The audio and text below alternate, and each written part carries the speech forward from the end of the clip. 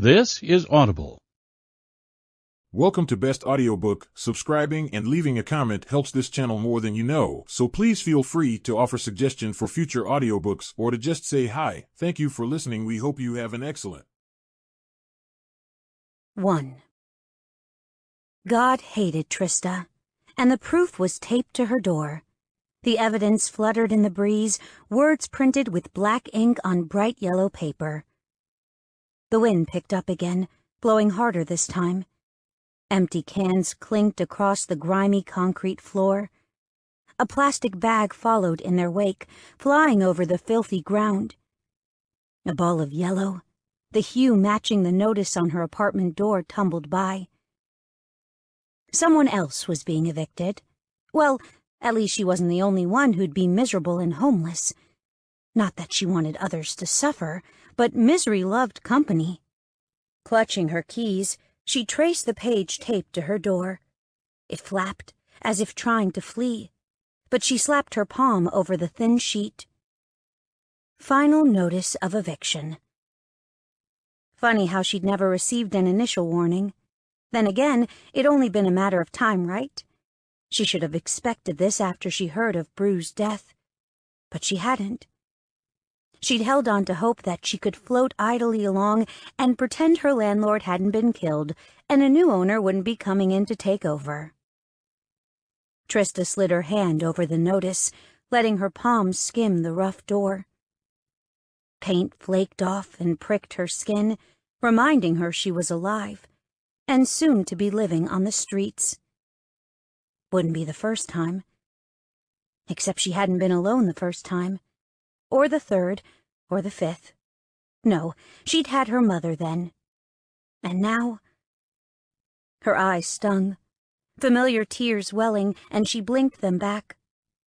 The piece of paper danced in the breeze again, reminding her of what needed to be done. She didn't have time to cry. Besides, it didn't solve anything. That didn't stop a tear from falling past her lower lashes and snaking down her cheek. It didn't stop the second either. Or the third. Fuck. She leaned against the door and balled her hand. Fuck. She banged her forehead and fist against the scarred surface. Fuckery, fuck McFuckerson. With each syllable, more tears fell. One time, just once in her life, she'd love things to go her way. Fuck. She whispered the word and took a deep breath. Memories of her mother filled Trista's mind. She imagined her mom pushing open the apartment door and brushing past her 15-year-old self. Cry me a river, build a bridge and get over it, Trista Ann. We've got work to do and no one but ourselves to do it. She allowed one last tear to trail down her cheek and one last curse to leave her lips. Fuck. There. Now she needed to get her things packed before she left for her night job, slinging drinks at the bar down the street. Come morning, she'd apartment hunt between when she got off and her day job started. Okay, she could do this. Even if she didn't have her mom by her side, she was an adult. She'd lived through worse. She could get through this. Trista grasped her doorknob, careful to hold it in the right position to get the thing unlocked. It was a finicky bitch, and it hadn't mattered how many times she'd complained to Brew. It works, don't it? God, he's an asshole. Oh, right. He was dead. Okay, he'd been an asshole. Unfortunately, when she turned the knob just right, 2 inches right and then 1 back left, it didn't click like it should. Mainly because the door simply opened, swinging on silent hinges to reveal a bare apartment. Completely, utterly empty of her possessions. The sagging couch remained along with the rickety table in the kitchen, but they'd come with the place. Her things were gone. Her pictures and mess of clothing that generally littered the floor. She had no doubt the money she'd hidden throughout the space was gone as well. She and her mom hadn't trusted banks, especially not those run by her father's friends. When her mom pissed off her dad, their account typically suffered a computer glitch. Now, all of her belongings gone, it was too much. The rage that had burned inside her from the moment her mother disappeared, the anger over fucking life fucking shitting on her every fucking day, boiled over. Trista tilted her head back and screamed at the cobweb-laced ceiling, opening her mouth as wide as possible as she released the guttural roar. "Fuck!" The yell went on, echoing off the concrete block walls of the hallway. The scream's never-ending boom mocked her, reminding her over and over that she was alone. "My Mim says you shouldn't curse. She says it's bad." The tiny, tinkling voice came from beside her, the tone of a high-pitched youth. She looked to her right, down at the child, and the little boy stared up at her with guileless eyes. The part of her that hated being challenged, particularly by a male, roared its displeasure in her mind. God may hate her, but Trista loathed that piece of feral animal inside her, even though she knew it'd never disappear. Snapping her mouth closed, she turned her raging attention to the little one at her side. She snarled at him, curling her lip. This behavior wasn't her, it was it, but she couldn't halt the aggressive attention she gave the boy. "When she pays my bills, I'll be fucking happy to quit my fucking cursing." Now she was really going to hell. Squeezing her eyes shut, she leaned against the doorframe and slid down its length. In no time, she went from standing to a dejected pile on the floor. Working 2 part-time dead-end jobs left her bone-tired, and now everything she owned was gone. Poof! The new owner must have decided he'd take her possessions in trade for her back rent. Nice. When tears threatened once again, she swallowed hard and shoved them back. She'd had her little pity party. It was time to get her shit together. A soft scrape of a shoe on concrete reminded her the child lingered. She opened her eyes to stare at him while he narrowed his and stared through orbs entirely too old for his little size. As if her day couldn't get any worse, he took a deep breath, and the brown of his irises bled to black. No, not amber like a lion or yellow like a wolf or even copper like a hyena, but black. Yup, right there was proof that God declared Monday Shit on Trista Day.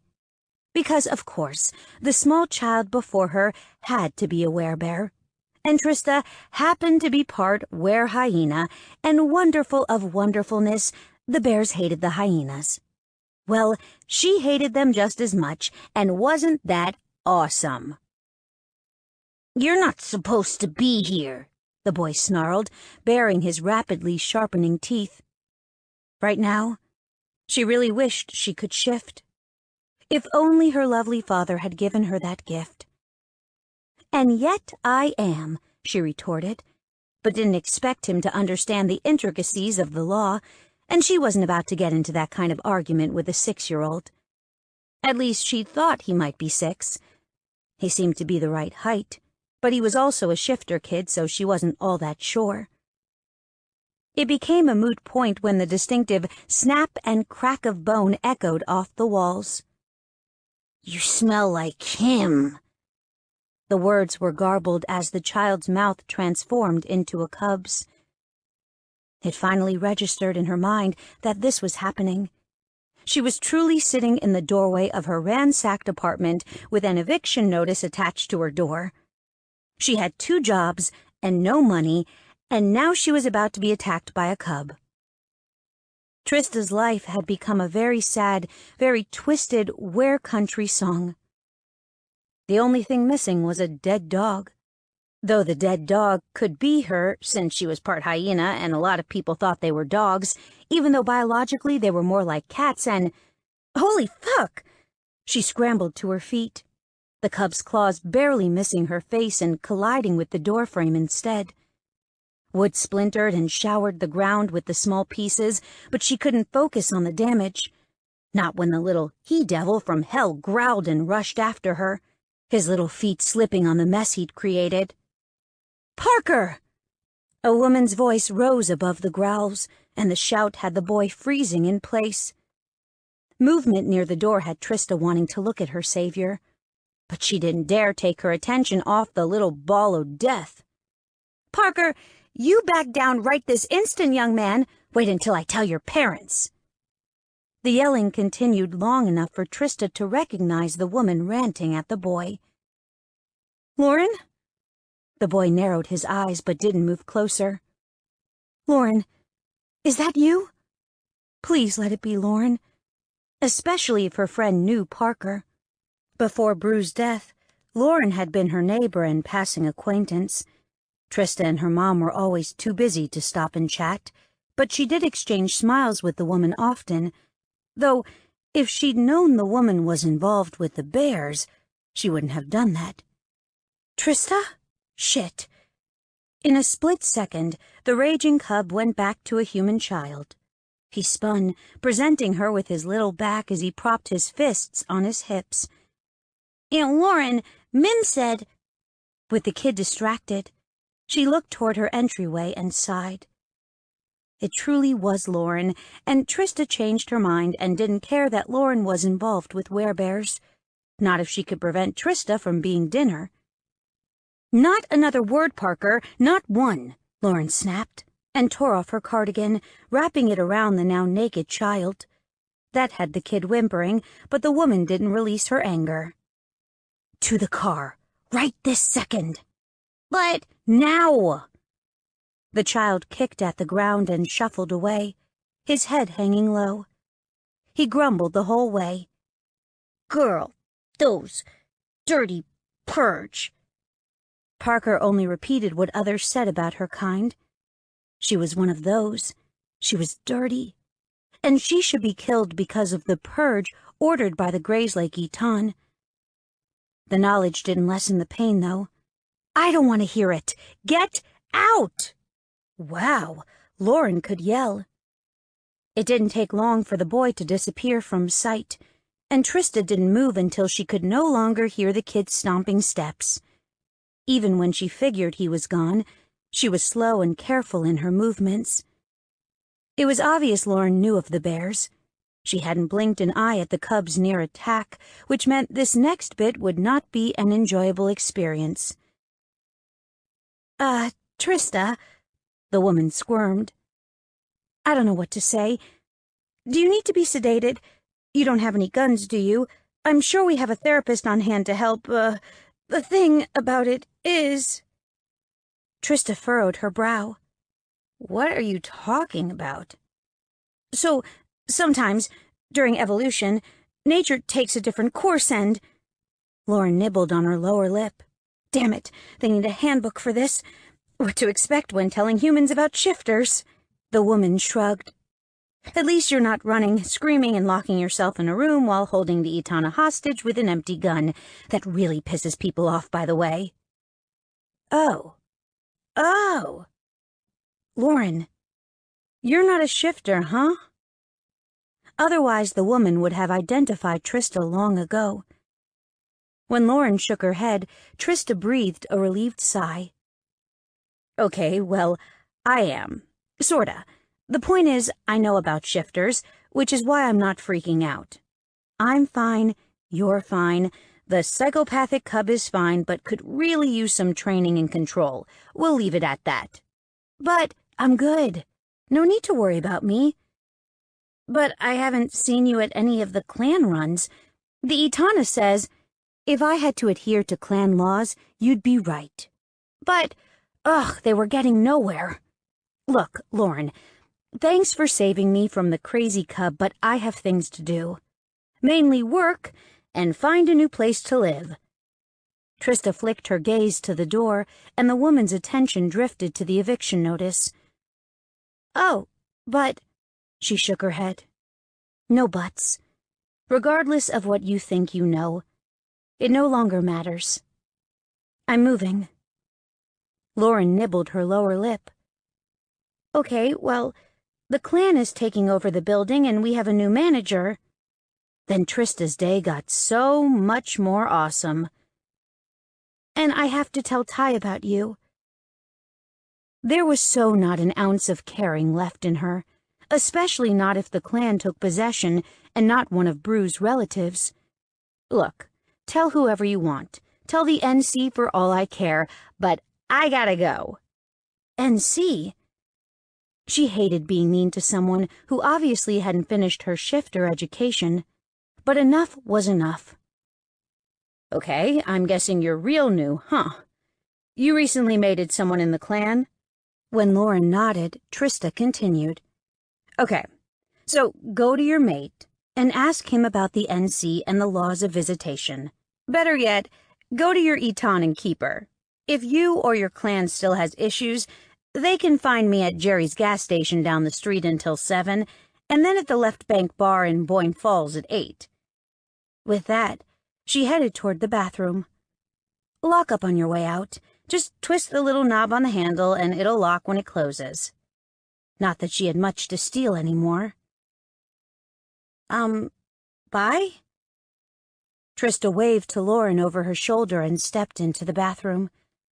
She remained inside the doorway, waiting to hear the front door close and the lock engage. The moment the familiar click reached her, she relaxed. Adrenaline still pulsed in her veins, the cause of the hormone now switching from her fear of Parker to the fear of being approached by the bears. Lauren hadn't known what she was, but it was only a matter of time before the little boy told someone else about her. She shook her head. Not much she could do about it now. She had to shower, sleep, and then get to work. Okay, shower, figure out what had been stolen, sleep, and then get to work. She kicked off her shoes and shimmied out of her pants. Her shirt and bra soon followed. Twisting the knob to get the water flowing, she waited for the liquid to warm and hopped beneath the spray. And then she noticed it. She was devastated by the loss of her money and other mementos, but this was too much. Her wet, dry shaver was missing. It was the only thing that kept her hairy legs smooth, and now it was gone. Her life as a horrible were-country song was complete. Bleary-eyed and bone-tired, Keen let himself into the Grayslake clan den. He stumbled over the threshold and grabbed the doorframe to keep himself upright. He'd spent all night in Helena's bed, and it wasn't working with her any longer. Not like it used to, anyway. His bear prowled beneath the surface of his skin, stretching the flesh and begging to be released, only that couldn't happen. Not now. Not when he'd walked into a home filled with people. Later. The animal growled, vibrating his bones with the internal sound. I promise, later. It didn't relent and kept the rumble going. On and on it went, shaking him from inside out, and he dug his fingers into the wood beneath his palm. He needed to regain control before he stepped deeper inside. Otherwise, everyone would be in danger. Hell, they were already in danger. They just didn't know it. If Keen had his way, they never would. Turning his thoughts inward, he broke down and begged the beast. Chill the fuck out, please. The grumbles eased slightly, and he no longer shook from the intensity of the bear's displeasure.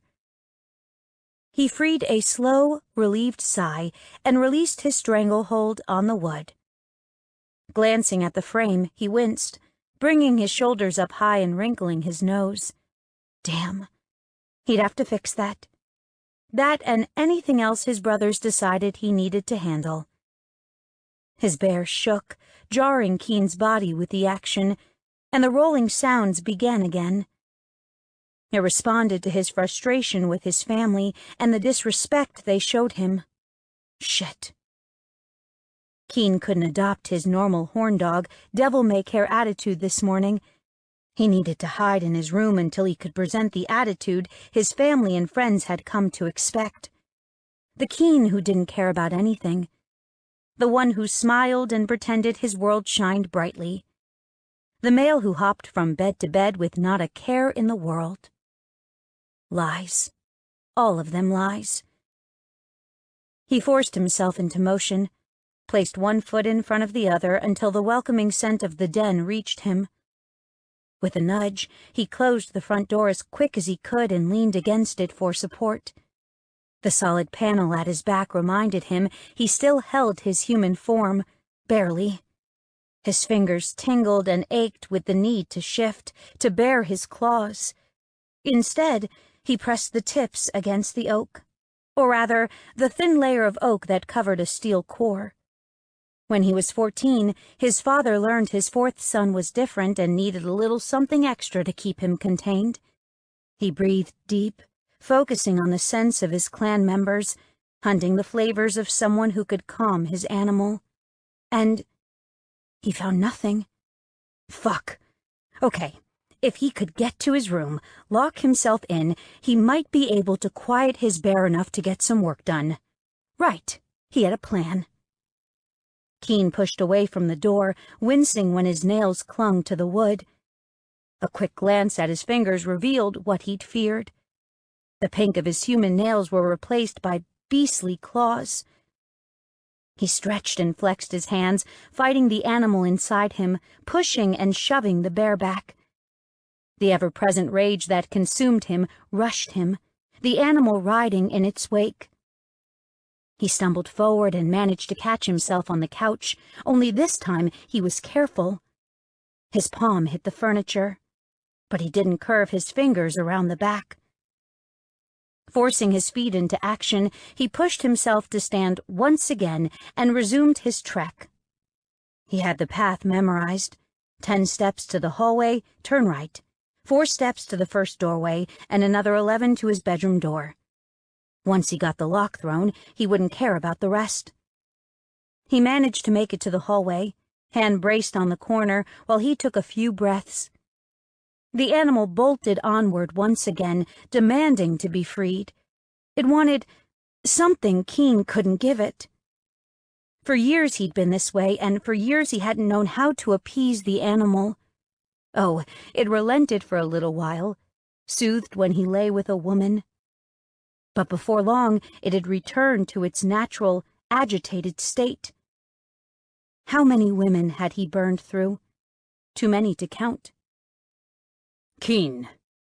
Ty's voice reached him, followed by the heavy tread of his brother striding through the house. Fuck. Yeah? He croaked, and swallowed past the dryness of his throat. What's up? He didn't need this. Not now. Maybe after he had some time for yoga and a little meditation. I need you in the kitchen. He cleared his throat again. Let me shower, and I'll be right now. Peachy. Keen's beast wanted to chase after Ty, shove him to the ground and show him who was the stronger bear. Instead, he slumped against the wall and willed his bear back.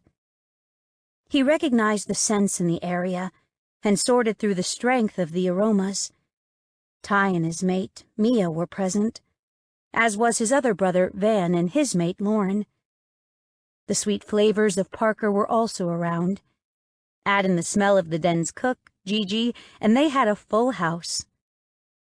Keen sought the peace that seemed so elusive, drew it forward as he imagined the nearby lake, smooth and serene. He pictured the scene in his mind. The early morning sun peeked over the mountains, illuminating the area and shining off the water's placid surface. Fog hovered over the water, shading the murky depths of the lake. No bugs flew through the air. No birds chirped in welcome. No. It was simply a place of nothingness. Just Keen and the lake. Keen! Just like that, his tranquility vanished, and the sounds and scents of the den invaded him once again. Coming! He pushed away from the wall and headed toward the voices, but took an indirect route to his destination. Maybe the extra time would give him a chance to calm. He practiced his usual smile, the bit of swagger he always had in his step. Normal, He had to appear normal, and then he could hide in his room, battle the bear in private. He moved through the living room and brushed the mantel with his claw tips. The bear still hadn't let up, listening for the expected beep. Once it reached his ears, he continued. That installation of weaponry was operational and secure. Good. No one had tampered with it. That had him moving to the next in the dining room and on to another in the family room. When Ty mated Mia, a lot of trouble appeared on the clan's doorstep. Because of the fighting and violence, Keen placed several caches of weaponry within the house as well as their territory. Now, they had protection scattered throughout Grayslake. That also meant the occupants had protection against him if he ever lost control. As he approached, the voices grew louder, echoing off the home's walls and ringing through him. If only he'd been born deaf instead of crazy. We don't need Keen, unless this woman is someone he's fallen in love with before and he can smooth-talk her. Van. Nice. He might know something we don't, Ty snapped. What, the color of her panties? Van snorted. Isaac said Keen's smart enough to be our keeper, and he's done well so far. Of course, Ty tacked on, so far, though it was good to hear that Isaac at least had his back. Too bad the male was off helping Mia's father and Cutler. Right. With every word out of Van's mouth, Keen's bear eased closer to the edge of his control. The damned thing wasn't going to be happy until it bathed in his brother's blood. That'd be a nice cap to the day. Keen's skin stretched, the tightness of his flesh beginning in his thighs and rippling up his abdomen. Despite burgeoning anger, he slapped a cocky grin to his lips and prepared himself to walk into the kitchen. Look. Van sighed, and Keen imagined him running a hand through his hair in frustration. Well, welcome to his world. I'm saying that things should be decided within the inner circle, and then we can go from there. Last time I checked, he isn't part of us. Am I wrong here? Wrong thing to say. In his mind, Keen's bear roared in a violent protest, rising to its back legs and bellowing his displeasure. It vibrated through him, rattling his bones with the force, and once again he found himself slumped against the wall. Someday, he'd show them why he and the Incredible Hulk had a lot in common. Keen didn't go green, but he did get very, very angry. And furry. Fuck, why couldn't things with Helena have held a little longer, at least through today? Van. There was more than a brotherly threat in Ty's tone. It was the voice he used when he acted as Eton, and that soothed Keen's bear a tiny bit. I'm just saying. Keen pushed away from the wall and strode into the kitchen, fighting his bear with every step. He put on a show of strength and bravado when all he wanted to do was curl into a ball in the corner of an empty room. He sank into his loose-hipped walk, and put a grin on his lips that said he just fucked his way through Grayslake. What you're saying is that you don't care about clan law. He strolled past his now silent brother and went straight for the fridge. He had to keep the bear occupied, distracted, and grabbing a sugary drink would do for now. The beast was a sucker for sweets. As he moved, he kept talking, fighting to keep the tension from his body.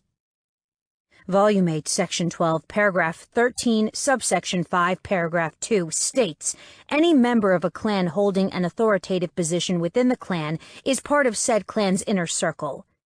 That includes and is not limited to the Eton. Keen pointed at Ty with one hand while tugging the fridge door with the other. The healer, who is currently residing in Cutler, also known as Isaac. He snared a jug of milk and the chocolate syrup and let the door swing shut.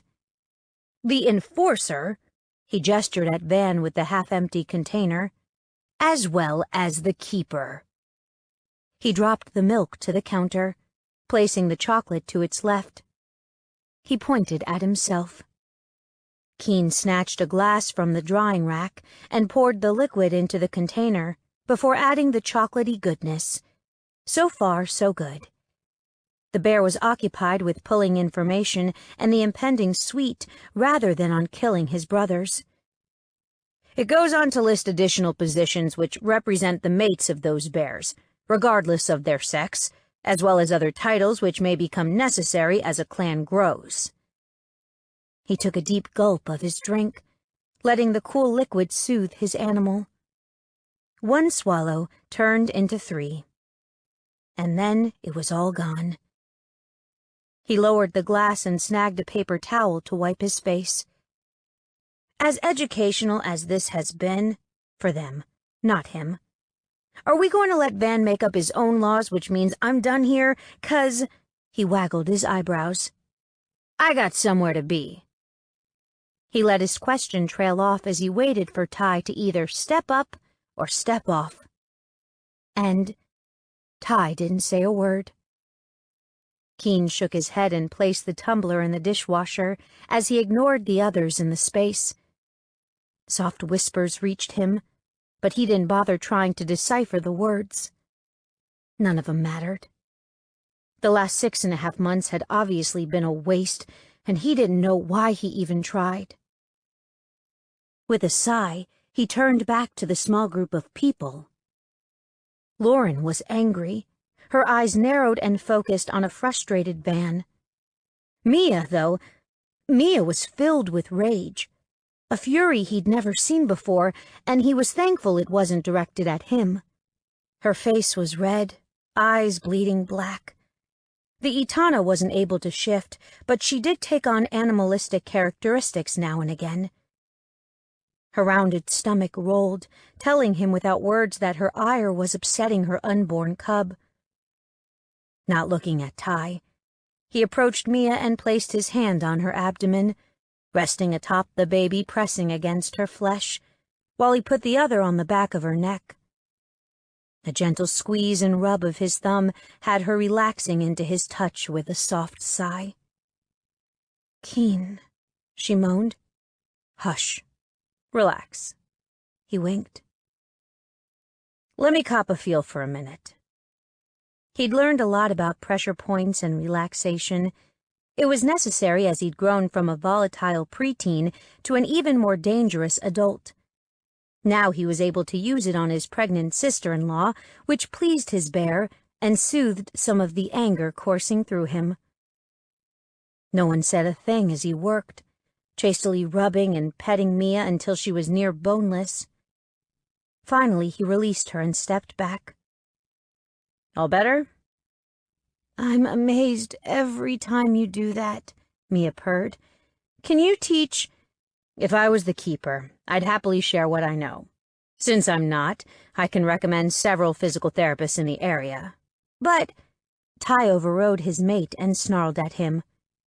"What do you mean, if I was the keeper?" Keen raised a single brow and crossed his arms over his chest. There was no question that Ty was the Eton, and he was dangerous as hell. What Ty still hadn't figured out was that Keen was as threatening, if not more so. There's being strong and smart, like Ty, and then there's strong and crazy. Keen happened to be strong and crazy smart. He just wasn't driven to lead like Ty. "Van, as the enforcer and second only to the Eton, indicated I'm not part of the inner circle. Your silence was acceptance. If I'm not in the inner circle, I'm not the keeper. Follow the logic, and if all else fails, I have the volumes in my now old office." With that, he turned from his brother, his family, and headed toward his room. This was another encounter of many that reinforced one thought. The people who were supposed to mean the most, who were supposed to love him, didn't give a shit about him. The bear rumbled its agreement, even as it made fun of him for sounding like a girl. Whatever. He strode into his room and moved to kick the door closed, only to have his movement halted by a soft voice. "Keen, wait." Great. Mia followed him. With a sigh, he turned to Mia. Even if she weren't his Itana, he'd always do as she asked. She was the sister he never had and never wished for. Yes? They don't mean to be so... He dropped his head back and stared at the ceiling. Yeah, they do. And it no longer matters. He looked to her. I'm going out for a while. Mia frowned and padded toward him. You don't look good. How are things with Helena? It's over. Keen shook his head, regretting that he spoke the truth. His relationship with Helena was the shortest one yet, and that had him more worried than he'd like to admit. Already? Yeah, he nodded, no longer meeting her gaze. I'm gonna get out of here, maybe search for an apartment. He flashed her a half grin. A guy can't live with his brother forever, right? But... Keen closed the distance between them and pressed a soft kiss to her forehead. He drew strength from the chaste, quick touch, allowing the skin-on-skin contact to soothe his bear. There was a quick recharge, a flash of calming, but it'd hopefully get him through the next few hours as he searched out a new place to stay. Because staying in the clan den, yeah, that just wasn't happening. 2. Jerry, that just ain't happening. Trista pressed 2 more buttons on the register and caught the cash drawer as it slid open. Ah, come on, Tris, her boss whined. Actually whined. The man was pushing 50 and acted like a 3-year-old. Nope, I gotta be on deck at Left Bank at 8. She passed over the customer's change and hip-bumped the register closed. That means no staying late today. But Ronnie... Ugh. Ronnie always had something going on that ended with her not showing up and Trista staying late. I get what you're saying about Ronnie, but I don't have a choice. I either stay here and work or get fired from my job at Left Bank. A job I really, really need. He narrowed his eyes. You need this job, too. Yes, she did, but Left Bank paid better, plus she got tips. Too bad she couldn't say that to him. I know, and I appreciate everything you did for me after her mother disappeared. But I need both jobs, and I'm working the shift I got here. I can't stay late. Call Ronnie back and tell her she needs to come in or see if somebody else can fill the spot. I know Tommy was looking for extra hours. Call him. Trista focused on the next customer, grabbing his 20 and presetting pump 4 so the guy could fill up. All said, have a great day. So intent on her job, she didn't notice Jerry's approach until it was too late. Suddenly, his wide body was against hers, pressing forward until he had her cornered in front of the register. How appreciative. The rancid scent of cigarettes and beer overwhelmed her, filling her nose, and that animal part of her snarled an objection. Bile rose in her throat, but she swallowed it down, pushing it back. She opened her mouth and drew in a breath, hoping to avoid smelling him, except doing that made her taste his aroma. She was gonna puke on her boss.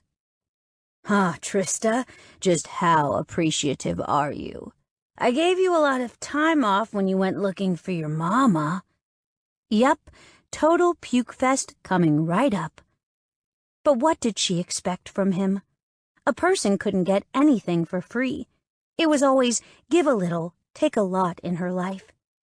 You needed to save a few bucks and you hadn't fired Pippa yet. You didn't have room on the schedule for me.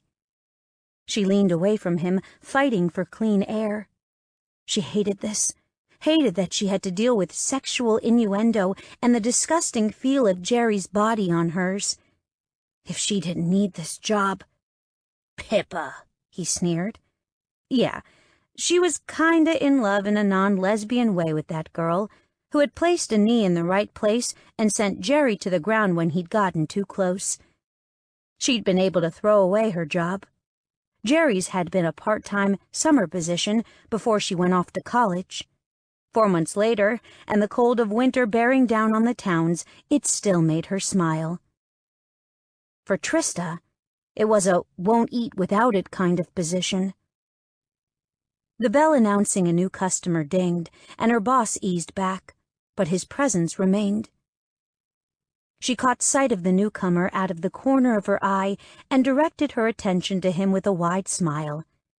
His presence saved her, at least this time around. "Good evening." The man grunted and kept on walking, disappearing between the aisles. It didn't matter that she couldn't see him any longer. The man's presence was enough to deter Jerry. Her boss glared at her, narrowing his eyes as if he'd read her thoughts, and then he stepped away. Bodies no longer touching, his scent ceased to overwhelm her with the spoiled flavors. "I'll be in the back doing inventory," also known as drinking. "Sure thing." She flashed him a smile, relieved she wouldn't have to deal with him for a while, which earned her a scowl. Jerry stomped through the small store, weaving along the aisles and snagging a bag of chips before he disappeared into the back. His absence let her relax, and her shoulders slumped as she released the breath she'd been holding. The tangy scent of him still lingered, but at least it wasn't as bad as before. Trista leaned over the counter and let her gaze sweep the interior of the small store. She noted the top of that guy's head rising above the aisle. Damn, the guy had to be at least 6 feet to be visible like that. Part of her wanted to get a good look at him, but the other part of her wanted him to take his time. The quicker he finished, the quicker he left, and the quicker Jerry would be back. Unfortunately, no matter how much time she wished he'd take, he showed up at the counter 5 minutes later. She glanced at the door Jerry disappeared through and mentally groaned. The man was peeking out at her, seeming to be waiting for her to finish with the guy. Then he'd pounce. Again. Pasting on an all-too-fake smile, she focused on her customer. "Find everything you need?" He grunted. Wow, she got a talker. Which was okay since he was pretty to look at. He really was over 6 feet of lean, muscled hotness. His brown, shaggy hair nearly covered his eyes, and he tossed his head to swing it aside. That gave her a good look at his face, at his chocolate-brown irises, strong jaw, and slightly crooked nose. Someone had broken it at some point. Rather than take away from his appeal, it enhanced it. A dark scruff decorated his cheeks, and she wondered if the hair would prick her palm when she stroked them. That thought reminded her she didn't need a man, smoking hot or otherwise, when her life was so craptastical. Hell, even if it were fantastic, she didn't need the complication of a guy. He'd want her to lean on him, depend on him, and that wasn't happening. Fool me once, shame on you. She wasn't going to be fooled twice. She couldn't afford to. Snagging his items, she quickly scanned them, letting the register tally his purchases. When she announced the final cost, he still didn't focus on her. Nope, he handed over his credit card. One quick swipe, and then she had his receipt. "Here you go, Mr." She looked at the card and gulped. Great, just what she needed. What the hell was one of them doing here? "Mr. Abrams?"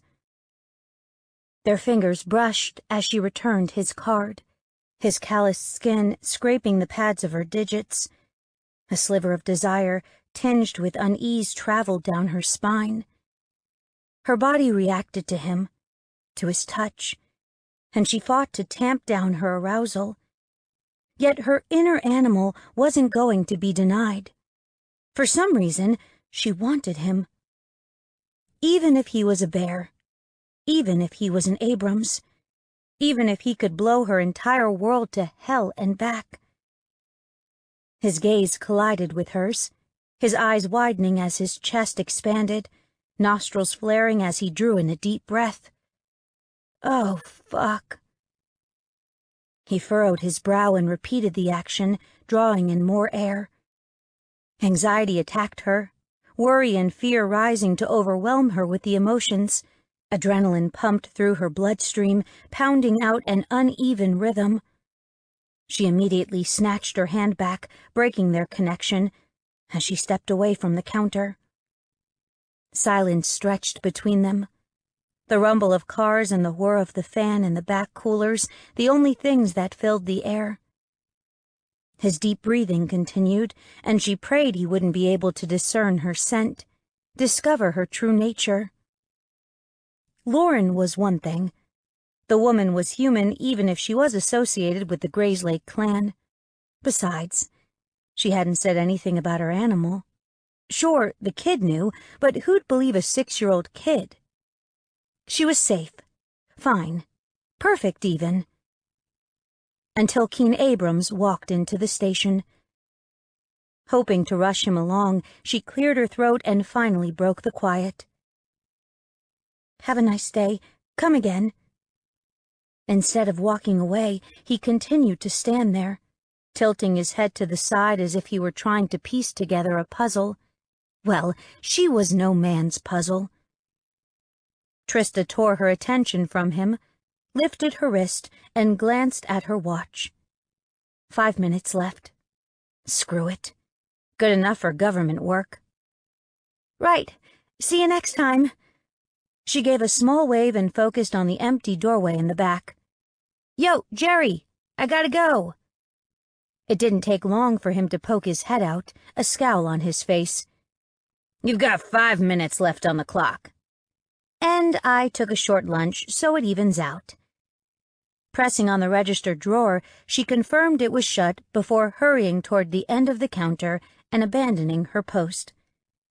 A grumbling Jerry trudged toward her, and she ignored his glare, more intent on getting the fuck out rather than talking to her boss. Of course, Keen Abrams kept pace with her, matching her step for step. And she was never more thankful for the counter separating her from the customers. At least it kept some space between them, for now.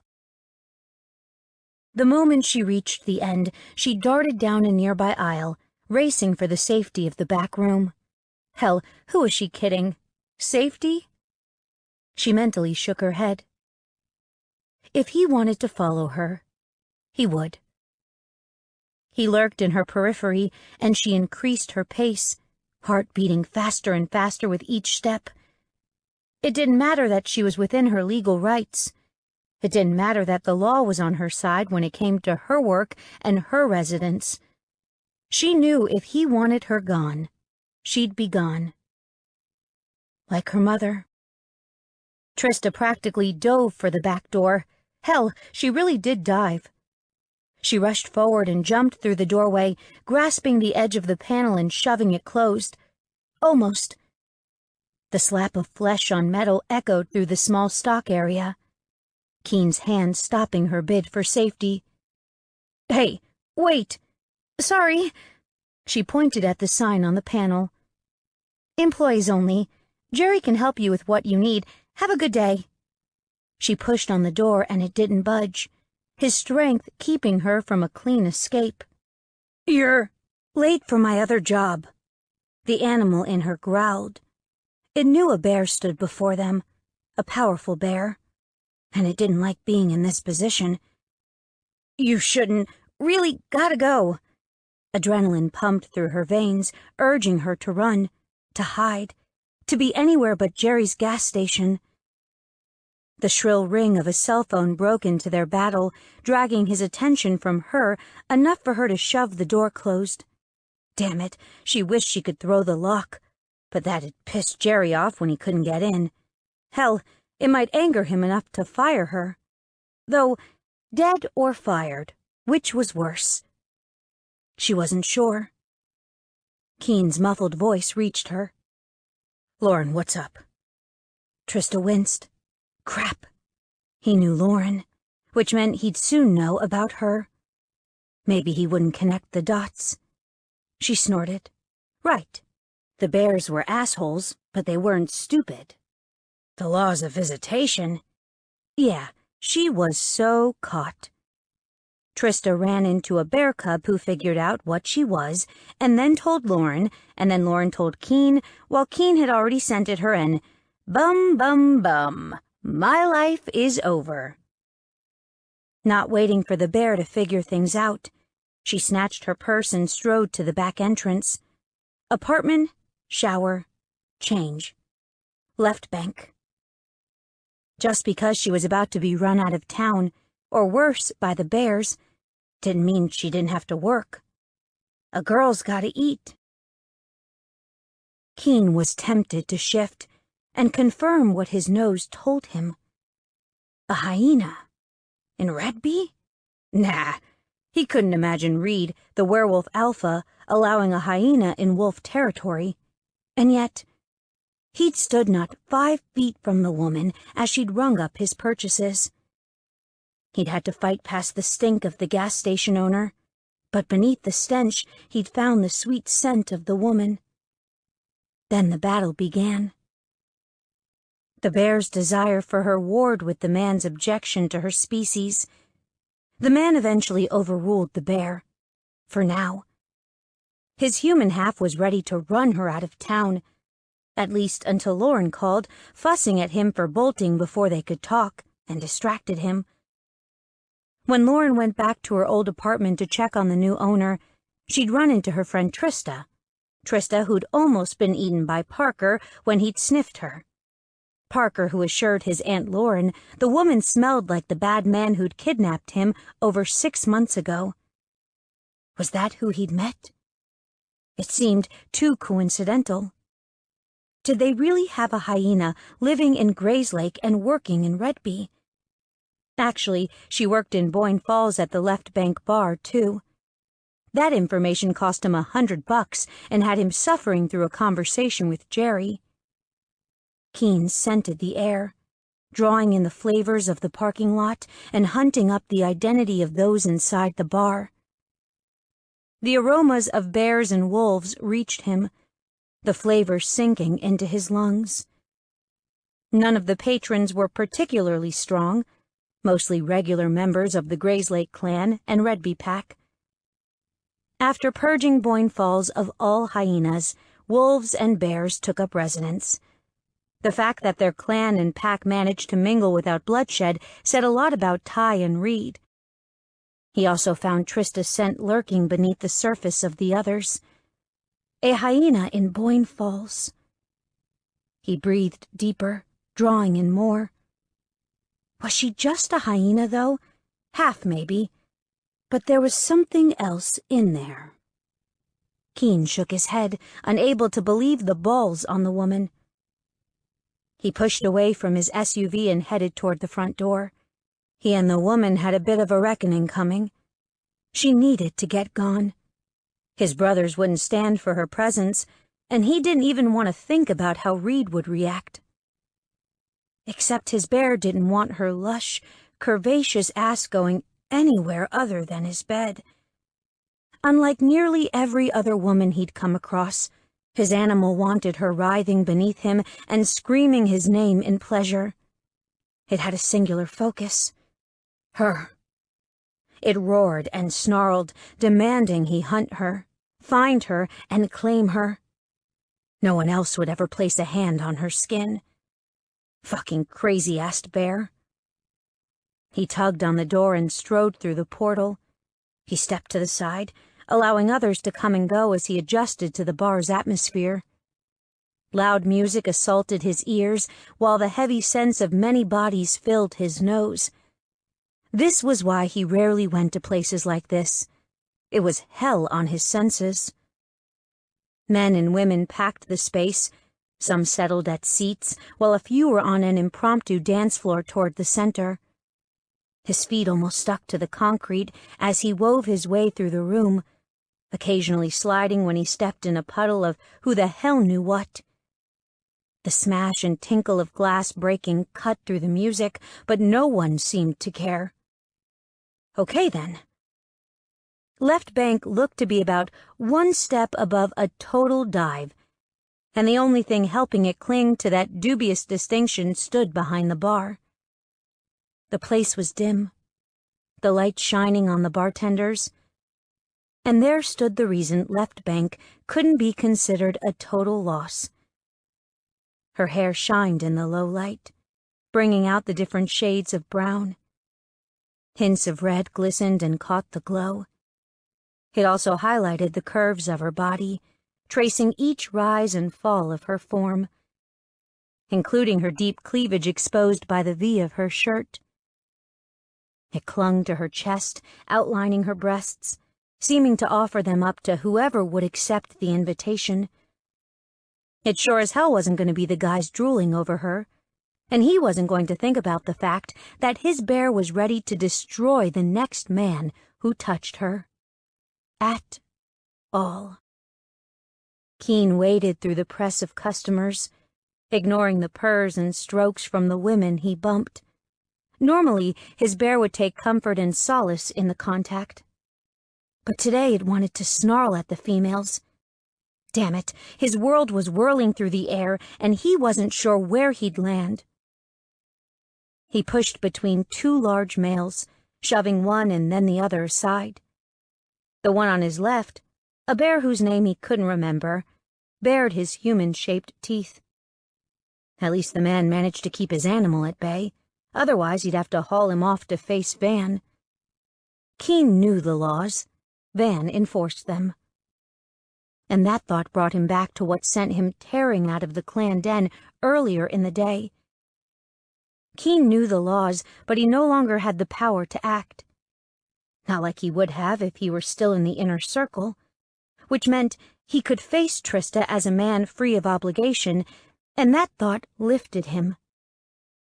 If he found out she posed a threat to the clan or pack, he'd take her to Ty. But he doubted she was one to cause trouble. Ty would have heard about it by now if that was the case. The wolf on his right curled his lip, and he revealed a very non-human fang. Obviously, the guy didn't know who he was fighting with. Leaning forward ever so slightly, and careful to keep his voice low, he spoke to the male. You should think long and hard about your attitude. The wolf's nostrils flared, chest expanding as he drew in a breath. His eyes widened and he stepped back, putting more distance between him and Keen. Smart wolf. Trista continued to walk past him, smiling at one customer or another as she slid drinks over the smooth surface and pocketed tips. That's when he noticed the rest of her. While her top was snug and new, her jeans were frayed, ragged, and loose. From the waist up, she looked like any other laughing bartender. But waist down told a different story. She didn't have a lot of money and had probably been nursing those pants along for months, if not longer. The seams were white, and there were several patches where the cotton was so thin he could see the creaminess of her skin. She had 2 jobs and lived in a dump like Lauren's old apartment, and she still had trouble with money. The bear didn't think she should have problems ever again, since they'd take care of her. He told his bear to fuck off. They were too screwed up to attach themselves to a woman. Females like Helena were one thing, but Trista seemed like she'd be a hell of a lot more. His animal was good with that. Raising his hand, he waved to get her attention. When her gaze finally landed on him, he didn't miss the slight widening of her eyes, or the way her chest rose and fell, straining her shirt. He recognized the beginnings of panic in her. It was the same reaction she had at the gas station. She was like a scared rabbit, even if she was a hyena. Trista remained frozen in place, the beer in her hand obviously forgotten. 1 second turned into 2, and still she didn't budge. Finally, the gruff voice of another man got her moving. "Trista!" She jerked, spilling some of the brew, but managed to slide it onto the bar, mostly full. The smile she flashed the customer was fake, her happiness obviously dimmed by his presence. Just because she didn't want to see him didn't mean he'd leave. She slowly made her way toward him, checking in with different patrons, filling a glass or mixing another drink before she moved on. The closer she came, the slower she moved, as if dragging her ass would make a difference. She'd soon learn it didn't. Finally, she stood before him and he looked his fill. He traced her features with his gaze, noting her round face and the dimple that appeared when she smiled, as well as the pale blue of her eyes. Combined with her beautiful body and her gorgeous hair, she took his breath away. Right then, right there. Keen couldn't breathe. "What can I get you?" The words were flat and without emotion, but he knew better. The vein along her throat pulsed and pushed against her skin, belying her indifference. "Beer. Whatever you've got on tap." He placed a 20 on the bar and slid it toward her. When she moved to take it, he grasped her hand and rubbed his thumb over her flesh. "And 10 minutes of your time." "I'm working." She snatched her hand back, taking the cash with her. Keen kept his attention on her as she strode to the register and collected the change before turning and pulling his drink. In just over a minute, he had his beer and a handful of bills, but instead of taking it, he pushed the money back toward her. Of course, she shook her head in denial. "No, keep your money." "I'm tipping you." He raised a single brow. "You're so rich you'll turn away that kind of tip?" Red suffused her face and, after thinking through what he'd said, he prayed it was anger and not embarrassment. The last thing he wanted to do was mock her. He wanted to take care of her. Even if it was wrong for him to have those desires. A bear and a hyena? No, just no. She moved to shove it back at him, and once again he pushed it back. "Take it as a tip or I'm giving it to this guy." He tilted it toward the bear beside him. He would have selected the wolf, but wolves were assholes, and he wasn't sure the guy would refuse the cash. With another glare, she shoved it in her pocket and turned away as if he were already forgotten. Nah, that wasn't going to happen. 10 minutes, Trista." He raised his voice enough to be heard. She spun on him, eyes shooting fire in his direction. She stomped back to him and leaned over the bar. At the same time, she snatched his shirt, fisting the material and dragging him toward her. She kept her voice low, hissing at him before spitting her words in a furious whisper. "You may have every woman in Gray's Lake sniffing after you, and you may spend the night in their beds, but I'm not some bare whore you can buy, Keen Abrams." Damn his reputation, and damn him for letting it get out of control. His heart squeezed and his dick went hard. He hurt for her even as he wanted her. Damn it. Based on the fierce reaction, he knew others had done the same, except while he wanted to talk to her, they wanted something else. The thought enraged his bear, and the animal stretched his skin, pushing and shoving at his control until he thought he'd burst out his fur in the middle of the bar. Fuck. He breathed deeply, fighting the need to gag as the sour sense of the room filled his lungs. At least battling the urge to vomit distracted the bear from its desire to destroy the place. Keen settled on his stool and resigned himself to watching her work.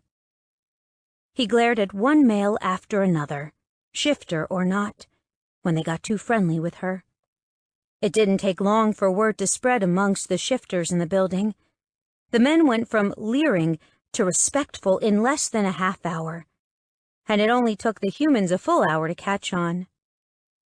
Trista still got her tips, still pulled drinks, but she didn't get the fast grabs and tugs as the males tried to get real friendly. He couldn't understand why the bear wanted her so much. but while it remained steadfast in its desire for her, he'd humor the beast. The animal wanting to pounce on Trista was better than the animal wanting to gut the nearest shifter to prove his dominance. Hour after hour passed, the men beside him ever changing, but he remained in place and kept his gaze on her. It was only a matter of time before she got off for the night, and he'd be there, ready to speak to her, ready to find out the truth, ready for more. 3. Trista stepped into Left Bank's darkened parking lot. Several streetlights were out, broken by one drunk customer or another. Apparently it was fun to throw empty beer bottles at the lights. Right. She waved goodbye to her boss, leaving him as he locked up and headed toward the sidewalk. 2 in the morning, and she had a good 40-minute hike to her apartment. She strode over the glass and rock-strewn asphalt, avoiding the deep cracks and several potholes that littered the area. At some point, her boss needed to clean the place up, but his favorite word was soon. Rolling her eyes, she hit the sidewalk and began her long trudge homeward. Thankfully, she was allowed to wear black boots instead of the fuck-me heels the waitresses wore. Shoving her hands into jeans pockets, she refocused on her journey, careful to keep her attention on her surroundings. She'd been hounded by men during her walks in the past, though they tended to find her difficult prey. It was hard to be scared when she was stronger than they were. She didn't get fangs and claws, but she had the reflexes and strength. She'd left more than one guy whimpering in her wake. Occasionally a car zipped past, the residual wind whipping through her, while also sending the trash littering the ground spinning and flying through the air. A can rolled into her path and she kicked it, the aluminum tinkling over the hard surface. The sounds brought forward old memories of her and her mother doing the same, hand in hand as they walked along the road. Thoughts of the past brought a pain she'd been shoving to the back of her mind for months. She wasn't going there ever again. Thinking about it couldn't change anything. The deep rumble of an approaching vehicle reached her just as its headlights painted her back. Her shadow danced on the sidewalk, reminding her once again she should think about cutting back and slimming down a little. Well, going hungry will help that right along. She had to be one of the only fluffy, never-fat shifters. Then again, Lauren hadn't been all that skinny. Oh, wait. She was human. Damn it. She didn't have a sister in solidarity. The vehicle that neared her actually slowed instead of speeding past, and she groaned. Not another one of those. Did she have "I'm a whore" stamped on her ass or something? She ignored its presence as it slowed enough to keep pace with her. She also ignored the telltale sound of a window being lowered. Maybe the person would just go away. Trista. God hated her. Trista glanced at the SUV riding alongside her and glared at the driver. I'm pretty sure I told you I'm not a whore. Keen grumbled too low for her to hear, and then he raised his voice. I know you're not a whore. I just want to talk. Sorry, she shrugged. All talked out. No, there are plenty of things to say, such as, what are you doing alternating between Grayslake, Redby, and Boyne Falls when you shouldn't be anywhere near here? She huffed and stopped, turning toward him with a glare. Sleeping, working, and working. There. Done. She returned to her journey homeward, stomping instead of walking. Panic and worry assaulted her, and she prayed he wouldn't see how much he upset her. The law is on my side. The law is on my side. Even if the law hadn't done a damn thing for her 7 months ago. Nor had the asshole in the southeast inner circle, but she wasn't a bear, and neither was her mother, and blah, blah, blah. Trista, I know what you are. His voice was lowered, but still audible to her. She had no doubt that, had a human been present, they wouldn't have picked up his words. Do you want a gold star? There, sarcastic was better than sobbing and begging. Had her mother begged for her life? She shouldn't think about that. No, I want you to get in this SUV before I haul you in here myself. Trista paused and stared, focusing on him instead of her path. There was no doubt he'd do what he threatened. The resolve was there, written in his features, in his rigid posture. He'd chase her if he needed to, run her to ground, and then shove her into his vehicle. Come on, Trista. I just want to talk. Her stomach rumbled, gurgling with anxiety. And take me to your brother, or the wolves? I think I'm safer out here. He grimaced. I swear nothing will happen to you. He sighed. Look, whether you talk to me or not, riding with me has to be better than walking. Tell me where you want to go and I'll take you. I already know where you live. Trista was torn in two with indecision, but one solid fact stood out from the rest. Even if she didn't go with him, he knew where she lived. She was no safer standing on the street than she was inside her home. Fine. She snapped off the word, hating that he'd won.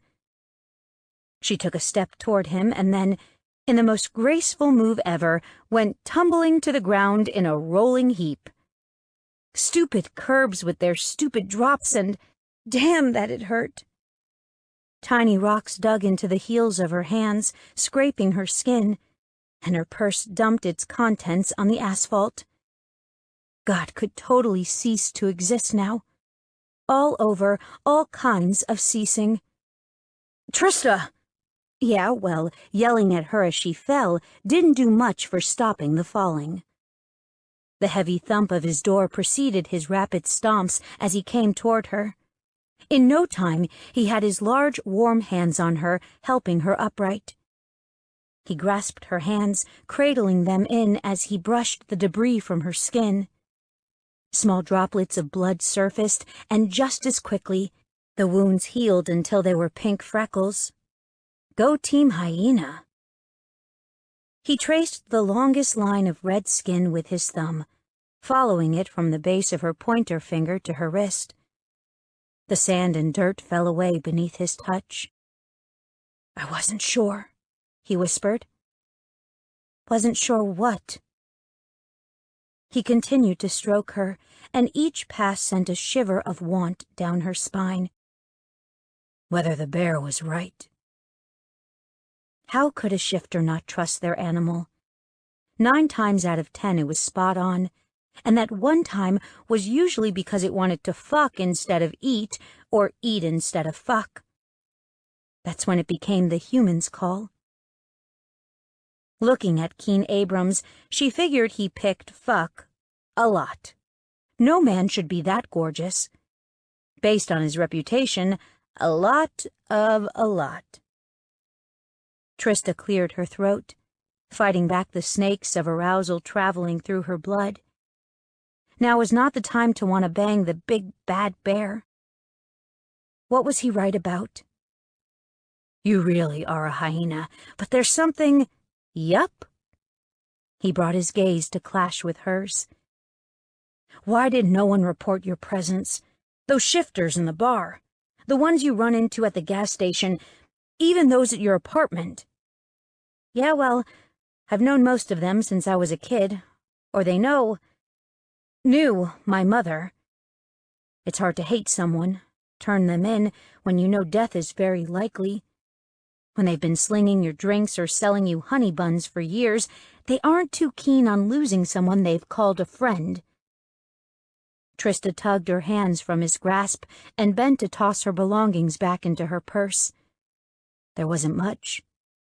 She didn't have a lot at the moment. But whatever she had left, she wanted to keep. But you shouldn't be here. The pack was purged. The definition of which is to deem a specific species, family, or other type of cohesive group with a definitive, if not solid, hierarchy from inhabiting a specified area. He blinked once, jerking his head back in surprise. That is, Surprisingly accurate. Trista shrugged. Her survival depended on knowing and using the laws to her advantage. It is what it is. So you know that you're kind. He said the word as if it tasted vile. Shouldn't be in Grayslake, Redby, or Boyne Falls. Pushing to her feet once again, she shrugged, and then flashed Keen a smile. Patting him on the cheek, she grinned even wider. Why don't you think of the laws of visitation coupled with the stated definitions and see who's right about that one? With that, she strode around him and toward the SUV. She'd let him stew on her challenge for a little while, and in the meantime, she'd enjoy riding in glorious, leather-lined style. Trista was a mystery. Gorgeous, tough, a fighter, and smart as hell, and still a puzzle. It made his dick hard. It made the bear want to roll in her scent. The scent of human, hyena, and something that didn't make sense. Something he couldn't quite nail down. Regardless, it made both halves of him crave her. But he wasn't about to act on his desires, at least not until he knew more about her, before he ferreted out all of her secrets. The SUV trundled along the rutted road, turning left and then right as he headed toward her place. Sunwell Apartments, right? Where Lauren Evans used to live? Yup. Her attention remained on the passing scenery, which was fine with him. It gave him the chance to watch her as he drove. Eyes on the road, she snapped. Or not. Silence continued to reign, and he cleared his throat, determined to fill the empty space. So, you know a lot about shifter laws? Yup. Is there a reason? Trista snorted. When someone wants you gone, or wants to treat you like shit, and you disagree, it's a good idea to tell him why continuing would be a mistake. Then you can do that? Keen turned down Sunwell Street and then left into the community parking lot. The moment he popped the SUV into park, her hand was on the door handle, tugging it to enable her escape. It took every ounce of strength he possessed to stay put. The beast in him wanted to snatch her back and take her to his den. Instead, he remained frozen when she hopped down and stepped away. Hand clutching the edge of the door, she focused on him once more. I know I can. She coughed. I've been doing it for 20 years, and as long as you realize you're wrong and tell your Eton, I'll continue to do so. His gut clenched when she'd said we, and it nearly turned inside out when she slammed the door closed and dashed toward the apartment building. That's when he finally noticed the place, took in the details, and he frowned. The roof toward the left side sagged and seemed to be waiting for any reason to collapse. Several shutters dangled precariously from the windows, and at least one pane of glass looked like it had been smashed in. Half the lights in the parking lot were out, while the other half were so dim they didn't make much of a difference. Cracks littered the asphalt, some so large and jagged that they rose above the flat surface. Trash and debris were scattered everywhere, dancing in the breeze. Several splashes of neon yellow caught his eye, some bald and others, flitting in the wind. Keen remembered the place used to belong to one of the bears who betrayed the clan and tried to kill both Mia and Lauren. He wondered who'd had taken possession of it and why they hadn't bothered fixing it up. A high-pitched, feminine curse split the air, reaching through his windshield and grabbing him by the throat. Trista. He was out of his SUV before the desire to go to her fully formed. One moment he sat behind the wheel of his vehicle, the engine softly purring, and the next he was on the move. He bolted toward the stairwell, hunting her. His bear lent his assistance, allowing him to sniff out her path as he ran. He raced up one level and then sprinted up another before sliding to a stop on the landing. Another curse, this one louder than the last, reached him, and he hurried to her. He paused in an open doorway and gripped the doorframe. The scent surrounding the area told him this was her place, and he scowled. The room was sparse, and that was being generous in his description. There was literally no furniture in sight. No couch or dining room table, and the walls were bare. Just nothing. Fuckery! Fuck McFuckerson! Trista came stomping into the living room and froze, glaring at him. She pointed a finger in his direction and sneered. "Don't tell me what to say. And if you even think of going furry on my pissed-off ass, I will cut you." Okay?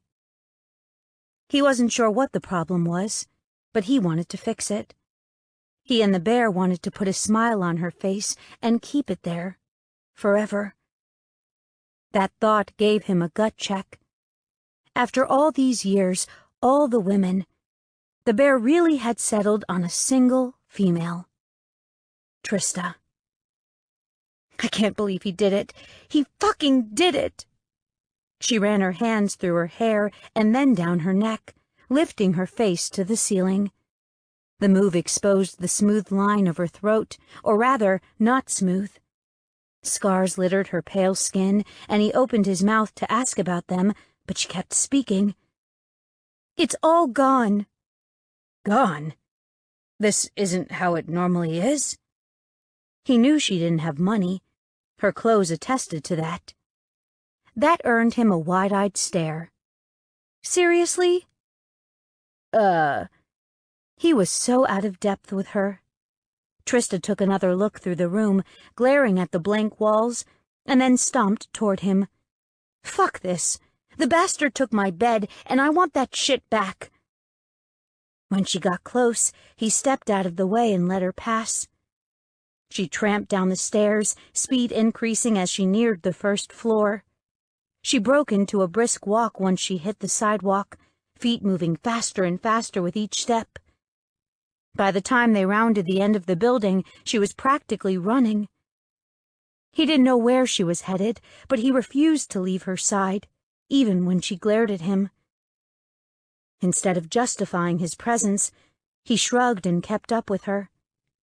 Something obviously infuriated her, and he wanted to be there when she confronted whoever she was poised to challenge. She finally halted before a battered, dented door and instantly began pounding on it with her fist. "Hey, asshole, open this fucking door!" She kicked the metal panel. "I want my shit back! I want my bed, dickhead!" Keen's bear rose to its feet, a threatening rumble filling his mind. "He took your things?" His voice was soft, but the threat lingered in his tone. He would take on the male behind the door and get Trista's belongings back, whether the man had a right to them or not. Period. Trista glowered. "Why are you here? I can take care of myself. Go home to one of your girlfriends or something. Find Bambi or whatever." She pounded on the door some more. "Hey, asshole! Open up!" He ignored the dig, and the denial sprung to his lips. He didn't have a woman in every corner of the town. There was a reason. Without them, he... "Obviously," he drawled. "Is this the new owner's apartment?" "Yes," she snapped, and then kicked it again. "Stand back." He eased her aside, and her frown returned in full force. He'd accept her anger if it meant making her happy when all was said and done. Mimicking Trista's earlier actions, he knocked and raised his voice. "Open the door." Where she'd failed, he succeeded. Not because he yelled louder or was male. No, he allowed his bear to come forward, fill his voice, and his deep baritone crawled through the door to the male on the other side. Pure power filled him and was then directed at the male he had yet to face. In less than a second, The panel swung wide, revealing the new owner of Sunwell Apartments. A hint of fear coated the man's features, which pleased the bear, but the rest of the male disgusted Keen. He looked much like Jerry from the gas station, pot-belly, stringy hair, and a scent that curdled his stomach. It took a lot for a bear to gain so much weight and get fat that way. The male had obviously been working at it for a long time. "Sir?" The man's eyes were wide with fear, and he tilted his head, acknowledging Keen's dominance. His inner animal was pleased with the show of submission, and then the owner looked at Trista, giving her a loathsome scowl. That did not please the beast. "What are you doing with this garbage?" The scent of Trista's rage surrounded him, pummeled him with her anger, and he caught her wrist before she could strike the man. Not because he didn't want her to defend herself, no, he just didn't want her to get in the way when he punched the asshole. But he had a few things to discover first. "Your name?" "Craven Simmons." "And you own Sunwell now?" He raised his eyebrows. "Yeah, after that—" Craven swallowed the words, which saved his life. As it was, he'd earned a beating simply because he upset the woman at his side. "Yes." "So what happened to Trista's things?" "Is that what this is about?" Craven curled his lip. "She owed rent, and I took payment." "Uh-huh."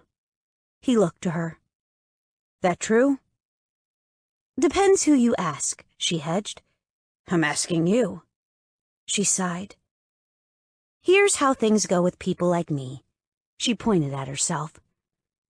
"I'm a half hyena." Craven spat on the ground at her feet, and Keen reacted without thought. He went after the male before he could blink, grabbing him around the throat with one hand and yanking him from the apartment. With hardly any effort, he slammed the werebear against the brick wall and held him steady even as he fought to get free. "You were saying?" Craven gurgled, and Keen tightened his hold. "Sorry about that. Continue." "I'm half hyena, and have had difficulties with the local pack before. Well, before. That meant I, had problems finding jobs and a place to live. Some people like Brew don't give a damn what you are as long as you pay rent. In my case, it was double the price of anyone else. That shit was going to stop." "Go on." "When Brew was killed, this guy," she waved toward the still gasping Craven, "raised my rent again. People like me don't get rental agreements. We get a wink and a nudge. So he raised it, and I can't pay it. I've been doing the best I can, but—" She shrugged, and the insecurity and unease in her gaze made him want to hug her close. "But it's not enough. I got home this morning and found an eviction notice on my front door, and my place was empty." She focused on Craven, and before Keen could blink, she kneed the asshole in the balls. "You took all my cash, dickhead." Had the man been able to breathe, he probably would have cried out in pain, but he couldn't, so he didn't. "Your things, your money." Rage suffused him, filling his every breath. "What made it worse tonight?" "I at least had a couch, a table, and a bed in there. They came with the apartment. Now I've got nothing." She rushed forward again, but this time Keen managed to catch her with his free arm. "Easy now." He noted the trembles that racked her body. She was pissed and, he breathed deep, scared as hell. Yup, not happening. Not to his Trista. "I left the SUV running. Why don't you go get in there for me?" The shakes increased. "But I'll take care of this. You go." She stared at him, hope, fatigue, and anxiety filling her gaze. "I'm going to chat with Craven, and then you and I can talk in the SUV. Let me help you, Trista. You don't know me. You have no reason to trust me, but take a deep breath and know I'm just trying to help." He prayed she could smell past his rage at Craven and discover he spoke the truth. Keen. Carefully. So damned carefully because he valued his junk. He pulled her close to him and wrapped his arm around her waist. Let me do this, and then we can speak. She took so long to reply that he wondered if she could suddenly no longer form words. Okay. The word was barely a whisper, but his beast rejoiced in her small measure of trust. He watched her walk away, watched the sway of her hips. Damn, she was something. And the way her hands trembled as her arms hung limply at her sides. That took the small ounce of pleasure he'd experience away in a heartbeat. Hands still wrapped around Craven's throat, he focused on the male. Now, with very small words, explain to me why you felt your behavior was acceptable. He eased his hold enough to let the male to breathe. That bitch! He allowed his nails to prick the man's skin. That was too big. Try again. A good 15 minutes later, Keen left the male in a quivering, whining mess. When he rounded the corner and spied a decidedly pale Trista huddled on his front seat, he wondered why he hadn't slaughtered the asshole landlord. The bear wanted to know why, too. Good point. Keen spun and headed back the way he came. Trista could wait 5 more minutes. Trista had one thought whirling through her mind as Keen placed the SUV in reverse. It had nothing to do with a plastic bag filled with her belongings that he'd tossed into the back seat. Nor were they centered on the wad of cash he'd pushed into her hands. No. The only thing she could focus on was the fact his knuckles were bloody. Because of her. Not because he'd hit her, but because he'd fought for her. He'd fought and then gotten back some of her things. Staring at the ball of money in her lap, she realized she wasn't poor any longer. Okay, she wasn't rich, but she could at least spring for a hotel for a few nights and actually eat. It made her wonder if there was more to Keen than a pretty face and quick, seductive smile. Thank you. Her words broke the silence. I know I didn't deserve your help, and I've been nothing but a bitch. But thank you. Keen grunted. He drove farther along Sunwell and then turned onto Main Street. They traveled along in silence, the rhythmic thump of the tires rolling over asphalt, warring with the sound of their breathing. Moments passed, and she spied the sign for the single hotel in their small town. They approached, and he didn't slow, the SUV maintaining its speed as he flew by. She half-turned in her seat, pointing behind them as she faced him. You passed the hotel? Yes. That was it. A single word, a single syllable. And amazingly enough, I'm staying at the hotel for the next few days. He flicked his blinker, and the harsh clicking of the indicator stung her ears. Not really. No. The SUV eased right, and she gripped her seat to remain steady. What do you mean, no? Well, my discussion with Craven, she snorted. Apparently, bloodied knuckles constituted a discussion in his world. He grumbled something about not killing males who deserved it before he spoke. After my discussion, he glared at her. With Craven. It's best if you stay with me at the clan den for the time being. You? Me. But you, it's just... She shook her head. I really appreciate what you did for me. I mean... She swallowed past the lump at her throat and stared at the money once again. It wasn't a lot to some people, but it was huge to her. Thank you, but I'm not staying with you. I'm not going anywhere with you but to the hotel. You and I being near a bed ain't happening. Ever. because he was too tempting and probably knew a million ways to seduce someone. Not that he'd seduce her or want to seduce her, but she did have a vagina. Uh-huh. Trista tried again. Don't you remember? You're supposed to be running me out of town on a misguided concept of authority and righteousness, not leading me to my potential death and dismemberment, hopefully in that order if it has to happen.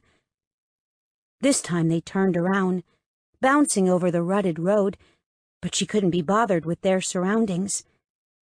The important thing was to get him to swing his happy SUV-driving ass around and take her to the hotel. Going anywhere with an Abrams was a bad, bad idea. Really bad. Misguided?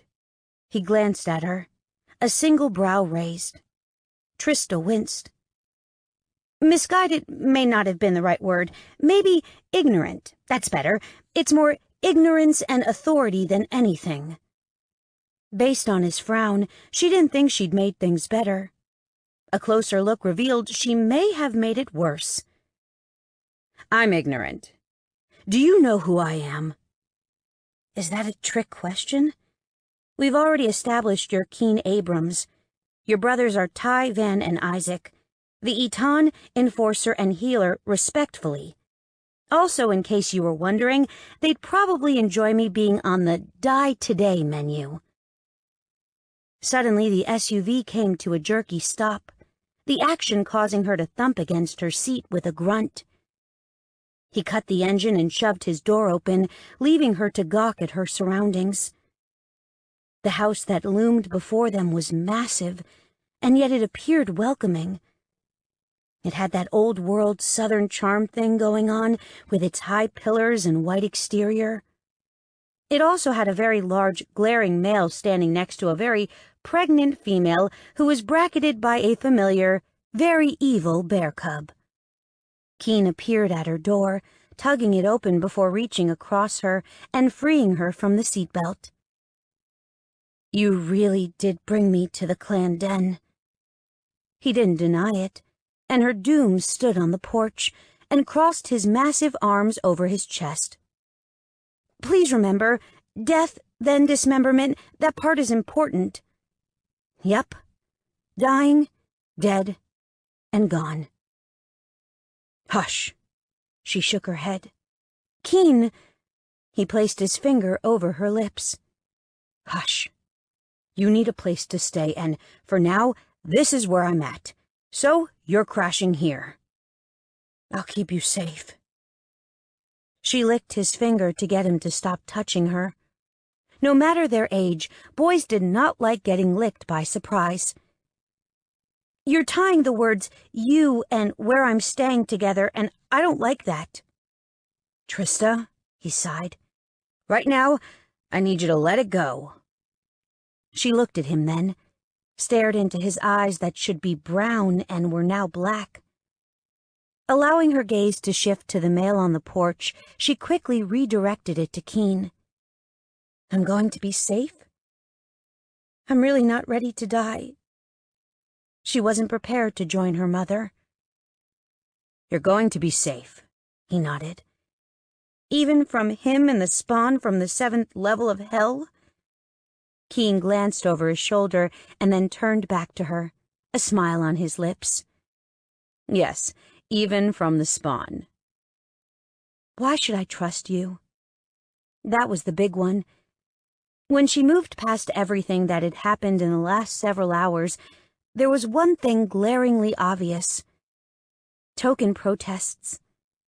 She'd given half-hearted objections when he'd done this or that. For some reason, the snarly part of her wanted to be near Keen and work to push aside every objection she had. Keen brushed strands of her hair from her face and tucked them behind her ear. His fingertips skimmed her cheek, calloused skin abrading hers, but she didn't want him to stop touching her. The scent of Craven's blood hit her nose, but beneath it lurked Keen's, and she was okay with that. Okay with his nearness, his touch, his decisions. Stupid animal thing that trusted him and accepted that he would defend her. Because I understand the laws of visitation, and you know the textbook definition of purge. Because I think dealing with people like Craven is pretty standard for you, and maybe I'd like to show you it doesn't have to be. He cupped her cheek, and his tenderness nearly brought tears to her eyes. Nearly. And worst case, I'll take you wherever you want to go in the morning. For right now, give in and sleep. Rhino stomped through her stomach, bringing along a good dose of panic and fear. "I won't be safe here, Keen," she wheezed out the words. "Yes, you will. You'll be here as my guest." She snorted. "Of the bears? The ones who drove out an entire pack of hyenas, which, by the way, I happened to be one." So was her mother. Kind of. Sort of, but not really. "Trista?" His gaze remained focused on her while he caressed her cheek. "I'll take care of you." She wanted to believe him so badly. For once in her life, she wanted to be able to lean on someone else, just once. Making a decision, she brushed aside his touch and straightened. She drew her emotions back into her body, hiding them. She'd try and believe in him, but she'd keep her heart locked away and out of reach. "I have to be out of Grays Lake and at the gas station by 11. He frowned but nodded. "I'll get you there. Come on." Come on. Like it was so easy to crawl from the SUV and follow a man toward the male who may have ordered her mother's death. Right. 4. Keen kept his grip tight on Trista's hand, twining their fingers together as he held her captive. He sensed her resistance, her desire to flee, but he couldn't let that happen. Not when this simple touch of skin on skin soothed his bear like no other. How many women had he been through while searching for this sense of calm? Too many to count. Yet, with this simple connection, his bear was focused on protection and not destruction. A novel experience for him. He drew her closer to the clan den, his feet crunching over the pale gravel driveway. Eventually the rocks gave way to grass, the soft earth welcoming him, and then he stood before the steps leading to the home. Steps that led to the porch, which, in turn, led to Ty and Mia. Mia's expression was open and welcoming with a touch of wariness. He couldn't blame her for the emotions, her reaction to Trista. Hyenas had ripped their lives apart, had been responsible for deaths and scarring wounds. But that wasn't Trista's doing. "Ty? Mia?" He bared his neck, and his bear snarled in protest. He was stronger, faster, and bigger than his older brother. But they sure as shit didn't want to be in charge. Which was why he showed Ty the deference due the clan's Eton and kept a lid on the beast. Unless the fucker wanted to lead the Grays Lake clan, it'd shut its trap. Reminded of that, the animal quieted pretty damned fast. Ty narrowed his eyes, attention shifting between Keen and Trista before finally settling on Keen. He tilted his head toward Trista. "What's she still doing in town? I purged Boyne Falls. I think it's pretty obvious that I don't want hyenas anywhere near here. Red Bee either. This part of Georgia is closed to them." Keen nodded. "Yes. If she were making her home in Boyne Falls, she'd be violating your decree. Since she's not," he shrugged, "she's not. She's abiding the laws of visitation." "You can spout laws all day, Keen." Ty's glare hardened. "But she's not coming into this house. Hell, I don't want her in Grays Lake." Keen raised his eyebrows. "Not coming in? Amazingly enough, she is. Laws of visitation with a dash of occupation. It boils down to the fact that she can visit the territory and she can safely stay with anyone who grants her shelter. Since I live here, I'm granting it. Step aside, Ty. Focusing on his older brother, he placed his foot on the bottom step and then rose to the second. Ty didn't look like he was going to budge. Move aside. Finally, Mia spoke. Ty, she whispered. You know, he's probably right. Keen almost snorted. Probably right. There was no question. He'd happily flip through the books in his office, his ex-office, and point out his justification for Trista's presence. Ty breathed deeply and then froze as a ripple, a gradual wave overtook his skin.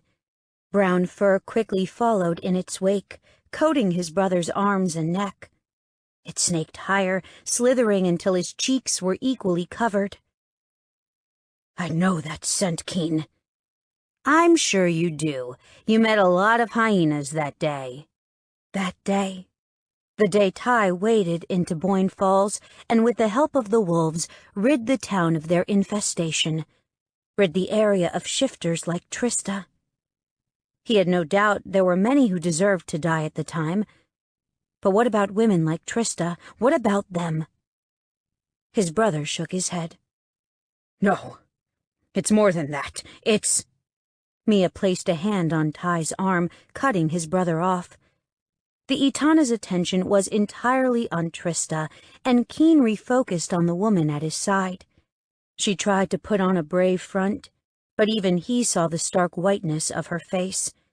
It was then he sensed the trembles that traveled from her hands to his, and her whole body seemed to buzz with suppressed fear. Cold, hard fear.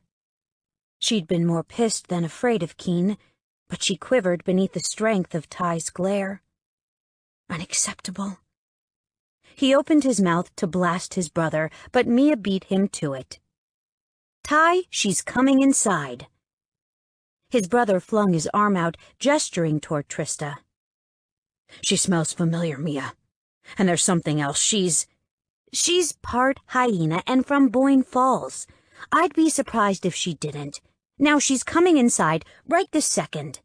Mia looked at Keen. Do you want her in the guest room that connects to yours? That had Trista freezing, but he didn't take a moment to ask her why. He knew she didn't trust him, and he hadn't given her a reason to. But he had sanctuary within his grasp, and he wasn't going to squander the opportunity.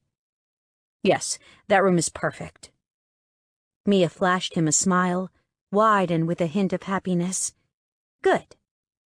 She removed her hand from Ty and turned toward the front door. Come on in, then. Ignoring his brother's glare, he tugged Trista up the stairs. He made sure his body remained between the woman at his side and Ty as they passed. A low rumbling growl came from Ty, quickly followed by renewed tremors from Trista. Keen curled his lip and exposed a rapidly lengthening fang. He would take on Ty for Trista. Take him on and win. He didn't realize he'd stopped until Trista tugged on their joined hands, urging him to continue moving forward.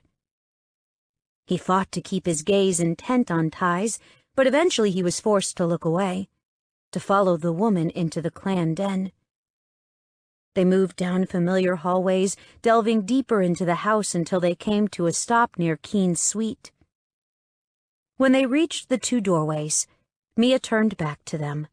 Her hand continued to stroke her large belly, palm gliding over her roundness in what he assumed was a soothing motion. The larger she got, the more often he found her rubbing her stomach. Here you are, then. Her smile was a little more forced, but still held a hint of welcome. I'll just get Trista settled, and then I'll see you two in the morning. Keen wasn't sure it was a good idea for the two women to be alone. In fact, if Ty found Trista's scent on his mate, it might send him over the edge. Mia cut in. Go to bed and we'll see you in the morning. Trista's expression pleaded with him, begged him not to allow Mia to pull her away. But Mia was the Etana, and while his inner bear had problems with Tai, it had nothing but respect for their Etana. Mia reached for the door on the left and turned the knob, allowing the panel to swing wide and grant the women entrance. He knew what they'd find. The room was decorated much like his own. Solid dark wood furniture with deep colors that weren't overly masculine, but weren't feminine either. Dear God, it was unisex. Plain, interchangeable with any other guest room in the world. No hint of his personality lingered in the 2 bedrooms, and it made him realize even more about himself. He was a guest in his own home. His mother had decorated the rooms when he was younger, and it was as if his parents knew he was only passing through. He wouldn't settle in the clan den. They knew he'd leave someday, and they hadn't bothered trying to suit his tastes. Keen? Trista's soft voice tugged him from the sudden realization that he'd never been meant to stay in the clan den. Hell, maybe even Gray's Lake, for the rest of his life. Sorry. He cleared his throat. Right. I guess I'll see you in the morning. His hand shook as he reached for his bedroom door, arm trembling as the truth sunk into his bones. Keen's home wasn't in Gray's Lake, maybe not even in Georgia. Catching one last glimpse of Trista as the door swung shut made him realize one other truth. He might not be meant for Georgia, but maybe, just maybe, he was meant for Trista. Trista was gonna die, plain and simple, dead and gone and buried before she had a chance to finish her horrible hand-to-mouth existence. Was this how her mother felt? She didn't have time to follow that line of thought, because suddenly she found herself following a waddling Etana into a bedroom. The space was filled with solid furniture. Nothing fancy, but obviously high quality with shining dark wood polished to a smooth shine. The bedspread sported a deep red, not one of passion, but of comfort and warmth. Well, this is it. Mia made her way through the room. There are extra clothes in the dressers, just sweats and stuff, nothing fancy. The woman turned and pointed at a closed door nearby. That's the bathroom. It's got a shower and all that. It's a Jack and Jill, which means Keen uses it as well. I'm sure he won't just come barging in or anything. The Etana blushed.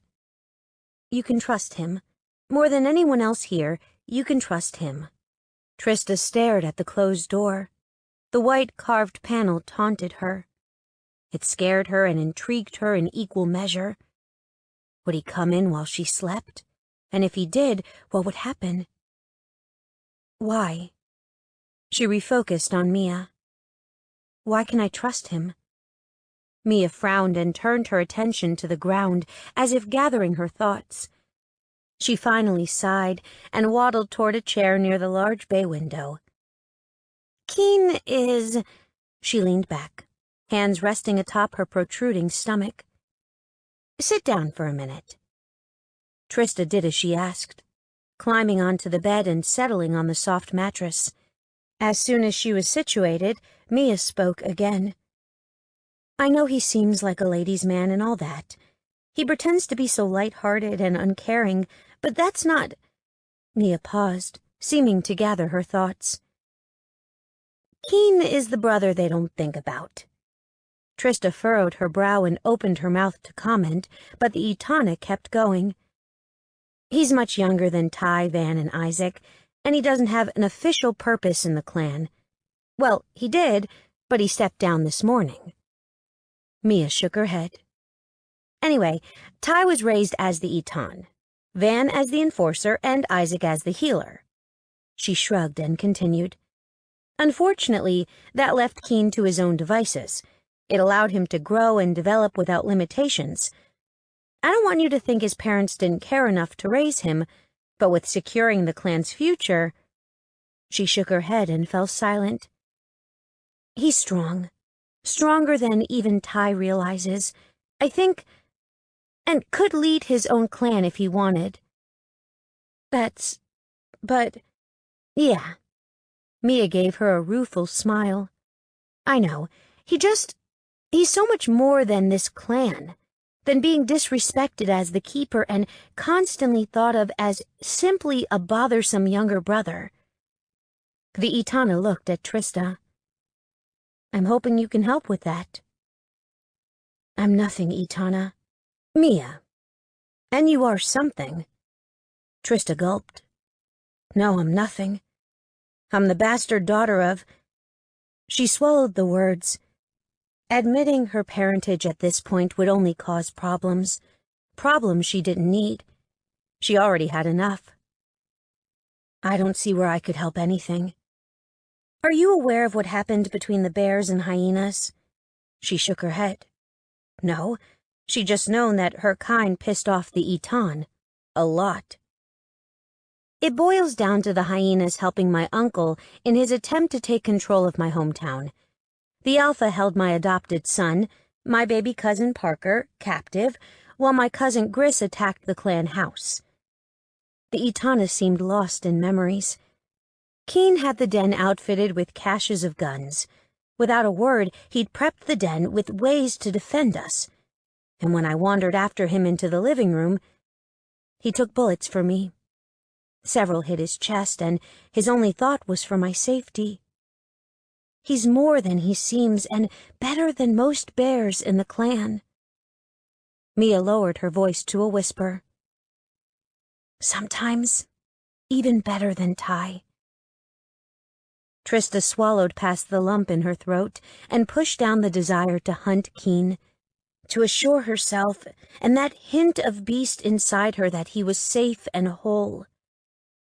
She didn't want to ponder the desires, didn't want to examine them too closely, but she couldn't banish them entirely. Before then, he worked to capture Gris and his accomplice. Then he negotiated and collaborated with the Southeast Eton. Mia focused on her. All without fanfare or acknowledgement from his brothers. Hell, even after everything was said and done, no one said a word. He's the one no one considers or thinks about, Trista.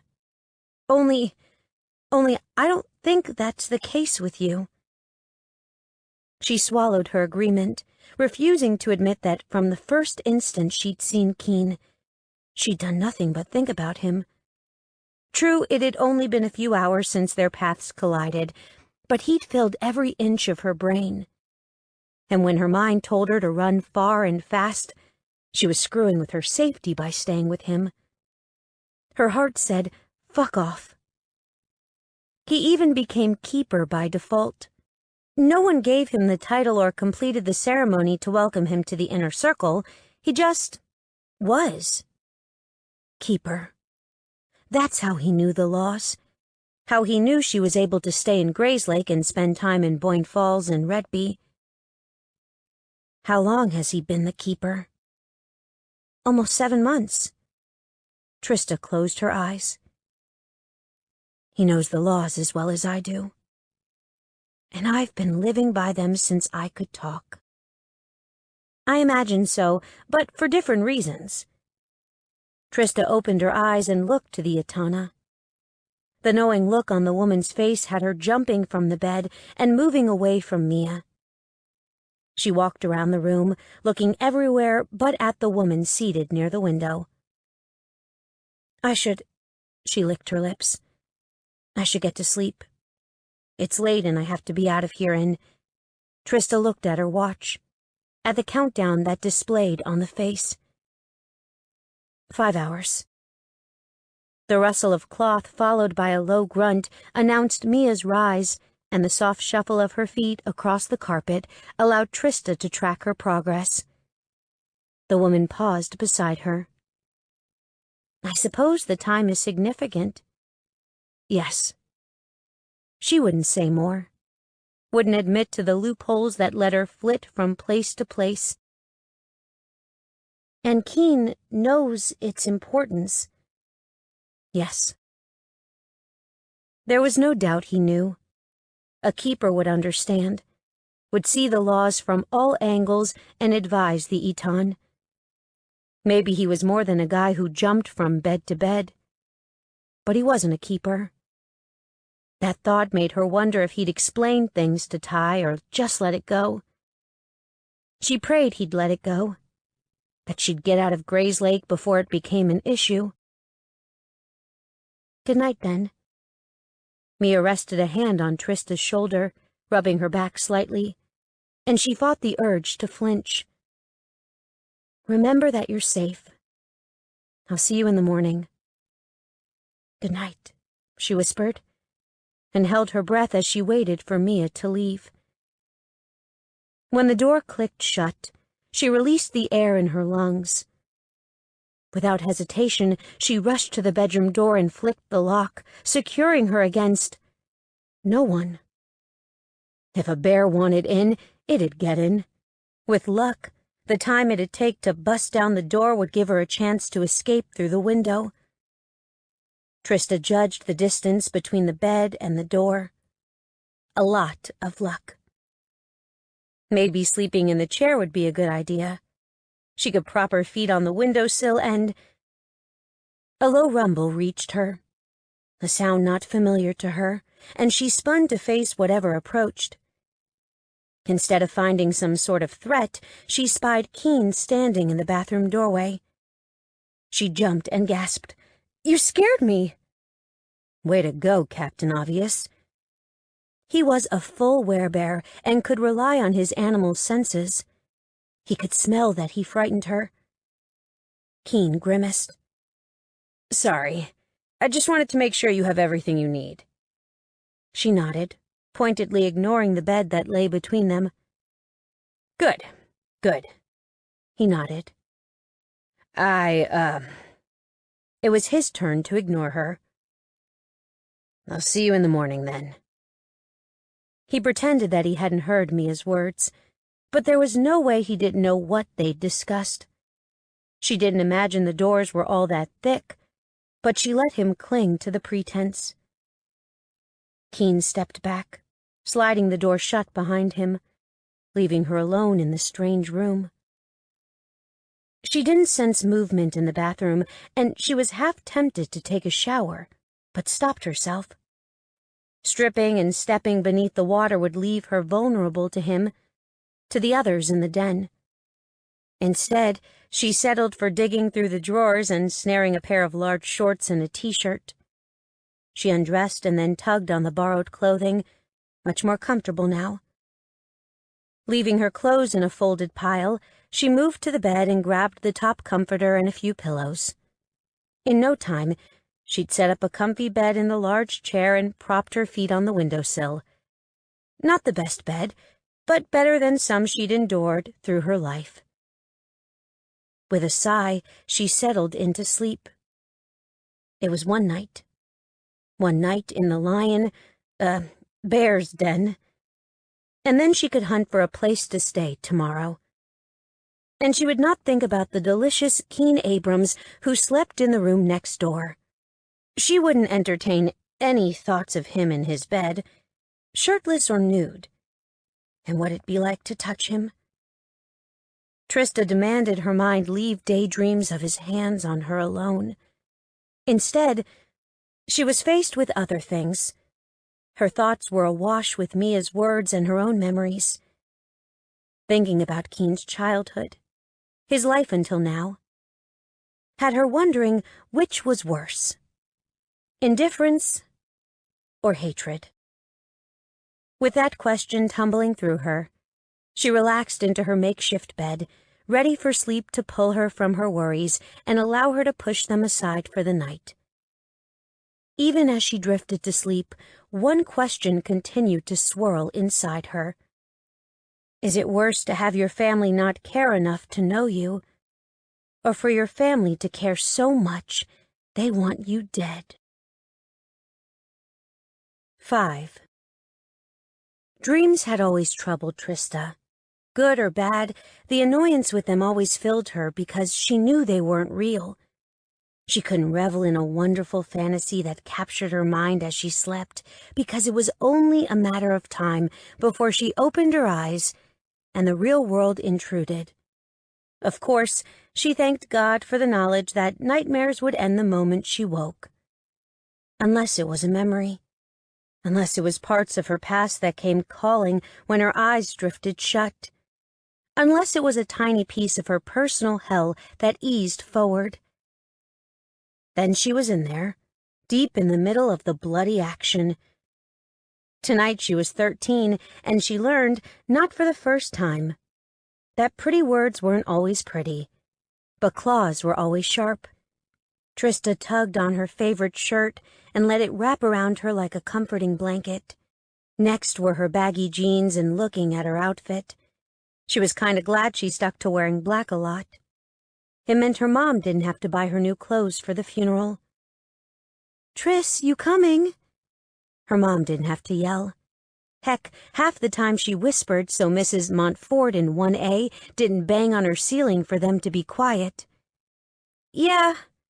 She raised her voice a little louder than her mother's, and then thump, thump, thump. Good old Mrs. Montfort. Ignoring the banging, she slipped into her ratty sneakers and left the bedroom she shared with her mom. The apartment wasn't much, none of theirs ever were, but it was home, for now. Trudging through the small space, she spied the pictures of her growing up. They lined the small hallway and were scattered throughout the tiny living room. Her mom said poor didn't mean unhappy, it just meant occasionally hungry. Though, with Mr. Scott giving them cash, they weren't hungry too often. They still didn't have money for much, not with all the laws they had to duck. But they at least had food to eat. She wondered if that'd continue now that he was dead. Trista didn't think so. The second she met her mom at the door, she was enveloped in a hug, her mother's scent wrapping around her like a snug blanket. Her mom always smelled good, sweet and happy. Yeah, happy had a scent. She learned that when she was younger, when she first realized she was different than other kids. It was also when she figured out that hate stunk. For now, she'd stick with smelling the happy. She'd be surrounded by the hate soon enough. "Ready?" Her mother's voice vibrated through her, and that weird part of her that her mom called hyena rumbled in pleasure. "Yeah." Trista rubbed her cheek on her mother's shoulder. "Okay, then." Her mom became all business, stepping away and snagging her purse before opening the door and moving into the hallway. The stench of the space hit her like a truck, and she sneezed, trying to clear her nose of the aroma. Blech! Someone puked on the stairs again. Instead of commenting on it, they stepped around the puddle and kept on going. No sense in complaining when there wasn't anything they could do about it. Mr. Scott's money went for food, and Mom's went toward paying the rent. Since her mother got pregnant with Trista in her senior year of high school and barely managed to get her diploma, she wasn't exactly qualified for much beyond working at the diner in Grayslake and manning the counter at the fast food joint in Boyne Falls. And then she couldn't even work at those all that often because of the stupid bitch in Boyne Falls. Mr. Scott's wife didn't like her mom, but the woman couldn't get around the laws of visitation, which meant they were safe. For now. Who knew what had happened after today? "Come on, Tris, we're going to be late," her mom called to her as she slid behind the wheel of their clunker. The car looked like it was on its last legs, and it was more rust than metal, but it got them around. But why did she have to hurry? They were going to be late no matter what. Flopping into the passenger seat, she tugged on her seatbelt and then looked at her watch. Out of everything they owned, their watches were the most expensive. Atomic watches, ones that always kept perfect time. It was super important, which was why they splurged on them. Her mom never wanted to give the local shifter people a reason to hurt them for hanging around too long. 12 hours and 1 minute was 1 minute too long for them. Well, for Trista, really. Being part hyena meant she couldn't hang around. That didn't apply to her mom since she was human. Whatever. Stupid furball rules. Those rules, those people, were another reason they were still hanging around. It didn't take long for them to reach the border between Grayslake and Boyne Falls, but her mom didn't cross the line. Her mom had to juggle several shifts and really work out the timeline in order for them to go to Mr. Scott's funeral, but she'd said it was important. Trista didn't see how. Because he was your father. Blah. It wasn't like she'd seen him for more than 5 minutes in her entire life. Even his checks came in the mail and were sprayed down with some disgusting cologne. He couldn't be connected to Trista and her mom. His mate wouldn't like that he still had contact with them. Throwing the car in park, her mom slumped in her seat. Her attention focused on the road before them. 2 hyenas paced the street while a human-shaped, gun-toting man leaned against a nearby SUV. A welcoming party. Again, Trista sneered. Well, Mrs. Scott doesn't like us, you know that. Yeah. Trista wiggled and settled into a comfortable position. I don't know why she can't just let us go already. Not that they had the money to leave, but whatever. She sighed and glanced at her watch again. Only a minute had passed. Crap. How long do we have to sit here?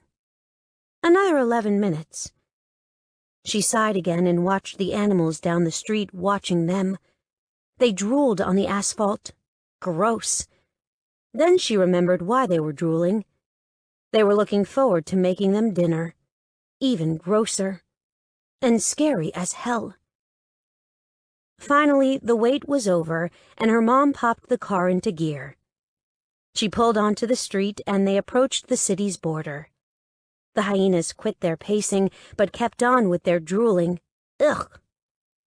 As they passed the 3 people, the human guy pointed his gun at them, and the 2 hyenas jumped and scratched the side of their car.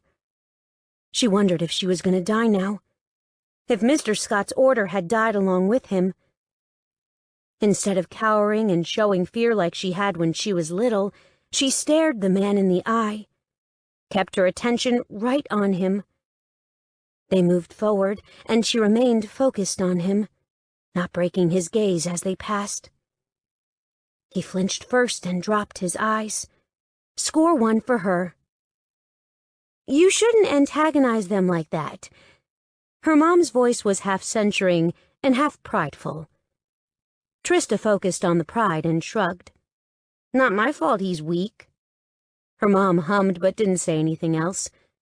Not while they finished their drive, nor when she pulled into a parking spot at the cemetery. Trista stepped from the car. Only her mom did not. She bent down and caught her mother's attention. Ma, you coming?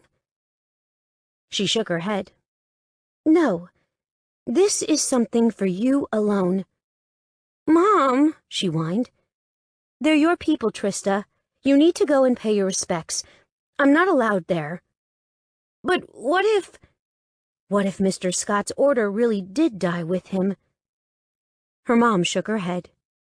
No, Mrs. Scott may not like you. Trista snorted, but her mom continued. But she will follow the law. What about Heath? She spat the guy's name.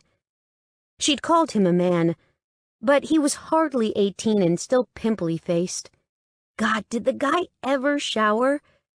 Shifters were supposed to be all heely and stuff, and yet the kid ended up with more pimples than stars in the sky. She really felt bad for the pack. Mr. Scott was a jerk, but Heath was an asshole. Too bad the hyenas didn't make their heirs wait until they hit 25 to take over the reins. Not like the bears. Heath knows the law, otherwise the men at the border would have stopped us. In mom speak, stopped meant killed, as if Trista didn't know. Trista turned her attention to the gathering of people on the other side of the graveyard. The hyena shifter graveyard. She had no doubt the individuals milling about were other hyenas, and any minute now they'd catch her scent. In 3, 2, 1. It was like they were one person, all heads turned toward her, everyone's eyes suddenly glowing copper. Panic assaulted her, burrowing into her heart, and she very, very much wanted to cry and run. The animal part of her rumbled its objection. It begged to stay and fight and demand their due. She didn't think they were due anything other than their lives once this was over. "Trista!" Her mom's firm voice pulled her away from the men and women who wouldn't mind seeing her dead and gone. "Yeah?" she gulped. "You'll be fine." She shook her head and her mom spoke again. "You will. Mrs. Scott may not like you." Understatement of the century. But she and Heath know better than to do anything. Harming you will bring down their Southeast Alpha, and they don't want that. No one wanted one of the territory leaders hanging around. Least of all that one. Now, go pay your respects and then come back. We've got a few hours to kill. We'll head over to the falls. The falls. She'd always loved the sound of rushing water, even if her animal thing in her head hated it. "'Kay." She took a deep breath and fought for calm. Heading into a group of bloodthirsty shifters while scared out of her mind was not a good idea. With a jerky nod, she stepped back and pushed the door closed. She didn't know why she was surprised that her mom wasn't coming along. From the moment Trista was born, Mr. Scott told her mom she wasn't welcome at pack gatherings. Trista and Trista alone. Never a human. Even if she'd been banged by a furball at some point. Okay, ew. No thinking about mom and sex, ever. Rubbing her hands on her jeans, she made her way toward the group, ignoring the sneers, growls, hisses, and high-pitched cackling laughs that chased her. Those laughs. They scared the shit out of her while also poking her animal. Trista couldn't shift, couldn't even get slightly furry, but she sure could make the screeching sounds. She swallowed them now, pulled them deep into herself. No sense in antagonizing the people who could kill her without blinking. They hated her, but still stepped aside as she approached, making a path straight to the gravesite. Mr. Scott's casket remained perched above the hole, waiting to be lowered into the ground. She wondered if someone would throw a rose in after he'd been put down there, or toss a handful of dirt on top like they did in the movies. Tired of rubbing her sweaty palms on her jeans, she tucked them into her pockets. No sense in showing how nervous they made her. Eventually, Mrs. Scott and Heath were revealed. Mrs. Scott sat straight back in a fold-out chair, while Heath stood directly behind her. Both of them were focused on Trista. Their eyes the orange-tinted brown of their animals. It had freaked her out when she first met others in the pack. Honestly, it still freaked her out. Stopping 5 feet from them, Mrs. Scott's reach tended to be about 4 feet. She tilted her head slightly as she'd been taught. "Miss Scott? Heath? I'm sorry for your loss." She supposed it was her loss, too, but she didn't care. Mrs. Scott glared at her, while Heath smiled wide, exposing his hyena's teeth. "Trista." His smile grew even more. "Come, sit beside my mother. You're part of the family, after all." Oh no, she really wasn't. But he was alpha now, so that meant she had to listen. Taking a deep breath and praying she didn't end up in tiny pieces, she stepped toward the empty chair beside Mrs. Scott, a chair she hadn't noticed until now. Slowly she made her way to the seat and lowered herself to the surface. She perched on the edge, afraid of relaxing too much and being unable to run. Even if she did, she knew she wouldn't make it far, but she'd try. Her mother was sure of Mrs. Scott's adherence to the law and that she'd keep Heath in line. Trista was not. A large, claw-tipped hand rested on her shoulder and yanked her back, forcing her to rest on the seat fully. "Relax, Trista." Heath's voice was a menacing purr, his lips brushing the shell of her ear. "Relax. Right. When his mouth left her skin, one of the other males stepped forward and stood at one end of the coffin. He was old as Mr. Scott, she thought. He launched into a prayer, words asking God to send Mr. Scott's soul to heaven. Trista hoped the man went to hell, but she wasn't sure that was a popular opinion. Looking at all the others, she realized it wasn't. Heath's hand tightened on her shoulder, his claws piercing her shirt and digging into her flesh. She forced herself to remain still, to not react. He'd prick her, cause her to bleed, and then laugh when she cried. It started when she was barely able to walk, and still continued today. He'd been ordered not to kill, but that didn't mean he couldn't maim her. At least, that's what he said each time he caught her. Of course, thanks to being part hyena, he still hadn't managed to scar her. She watched the ripple of awareness travel through the crowd, the rise and fall of chests and the flaring of nostrils. They scented her, smelled her blood, and it excited them. Nice. The wounds on her shoulder burned, the pain sinking deep into her body and searing her from inside out. She fisted her hands, her human nails digging into her palms as the agony twisted its way along her veins. It hurt. God, it hurt so much. It had never felt like this before, and she didn't know why. And she almost cried out when he tightened his hold even further. Usually the animal thing took care of wounds by now, but it was as if something stopped it from healing her. The man kept droning on and on, only now his attention was on her as well. He'd moved on to bless the pack, licking his lips between statements. Heath wrapped his other hand around her throat, his thumb pressed against the hollow beneath one ear, while his index finger stroked the other. His palm spanned her neck, and it'd take one rapid move to tear her throat from her body. From the corner of her eye, she watched Mrs. Scott's gaze swing to her and then flick to Heath. "You can't kill her. Your father wouldn't have wanted that. More's the pity. Just be thankful that his will requires her to stay near her family in Boyne Falls." Heath leaned down, speaking to her once again. "I won't kill you, will I, Tris? This is just a game we play, Mother. One that I'll win this time around, and with Father's last wish, we'll get to play this game for a long time coming." Trista didn't hear the rest of the speech. No, she was too focused on the pack watching her, on Mrs. Scott staring at the blood that now soaked into her shirt, and on the wounds Heath inflicted. The fingers in her shoulder weren't the only ones that burned her. No. He tightened his grip on her throat, squeezing harder and harder with each passing second until his claws pierced her skin. More burning assaulted her. More heat and agonizing pain pumped through her veins in an increasing tempo. Even she smelled her blood now, and she cursed her mom for making her come to this stupid funeral with this stupid pack. She cursed herself, too.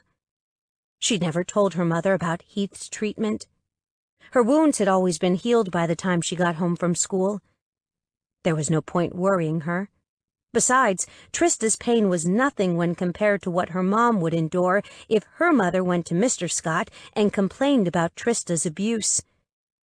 Trista complained once, and only once.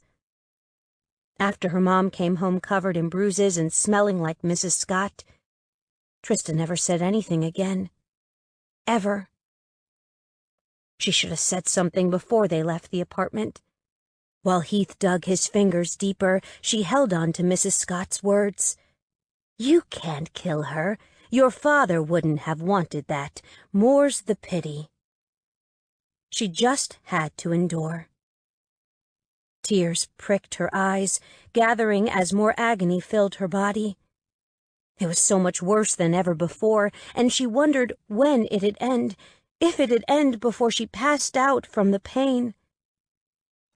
When spots danced before her eyes, she wasn't so sure. Heath dragged his index finger across her throat, digging into her skin, and she wondered if he'd cut her there, too. When another round of rolling pain hit her, she decided he had. She gasped as it joined with the rest of the hurts bouncing through her, assaulting her with invisible claws. This was different, new, and she decided she'd never, ever come to Boyne Falls again. The man speaking finally finished his speech, still not talking to the crowd, but focused on her.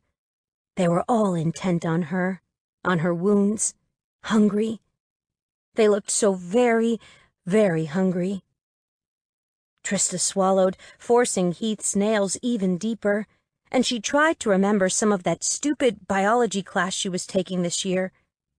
Was he near one of those holy crap I'm dead in a minute from blood loss artery things? She hoped not. Then again, that'd be killing her, and Mrs. Scott said, "He's been laid to rest. Are you ready to go to the house?" Heath murmured, and she remained still, fighting not to flinch. "Or would you like to go home?" Home. She wanted to go home. "We'll leave the territory now, if that's okay, Alpha." She prayed that using his new fancy title would make him happy and he'd let her go. The pain was overwhelming her now, pushing deeper and deeper until she wondered if it'd reach her soul and crush it. He straightened and tugged his hand free of her shoulder, scraping furrows into her flesh. Tears streamed from her eyes then, coursing down her cheeks, and she didn't care if all the stupid hyenas saw. "I suppose you're free to go." He gave the same treatment to her throat, drawing a line over her skin. The second she was free, she bolted to her feet and headed toward the gathered crowd. It was the quickest path to her mom's car, to her mom, to safety. Heath's cackling laugh chased her, and she increased her speed, forcing her to move faster, to almost break into a flat-out run. Other chuckles flowed in her wake, the sounds of their animals and not men. Then she was going to die. The snap and crack of bones reached her.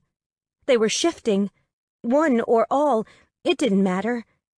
It didn't matter because Mr. Scott told Heath and Mrs. Scott they couldn't kill her. But she didn't know if that applied to the rest of the pack. Trista shoved past the last line of shifting hyenas, breaking free of the crowd. Blood flowed down her neck and stained her shirt, but she forced herself to run, to push beyond the bone-melting pain that filled her. They'd swarm her, attack her if she faltered. Hell, she didn't even know if she'd make it to her mom's car. Her mother's vehicle came into view just as the first hyena snapped at her jeans, jaws barely missing the cloth. Stricken eyes met Trista's, her mom's face paling, and she could only imagine what she saw. This was what she'd hidden over the years, and now it was being shoved in her face. Her mom reached for the door handle, and Trista shook her head. She needed to start the car. When indecision covered her mother's face, she shook her head again. Then she clutched her shoulder, squeezing it in an effort to stem the pain. It burned so hot, and she thought she'd die from the agony of the wound. Teeth finally did snag her pants, almost tripping her and sending her to the ground. But she righted herself and kept moving. Stopping would get her killed. As soon as she neared, her mother unlatched the passenger door, allowing it to swing open. The heated breath of a hyena on her left teased her, telling her of its closeness, and she shifted right just as it snapped at her shirt. When it came near again, she focused, bent her arm, and elbowed the animal in the face. If she had the energy, she would have smiled at its pained yelp. Instead, she pushed harder, ran faster. The car was only 15 feet away, then 10. Another bite had her jerking away from the attacker on her right, and she fought to keep her balance. She was so close. It did it again, and this time she spared a moment to kick at the animal, nailing it in the shoulder. She smiled when it went tumbling to the ground. They seemed to forget who they were chasing, who'd fathered her. Even if her mom was human, Trista was still strong as heck. Another thing that pissed them off. Trista stumbled the last few feet, grasping the edge of the door, and she used it to stay upright. She scrambled into the passenger seat, snatching her foot back just as 150 pounds of hyena slammed into the panel, shoving it closed. Her mom didn't utter a word, didn't make a sound as she slammed the beat-up car in reverse and peeled out of the parking spot. The rest of the pack flowed toward them like a claw and fang-lined river swarming their car. "Go, Mom!" Trista yelled over their snarling attackers while she waited for her mother to slam the car into drive. One furred body slammed into the side, sending them rocking. Another jumped on the trunk and fell against the back window, cracking the glass. Yet another hyena vaulted onto the vehicle, sliding across the hood with an ear-splitting screech. Finally, orange-brown eyes met hers. Familiar eyes. Its paws were soaked in her blood, and the redness surrounded his maw. Hers or someone else's. When he dropped a shoulder and attacked the glass, it didn't matter. One slam became two, became four, and still her mother sat frozen as Heath fought his way through the front windshield. "Go!" Before it was too late. Before Heath succeeded. Before... A final crunch gave him space to reach his arm past the glass, and Trista ducked. He caught her hair, yanking the strands, as well as a hint of her flesh. The claws scraped her jaw, sliding along the curved line. Trista's fear filled her voice, pain on its heels, and she screamed once again, "Go!" 6. A scream rent the air, snatching him from his restless sleep and into wakefulness in an instant. Keen's bear recognized the source before his human half realized his eyes were open. Fur burst from his pores, his hands transforming into claws, and his teeth pushed through his gums in a stinging rush. He gained his feet in a fluid dash, rolling from the bed and striding toward the bathroom. He shoved the pocket door aside, sending it crashing into the wall, and the one leading to Trista's room received the same treatment. His bear scanned the area, its senses focusing on their surroundings, while the human part of his mind got his body into further motion. He flew over the carpet, racing to the struggling pile of woman and blankets near the window. Her heavy panting reached him, as did the rapid beat of her heart. The bear was attuned to her, intent on securing her and assuring her well-being. Nothing, no one lurked in the shadows, which meant he could focus on Trista. He lowered to a crouch and clawed his way through the blanket enveloping her. His nails sliced the material into floating ribbons, revealing Trista with every cut and tug. It didn't take long to find the baggy t-shirt that covered her upper body, nor did he have trouble getting to her loose shorts. Then he focused on her body, running his hands over her arms and legs, ensuring she wasn't hurt. All the while she panted and moaned, struggling against him, her hands clawing at her throat. Her scent finally penetrated his focus, smacking him in the face with her emotions. Panic, fear, pain, hyena and... what? He pushed the question away and focused on her terror. A nightmare. Or memories. He couldn't imagine what caused her terror, but he needed her to calm before she hurt herself. Redness surrounded her throat, her fingers clawing at her flesh, and he snatched her hands, gathering her wrists in one fist while he tugged her close with his free arm. Hush. Easy. Trista. His bear raged at her fear and the scrapes now peppering her skin. I've got you. The words were garbled, warped due to his beast's muzzle. but she seemed to recognize him. She slowly quieted, the gasps and cries gradually lessening to low mewls and whimpers. He stared at the woman in his arms, the tears streaking her face and the redness of her eyes. "I've got you." This time he sounded more like his human self, and he realized his bear had retreated. It still paced in his mind, grumbling and growling, but seemed to have accepted that his human half could better take care of her. "I've got you. I'll always have you." The thought ricocheted through his mind, pinging off his memories and thoughts of the future. The bear snatched the idea from its travels and held it close, growling when Keen attempted to mentally wrench it from the animal.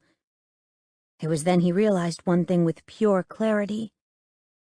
He wanted to have her as his. Now, forever.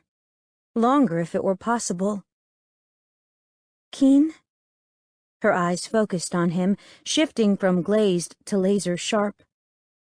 "What?" She shook her head. "What happened? Why am I on the floor?" He released her, convinced she wouldn't hurt herself any longer, and used his free hand to stroke her face. He brushed aside lingering tears, capturing the droplets with his fingertips and making them disappear. "You had a nightmare," he murmured, watching her gaze for recognition. It was swift in coming, her eyes widening as she sucked in a harsh breath. Her heart rate picked up once again, the rhythmic beating reaching his ears thanks to his inner beast. Air whooshed in and out of her lungs, and the scent of panic, terror, filled the air in a resurging wave. "Shh, you're fine. You're okay, Trista." She brought a hand to her neck and he tensed, worried that he'd have to subdue her once more. Except this time her touch was light, fingers fluttering over her skin. She danced across the line of her throat and paused by her ears before retracing her path. She sought something, but what? With one final pass, she brought her hand before her gaze, flipping from one side to the other, staring at her pale skin. Finally, a soft sigh escaped her lips, and she relaxed in his arms. He reveled in the embrace, knowing it probably wouldn't last long once she realized a bear held her close. His animal enjoyed it as well, begging him to breathe deep so they could memorize her sweet scent. Honeysuckle and sunshine. Sweetness paired with happiness. She could be his happiness if he could just convince her to put away her prickly, defensive exterior for a while. It lasted exactly 2 seconds. She went from dazed and panicking to furious and fighting in 2 seconds. She shoved and pushed at his hands, and he allowed her to pull away. She scrambled backwards, finally colliding with the wall. The click of the bedroom doorknob being turned cut her off, and a jiggle of the metal immediately followed. Then there was a heaving crash of wood and plaster as the panel was crushed beneath the weight of his eldest brother. "What the hell?" Keen pushed to his feet, his animal rushing forward for the second time in less than 5 minutes. What should have tired him exhilarated him. The partial transformation sent a rush of energy through his body as the bear took over. He snarled at Ty, baring his teeth and allowing the animal to increase his size. His clothing stretched taut over his muscles, straining the fabric, but he didn't care. Ty had invaded Trista's space while she was a trembling, crying wreck, and he'd be damned if someone else frightened her. Keen's inner bear gave him a mental high five, followed by a roar he interpreted as, "Fuck yeah." Ty froze in the doorway, the frustration and anger in his brother's expression quickly transforming to trepidation. "Keen?" he growled in response. Ty was still in the room, still standing within Trista's space, and he nearly lost his shit when she whimpered. "Get out." The bear didn't want him here, didn't want anyone near her. especially not a male who looked down on her for being part hyena. His animal didn't care about her heritage, about the animal that lurked beneath her skin. It wanted her. Period. Full stop. Keen? Ty's eyebrows rose, eyes wide. Get the fuck out. Ty? Keen? It was a voice he recognized, one soft and sweet. His Itana. She could come in. Maybe she could calm Trista. That would in turn allow his bear to quiet so he could reassure the woman behind him. Mia. Ty's voice held a warning tone, but that didn't stop Mia from pushing past her mate. The woman seemed to take in the scene in a single glance. Well then. She propped her hands on her hips. First things first. Mia turned on her mate and shoved at his chest. Out you go. I can't believe you broke down a door in your own house. Why would you do something like that? Ty frowned. I heard a scream. Keen didn't see Mia roll her eyes, but her exasperated sigh told him enough. And you think Big Bad Keen can't handle one little woman? Keen wanted to correct his Itana. Trista wasn't one little woman. She was lush and curved, and his. The thought, combined with Mia's presence and corralling of Ty, soothed his bear. Mia poked and prodded Ty, pushing and nudging him from the room until his eldest brother was no longer visible. His scent still lurked, but he was at least out of sight. The moment Ty disappeared, Mia turned on him. And you, she pointed at Keen. What's with the fur and the cursing? I'd yell at you for your language, but Ty's the same way when I get all teary. She propped one hand on her rounded hip, while the other went to her protruding belly. Now, is everything okay here? Keen, you're still rather furry. Mia peeked around him, her gaze dropping. Trista? Trista coughed and cleared her throat, but her voice still warbled when she spoke. She swallowed, the sound audible in the quiet room. I'm fine. Do you need me to? Mia stepped forward and froze when he growled. That earned him a dark glare. Really? Keen closed his eyes and swallowed the sound while mentally whacking his bear on the nose. Sorry. Just sorry. Trista was his and his again. He didn't want anyone near her. I had a nightmare. I'm fine. I'm sorry I woke up the house. Trista's voice shook, and the rustle of cloth followed her words. He glanced over his shoulder and found that she'd stood. The moon shined its pale light on her, highlighting her rumpled clothes and messy hair. Her tear tracks were easy to see, as were the scrapes and bruises she'd caused herself. Keen? After reaffirming Trista was okay, he turned his gaze back to Mia. Are you okay?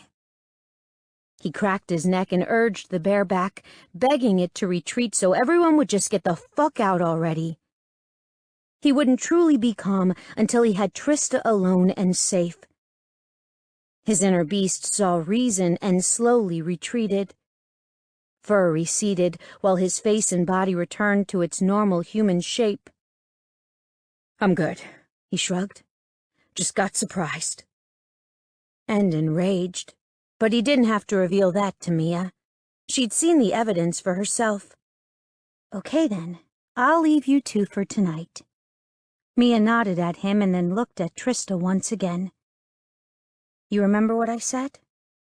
Keen glanced at Trista, caught her nod, and he wondered what the women had talked about during the short time they'd been left alone. So, no more cursing, and maybe it's best if you two bedded down in your room, Keen. I'm sure it'd make Trista feel safer since someone, Mia glared at Ty, busted down her door. He wanted that more than anything in the world. He'd love to have her close, even if it meant he slept in a chair while she took the bed. The bear wanted her safe, and nothing would calm him more than having her in his den. He'd have to think about moving. He couldn't have Trista in the clan den. They needed a place of their own. A new scent drifted to him from the woman at his back, worry tinged with a flare of interest. He wouldn't call it arousal. The aroma wasn't even close. But at least she wasn't indifferent. Plus, it was true worry and trepidation, not fear. When she stepped forward and leaned close, gently brushing him, his bear calmed with a soft rumble of pleasure. Yes, they definitely needed a place of their own. But first, he needed to convince her that she didn't want to be anywhere but at his side. Staring down at her, at the vulnerability in her gaze, he didn't think it'd be too difficult. Trista could do this. It wouldn't be difficult. The animalistic part of her urged her to take his comfort, and she didn't have the strength to deny its wants. She could lean on him for a little while, just one night, and then she could go back to being alone. Depending on someone only led to heartache and pain, so she'd take what she could, tuck away the memories and move on.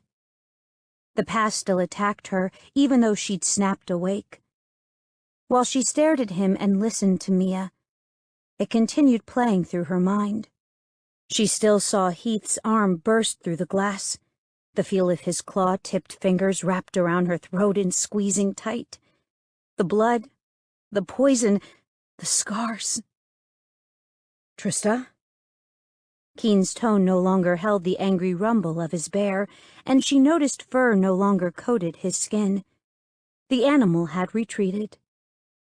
She'd been startled when he finally freed her from her blankets, first by his presence, and then by the lightning-fast partial shift as he squared off against his brother. Over her. No one had ever defended her before.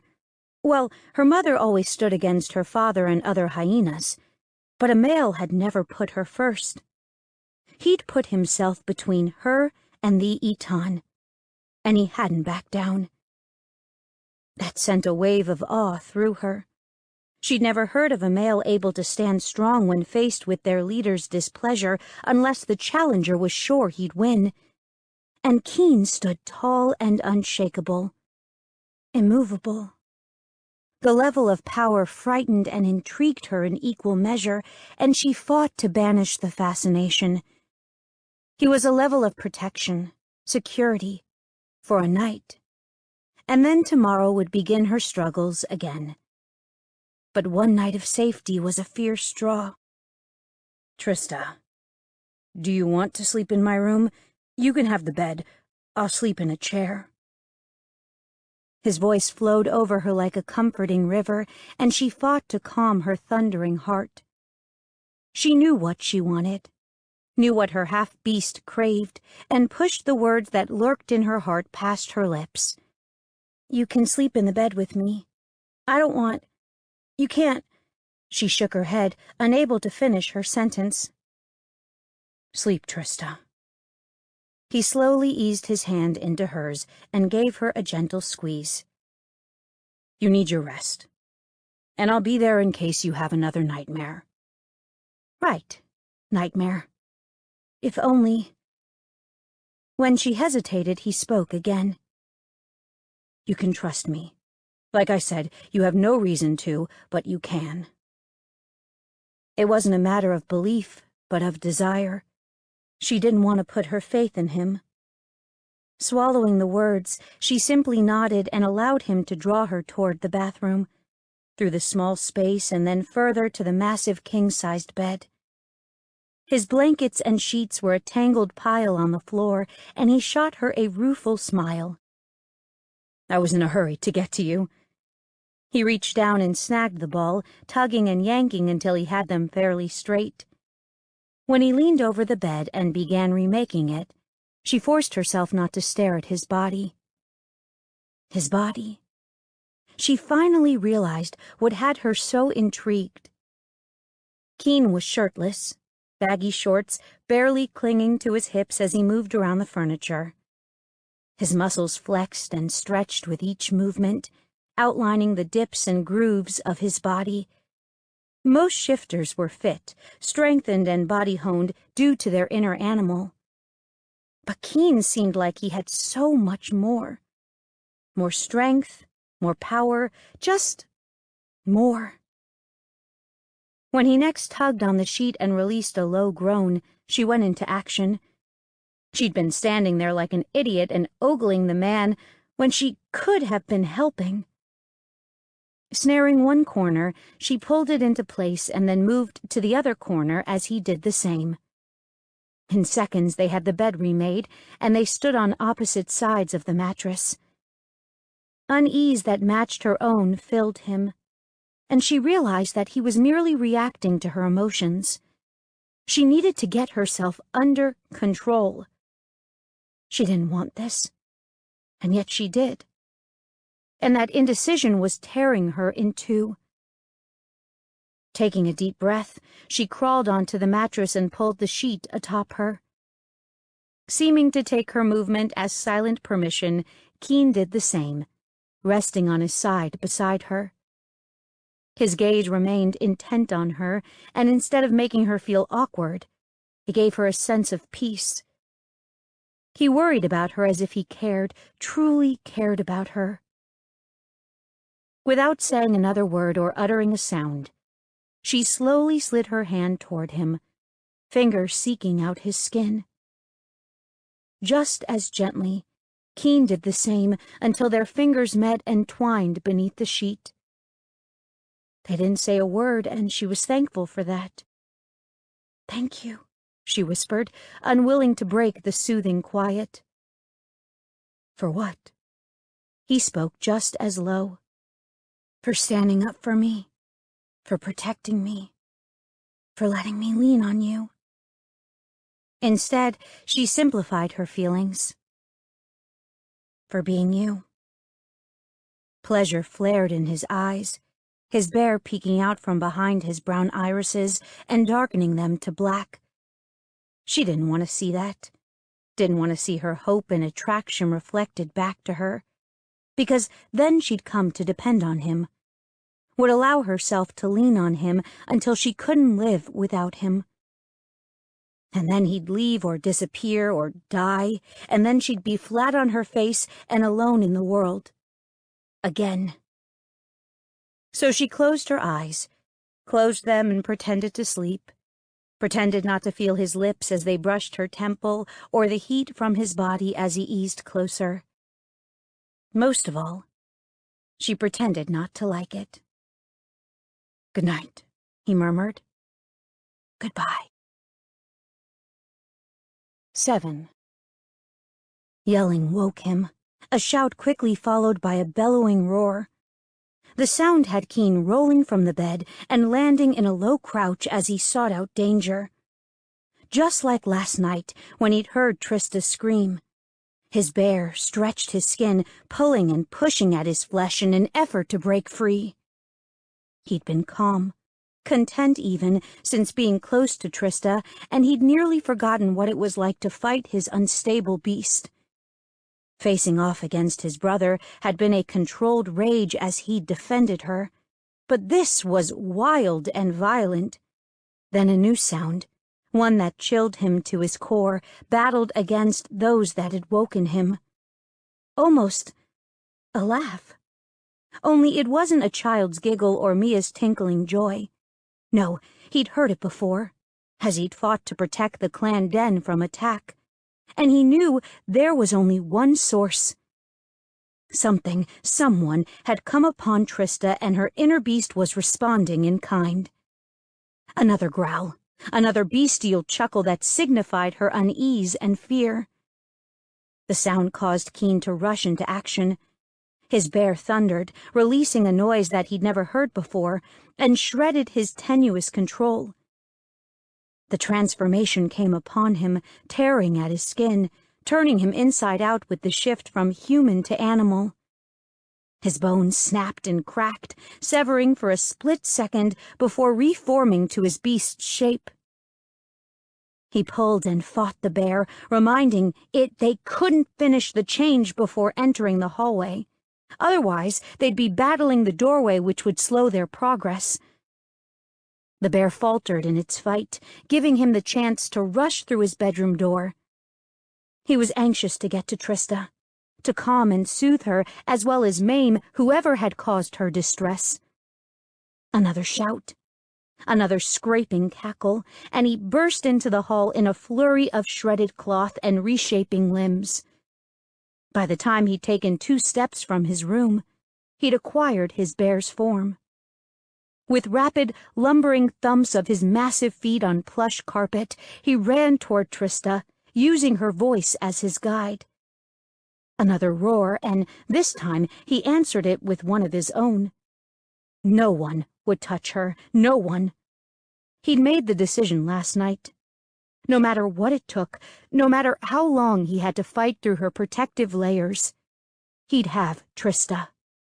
New sounds joined in the cacophony of the attacking bear and the nervous hyena, creating a jangled macabre symphony that echoed through the house. The coppery tang of blood hit his nose, filling his lungs with each inhale, and it made him run that much faster. It wasn't Trista's, not yet, but he didn't want to see how long it'd take for hers to join the party. He bolted down one hallway and then another before racing through the kitchen and on into the main areas of the house. As the roars and rumbles gained in volume, he realized his mistake in bringing her here. Ty hadn't been happy, but had grudgingly accepted her presence based on Keen's word that she wouldn't do anything but sleep and then go. He'd vouched for her and back up her actions with the law. He'd assured Ty that she'd behave, and to her that she'd be safe. He wasn't sure who he'd betrayed. No, he did. He knew Trista hadn't done anything to provoke this violence. She wanted to live by the law and remain under the radar, which meant he'd be going after Ty or one of the other bears in the clan. Keen's inner beast didn't give a damn who he'd have to tear apart. He just wanted her safe. He slid around the last corner just as a wolf's howl joined the fray, and then the term seeing red had always seemed so unlikely, an exaggeration used in fiction, and yet it was a very real thing. The desire to see blood flow like a river overwhelmed him, destroyed any semblance of control he gripped, and his bear's instincts grasped power over his body. Trista held a solid iron poker in her hands, wielding it like a bat before her as she fought off 2 bears, Ty and Van, while a wolf seemed to be waiting in the wings. All the while, her animal sounds flew from her throat, battling her tormentors. He recognized the bears, knew the wolf, and the only thing saving any of them was the fact she wasn't bleeding, though it looked as if it was only a matter of time if the wolf had his way. When it jumped at her, baring his teeth and snapping his jaws, Keen attacked. He tore into the room, slicing and swiping at the males crowding the space, some strikes connecting while others did not. He distantly recognized the stinging pain of his own wounds, but they didn't matter. They were immaterial when compared to Trista's safety. A large claw dug into his flesh, and he turned his head, snapping at the leg of his assailant and sinking his teeth deep until he struck bone.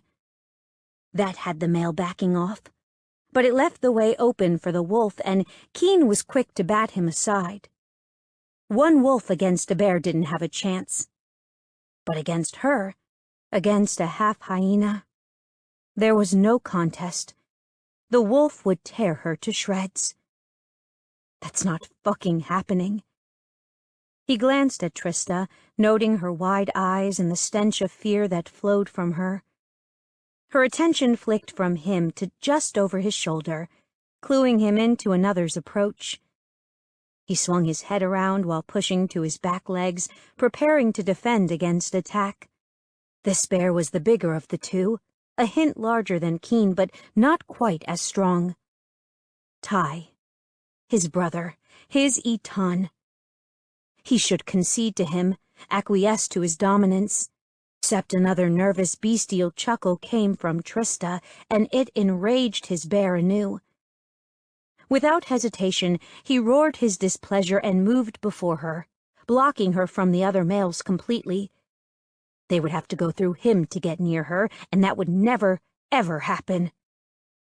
The smaller of the two bears curled his lips, baring his fangs, and took a step forward only to be shoved back by Ty. At least one of his brothers was smart. Even the wolf hung back, his hungry gaze pinging between them all. Ty focused on him, black eyes meeting his own, and he refused to back down.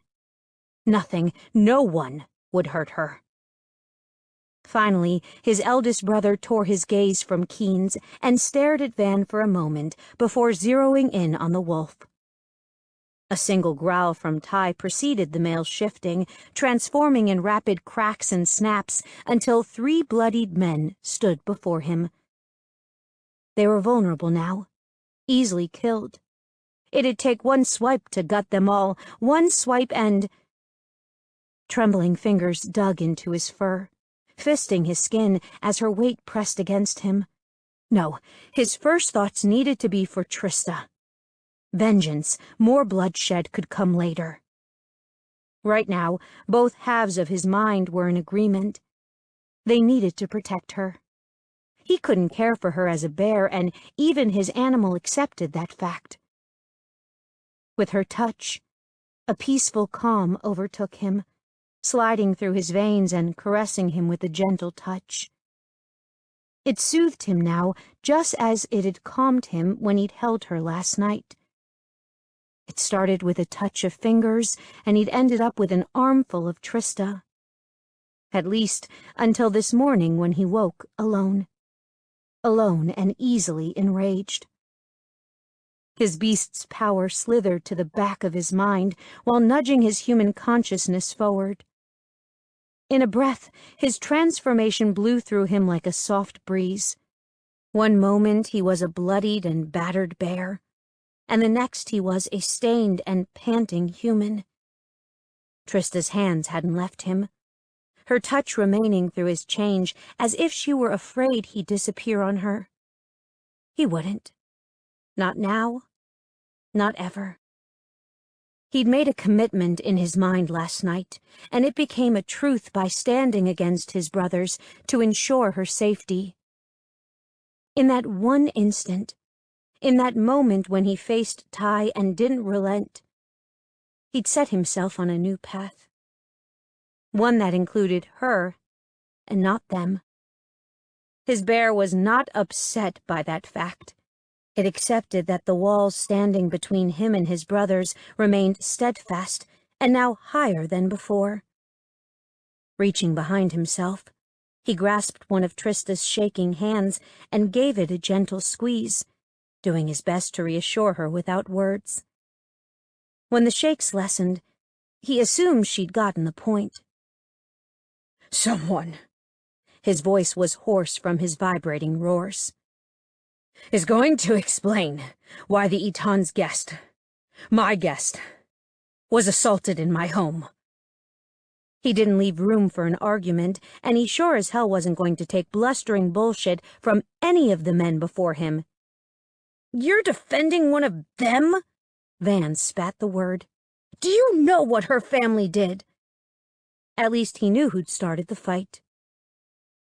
"Did you try and stop it, Ty? Or were you both fighting to see who'd kill her first?" The answer would determine who he'd battle first. Now that he was faced with Van's words, and not just his brother's actions, the bear's desire for blood returned. "Of course I tried to stop him," Ty snapped. "Uh-huh." Keen concentrated on the third male in the room. Not just a wolf, but the Red Bee Alpha. From all accounts, he was a crazed son of a bitch who sliced and diced and didn't bother asking questions later. He'd done that to the Boyne Falls Alpha, as well as his own Beta.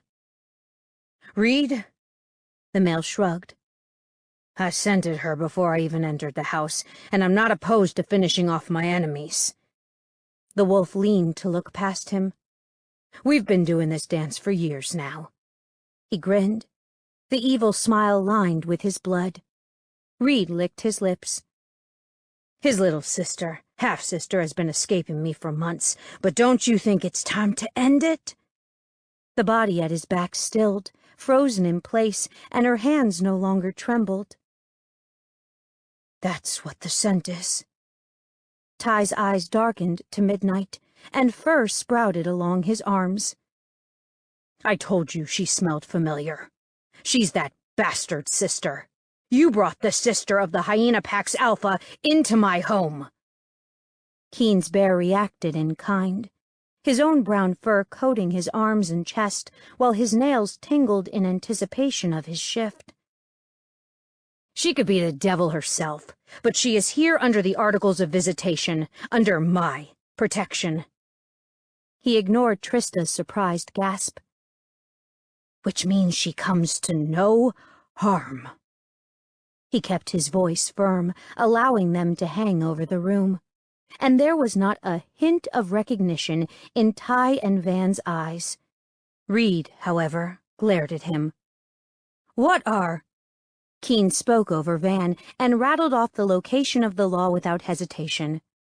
Volume 3, Section 2, Paragraph 4, Subsection 3, Paragraph 7. Not waiting for any of the males to question him further, he reached back and grasped Trista's hand. "And now we're leaving." He stepped forward, heading toward the doorway, and Van moved to intercept him. Keeping his gaze settled on his brother, Keen spoke once again. "I forgave one attempt on her life due to your ignorance, but I won't tolerate another, Van. Do you know, I know you're breaking the law. That not 2 minutes ago, you were ready to break the law." His voice echoed off the walls, and silence followed in its wake. "We're leaving." He looked to Ty. "I'll send someone to pack my things." "Keen, be reasonable. There are plenty of women in the clan. You don't need to. I would advise you to shut your mouth, Ty." His bear pushed against his flesh, stretching it until he felt as if he'd split wide if he didn't release the animal. "It's taking everything in me not to kill you three. And you know I can."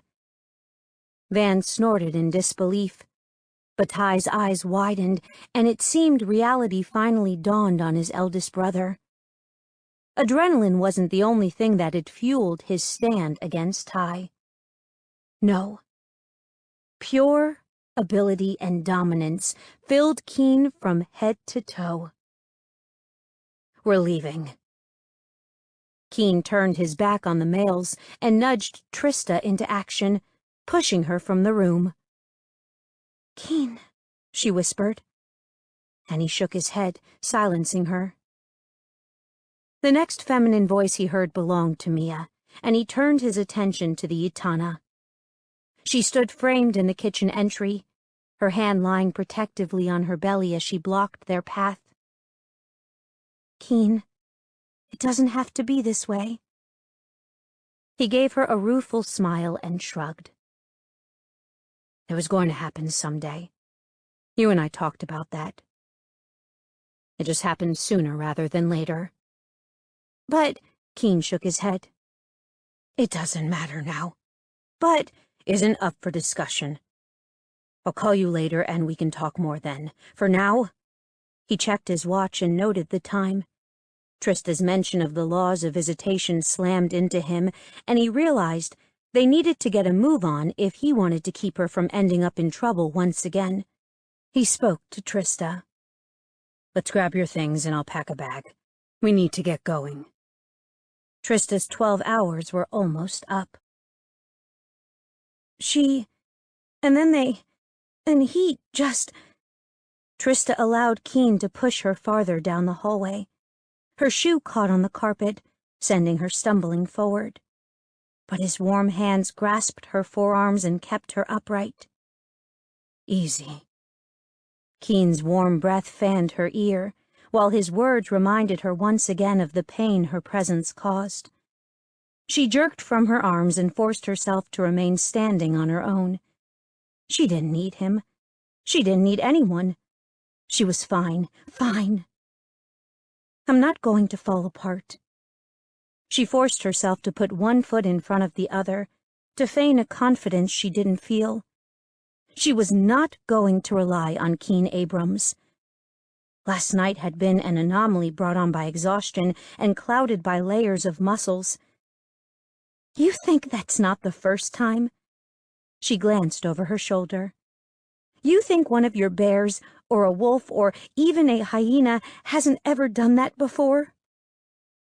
Trista ignored the warning growl from Keen, the audible hint that violence was on the horizon.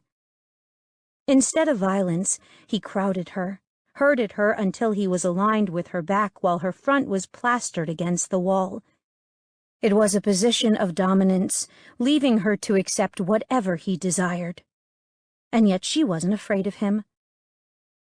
Never again. The words were barely audible, but she understood him. No one will ever threaten you again. Fur, not hair, tickled her exposed skin, teasing her and telling her exactly how close to the edge he currently lingered. He surrounded her, enveloped her in his strength, and she reveled in it just as she cursed her own weakness. She couldn't take comfort in anyone, in a man. It never turned out well, and disappointment, even death, lurked on the horizon when a person lived with hope. Keen. A rolling growl vibrated through her, plucking her nerves and trembling through her blood. Never. Trista swallowed past the growing lump in her throat. She wanted to believe him so very, very much, and yet she couldn't allow herself that luxury. Deciding to avoid the topic, she focused on something else, mainly getting the hell out of Grayslake before it was too late, but not too early. Keen, I have to get out of here, soon. He breathed deep and released the air on a long sigh. His scent surrounded her, comforted her even when she knew taking that reassurance was a very bad idea. You're right. We need to get moving. Come on. He stepped back, giving her space, and she nearly whined aloud at the loss of his touch. She wanted him close, wanted to rub all over her skin. She just didn't want to want him. Turning toward him, she squeaked and slapped a hand over her eyes. You're naked. Instead of immediately answering, he twined his fingers with hers and tugged her into motion. It's kind of hard to become a half-ton bear and keep your clothes intact. I don't know why you're surprised. I'm sure you've had the same trouble in the past. Trista kept her eyes covered, allowing him to lead her, and shook her head. No, I can't shift. He must have stopped because suddenly she was plastered to his front. You can't shift? Disbelief filled his tone, and she risked moving her hand so she could stare at him. No. Half hyena, remember? Don't you think I would have shifted and run if I could have? It wouldn't have been difficult to escape the bears. I don't have Reed's fighting knowledge, but a hyena... She shook her head. It fears nothing. It'll fight everything. The animal is just flat-out crazy. There's no real conscience. Yeah, he murmured. She sensed a sadness wrap around him like a cloak and squeezed her eyes shut. But you know this already. I'm sorry.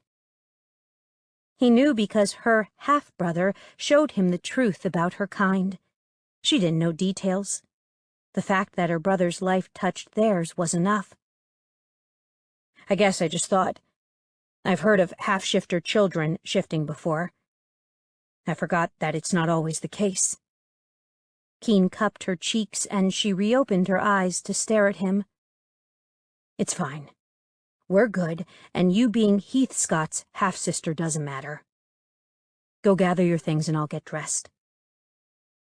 It didn't matter to him, but it sure as hell mattered to Keen's brothers and the Redby Alpha. It mattered a lot. For now, she'd take him at his word and do as he desired. She needed to get gone, and he wanted to help her with that. Win-win. When he turned right, she went left and dashed into the guest room, gingerly stepping over the remnants of the broken door. It took seconds to slide the strap of her purse over her head to wear across her body.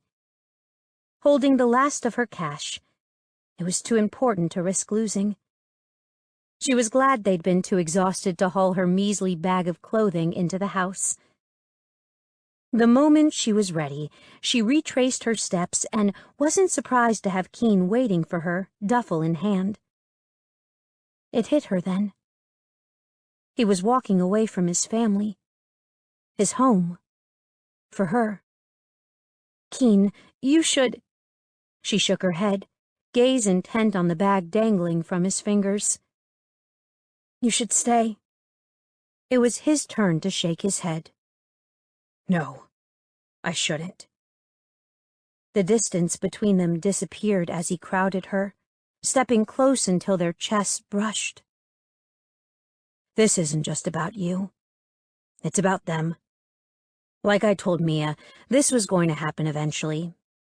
Your presence moved things along. Okay, but you don't have to rush off with me. I mean, thanks for not letting me get killed, but I don't want to be why you're leaving. I don't want to be the reason you don't have a family. Trista. He took a deep breath and released it slowly. There's something between you and me. I don't know what it is, but it's there, and my bear is determined to keep you close. You felt it last night, didn't you? She didn't want to answer that question, and he didn't seem to be looking for a reply. No matter what you say, no matter what anyone does, you're mine. That sounded way too close to a declaration of claiming for her comfort. You can't just say things like that. You know just as much as I do about the law. Do you need the formal words? You can't just... She shook her head, refusing to even let herself think about what he meant. Thinking about it could kindle hope, and she had no room in her life for wishes and dreams. Amazingly enough, I can. He stepped away. Now come on, we have things to do today. Yeah, they did. Without saying a word, she followed in his wake, down the hallway and through the kitchen. She turned her attention from the living room as they passed, forcing herself to breathe through her mouth so she wouldn't scent the blood that soaked the floor. Before long, they stepped onto the front porch, the day's sun nearly blinding her with its brightness. She managed to thump down one step, and then two, before a familiar sound chilled her blood and froze her heart. Beep, beep, beep, beep. The alarm on her watch repeated over and over again, reminding her that her time was up. She was officially violating the laws of visitation. She was officially free game to any shifter leader. She was officially 2 steps from dead if the bears had any choice in the matter. Instant awareness struck her, her senses kicking into overdrive as she evaluated her surroundings. Stupid, stupid, stupid. The fight fucked with her head, and now she was in the middle of a hostile area. She prayed the Abrams brothers would abide by Keen's wishes, but this morning proved that Van's hatred was fierce. Trista froze on the stairs, attention flitting across the open driveway. She tilted her head back, nostrils flaring as she brought the area's scents into her lungs. She couldn't shift, but she still had many of the animal's abilities. Bears, lots of them. But what did she expect in Gray's Lake? She identified Keen's and discarded it. Then there was Ty and Van's, followed by Mia's. She didn't think they'd try anything, not with the stress between the brothers. Then there was Reed. Trista? Keen stood below her, his brow furrowed and head tilted in question. We have to... Stay exactly where you are.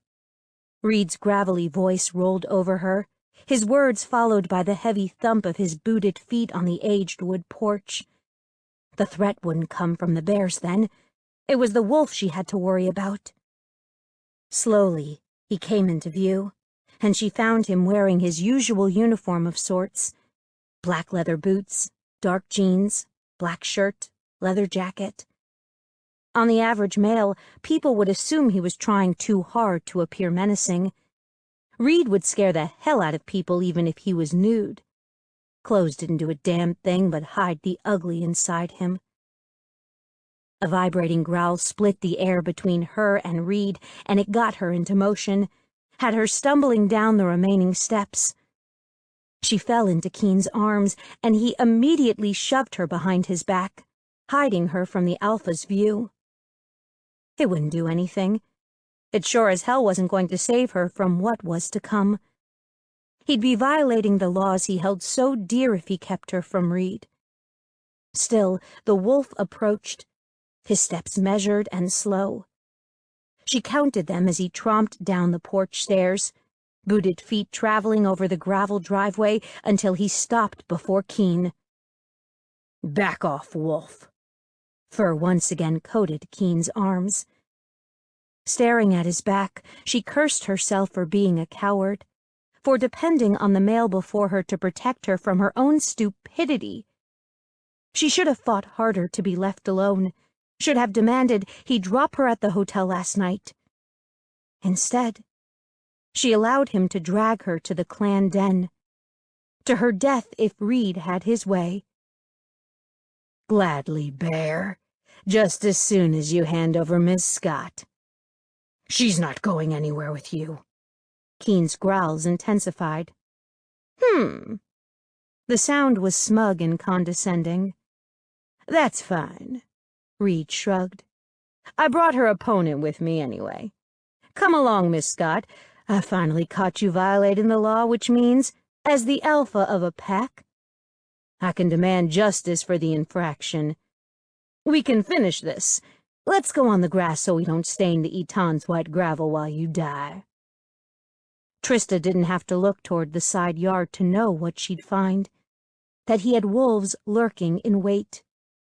The purge that made hyenas the bears' enemies may have only happened 7 months ago, but the hatred that lingered between Reed and her family had been going on for years. The wolf was constantly searching for a way to end her, and now he had his opportunity. Her mother's voice drifted across Trista's mind. The explanation so simple, even a child could understand the words. When she was 5, she had understood the law.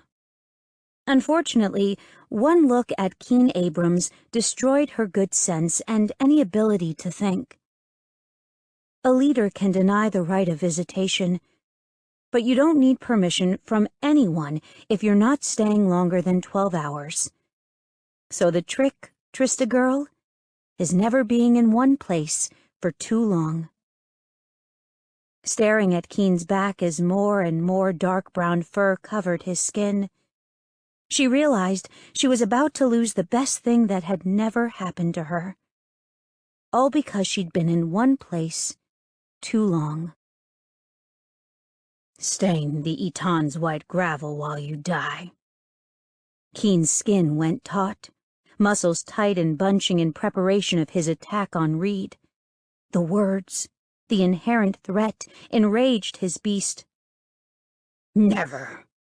He shoved the words past his gritted teeth. "You'll never touch her." Reed, fucking wolf bastard, smirked, and Keen's fingers itched with the need to rip that expression from his face. "No, my new beta Adrian will."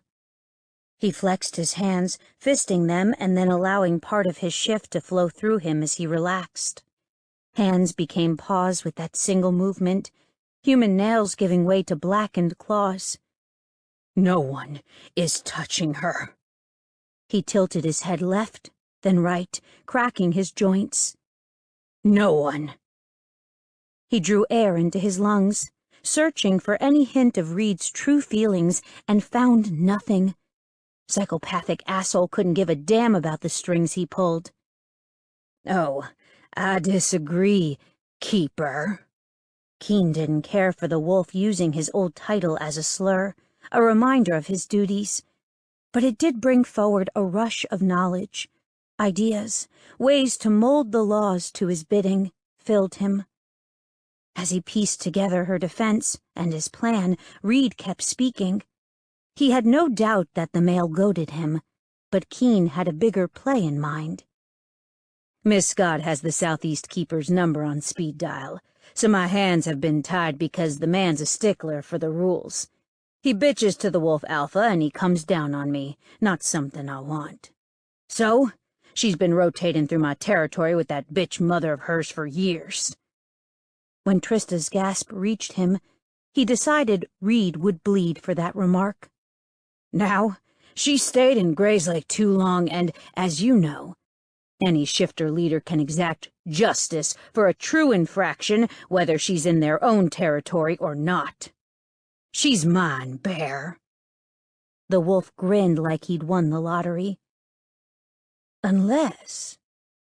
The idea twisted and turned through his mind, and the bear was on board with Keen's thoughts.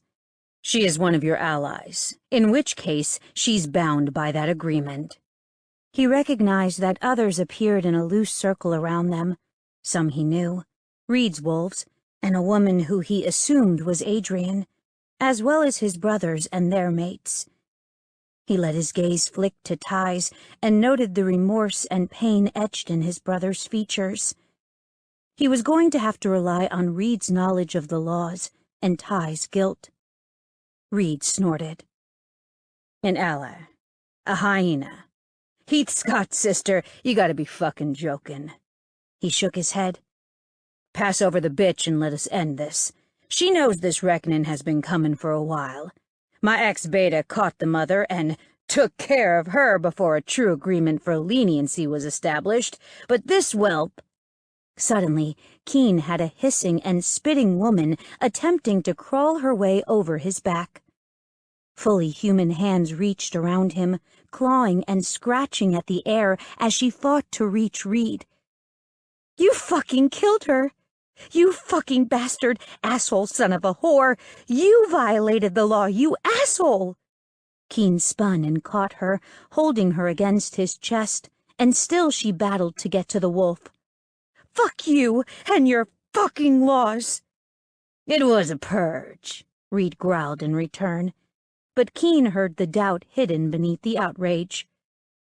For hyenas, fuckhole! She was human, she hissed. Dear God, he didn't even want to follow the lure Trista placed before him with those words. Reed had been trying to catch Trista and her mother for years as they skirted the laws of visitation, which meant he knew they weren't part of the Boyne Falls hyena pack. Which also meant Trista's mother had been eliminated without cause since Ty's order addressed the pack. And if Trista was the half-sister of Heath Scott and only a half-shifter herself, her mother was human. He held her close, quieting her struggles until she sobbed against his chest. Her face pressed along her neck as tears soaked his skin. So strong and so fragile at the same time. She'd been running and it was going to stop.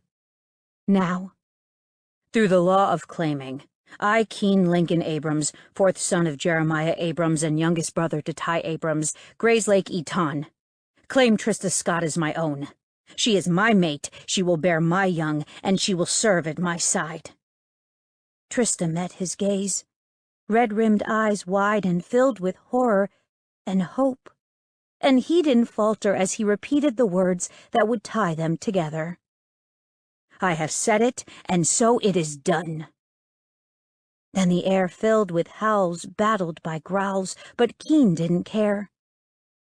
For the first time in his life, his bear was truly at peace, truly relaxed. And it was all because of the woman in his arms. He had her. Now he refused to let her go. Ever. 8. Trista had to leave, had to get away. She was desperate to run and flee the moment Keen turned his back just as much as she craved being in his presence. He'd claimed her before one and all. Claimed. Period. Done. No backsies. And she'd stood there and let it happen. No, she'd fought to get to Reed, fought to scratch out his eyes and claw out his heart. Her mother was gone. Morgan, the now dead pack beta, had killed her, and Reed gloated about it. Gloated. Held tight in Keen's arms, her anger rushed forward anew, anxious to be unleashed on the wolf alpha. She wanted to kill him, to watch him squirm and cry out as she tortured him. Had it been quick for her mother? Or slow? What did they do to her? Trista ignored the fight that surrounded them, voices raised as the men yelled at each other. They didn't matter. Nothing mattered. Another sob raced up her throat, and it escaped her before she could swallow it once again. She couldn't let the emotion overtake her, not while Keen still held her. It would be another step, another shuffle toward depending on him wholly, and that couldn't happen. Shh. His large hand traced her spine as he hugged her closer. I've got you now. He did. And she didn't want him, and she refused to listen to the voice in her head that called her a liar. Keen! Another choked sob, another gasping breath as she battled for calm. She pressed against him, molding her body to his, and promised herself she'd allow him to hold her for one more minute, one more second, and then she'd pull away. The fight continued, the coppery tang of blood filling the air as the roars and snarls of the two groups went after each other. Trista wasn't sure how long it continued. Seconds, minutes, but it ended with one feminine shout. Enough! Damn, the Etana had one set of lungs on her, and she was effective. All growls ceased, and the sounds of battle quieted in an instant. As soon as peace reigned, she spoke again. Now, I don't know the laws like Keen, but I know he wouldn't make a claim without being 100% right. A snort shot through the air, and it was immediately followed by a low grunt. I said enough, Mia snapped. I don't hesitate to believe him, and that means it would be best if the wolves left our territory for the time being. It was a prettied-up order, plain and simple, and the low shuffle and crunch of wolves stomping past them filled Trista's ears. She kept her gaze averted, remained locked in Keen's embrace as they moved along. She didn't want to look at them, didn't want to acknowledge that she cowered before them in another's arms. She'd lean on him, just this once. Except, based on the tightening of his embrace and the rumbling growl coming from his chest, she didn't think he'd accept once.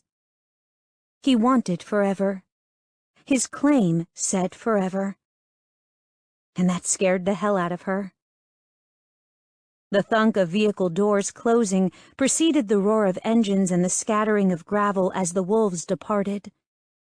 She stretched her senses, verifying the pack members no longer lingered, and then she allowed herself to relax a little, not completely because Van still stood nearby, but some of her tension eased. The sounds of the SUVs and cars departing slowly lessened until only the nervous shuffle of Keen's family reached her. An increase in volume and a rhythmic crunch announced someone's approach, and the chest against her cheek expanded as a threatening growl escaped him. Trista wasn't comfortable around Keen's family, but she figured none of them were ready to put her down, at least, not at the moment. She wiggled a hand free and stroked him, rubbing her hand across his chest in a soothing motion. Shh. The snarl lowered to a rumbling purr, and he rubbed his cheek over the top of her head. A low cough was followed by someone clearing their voice, and finally Ty spoke. Keen, we have things to discuss. It was phrased as a statement, yet sounded like a question.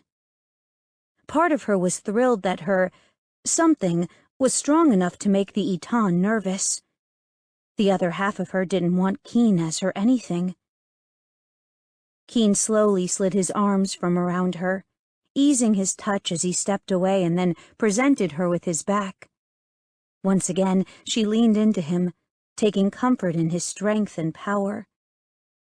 He was her concrete and steel wall against the world. I think I said enough not 2 minutes ago. His voice vibrated through her, stroking her in a gentle wave. Ty hesitated, and unease filled his words. I heard what you said, but I still think there are things to talk about. Trista rubbed her cheek along his shoulder, transferring her scent to his clothes. It seemed to soothe him, and she knew they were in the middle of a delicate situation.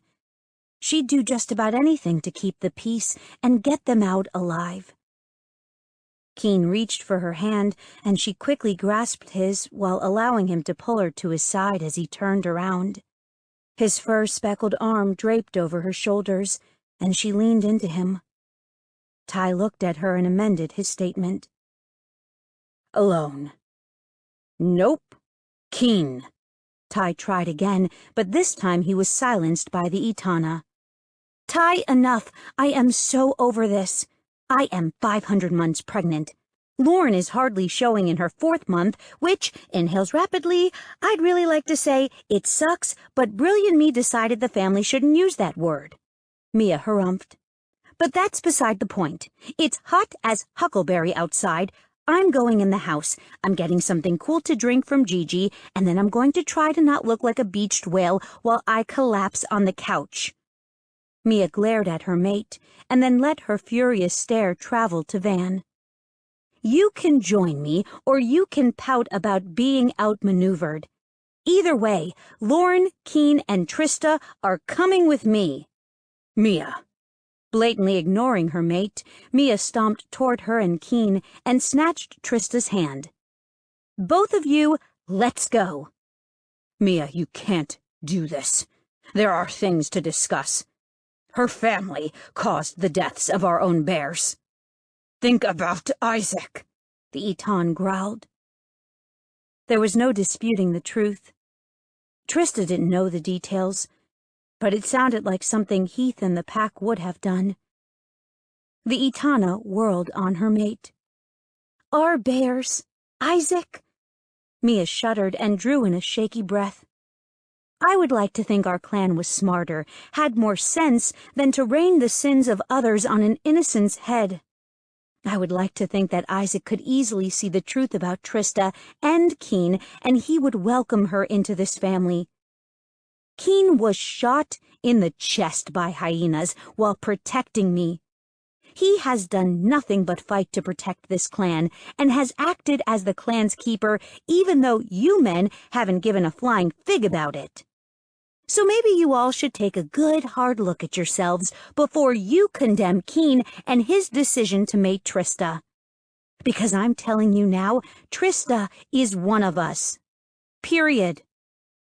Even if Keen were to sever their mating right this second, I would not let her walk away. Anger and hurt suffused Ty's features, and Trista wished she could curl into a small ball and hide like she did when a child. Arguments, yelling, always ended in pain. She'd like to think Ty wouldn't harm his mate, but there was no telling. You can't just... Mia snapped her fingers and whirled on them, pointing at Keen. I'm allowed to make decisions about clan membership, right? I can do that as the Etana. Keen furrowed his brow and nodded. Good. Quote the appropriate law. The Etana snatched Trista's wrist and tugged her out of Keen's embrace as she waved her hand toward Ty. To this corn nut, and tell him what's what. I'll be with my new sister-in-law." As she was dragged across the lawn behind the Etana, she wasn't sure what the hell just happened. She'd stepped outside the house an outsider, and suddenly she was a hyena in a clan of bears and being personally welcomed by the Etana, even though the Etan looked like he was ready to blow a gasket. Oh. And she was mated. She followed Mia, allowing herself to be hauled away from Keen. The farther away they got, the less she could hear of Keen and Ty's conversation. "Just ignore them," Mia tugged. "Ty, God love him, is an idiot sometimes, especially when it comes to Keen. Hopefully they'll work out a truce before one of them ends up bloodied." The Etana didn't seem too broken up about the prospect. She glanced at Lauren trailing in their wake, smiling wide as she rested her hand atop the small baby bump. She looked as if she couldn't care less about the unfolding drama. "I'm sorry about all this. For Van getting hurt." Trista frowned and Lauren waved away her apology. "Don't. I understand my mate and—" Lauren shook her head. "He just wants to protect the clan." They thumped up the front steps, and Trista paused long enough to give Lauren her full focus. "And I'm a threat to that?" "My mate seems to think so. He's not a bad male, but as the enforcer, he's very, very devoted to the clan's safety. Hyenas threaten that. He lost some of his guards in the battle, so there's some animosity." Lauren reached out and squeezed Trista's hand. "But there's none here with us. There won't be with the clan. Powerful bears feel stronger than most, and their emotions run hotter and deeper than anyone's. Even after the attack in Purge, no one gave you trouble in Grayslake. They didn't even report your presence." Trista knew that, but it was because of her mother, of the relationship they'd forged over the years with clan and pack members. Lauren released her. "Give the clan a chance." Trista let her attention drift to Keen, to the massive werebear male who argued hotly with his eldest brother while his gaze was intent on her. Emotions tumbled across his face at an ever-increasing pace. He still roared at Ty, but the warmth in his features heated her from inside out. Part of her wondered if his claim was due to more than just her salvation. That same part stomped on the idea and reminded her that she didn't need anyone, that attaching herself to a man and depending on him for anything was a mistake. Didn't she remember what happened after her father died? Lauren nudged her toward the front door and she followed the two women. The scent of blood crawled from the den, carried by the gently blowing air. Van's shout had them halting, had Lauren turning toward her mate. "I don't think so." His words were garbled by his bare snout. "She's not stepping inside the house." Now it was Lauren's turn to yell at her mate, her turn to defend Trista. "She can either safely go into the clan den or our home, but as you heard your Etana, she's part of the clan." The woman stepped up to her mate, grasped his hand, and brought it to her stomach, forcing the fierce male to splay his fingers over the mound. "You told me no one would ever talk bad about our child because it's half-human, that you wouldn't tolerate prejudice in the Grayslake clan. Why can't you see that it should apply to Trista as well?" Van's midnight gaze traveled from Lauren to Trista and back again. Indecision warred with hate-tinged anger, and then, finally, he bent his head and rested his forehead against his mate's. "You're asking too much." The words were raw, hoarse, and she knew the scraping syllables weren't due to his animal, but the emotion that shrouded him. "Lauren," Trista whispered and stepped forward, gently laying a hand on the woman's arm. "It's okay." Being hated was nothing new for Trista. Don't fight with your mate over me. She wasn't worth it. At all. Ever. Lauren gave her a sad smile, tears filling her eyes. But it was Van who spoke. We're not fighting. My mate is simply showing me that I'm an ass. Mia coughed and then released a muffled language. Keen refused to listen to another word. Not a one, period. Ty kept talking, kept arguing and snarling about Keen's choice, while he focused on his mate. Mate. And her conversation with Van. Van, who only minutes ago tried to gut Trista. When a ripple traveled over Van's skin, fur rising in its wake, Keen walked away. He didn't say a word. There was no by your leave. He turned from Ty, his eton, and strode toward the gathering within the entryway. His bear bristled at Van's closeness, mere inches separating his new mate from his violent family member, and he increased his pace when Trista reached for Lauren.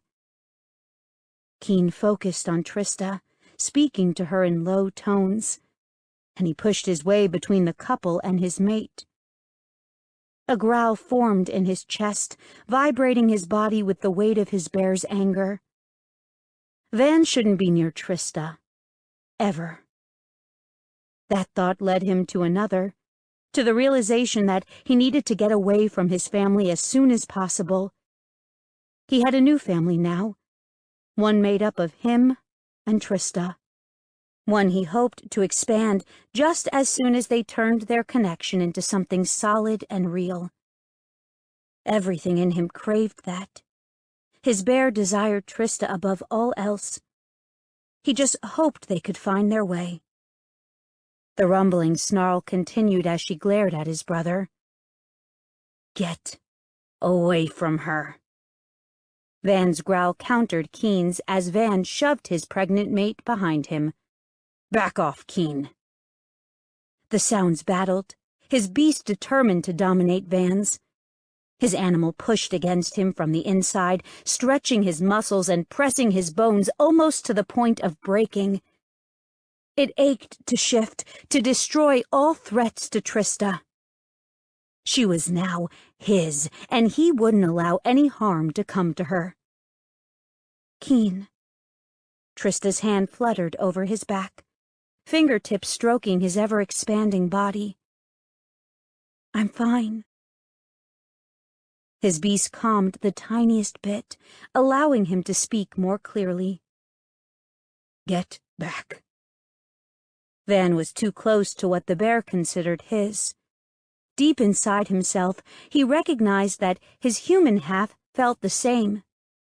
From the moment he'd seen her, he wanted her. Hyena or not, he wanted Trista Scott. He calmed even further when Van shuffled back. Anger still filled his brother's features, but he imagined Lauren's grip on Van's arm had something to do with the minor retreat. Ty approached and he scented another bear nearing from inside the clan den. Too many people, werebears for his comfort. Threats surrounded them, and his animal urged him to drag Trista from the hostile environment. Keen was in full agreement. Without another word, he took Van's slight opening and dragged Trista back down the steps and past Ty. He made sure his body blocked hers as they strode across the gravel. He paused long enough to gather his bag once again and drew her to his truck. Keen! His eldest brother called after him, but he refused to slow or halt his progress. The rapid crunch of his brother's jog over the small rocks announced Ty's approach, and Keen stood guard beside the passenger door. We're leaving, Ty. You knew this was coming. I don't understand why this is so difficult to accept. Over her? Keen shook his head. Over it all. He noted Ty's confusion and hurt, but couldn't do a damned thing about it. I'm not your brother. I'm just another bear to you, and that's fine. But I want to be more, and I can't do that here. I definitely can't do that with Trista under your roof while you and Van are intent on destroying the best thing that's ever happened to me. Shocking to his mind, yet his bear assured him it was true. Less than 24 hours in her company, and he couldn't deny that Trista was now a necessity. But you're the key. No! He shook his head. Just another bear. He sighed.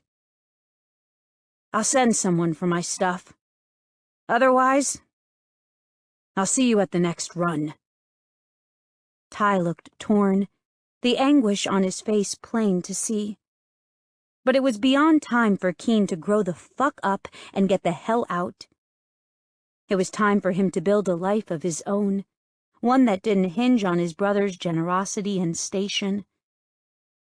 The Etan stepped back, slowly retreating to where the rest of the family gathered 20 feet away. The moment Ty was far enough away for his bear to calm, Keen rounded his truck and climbed behind the wheel. Trista didn't speak as he turned the key and got the engine rumbling, nor did she say a word as they drove down the long driveway that led to the main road. No. All she did was reach across the space separating them and stroke the hand resting loosely on his thigh.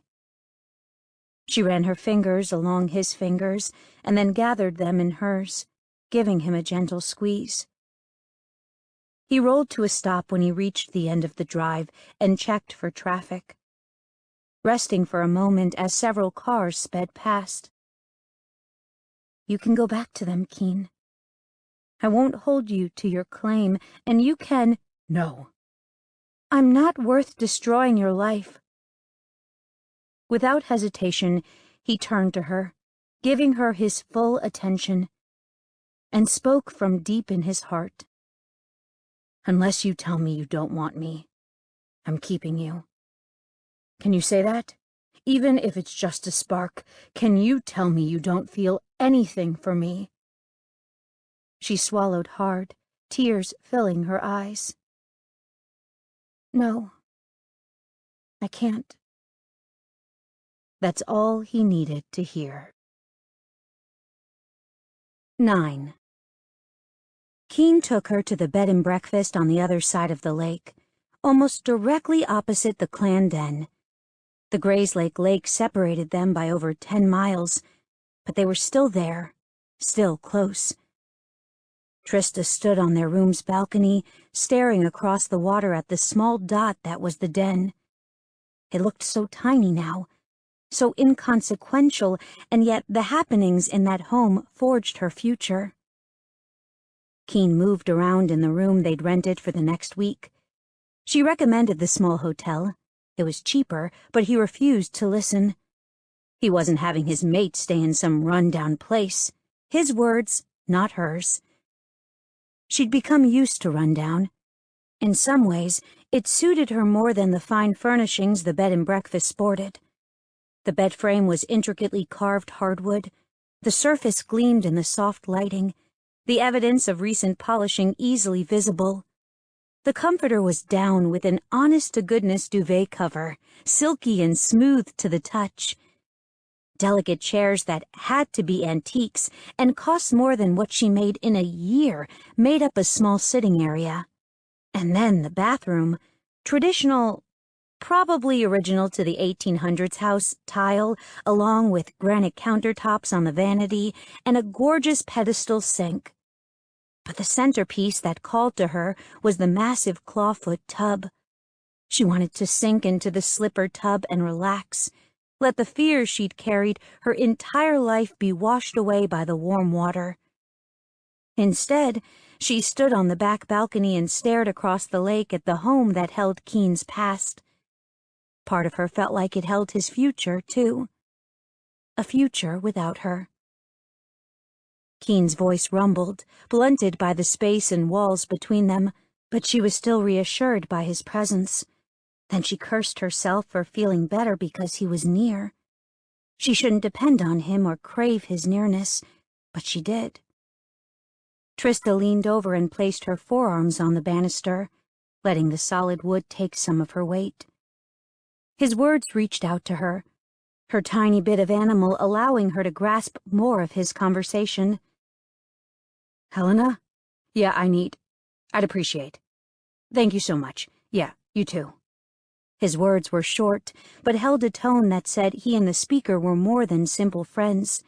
Jealousy, hot and searing, burned through her body from head to toe. It scorched her from inside out as her hint of beast cackled an objection. She wasn't sure why, since they weren't mates. Not really.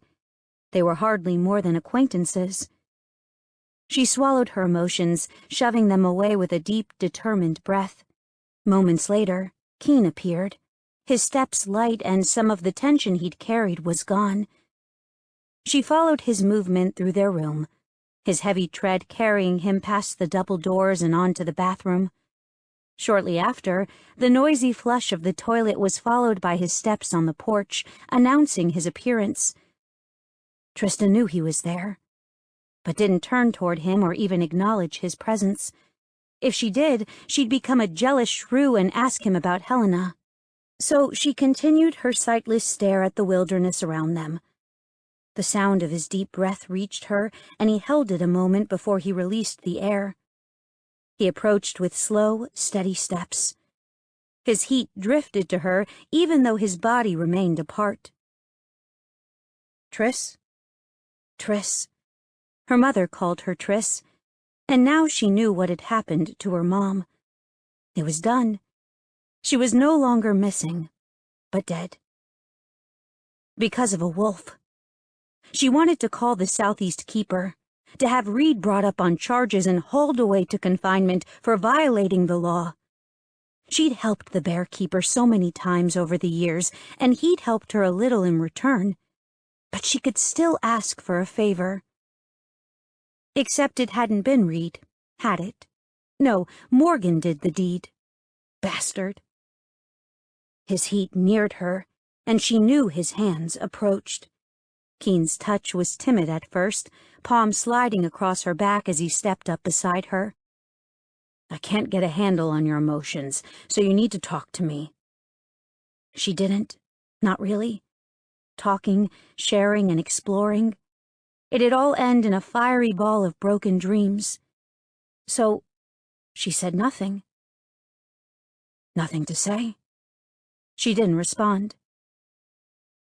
I sent attraction, fear, and unease. He traced her spine, and she fought not to shiver with the pleasure of his touch. There's jealousy, too. There's no reason for it, Triss. Helena is... The name again. That name.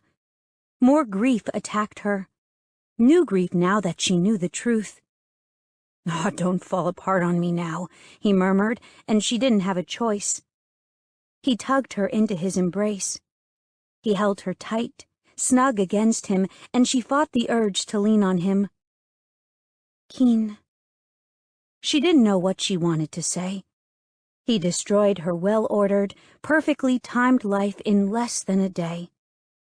I'm gonna hold you for a while, and you're gonna let me. Then we'll get something to eat, and then we're going to find a place to live. The bed and breakfast is nice, but we need a home.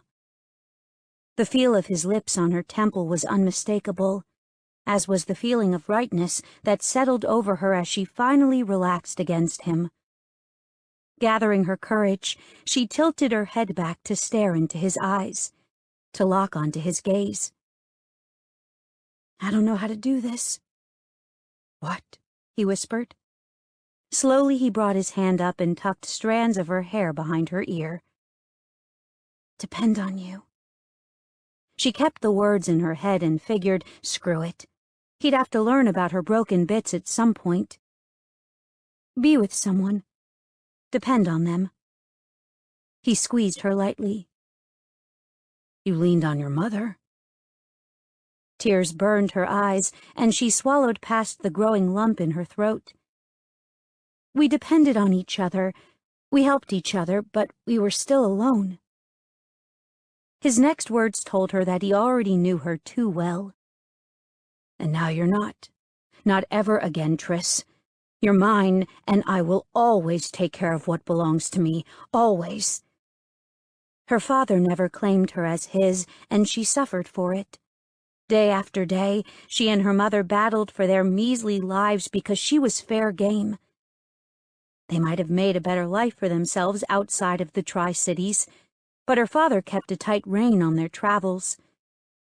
He didn't want Trista, but he didn't want her to leave either.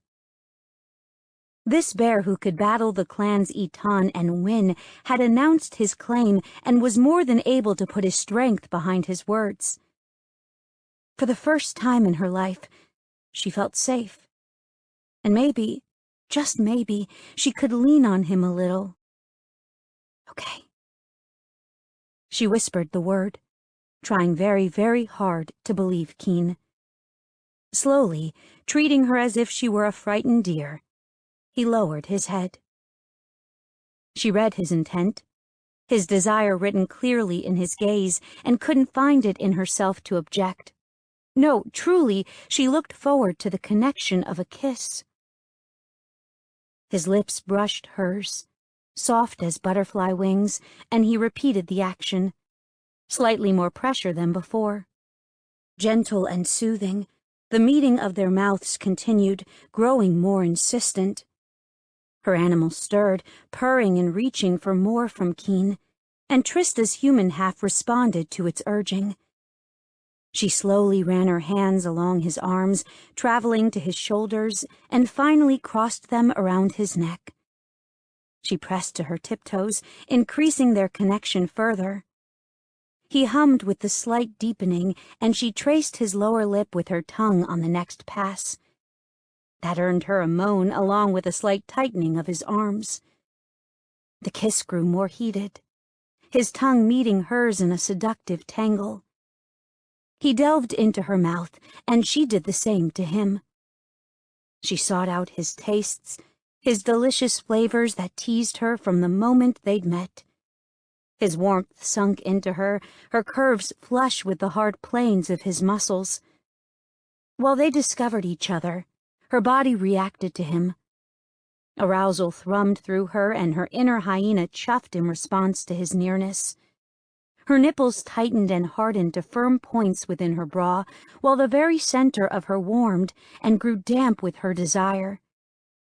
Keen's thick, hard length pressed against her hip, showing her that he was just as affected by their kiss. His reaction spurred her to continue, to keep tasting him. She swallowed his moans as he absorbed hers. The heavy pants of their breathy groans warred with the soft lap of water against the rocky shore below them. It provided nature's song as they explored one another. Gradually, he lessened their kiss, pulling his lips from her while continuing to hold her captive. With a low whimper, she tried for one last press, and his mouth met hers in a gentle reunion. He was so fierce, so deadly, and yet he treated her as if she were glass. Then it was at an end, his mouth no longer meeting hers. She nuzzled his chest, her hyena urging her to rub against him, stake her claim with her touch and scent. She was surprised when Keen did the same and stilled for a moment, as his cheek brushed the top of her head before moving on to stroke her face and neck. Seconds ticked past, and she didn't stop, nor did he, until she was satisfied he smelled like her. Eventually they ceased, all attempts at defining their connection ceasing, and the sounds of the world surrounding them intruded. The warbling cries of the birds countered the gentle sway of the water to the shore and the wind whooshing through the trees. It was peaceful and soothing. The rush and race she'd lived with her entire life ceased to exist here. Here amongst her enemy's territory, she found tranquility. Funny how life worked. "You ready to get something to eat?" he whispered, hardly making a ripple in the quiet. Truly, she didn't want to move, didn't want to break the soothing spell that had woven its way around them. Yet she knew it was necessary. The moment she pressed her lips to his, their future had been decided. Their lives were entwined, tied together by words and sealed by a kiss. She was ready to shrug off her past and get on with her new life. Not all of it. She'd never forgive or forget so many things. But she could put aside some of her fear for him. Trista cleared her throat. Yeah, I'm ready. Keen climbed from his truck and was quick to make his way to the passenger door. He caught it as Trista swung it open and immediately reached for her hand. You need to let me help you. That earned him a glare, but she placed her palm in his and allowed him to help her slide to the ground. She was tiny, short, and small. Just a little bit of nothing. His little bit of nothing. Damn, it felt good to say that. It felt even better when he'd slanted his mouth over hers and tasted her for the first time. He couldn't wait to do it again. I'm perfectly capable of getting out of your truck. Holding her hand captive, he used his grip to give her a sharp tug until she was pressed against him once again. Yeah, but then I wouldn't be able to do this, he murmured. Slow as before, he lowered his head and brushed his mouth across hers. The kiss was gentle, swift, and not nearly enough. But it flustered his little mate, making her cheeks flush red and her heart race. A vein in her neck pulsed, and he wondered if her skin would be as sweet as her mouth. Hopefully she'd let him find out someday. He didn't have any illusions that it'd be today. There was so much to learn and so many walls to climb. He hoped it was soon. Keen's cock throbbed. Yeah, soon, like 12:01 a.m. Then it'd officially be tomorrow. That sounded good to him and his bear. Twining his fingers with hers, he gently pulled her toward the diner. It was the only one in their small town, so it catered to humans and bears alike. The owners, Nellie and Edward, were sweet as could be and beyond nice to Lauren to this day. It was the perfect place to bring his mate and help her feel comfortable. It was also the central hub of any and all gossip in town. He'd be able to introduce Trista as his mate, get Nellie and Edward's approval, and get something to eat all in one shot. The moment they stepped through the door, the sense of grilling burgers and French fries cloaked them. The rumbling buzz of conversations flowed around them, and Edward's yell of "Order up!" lived above it all. A waitress bustled by, racing to the window to snag the plates Edward had dropped onto the metal surface. Then she was racing away again, and Keen could see why Van was giving Lauren a hard time about working there. The moment the woman turned up pregnant, she'd resigned. Well, Van resigned on her behalf. That had been one hell of a fight. "Trista Ann, is that you?" Nellie's voice reached them, and he spied the woman at the end of the long counter. She tossed a rag to the smooth top, and then she was hustling toward them. She nudged one customer and then another aside. "Oh, it is you!" Nothing but happiness radiated from his mate, as well as from Nellie. Then his mate was gone, encased in the woman's massive hug. "I haven't seen you in forever, sweet girl." Nellie hadn't even glanced at him. She simply commandeered his mate and dragged her through the diner, shooing the approaching waitress away as she settled Trista into a booth. "Now," she sighed and smiled wide. "The regular?" "Sure," he drawled. "That'd be great, Nellie." The older woman froze and finally looked at him, shock plain on her features. The look transformed to a narrow-eyed glare. Hints of anger dominated her scent, and her face flushed red. "She's allowed to be here. I've been serving her and her mother for years. Sweet as can be, and they never caused an ounce of trouble. The laws of visitation say that—" He loved Nellie for being so protective of his mate, and any annoyance at her ignoring him was banished in that instant. He reached over and squeezed her hand. "I know that. I'm not giving you a hard time about her. He tilted his head toward Trista. Trista's my mate. I'm the last person you need to worry about. Oh. Her eyes widened. Oh. Nellie sighed, shoulders relaxing as if she'd been carrying the world. You'll take care of her, then? No one bothers her here. I don't tolerate any of that, but... Yeah, he bet. And that thought sent his bear pacing and grumbling inside his mind. But she's mine now. He let his gaze travel over the occupants of the diner, let it linger on the men and women, bears and wolves, and directed his next statement at them. And she's under my protection. Nothing, and no one, will bother her again.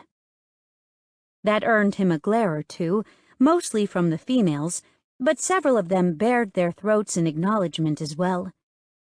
They may not know exactly who Trista was when it came to her problems with hyenas, but they now knew he wouldn't allow anyone to harm her.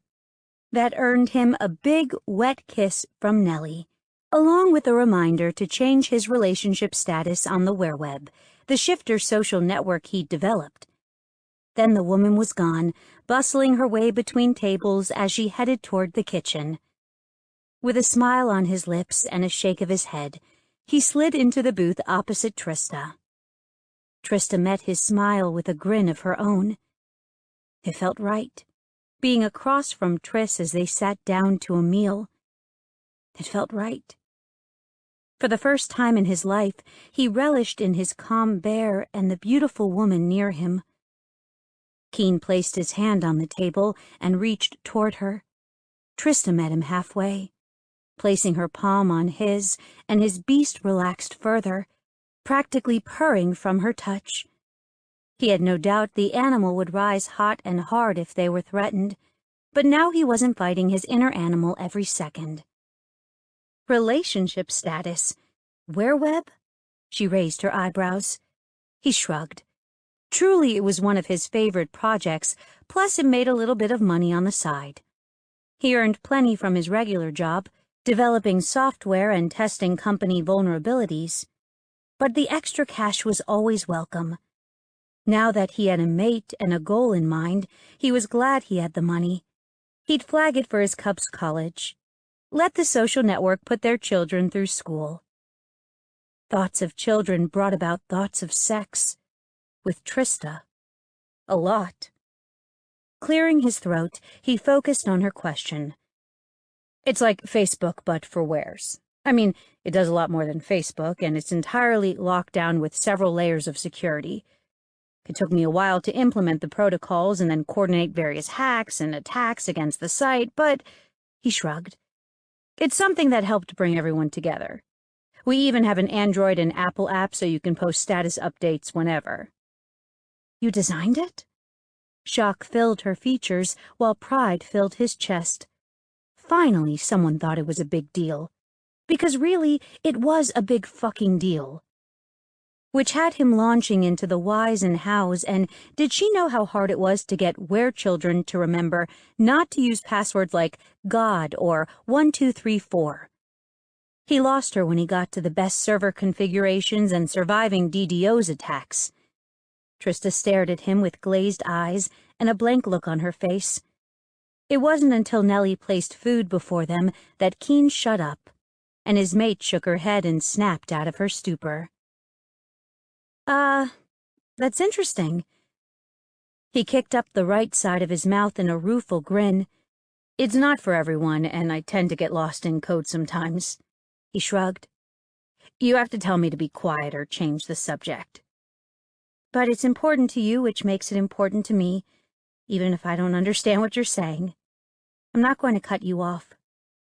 I get carried away. Trista rolled her eyes. It's obviously your passion, Keen. Code and computers weren't his only passion, but he didn't think he could say that in the middle of the diner when anyone could hear them. Later was a different story. So, technology is my thing. I code, do some graphic design. Other companies pay me to hack into their systems and then pay me to fix their security vulnerabilities. What keeps you busy? Trista frowned, and he immediately regretted the question. She'd been on the run for most of her life, and he doubted there was much time for school when she was worried about staying alive. I worked at Jerry's, then at the bar, and then spent time in my shithole apartment. I mean, I once wanted to paint and go to college and major in art, but... She grimaced. You didn't mate the sharpest tool in the shed, Keen. I'm not even sure this whole thing is a good idea. His bear growled low, annoyed that they'd rolled back to her doubting herself and doubting their mating. Trista, look at me. His voice held more than a hint of his bear, and he couldn't fight the animal into submission. It was not going to be denied. It took several seconds, but she finally raised her gaze. Extra moisture poised on her lower lids, waiting for a few more tears to gather before spilling down her cheeks. Staying safe. Keeping ahead of the wolves, bears, and even hyenas takes a lot of knowledge, strength, and cold-heart stubbornness. I bet you could quote me any law I asked without hesitation. I bet you know which counter others, and when the most recent law should give way to the oldest. And I bet you could outmaneuver any shifter you come across based on the laws alone. She didn't dispute any of his claims. He hadn't expected her to. Did she know everything there was to know about the world? Did she go to college? Probably not. But his woman was a genius when it came to survival. He replayed Reed's words, melded them with what he knew of Trista, and came to a conclusion that was utterly the opposite the wolf's alphas. I also think you have the Southeast Keeper's number because he gets help from you, not the other way around. Again she kept quiet on the idea. She merely slipped another French fry into her mouth, chewing quietly as the world continued to swirl around them. The clink and clank of dishes peppered through the soft roar of the other patrons, giving them a raucous song to go along with their meal. Keen remained silent, content to simply be near his mate as they shared a meal. Minutes passed, and Trista cleared her throat, snaring his attention. He made sure the hyenas knew he knew about what I was doing, and he does the same thing with the wolves, and threatened them with going to their territory leaders if they bothered us. He nodded. That's the deal. You help him and he tells others to abide by the law. A little blackmail? With Trista's answering nod, he fought to keep control of his bear. The fucking bastard. He could have done something to help Trista and instead used her to his benefit while leaving her to struggle. He swallowed the roar building in his throat, pushed it down and beat the bear back. The shifters in the area around them fell silent as they eased away from them. Him. He had no doubt they scented his towering rage, and he was never more thankful that his mate wasn't a full hyena. There's no reason to be angry, Keen. Her voice was soft, and a slight tremble filled the words. I'm fine. He managed not to snap at her. Trish shook her head and tapped her nose. No, you're not. He narrowed his eyes. You're only a half-were. You can't shift. No, I can't shift, but that doesn't mean I can't do things. I can smell scents, and my hearing is better than others. I have an animal here. She pressed a hand to her chest. You just can't see it. Rolling her words through his mind, he realized he'd let her distract him. Damn it. He went back to being pissed at the Southeast Keeper and decided the Southeast Eton was going to get a call from him as soon as they got back to the bed and breakfast. You're mad again, she murmured, her gaze flicking to the booth behind him and the now empty table nearby. Keen took a deep breath, drawing Trista's scent into his lungs, and the bear lowered its rage to a manageable level. Instead of wanting to kill everyone, he only wanted to have the Keeper's blood on his hands. There, that was better. You won't be helping the Southeast Keeper any longer. But he shook his head. No, he used you and didn't give you anything in return. He could have brought you and your mother to their compound. He could have actually paid you for your services. He could have done more than simply make a phone call. The fury threatened to overtake him once again. I don't want to be a caveman, mate, but in this instance, I'm telling you I don't want you helping him. I refuse to have you taken advantage of. He's disrespecting you, Trista, and that is not something I'll tolerate. Ever. Trista's brow puckered, her lips doing the same thing as she stared at the battered tabletop between them. The look of confusion was unmistakable, and it broke his heart. She'd become so familiar with being used that she no longer realized she was being used. It made him furious on her behalf, and he resolved to keep her sheltered from those types of people. His mate should be a shining light, safe from the bastards of the world. From now on, she would be. She still wore that confused expression, and he redirected her thoughts. The level of assholishness of the Southeast Keeper could be explored later. Eat up. We've got an appointment with Helena in half an hour. 10. If Trista had claws, she'd scratch out Helena's eyes. She hadn't met the woman yet, didn't know her from Adam, but the hint of caring that entered Keen's eyes when he spoke of her was enough for Trista. She wasn't going to address the fact that she'd tried more than once to cut Keen free. The thing was, she decided to keep him, and she wanted Helena far, far away, maybe across the ocean. When they rolled through the streets of Grayslake, Trista allowed her thoughts to drift to Keen's words. They were flat, a base pronouncement that allowed no wiggle room. I don't want to be a caveman, mate, but in this instance, I'm telling you I don't want you helping him. I refuse to have you taken advantage of. He's disrespecting you, Trista, and that's not something I'll tolerate, ever. She was glad in a way. She didn't want wiggle room. She didn't want to repeat to the Keeper ever again. She'd always secretly harbored the same thoughts, but fear kept her calling him once a week, kept her checking in and solving his problems, while her father's decree kept her in town. Every Wednesday, for years and years, she'd made that call. I don't want you helping him. She wondered how the Keeper would react when she didn't call. With a mental shrug, she realized it wasn't her problem anymore. They rounded another corner and traveled down a small, quiet side street. The homes were neat and cute with their throwback architecture and manicured lawns. Large trees shadowed the asphalt, sprinkling their path with flowers and leaves. Most of the driveways were empty, and she assumed their occupants were off at work while their perfect 2.5 children were in school. That's what it was. This block, this area, epitomized the perfect American neighborhood. She wondered if June Cleaver was going to walk out of a home and wave in welcome. They traveled a little farther and finally pulled into the cracked driveway of one of the homes. It was an enormous, 2-story house with gorgeous flowers lining the walkway and a massive oak tree in the middle of the front yard. A tire swing hung from one of the larger branches, and she could imagine taking a swing, or rather, their cubs. Trista's heart fluttered at the thought of having cubs with Keen. Having cubs meant sex, and her breath caught, body liking that idea way too much.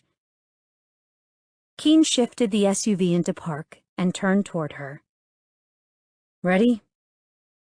That's when she tore her mind from thinking about sex with Keen and focused on the for sale sign stuck in the ground near the sidewalk. She also noticed the vehicle in front of them that sported one of those magnetic signs. It was splashed with an image of Helena Montgomery along with the woman's contact information. She glared at the sign.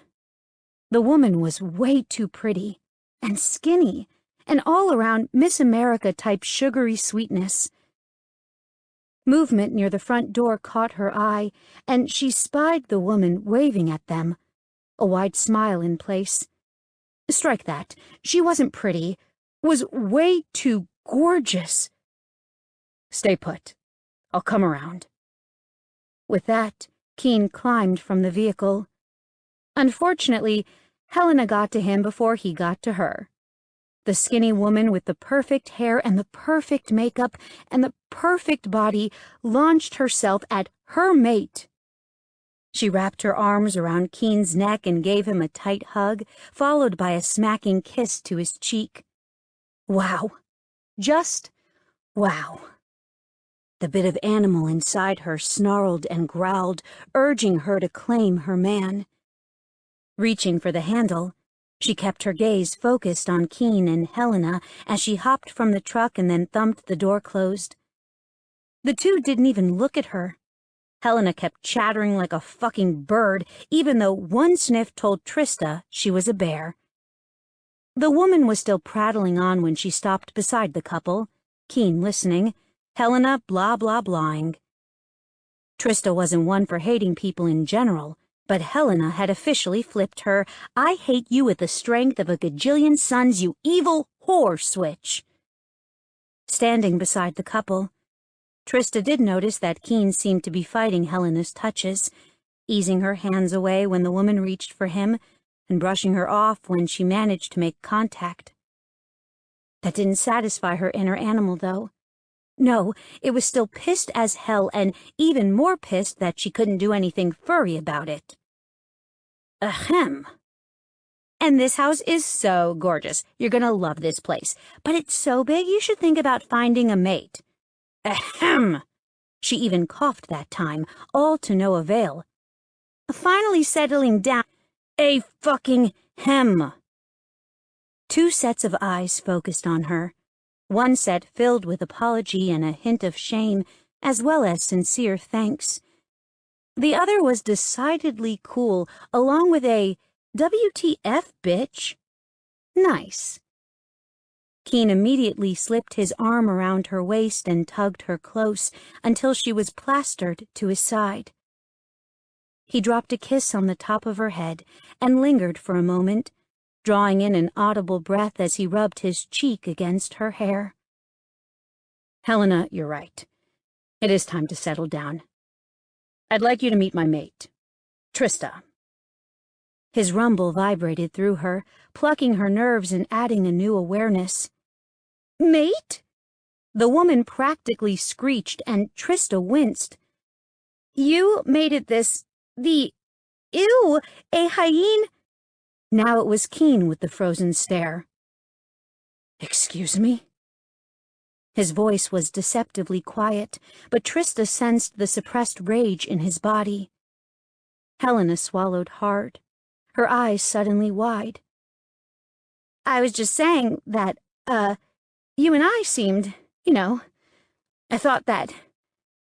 Trista's own jealous and anger swirled together until she was nearly overcome with the urge to go after the woman. I'm sorry if you looked at our time together as anything but friendship, but that's what it was. I let you sleep in my bed, she snapped.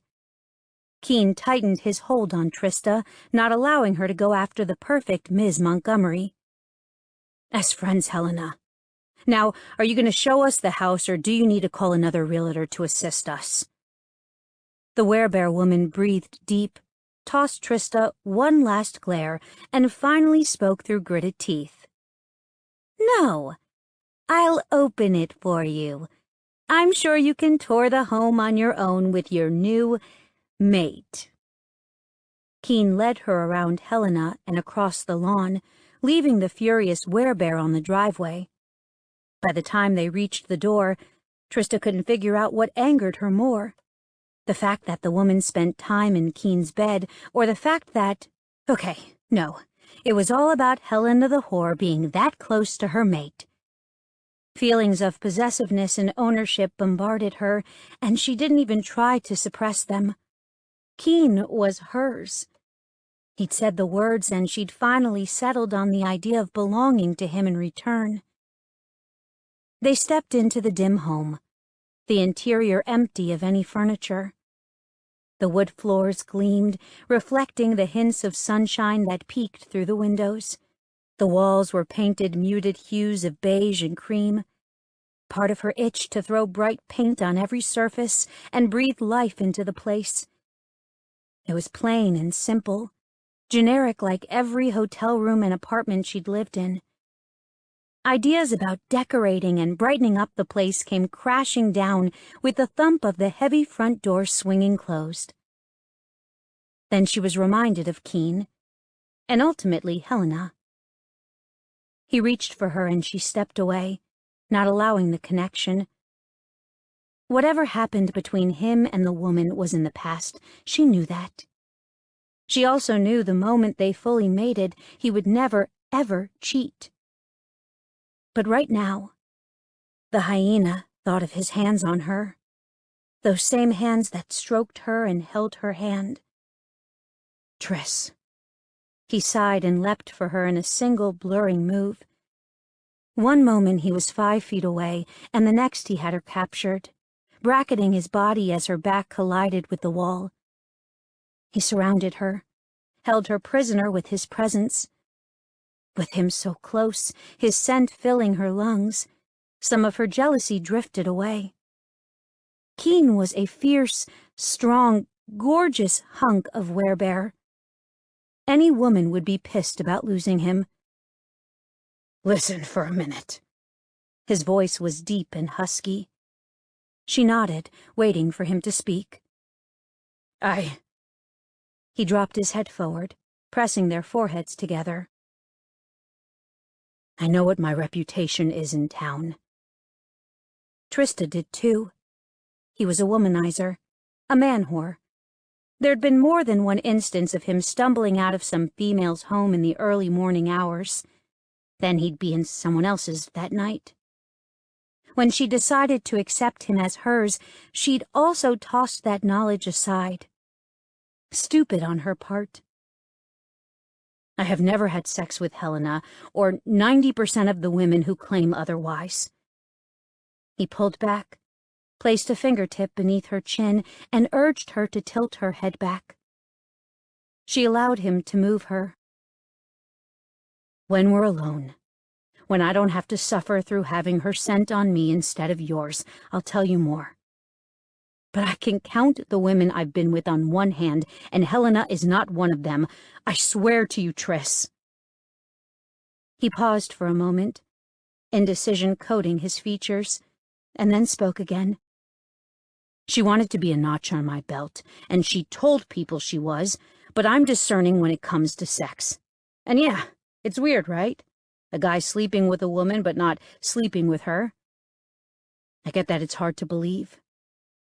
But when the bear rides me hard, it takes everything inside me to keep it contained.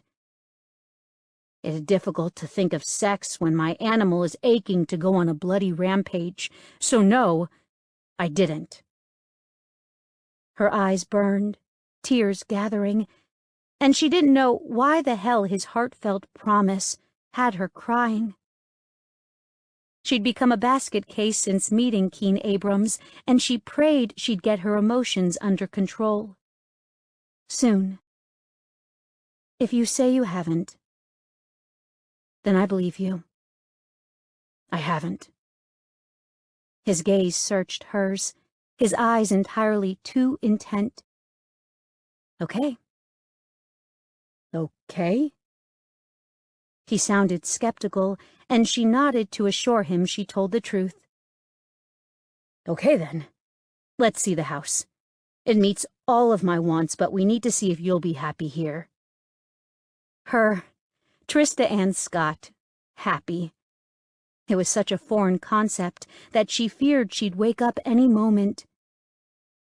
But she didn't as they moved through the family room that sported a large fireplace to warm them on winter nights, or even when she described the type of rug she'd love to have spread across the floor. Keen told her it was a good idea since they didn't want their cubs banging against the hard floor when they learned to walk. That made her heart stutter, and she pretended the next room was more interesting than the last. That had been the kitchen with its 6-burner gas stove, double ovens, and island with 2 sinks. The counters were polished granite and smooth to the touch. She imagined herself preparing dinner for Keen and their cubs, and maybe someday the rest of his family. That had tears springing forward once again, and the stairs became the most interesting part of the home. He didn't object to her random dashes for other parts of the house. No, he simply followed her, adding his own comments, making her fall a tiny bit in love with him, which was not fair. She didn't want to love him, didn't want to think about a future where she depended on him for everything. But he wasn't going to let her imagine a time where he wasn't at her side, holding her up when she leaned close.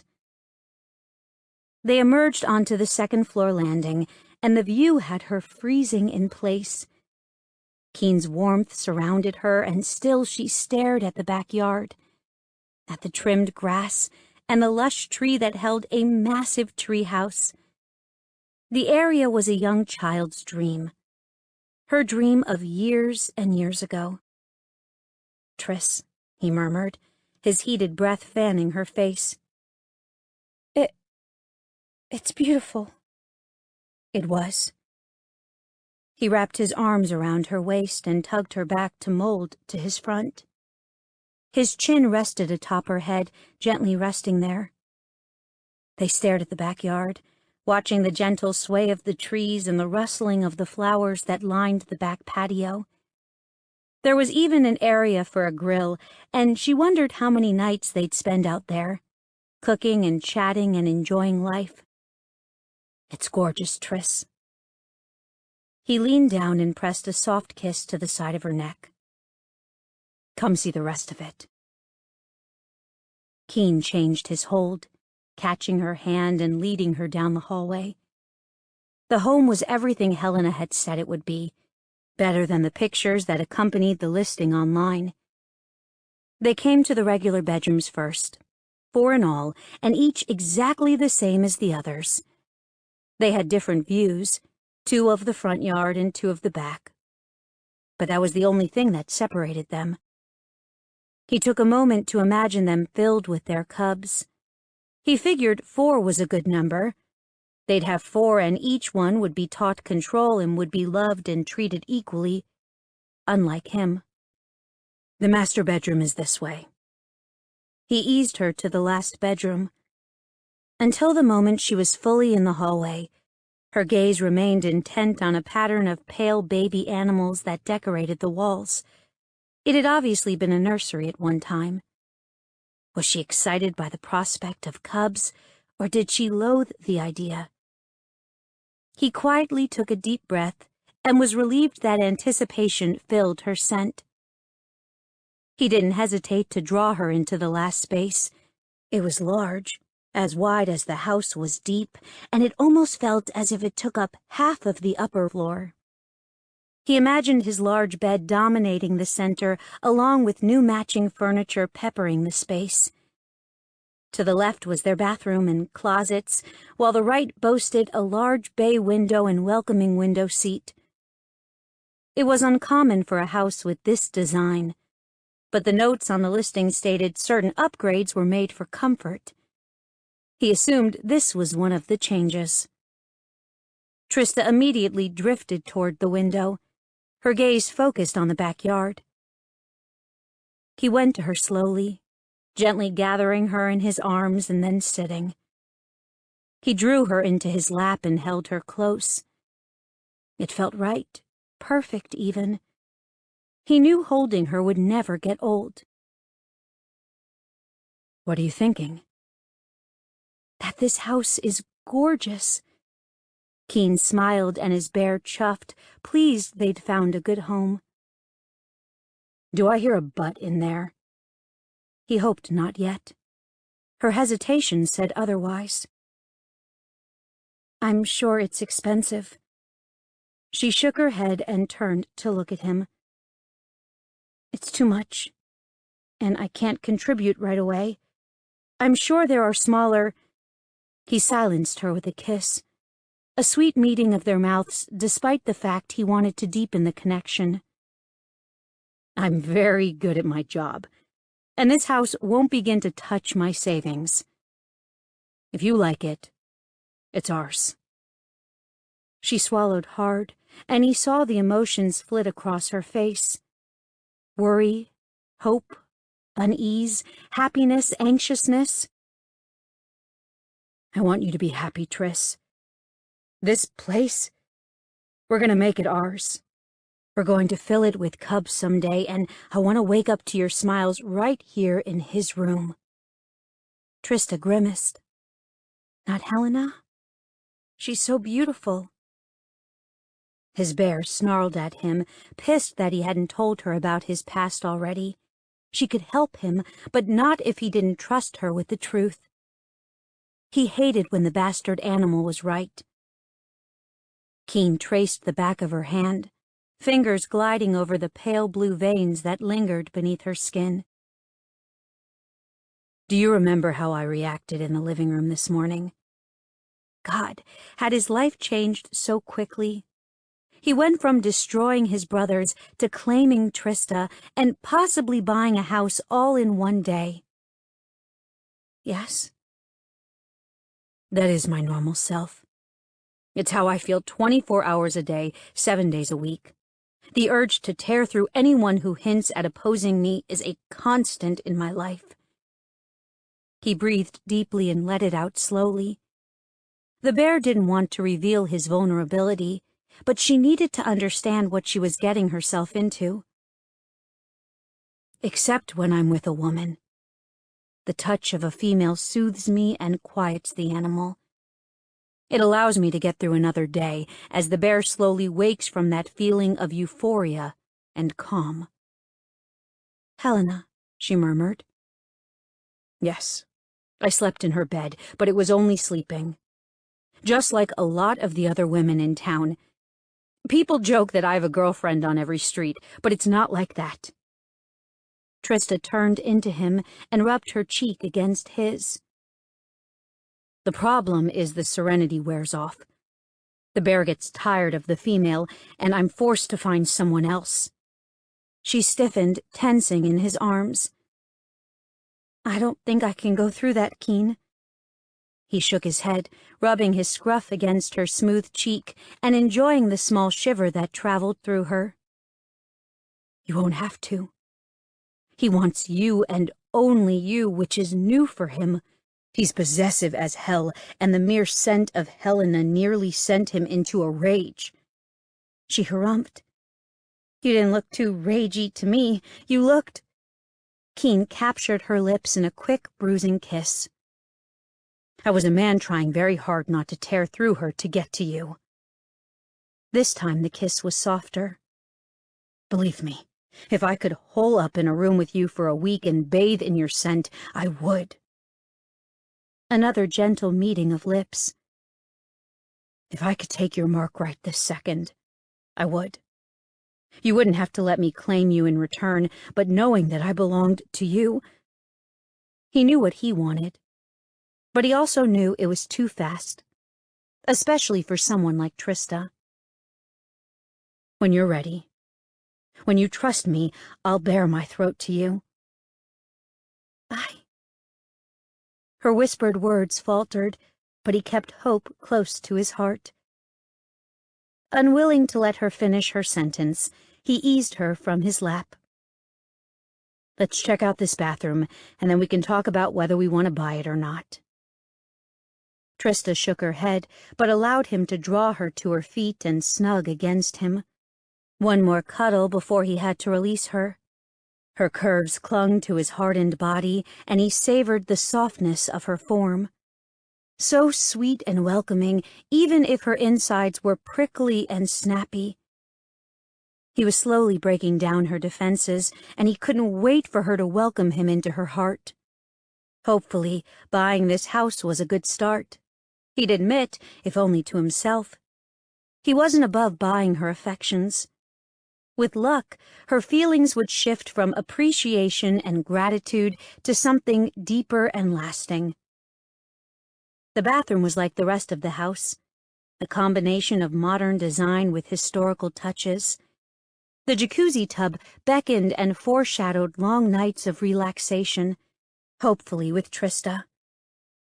While the tile and sinks remained original, the stand-up shower had clear glass doors, and he couldn't wait to happen upon Trista as water ran over her lush form, washing away the remnants of soap that clung to her. He'd pause and watch her for a moment, drawing out his need before finally joining her. Yeah, he couldn't wait. "What do you think of the house?" His voice drew her attention, and he smiled at the wide-eyed wonder gracing her face. "It's gorgeous." He nodded. It was. Beautiful and perfect, and the home he'd dreamed of for longer than he could remember. The bear didn't like sharing its den, even if the other people were family members. "So we'll buy it." Trista scoffed. "There's no we here, Keen. I'm 99% sure I've lost both my jobs by now. Definitely the one at Jerry's. How am I exactly helping you with the cost?" He couldn't resist the urge to touch her, and his boots echoed in the tiled room as he strode to her. He cupped her cheek, forcing her gaze to meet his. "You are the greatest thing that's ever happened to me in my entire life, Trista Scott. If this house brings a smile to your face, then you've done your part. Let me do mine." His heart cracked when he noticed the moisture gathering in her eyes. He wondered if the woman cried all the time, or if he was the lucky one who made her teary whenever he spoke. "You're sure?" It was so fast.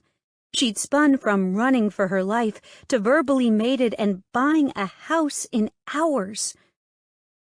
He bent down, pressed his forehead to hers, and rubbed their noses together. "I've never been so sure of anything in my life." 11.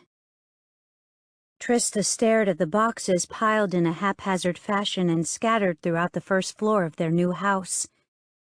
Their new house. It had taken 2 days for the sale to be completed. One for the paperwork to be drawn up for signature, and then another for Keen to wire the money. Now it was Thursday night, and they had keys and were moving his furniture and belongings into the house. Their new furnishings and decorations also showed up this morning. At 10 a.m., when Trista stood in the middle of the family room, gawking as movers brought the new things into the home, Keen gathered her into his arms and smiled down at her. "This is what money can do, and this is how it will be for you."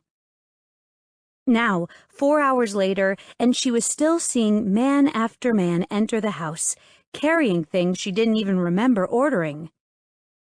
"Tris!" Keen's yell rose above the heavy tread of the men carrying their couch through the front door.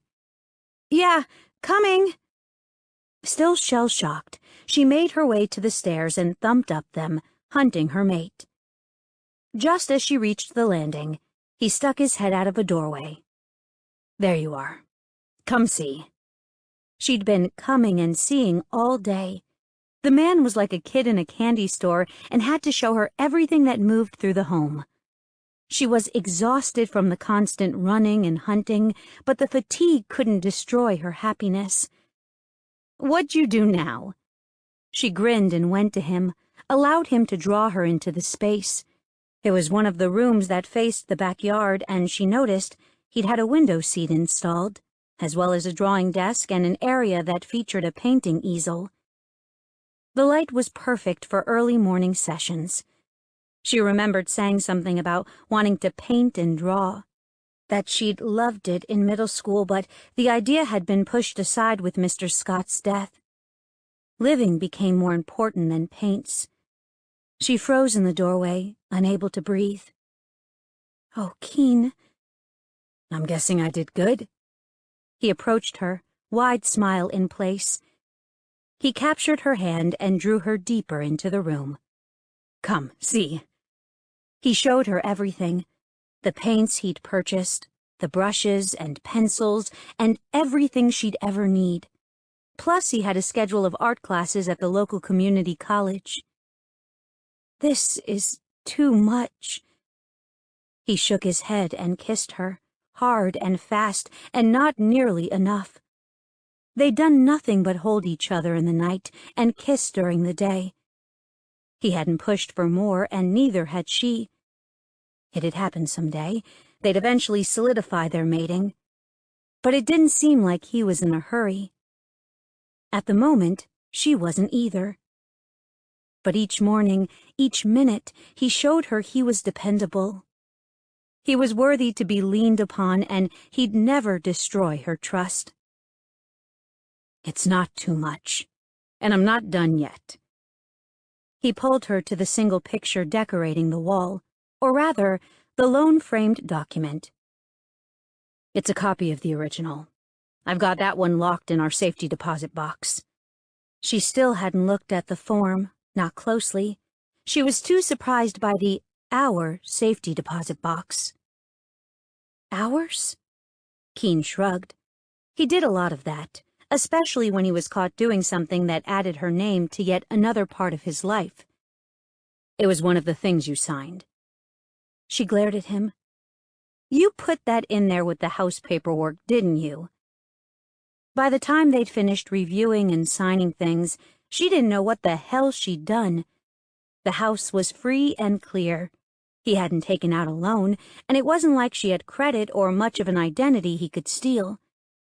He'd assured her that she signed nothing that would negatively impact her in any way. When the attorney representing them reinforced Keen's statement and reminded her he was ethically and legally bound to tell her the truth, she'd finally scrawled her name on each page. "Maybe," he grinned. "Now, look at the first bit of art you've got." Glare still in place, he turned her attention to the frame on the wall, focused on its contents, and gasped. There, in black and white, was the deed to the house, and it held one name. Hers. "Keen!" She read it again, skipping over the legalese and simply hunting for any hint of Keen's name, and she found none. "You—" He nudged her until she fully faced the wall and plastered himself to her back, enveloping her in a warm hug. "The house is yours. Completely.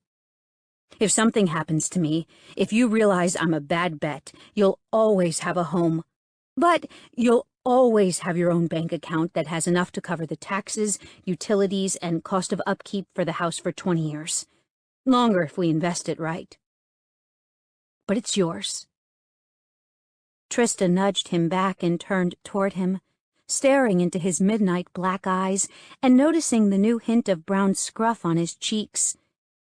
The bear was out, peering at her, and both of them were waiting for her reaction. Not hesitating, she cupped his face and held him steady as she pushed to her tiptoes.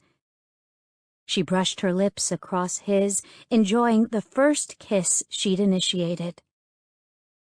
When she felt him give in, she wrapped her arms around his neck and held him in place. She savored his innate flavors, the smoky sweetness specific to him. One gentle kiss turned into a simmering, passionate tangle of tongues and nipping teeth. The familiar heat, the well-known rush of arousal that came with their kisses, assaulted her.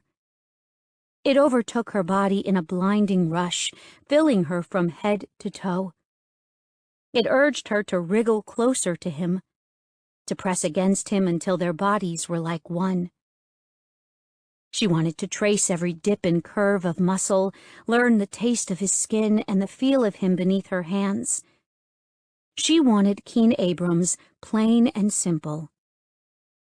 Keen moaned against her lips and wrapped his arms around her waist, hands coming to rest at the top curve of her ass. That was as forceful as he'd become, as if he were simply waiting for her to break free and shy away from him. she had to admit. It'd been a very near thing several times, but now he knew her, knew what she needed, and had handed over the answer without question. The old house, even in the middle of a tiny town like Gray's Lake, went for easily over 200 grand, and he'd paid cash. Then there was the value of her new account. She couldn't imagine how much he thought she'd need.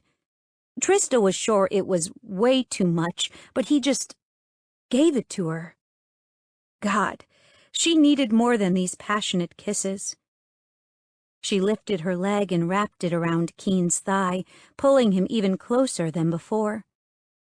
She wasn't tall enough to rest it on his hip, but a gal worked with what she had. That drew a deep moan from him, followed by the rumbling growl of his bear. She wasn't afraid of the sound. No, she recognized his bear's response for what it was. Pure need. For her. She broke the kiss long enough to beg for him. Please, Keen. She knew she wasn't ready for sex, but she sure as hell was prepared for more than what they'd shared. It had taken one piece of paper, and she realized he knew her better than she knew herself. One of the final walls protecting her heart crumbled beneath him. Keen bent his legs, shifted his hands to her ass, and then her feet no longer touched the floor. He lifted her until her pussy met his hardened cock, and the only thing separating them was the cloth of their jeans. She wrapped her legs around his waist, welcoming him without hesitation. He stumbled forward until her back met the wall, her head coming to rest beside the frame that had started their desirous frenzy. She dove into their kiss, welcoming the heat and pleasure that came from their new position. He rocked his hips ever so slightly, as if testing her willingness, and she moaned in approval. Yes, she wanted this closeness more than she wanted anything in the world, and she wanted it now. Her heat throbbed while her clit twitched, and warmth enveloped her in an aroused wave. Her nipples hardened, pressing against the fabric of her bra and thin t-shirt as if they wanted to break free of the cloth. She wanted skin on skin, mouths on flesh, and bodies meeting in a rhythm as old as time. Yes, yes, yes. What she got was a masculine throat clearing, followed by a loud cough. The sound had Keen yanking away from her, dropping her to her feet while he spun and faced the interloper. On unsteady legs, she stared at her mate's back, noting the way his shoulders expanded and stretched his shirt to almost tearing. His legs were doing the same, pushing against his jeans. That's when she noticed the rolling, threatening growl. Keen wasn't just annoyed, he was furious and was ready to take out his anger on their unfortunate visitor. Taking him at his word, trusting in her ability to calm the raging beast, she eased her arms around his waist. When he didn't pull away, she allowed her front to align with his back until she touched him from shoulders to knees. Keen. She whispered his name, and his reaction was instantaneous. Beneath her touch, he deflated, his size shrinking the tiniest bit, while his sounds were swallowed. One of his hands rested atop hers while he reached back, his palm sliding along her arm in reassurance. When he finally spoke, the bear imbued the syllables, but Trista was too thankful for the animal's retreat to care. What? The man seemed unable to get his message out. Peering around Keen, she spoke instead. It was one of the movers. She couldn't remember his name, but he'd been all smiles as he'd worked downstairs. She smiled, attempting to calm him. Is there something you needed? There's a woman downstairs who... Trista's heart stilled, and the blood in her veins froze. A woman. She'd met a few of Keen's women over the past several days, and while she was grateful they'd helped him through the years, she was jealous as hell. Which was stupid, But it was what it was.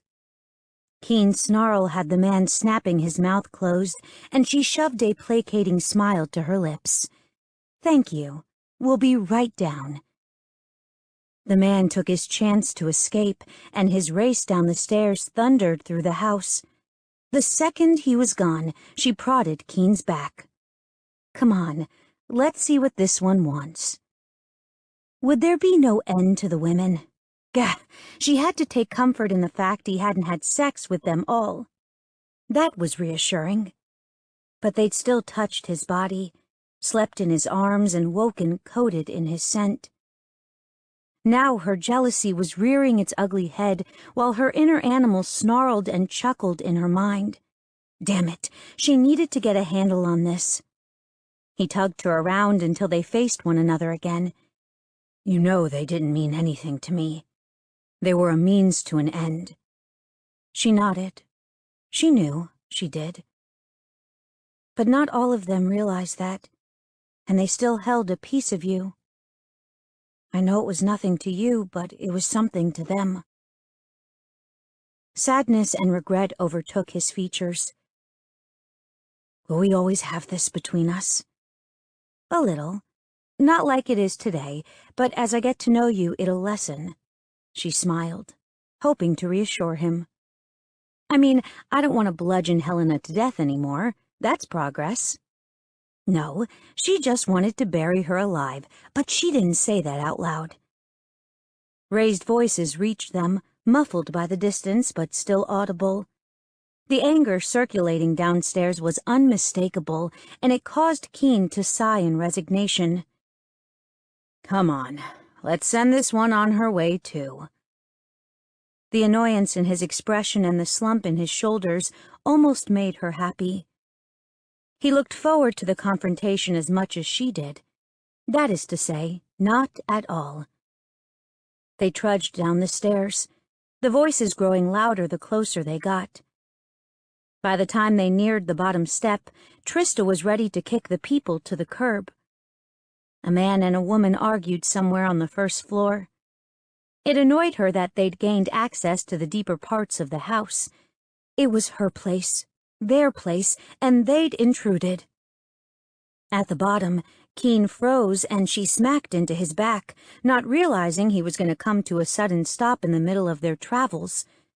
It wasn't hard to see past him, her position on a higher step, making it a simple thing to tilt sideways and look at their intruders. Intruders that looked surprisingly like, "Mom? Dad? What are you doing here?" Keen's voice cracked, and Trista opened her eyes wide in shock. She couldn't have suppressed her next words had she tried. "Oh, fuck." Keen's mother smiled wide at her, while his father glared at him. "Oh, fuck." Yeah, that pretty much echoed Keen's thoughts. His parents were here, in his house, in his family room, amongst boxes and random furniture that still needed positioning. Trista's rug hadn't been delivered, so they were waiting to place everything until it showed. And why the hell was he wondering about the rug when his parents were standing before him? In his house, in his family room. Now he was repeating himself. His mom bustled forward, arms spread and her smile wide. She looked like she did when he was 5, all energy and happiness. She was the bright light in Keen's world, the first woman to soothe his bear. Trista was his last. Trista. Oh, fuck. He wasn't ready to expose her to any more bears, least of all ones who might hold the same opinions as Ty and Keen. "There's my boy. Look at you." She yanked him down the last step and then wrapped her arms around him in a tight hug. She was like that, a hugger, while his dad was more about grunts. "You look good, and I love this house." His mom looked around him and reached for his mate. "You must be Trista. Oh, honey, you're beautiful. George, isn't she beautiful? You're going to make such pretty babies." Trista stared at him with wide, fearful eyes, and his mother kept chattering away as if she didn't scent his mate's unease and anxiety. That was his mom.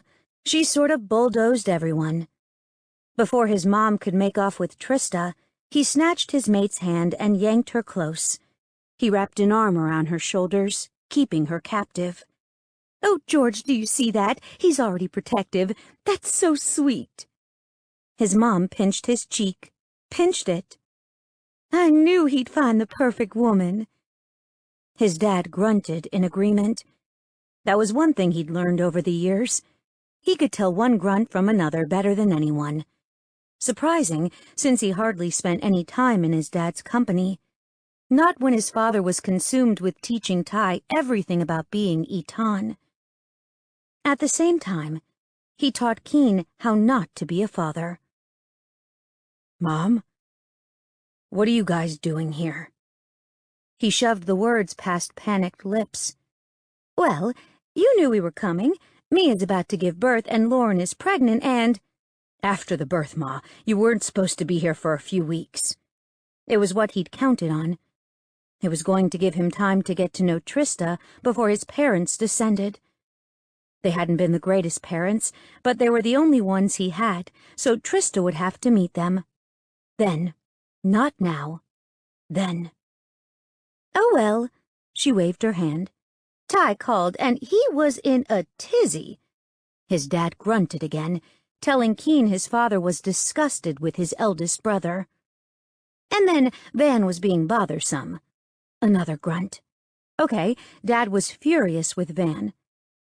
"So we came a little early to visit a little longer." His mother finished with a wide smile, as if all was right in the world. Dad's latest grunt told him they were there to meddle. Great. Plus, Isaac is on his way. He wasn't going to come home for Mia, but I told him she'd feel better if the clan's healer was here. Dad actually broke away from grunts for a snort, which earned him a glare from Mom. "So he'll be here tomorrow along with Mia's father." Isaac was supposed to be in Cutler, helping Mia's father keep the town under control and lead the clan. It was one that Mia's dad had once upon a time belonged to, but the old, now dead Eton had been a dick and ran Mia and her parents out of town. Won't Cutler need them? He wasn't sure he could deal with Isaac if his brother's hatred ran as deep as Van's. Oh, no, they have things fairly settled and calm. Keen looked to his dad and noticed the eye roll. Wow, the old man had become rather demonstrative in his old age. Okay, so everyone will be hanging around? Of course, dear. His mother patted his chest.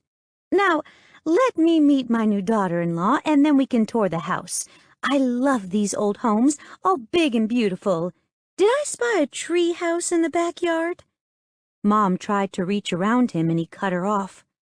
He loved his mother, but he wasn't about to inflict her on Trista. Not without me. His mom sniffed. That's rude. We can see it together. Dad, you want to come? His father stuffed his hands in his pockets and gave a grunt Keen didn't recognize. No, you stay here with your father. I'll keep, Trista, is it, company. She stepped left and hopped up a stair before he could stop her. Mom, he murmured, and that earned him another pat. You talk with your father. I promise not to scare your maid away.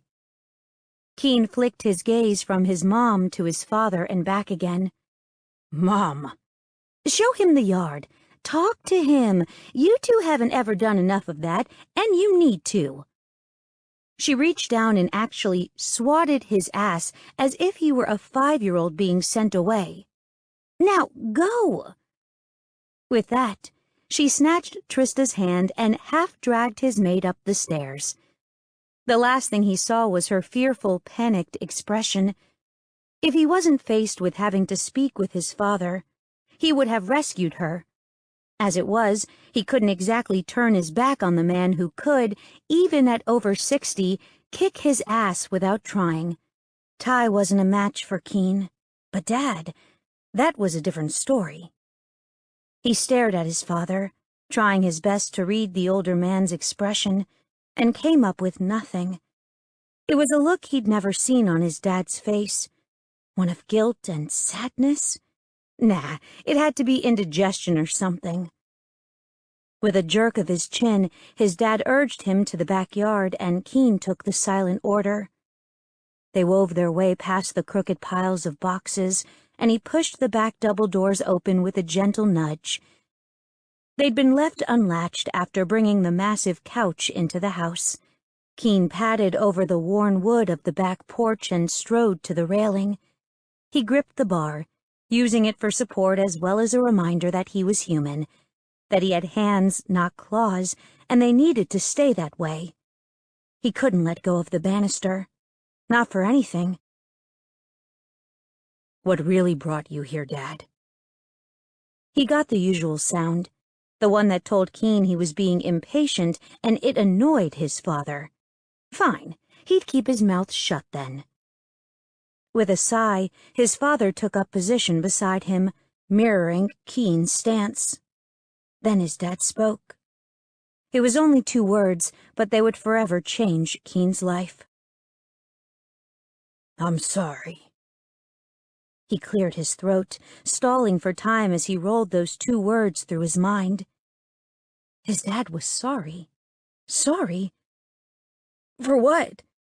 Keen rasped, surprise still clouding his throat. He hadn't heard of his father apologizing to anyone, ever. Dad coughed, and he gripped the railing as hard as Keen, his knuckles white against the tan hue of his skin. For Quinn. Keen grimaced and turned his head, not wanting his dad to see the tears gathering in his eyes. For Jessa, he rasped. A shudder racked his body, and he fought to remain upright. For it all, his dad whispered. For it all. Keen pushed away from the railing, fighting his bear with every flex of muscle and shift of bone. The animal wanted to rage at his father. The man was apologizing too little, too late. He couldn't change and suddenly become a normal bear who could keep his cool. A bear who wouldn't shift and attack with the hint of disrespect. I can't do this. Not today, not now, maybe not ever. His father's voice followed him as he strode through the house, the familiar bass yelling for him to come back. It wasn't happening. He raised his voice, loud enough to be heard through the whole home. Trista! He needed her skin beneath his palms and heat sinking into his soul.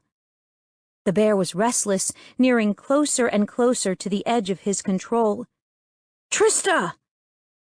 The rapid thump of her feet on the old wood preceded her appearance. Eyes wide, a hint of panic in her gaze, and the animal was immediately focused on her. It wanted to destroy whatever scared her while soothing her as well. Convenient that he could handle both since he was the one that frightened her with his bellow. Keen? What? He reached out and tugged her into his arms, breathing in her sweet scent and letting it soothe his heart. His father's words tormented him, poked and prodded at old memories. Thankfully, Trista was able to calm the raging beast. I didn't mean to scare you. He pressed a kiss to the top of her head, long and lingering as he brought in more of her flavors. Grab your purse. We're leaving. But, please, Triss, I'll explain, but I gotta get out of here right now. Keen allowed her to pull away, and he focused on her upturned face. Her eyes stroked him, and she must have seen something that swayed her to listen to him. The next thing he knew, his mate was racing away, intent on doing as he asked. While she disappeared for a moment, his father entered the house as his mother delicately made her way down the stairs. Keen, Lincoln, what are you doing? His mom's voice was chiding and filled with love. Trista and I are getting out of here, he sighed. I can't do this, Mom. She'd always acted as an intermediary.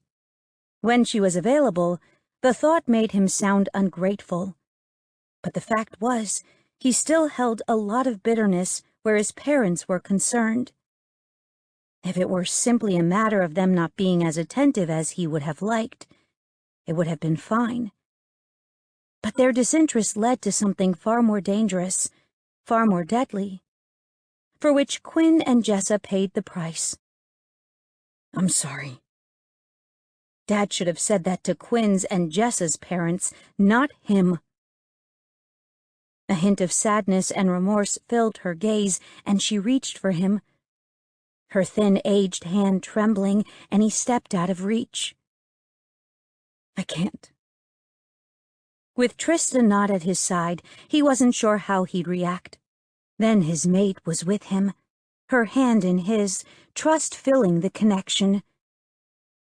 "Ask me to dinner, to visit, but don't ask for forgiveness, and don't ask me to relive it." Tears clouded his mother's eyes. "And what about the family? Your brothers?" Keen gently squeezed Trista, welcoming the warmth her body emitted. "They made their choices, and I made mine. This is my mate, and we'll make our own family." Don't run away like this, Keen. Sweetheart, please. We don't have to talk about... Let's go out and... He shook his head. "Not now, not today. I'm taking Trista shopping." Anywhere they weren't. "I'd appreciate it if you were gone when we returned." He swallowed, his heart cracking and healing in equal measure. Part of him ached for the approval and love of his parents. The other part, his bear, reminded him of the pain they'd caused. What made today any different from yesterday or the day before? Nothing. No. It was Trista. Trista, who he'd defended with his life, while his brothers were so intent on ending hers. For once in Keen's life, he'd stood up for himself and what he believed. For the first time in his life, he'd been the source of conflict within the family. He hadn't been the crazy boy who was overlooked in favor of his brothers, and he wasn't the child that had decimated. If he wouldn't let his father talk about it, he'd be damned if he let those memories surface. He had to focus. They were here because he wasn't acting like the Keen they knew. He didn't look like the Keen they were familiar with because he wasn't the Keen they'd grown up with. He was better. He had Trista. 12. Keen's emotions were palpable, flowing from his hand to hers as he led her toward his SUV. She sensed his unease, his anger and frustration, as well as his vulnerability. Trista wasn't sure what had happened when he went to the porch with his father, but it had obviously not ended well. Judging by the blank mask covering his expression, she knew it'd been more than unsettling. He attempted to appear unaffected, but she knew him now.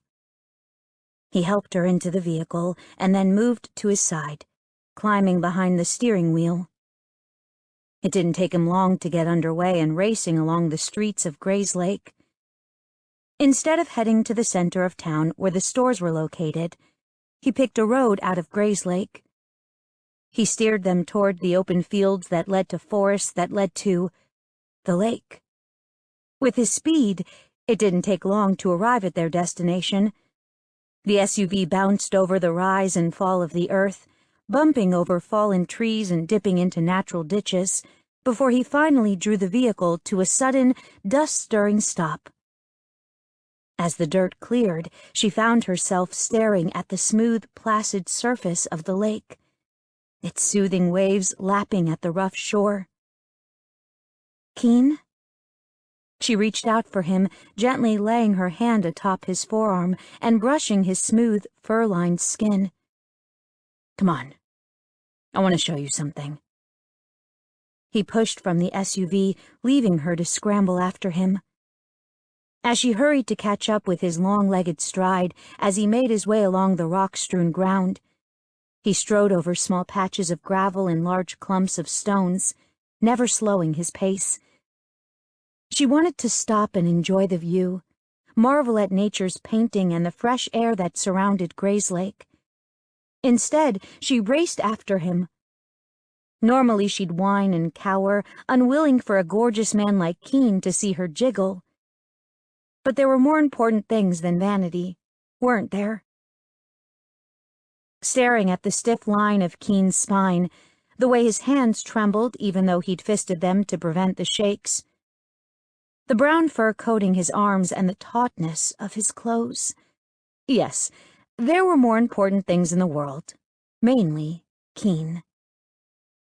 How long did they travel before his pace finally slowed?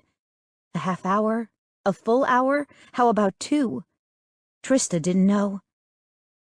All she did was keep her attention fully focused on his back, watching the shift of muscles while he kept his determined stride steady. She was exhausted, beyond exhausted, but hadn't said a word. Not when his bear so obviously rode him hard. She didn't want to set off the animal. He wanted her with him, so she did her best to keep pace. It hadn't been easy, and by the time he stopped, by the time he crumbled to the ground just inside the mouth of a small cave and leaned against the rock-hewn wall, she was ready to collapse. Hell, she did collapse into an undignified, roughly panting heap. There was no grace in sprawling spread eagle on the ground. There was only relief at the fact the man wasn't forcing her to take another step. A low masculine whimper flowed into a gentle, rolling growl, and suddenly Keen's hands were on her, pulling her from the earth and into his lap. "Oh, Triss, I'm sorry, baby." He made another whining sound, his hand sliding over her skin, massaging her muscles. "I'm so sorry. I shouldn't have dragged you out here." Yes, he should have, because he obviously needed her. She drew more air into her lungs. She couldn't lie to the man. He was a shifter. He would have scented her deception. Instead, she went for the shined-up truth. "Fine-ish." His furred arms wrapped around her waist, and he buried his face against her neck, breathing deep and stirring her hair with every exhale. They sat there, she trying to catch her breath, while he seemed intent on drawing in as much of her scent as he could. Like at the bed and breakfast, the soft lapping of the lake lulled her, encouraged her heart to resume its normal beat as her breathing calmed. Her body matched the ebb and flow of the water, forcing her to relax into Keen's embrace. As the tension inside her drained, so did her mate's, until they moved as one.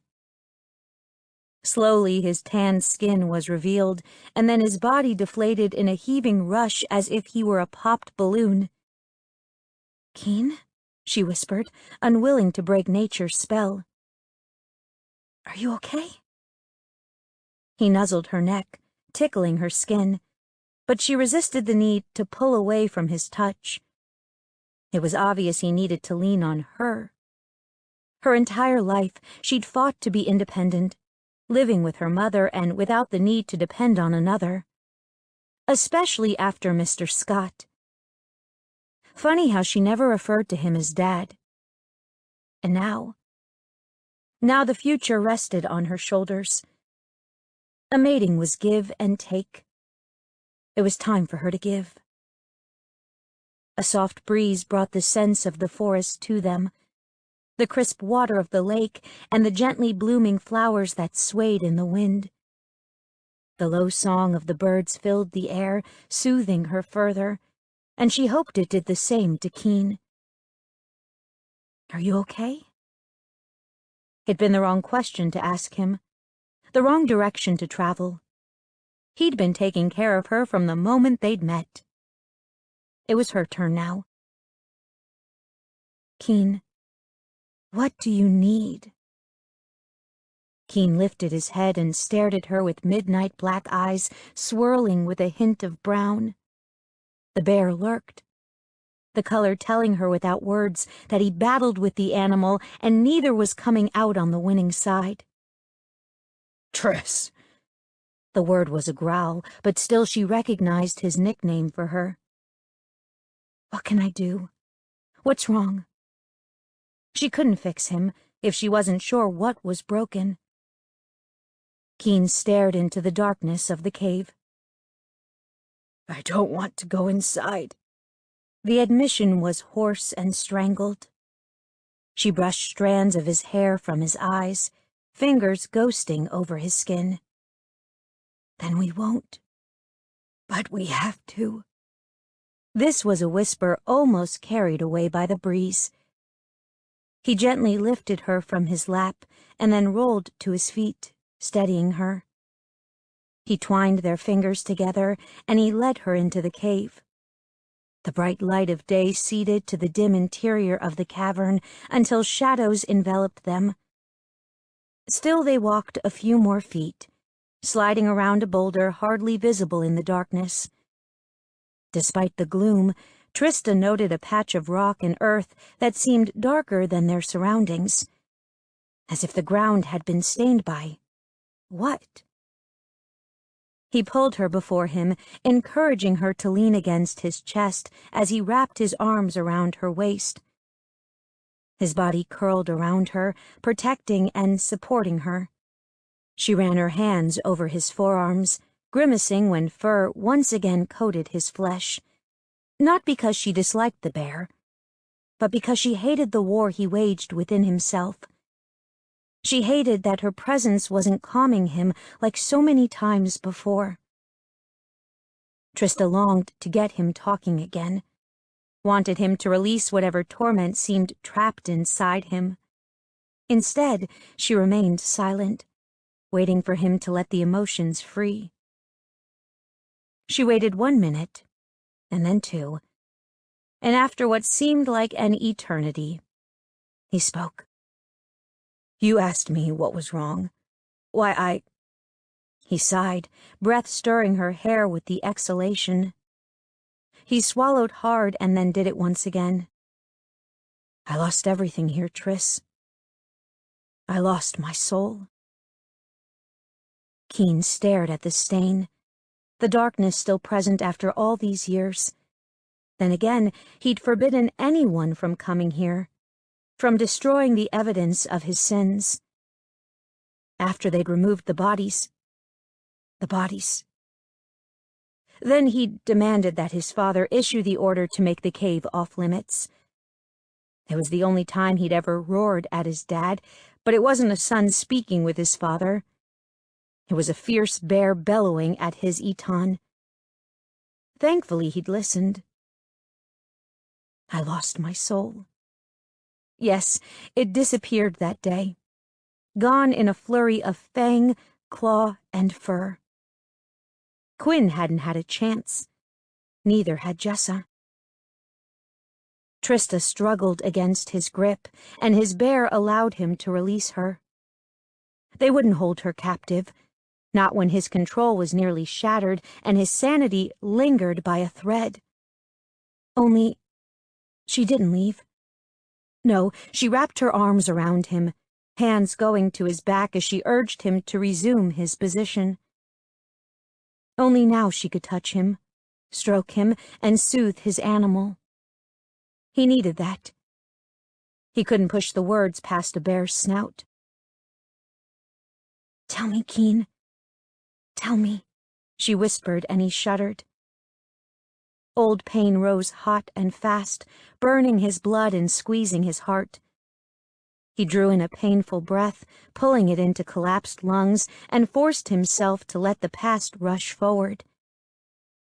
Even after he spoke the words, after he began the story, the events of that day shrouded him, and he imagined himself traipsing through the forest. I was coming here to see Jessa. Keen, 14 and a little bit gangly, but still strong as heck, strode through the forest. He kept to the trees that lined the bank of the lake. No sense in letting his dad catch him sneaking off to see Jessa. Dad didn't like her, but what did he know anyway? His father didn't even like him, so whatever. He tripped over a rock, skinning his knee. But by the time he brushed off the dirt and grass, he was healed. Kinda cool since his older brothers couldn't get better that quickly. But they would be the next Eton, enforcer and healer. Not Keen, though. He was just Keen. Bratty brother, ignored son, and wicked strong. He could probably take on Ty, maybe even win. Definitely could when he grew up and finished this puberty crap. Whatever. Again. He pushed to his feet and was more careful. Getting slowed by falls and injuries meant less time he'd spend with Jessa. Man, she was so beautiful. Her hair was long and shiny when the sun hit it, and she was sexy and curvy. Her boobs were huge. His thing, his brothers called their dicks, got hard whenever he was around her. He felt more like them when he thought of it that way. Then he remembered they didn't think of him at all. Jerks. Jessa thought of him. She always spent time with him. Sat with him near the cave, and it sort of calmed his bear. She made it not want to take on his dad or fight his brothers. The animal liked the sight of blood, and it freaked Keen out a little. Okay, a lot. Which brought him back to Jessa, and how she made it not want so much. He smiled and jumped over a fallen log. He liked her a lot, and he'd tried to kiss her a couple of times, but she said she wanted to take things slow. She also didn't want to be his girlfriend, but that was okay, he guessed. She liked him enough to meet him out here. It'd happen eventually.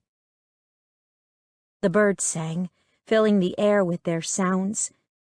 They knew he was happy and stuck around. Usually they shut up when he passed, like they knew his bear was angry all the time. Today he wasn't, because he was going to see her. Part of him wondered if he should be traipsing out here. She hadn't called or texted him, but he'd seen her car shoot down the side road that led here. Well, it wasn't much of a road, really, sort of a path people made over the years. He would have missed her if he hadn't been outside, watching Ty and Van train with their dad. Yeah, their dad. Not really his. Anyway, she went by and Keen managed to wander off when no one was looking. Not that they did all that often anyway. He neared the mouth of the cave, and he knew he'd have to leave the camouflage of the trees soon. He paused near the opening and slid behind the trunk of a tree. He peered out, looking toward his house, and he saw his brothers and dad training. 2-on-1, and still his father was winning. With the fur flying, they wouldn't see him. He raced over the damp ground, feet slipping when he hit a really soft patch, but he still made it inside. They wouldn't be able to see him now, not really. The air in the cave stank a little, stale and wet, even though it hadn't rained. He supposed that was because of the lake being so close.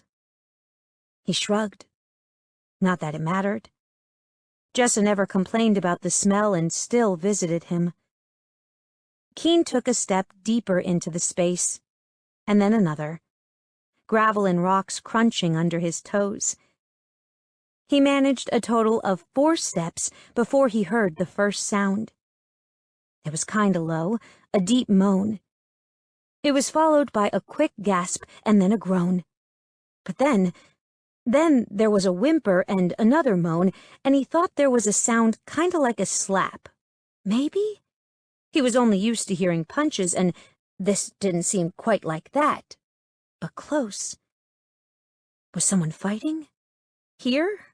Nah, he didn't scent any blood. Another groan followed by a low whine, then a softly murmured, "Oh, God."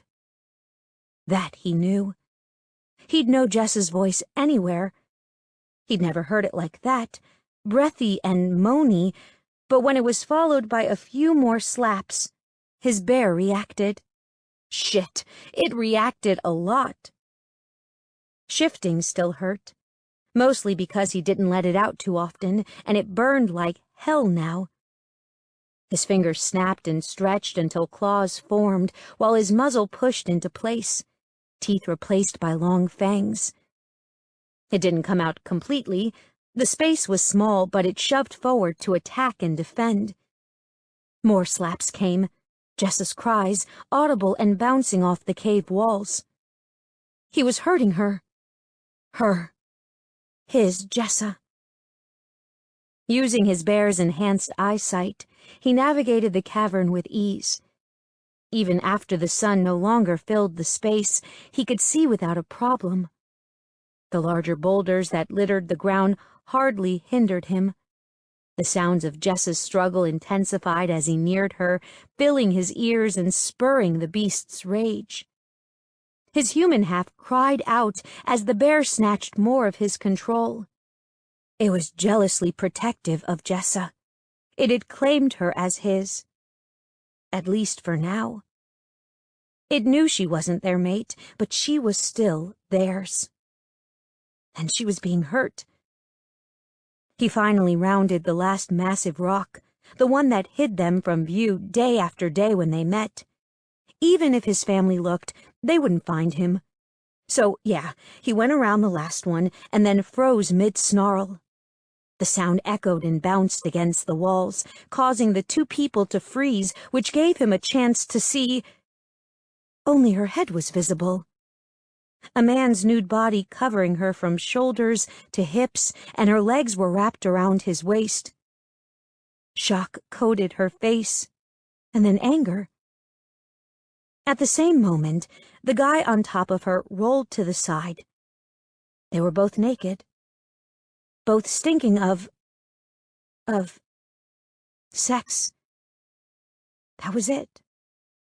He remembered the smell now. It had filled his brother's car once. His dad had talked to Ty, and Keen had never smelled it again. Until now. Until he saw all of Jessa and all of... He squinted and tried to figure out who the guy was. Quinn. That was it. Quinn Foster. He was a werebear and just turned 17. He'd already asked his dad to train him as a guard when he was old enough. But he was here in the cave, in his and Jessa's secret place, and fucking her. They were fucking. Quinn sticking his dick inside his Jessa. But she'd been moaning and groaning, and maybe she hadn't wanted... "What the fuck, Abrams?" Quinn's yell bounced inside Keen's head. "Keen, what the hell are you doing?" Jessa's shout followed on the heel of Quinn's.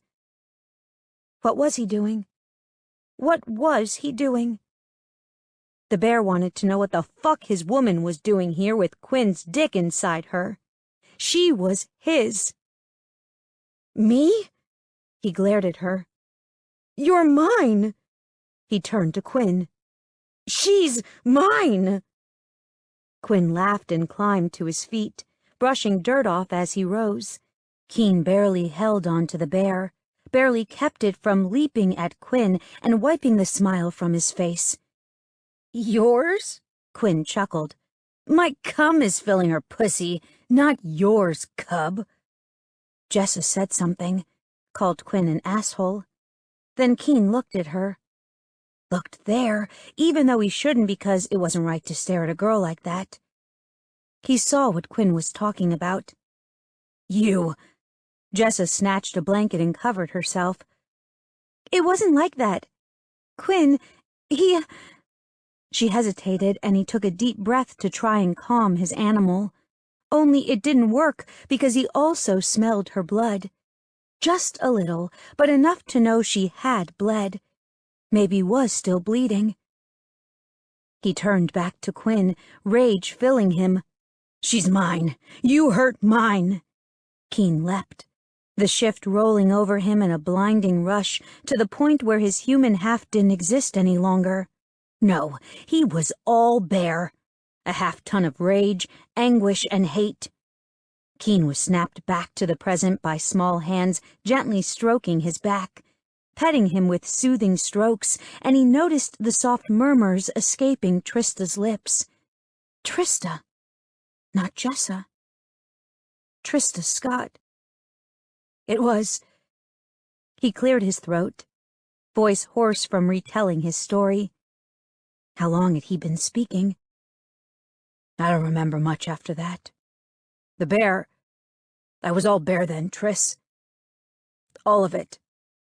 He shuddered, new memories rushing forward as if the animal was finally ready to release them to the human's care.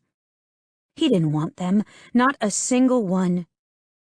But that didn't keep them from overwhelming him and dragging him into an abyss of blood, fur, and pain. I'll listen to whatever you have buried inside, Keen. Let me carry it for you, she murmured against the base of his throat, her lips grazing his skin. And so he released the new memories as the bear handed them over. Really, it was Quinn's laugh that set him off. The boy made fun of him, talked bad about Jessa. He was mad at her, too. She let Quinn do things to her even though she wouldn't let Keen kiss her. He didn't understand, didn't get it.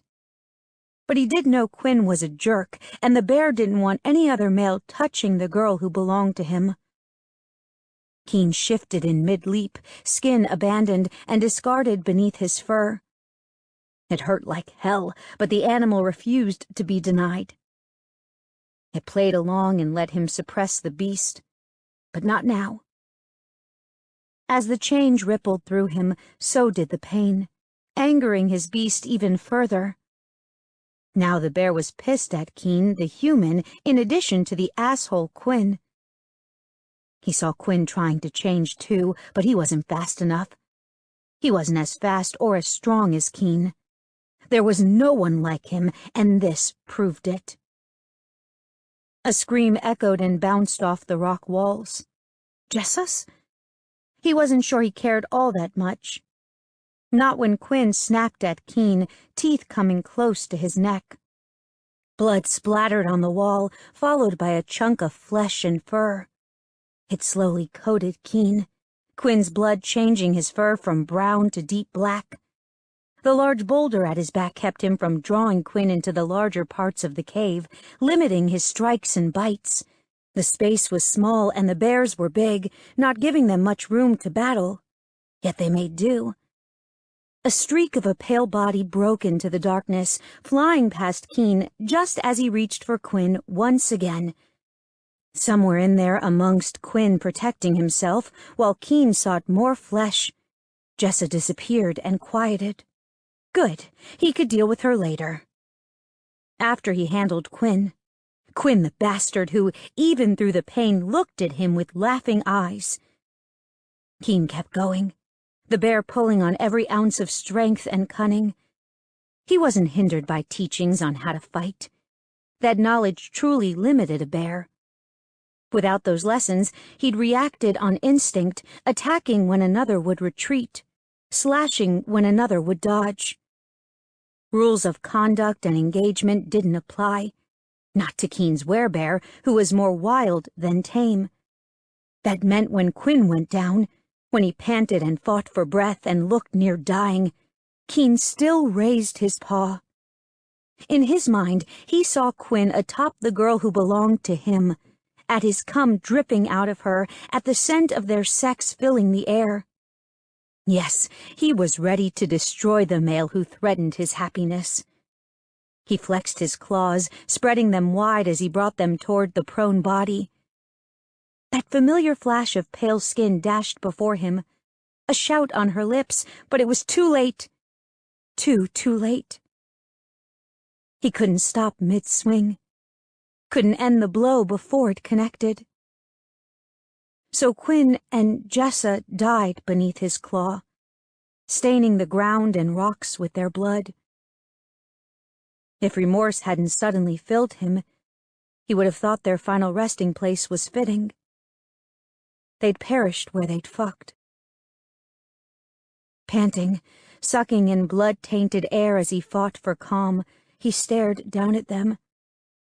Quinn's destroyed body slowly changed into his human shape, chunks of flesh missing from his arms and legs. A massive gash was carved down his stomach, and a matching one stained Jessa's body. Parts of her were crushed, buried beneath Quinn when he'd still held his animal's form. Other parts of her were shattered due to the power of his hit that sent her careening into the cave wall. They'd fallen with one last strike. The animal stared at the carnage, satisfaction filling him at the conclusion. The beast relaxed and stumbled backwards until it too pressed against the rock. He glanced at the exit, realizing he couldn't leave while so large.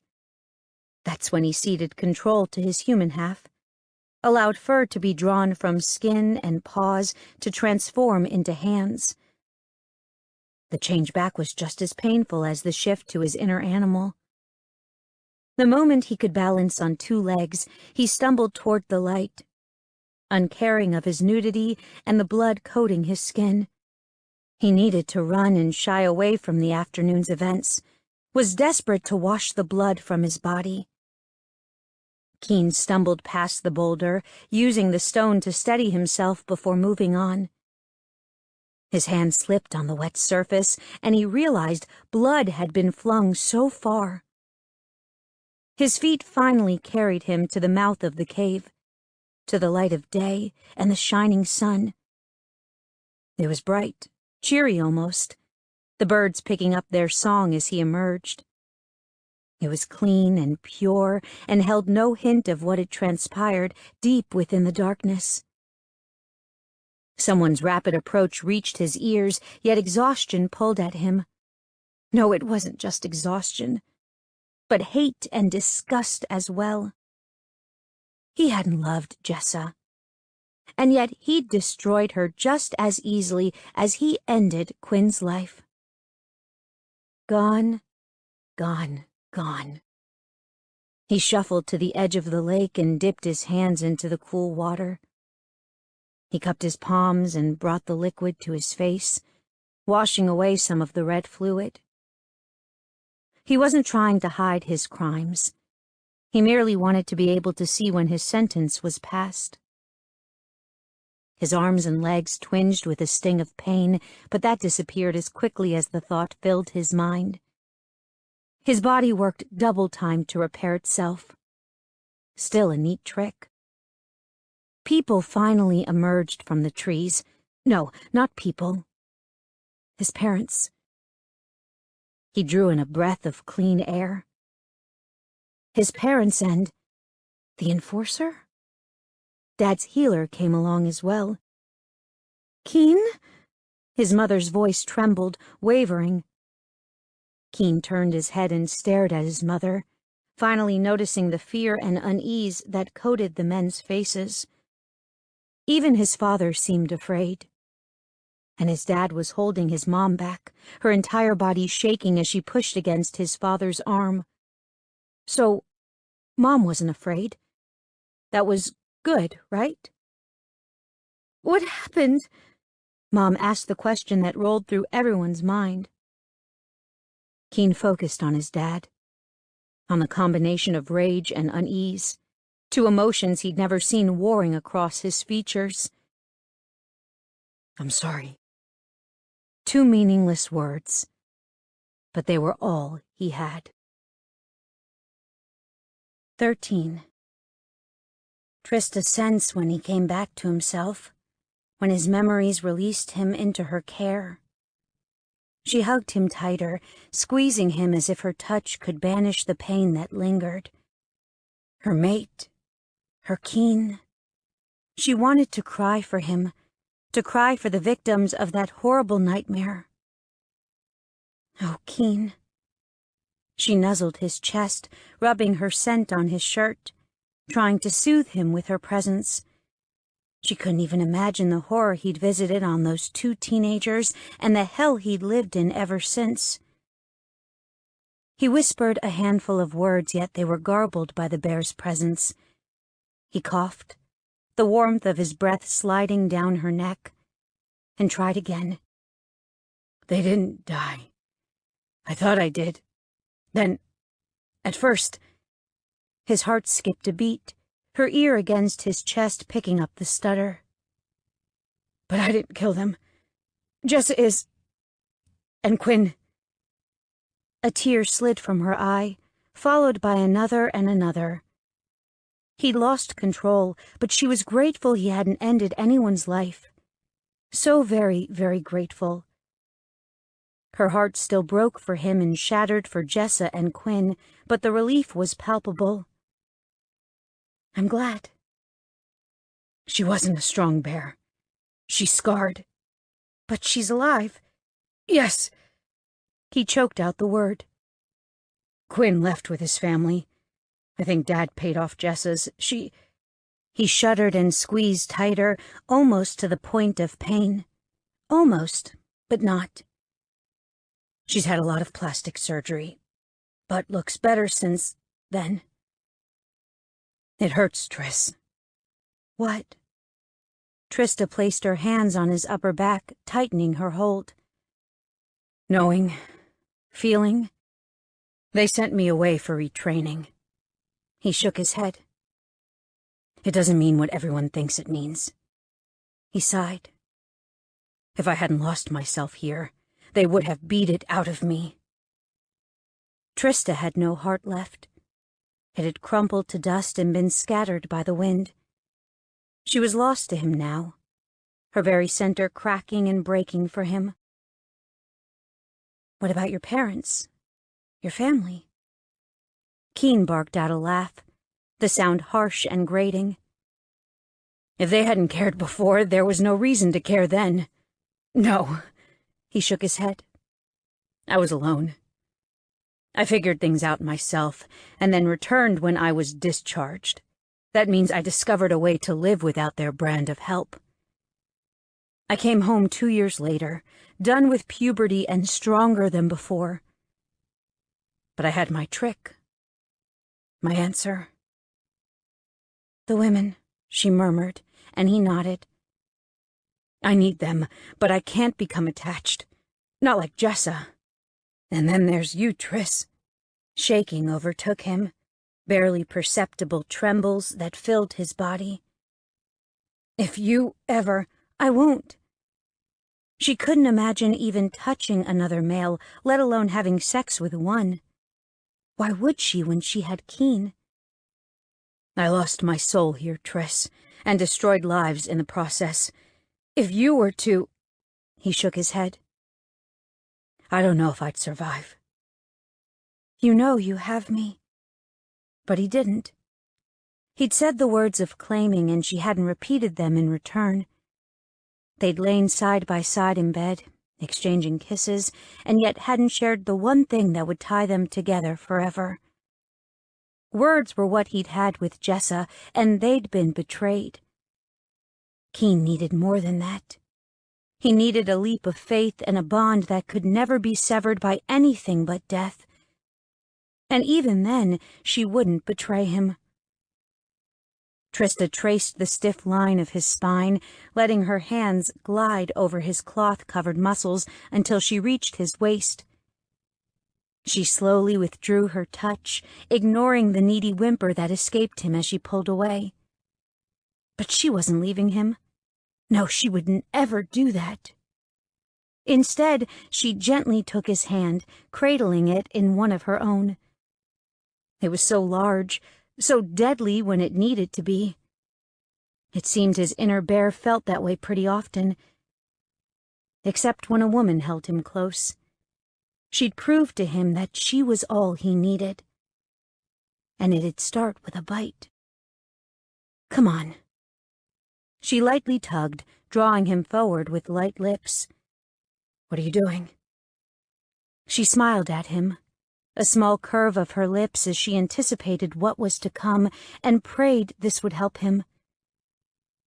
Giving you back your soul. Keen stumbled for a moment, tripping on his own feet, and she waited for him to right himself before drawing him forward further. Triss, you can't. I can. She wouldn't allow herself to believe she couldn't heal him. It was the only hope she had left if they wanted to have a true mating. It was time to be his, wholly and without hesitation. When she glanced over her shoulder at him, at the large male who stared at her with swirling black eyes, she looked forward to what was to come. Sunlight burned through the darkness, welcoming them with an ever-increasing glow until it bathed them in warmth. She let nature soothe her as she snuggled into Keen's arms and pressed against him. Anticipating the coming mating, her body grew heated, her nipples hardening while her pussy became slick with her burgeoning desire. Yes, her body wanted him, and after hearing his staggering confession, her heart wanted him as well. Deep inside him, he was a good bear and an even better man. She was sure other stories about that time in his past lingered.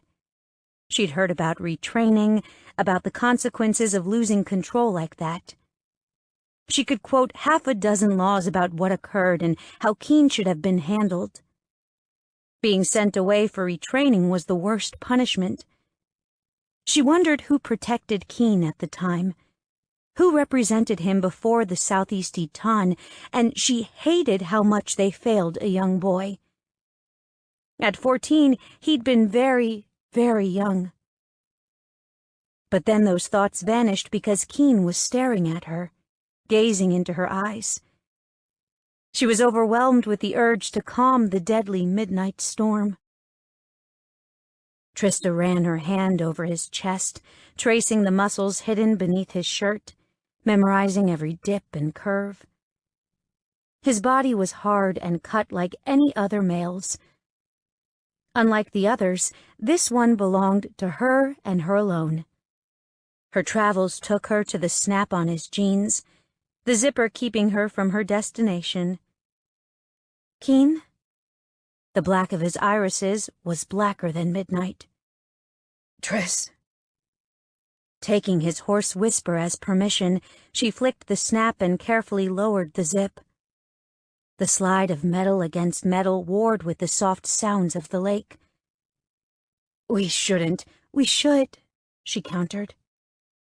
We're going to make love, Keen Abrams, right here, right now.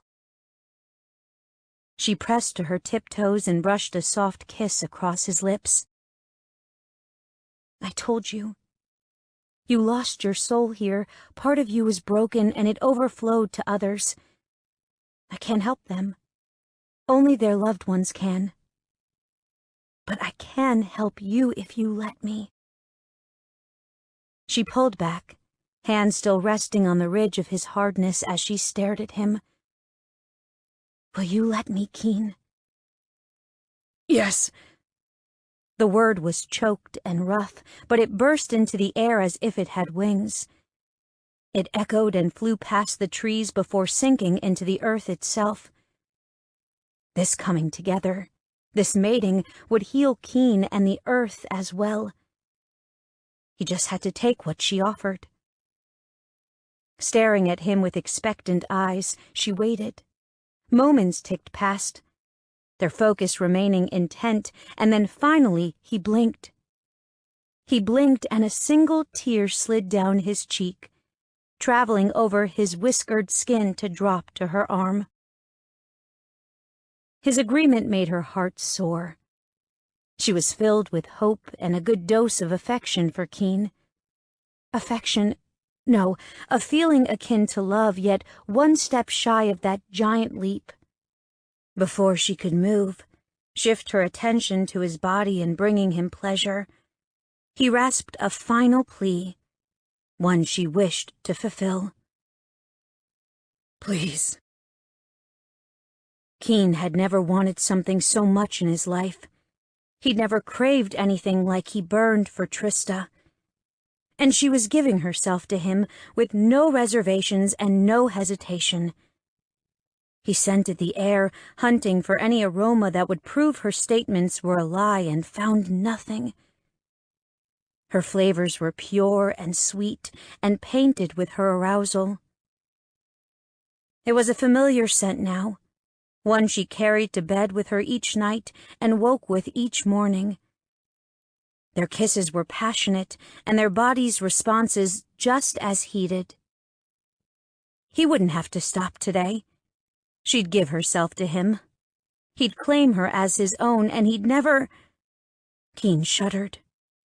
Those memories threatening to push forward once again and draw him into the depths of hatred and despair. Tris, right here, always here.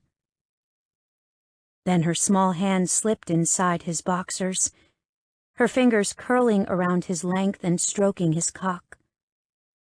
This time the shudder was one of pleasure, of his rising desire and need for his mate. God! He gasped out the word, her delicate palm causing wave after wave of bliss to course through his veins.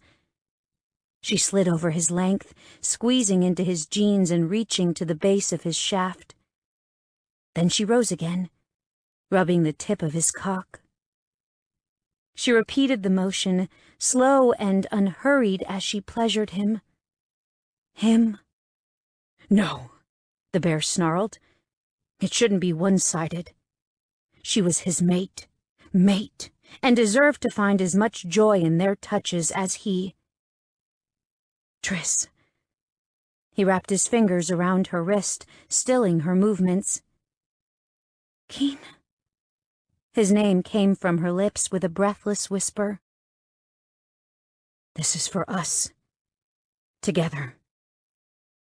He encouraged her to release him, and then he drew her to the spot they'd shared before venturing into the cavern of pain and blood.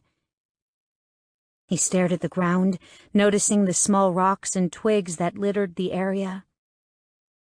With a growl, he led her toward the path they'd used before, back into the woods. He wouldn't mate her on the rocky forest floor. He wouldn't. It was only Trista's refusal that had him halting in his tracks.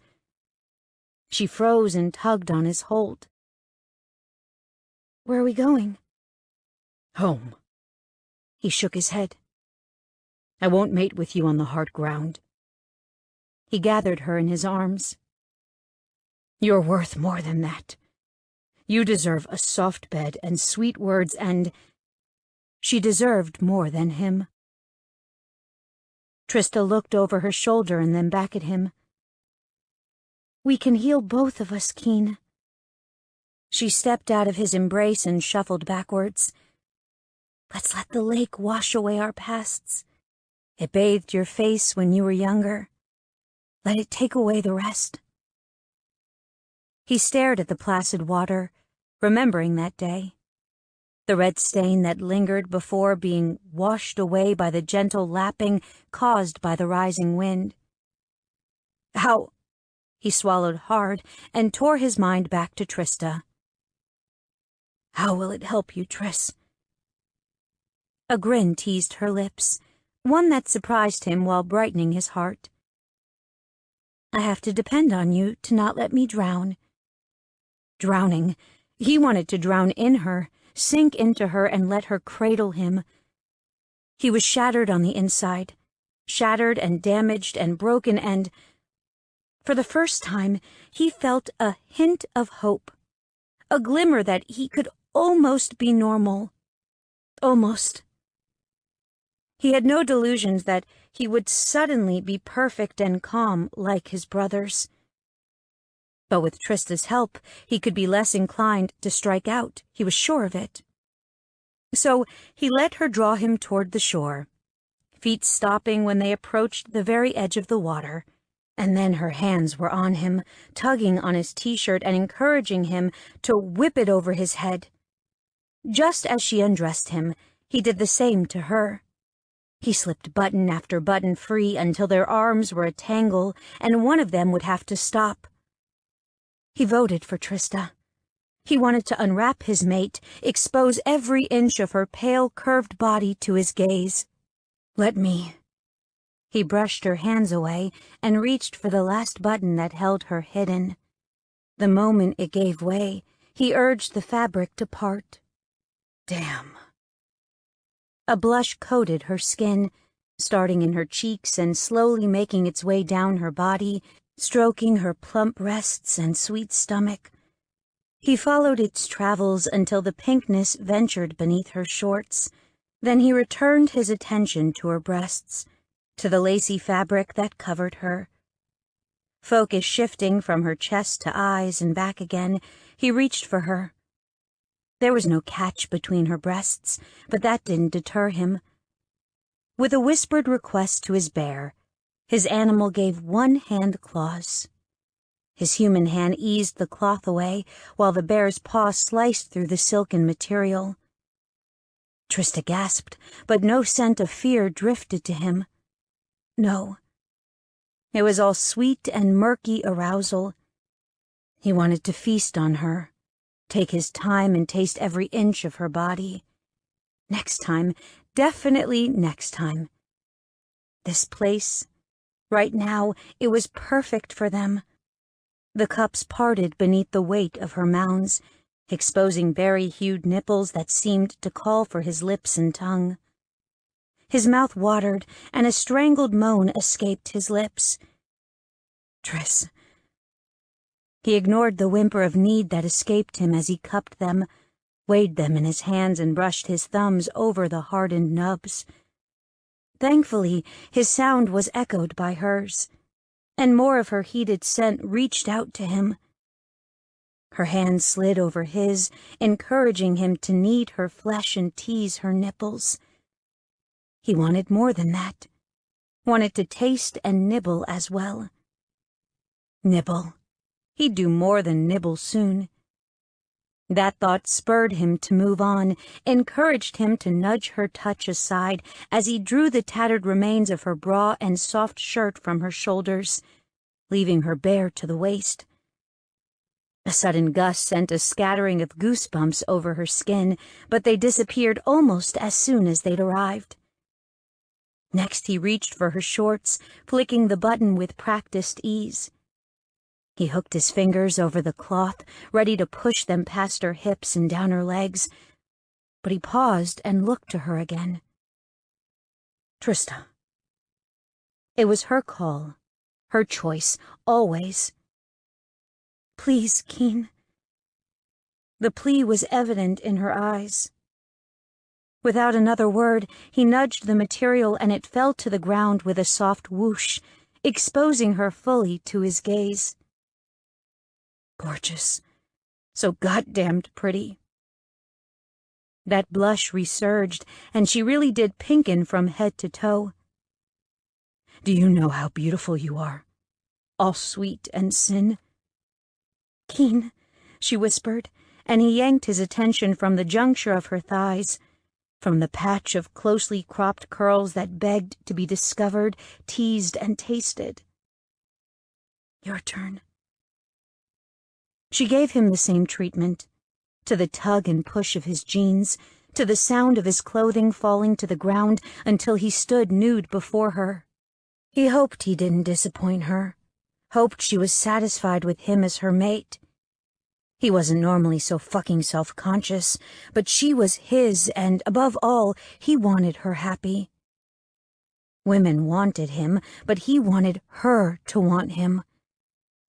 The flare of pleasure in her gaze told him that she was more than content with what she saw. Come on, Triss. Let me make you mine. Please. Trista begged. Plain and simple, she begged. He was gorgeous, all cut muscles and smooth skin.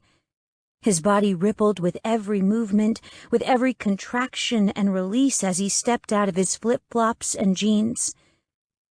He helped her do the same, pausing to lick and press his lips to her skin. He growled and moaned, tasting his way down her legs and then back up as he assisted her. One particularly long, sweet kiss to her mound had her whimpering as her knees went weak. Later, she'd beg him to lick and taste her there, beg for that pleasure. For now, they needed to heal, needed to repair the damage life had wrought and come together as mates.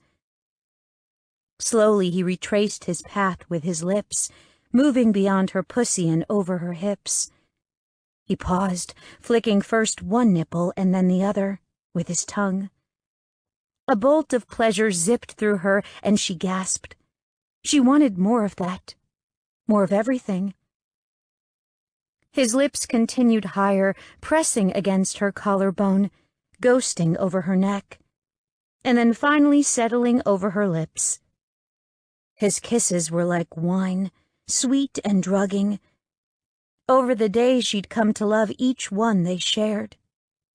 Standing now, his full length brushed her hip. He was aroused and on edge because of her.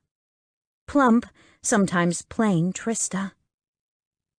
She rejoiced in his attraction and desire, internally dancing because her need was returned. Finally, he pulled his mouth away and stared down at her with midnight eyes. His breathing came in heavy pants as he fought for air. No, he wasn't unaffected at all. Come on. She snagged his hand and tugged. She took a step into the cool water, toes curling, and winced when the ball of her foot connected with a sharp rock. Before she could even voice her pain with a low ouch, Keen swung her up into his arms. She released a high-pitched squeak at the sudden move, while he just chuckled and shook his head. I've got you. Trust, remember. His voice was a deep, bone-melting purr. I remember. She twined her arms around his neck. How far out are we going? Deep enough for water to cover you. I shouldn't have let you strip on the beach. He growled, flashing his teeth. I don't want anyone looking at you. So, you like me a little bit. She grinned, and he narrowed his eyes. More than a little. Leaning forward, she rubbed their noses together. I like you more than a little, too. Now, why don't you show me? With a snarl that didn't scare her in the least, he increased his pace, striding further into the water until it met his chest. That meant there was no way her toes would touch the bottom. Keen, she murmured, and he smiled. I won't let you drown. You're too important to me. His eyes caressed her. Trust me, just a little. I won't let anything happen to you. Trista released her deathly hold and cupped his cheek. I do. I wouldn't mate with you if I didn't. Good. He brushed his mouth across hers as he relaxed his hold, moved her body as he desired, and then her legs wrapped around her waist. His long, thick hardness was nestled against her pussy, the cool water of the lake doing nothing to diminish her heated need for him. He cupped her ass, his large hands covering her globes as he kneaded and squeezed her flesh, each press transferring sensation to her center, arousing her further.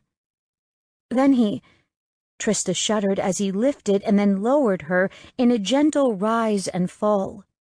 His length stroked her clit, nudged her hole, and then repeated the process.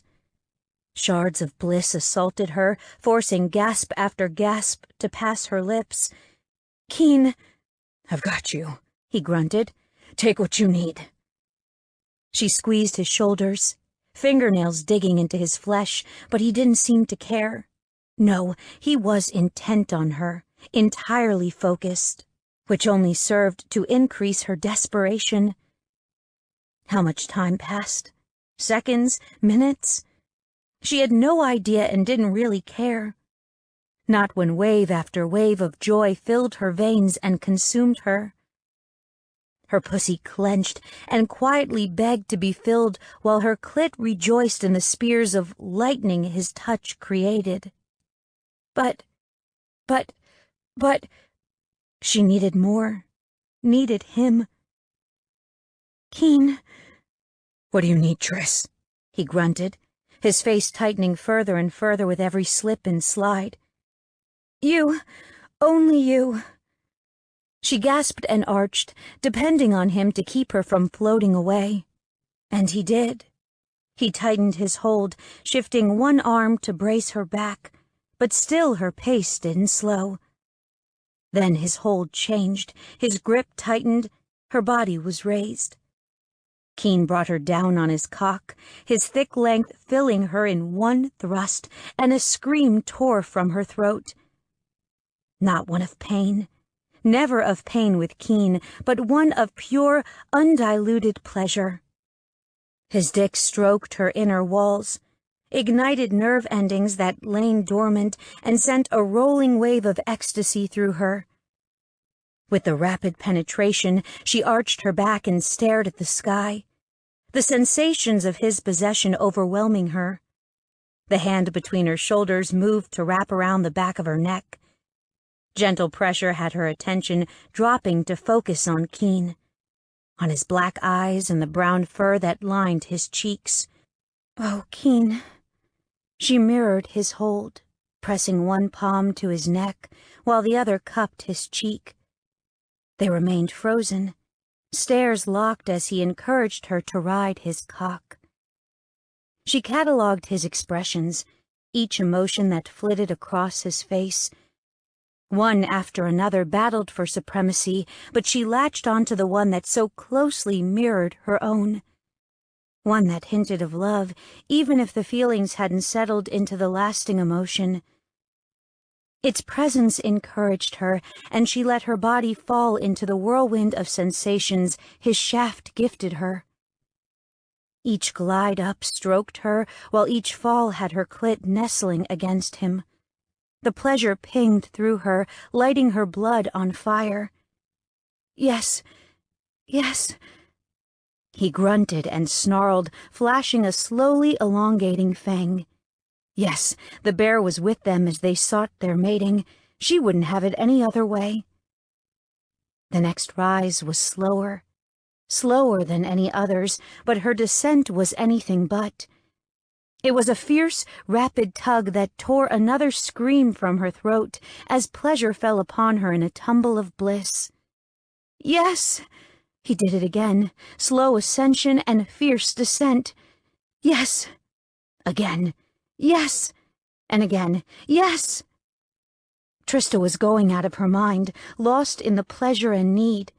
But she wanted more and more and more. No matter his rough pulls and jagged pushes, she craved more of him, and she wasn't afraid to beg. Please! He opened his mouth wide, saliva dripping from his bear's fangs. In a threat? Was he trying to scare her away from the beast? That wasn't going to happen. Ever. Please. Keen couldn't resist the temptation she presented. She was slick skin and plump seduction, and he wanted more of her. He wanted everything. This connection, this meeting of bodies wasn't enough for him, not nearly enough. He needed them tied together, tighter than anything before. Which made him sound like a stalker, like he was crazed, but he didn't care. Not when it came to Trista. Her pussy milked his shaft, squeezing him in rhythmic tightening that seemed to beckon his release. But he held off by sheer force of will. He wanted her to come with him, to scream as he sank his teeth into her shoulder and mated her. He wished she could do the same to him, bite him and claim him just as he claimed her.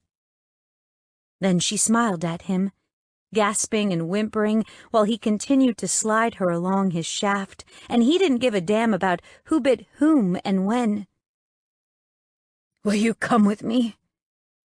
He hardly recognized his own voice, the bear having pushed forward so hard that the human had ceded some control. The bear had endured his half-life just as much as the man. They should both claim the female who would live at their sides until the day they died. "Yes," she gasped as he yanked harder, slammed her down on his dick. "Oh, God, yes!" He did it again, loving how she rippled around him, how her eyes darkened and the way pleasure transformed her face from beautiful to luminous. He didn't think he deserved her, but he'd take her anyway. I'm gonna... A low mewl escaped her throat. Keen didn't slow, didn't alter his pace or the strength of his movements. Not when she was so near the edge. He didn't want her pleasure to float out of reach. Not when her glazed eyes shone with the promise of ecstasy. His own body reacted to her responses, his balls hard and tight against him, while his cock twitched and throbbed inside her sheath. Yes, he wanted to come, to fill her as he sank his teeth into her flesh. Soon, soon, soon. As her gasps and moans increased in volume, as her chest heaved even harder, her release neared. He fed off her pleasure, drank her desire, and allowed her enjoyment to drag him in her wake. She opened her mouth, fighting for air, and flashed her teeth. She licked the blunted white fangs that filled her mouth. Without an animal, they weren't sharp and fierce like his, yet he still wanted them in his flesh. "I want you to be mine," he snarled, his bear taking over as he squeezed the back of her neck. "Mine!" The aggression he normally carried was directed at her, but instead of anger and rage, it was pure need and desire that spurred his animal into action. "Belong to me." He opened his mouth wide, exposing his fangs fully, and she didn't shy from the threat. No, she released him long enough to brush her hair aside as she tilted her head.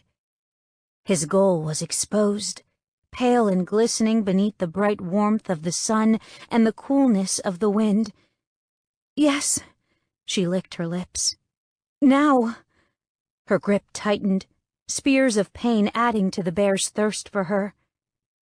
The first scream from her throat, filled with pleasure and need, had him striking. He sank his teeth deep into her, savoring the sweet flow of her blood over his tongue. His cock pulsed, reacted to the sudden tightening of her pussy, and then she cried out again as she came. Keen's body overrode his desires then, as pure bliss consumed him. The coppery heat of her blood filled his mouth, while his release overtook his control. Ecstasy like he'd never known overwhelmed him, stole all thought from his mind until he was nothing but pure animal emotion. Suddenly, pain seared his shoulder, harsher than the sting of Trista's nails, and it added to the bliss of his orgasm. It forced his body to continue shuddering with the joy. His bear rejoiced, seeming to know something Keen's human mind did not, but he couldn't focus on the animal's happiness. Not when he filled his mate, not when he'd finally, truly made her his mate. Mate, mate, mate. Trista's tremors finally slowed to shadowy shudders, and then she lay heavily against him, giving him her weight. Trust. Something they hadn't had, and now they did. Maybe not entirely, but more than she'd shown others, and he'd take what he could get. Gently, he slid his fangs free of her shoulder, softly licking and kissing her abused flesh. It was purple and bruised, blood welling to the wound and escaping her flesh. He hated that he'd hurt her, but he was thrilled that it was done. A stinging ache scratched at his shoulder, and he turned his head enough to spy Trista in his periphery, to spy her licking a wound that now marred his own shoulder. It wasn't as deep and damaging as the one he'd caused, but it was hers. Hers. She gave him one last lap and then met his gaze, blood still staining his lips. Her eyes seemed more copper than gold, as if her animal had pushed forward as hard as it could in order to join their mating. Trista's irises flashed even brighter, and her voice was hoarse and raspy when she spoke. "Mine." Keen captured her lips, tongues tangling, teeth colliding as they kissed. He tasted his own blood on her tongue, and remembering how it had gotten there, had his cock twitching and fighting to come back to life. For the first time in his battered and unsteady life, his bear was at peace, damn near happy.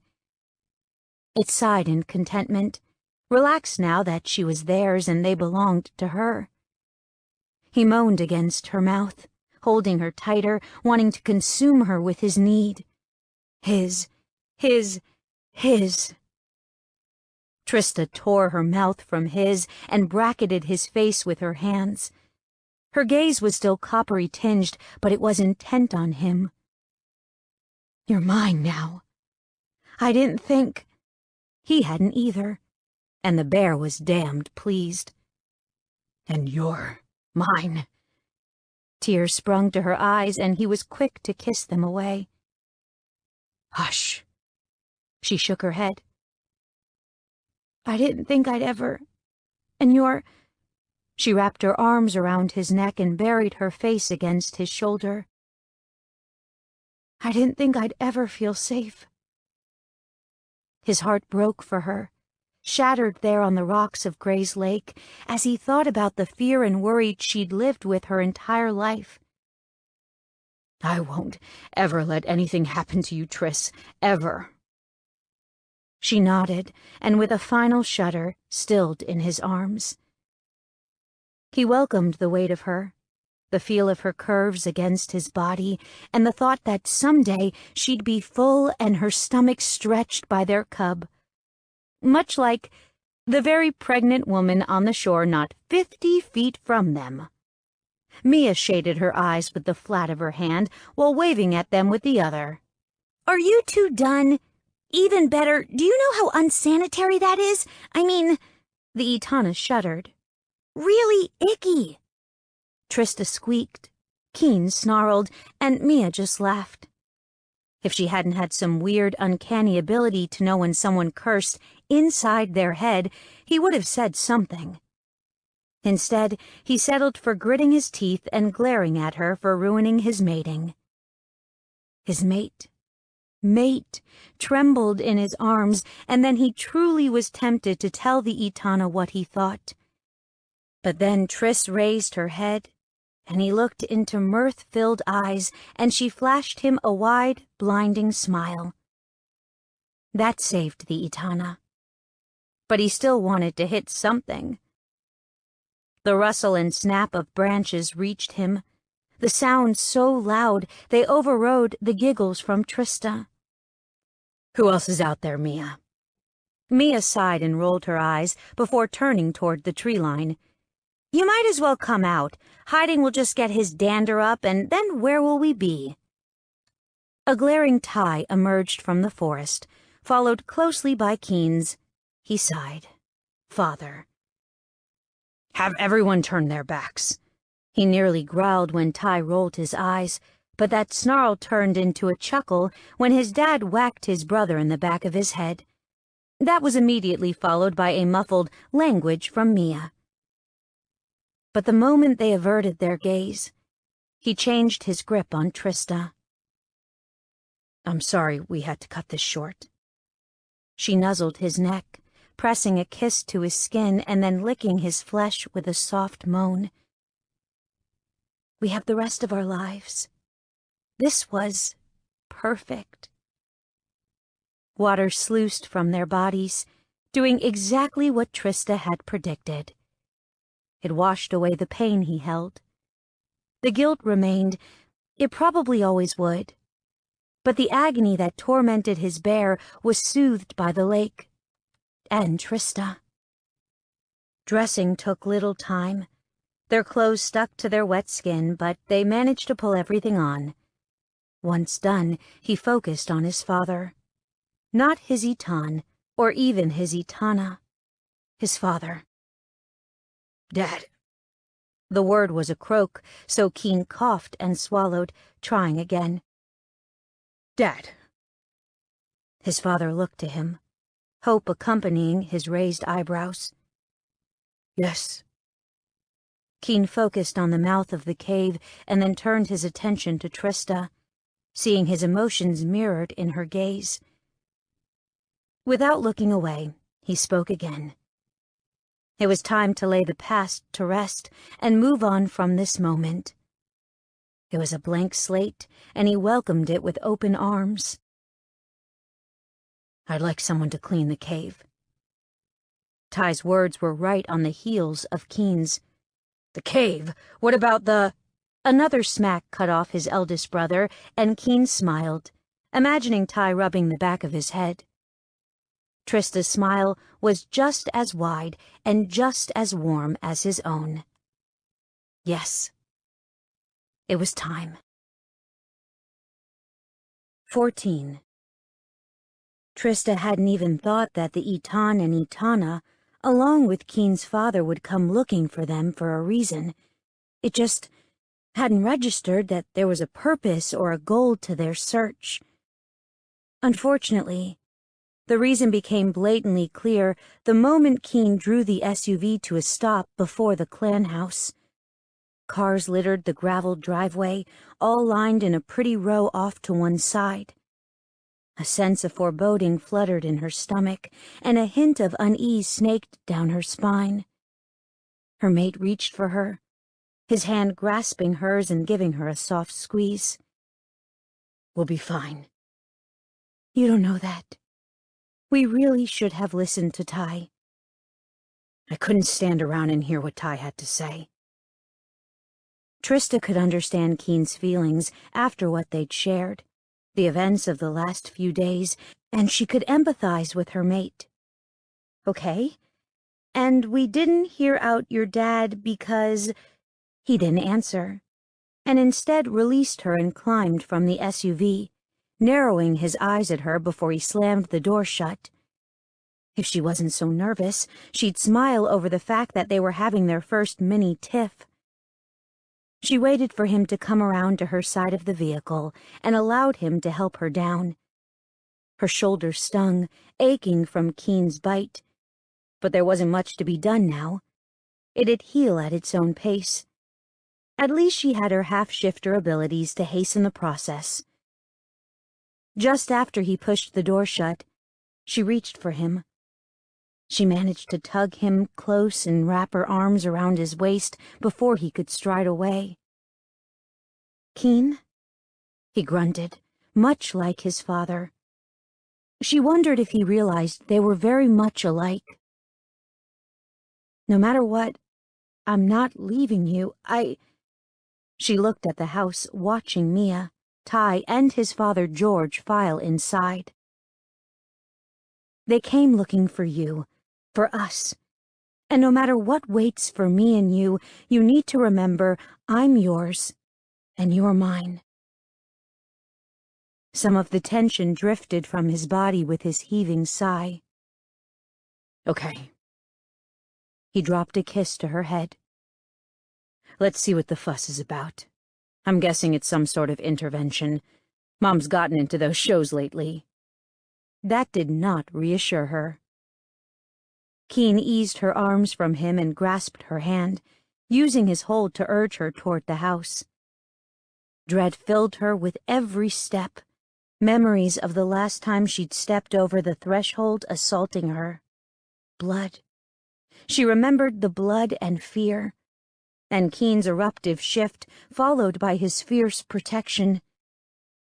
Keen, what if Van suddenly decided he didn't need to listen to Ty, or even George, any longer? He paused, brought her hand to his lips. "Triss." She raised her gaze to his, and he continued speaking. "I may not be as unstable any longer, but I will allow nothing to happen to you. Nothing." Right. She knew that. Instead of pushing words past her lips, she merely nodded and allowed him to draw her forward. She had a feeling of déjà vu as her steps echoed on the worn stairs and over the wood of the front porch. The screen door opened easily when Keen twisted the knob, and then they were inside the home. The musk of bear invaded the space with no hint of blood. Whoever had cleaned the mess in the living room did a good job. The low murmur of voices floated toward them, several males along with the high tinklings of women. A female stepped into the entryway from one of the rooms down the hall and slowly came nearer. Trista immediately recognized Keen's mother, Anna. Before things had gone downhill at their house, she'd introduced herself as Anna. The woman had left before them, intent on returning to their guests. "Keen," Anna murmured, and held out her arms for her son. Keen didn't release Trista, but did give his mother a one-armed hug. "Mom, what's going on?" "Oh, well..." Anna released him and stepped back.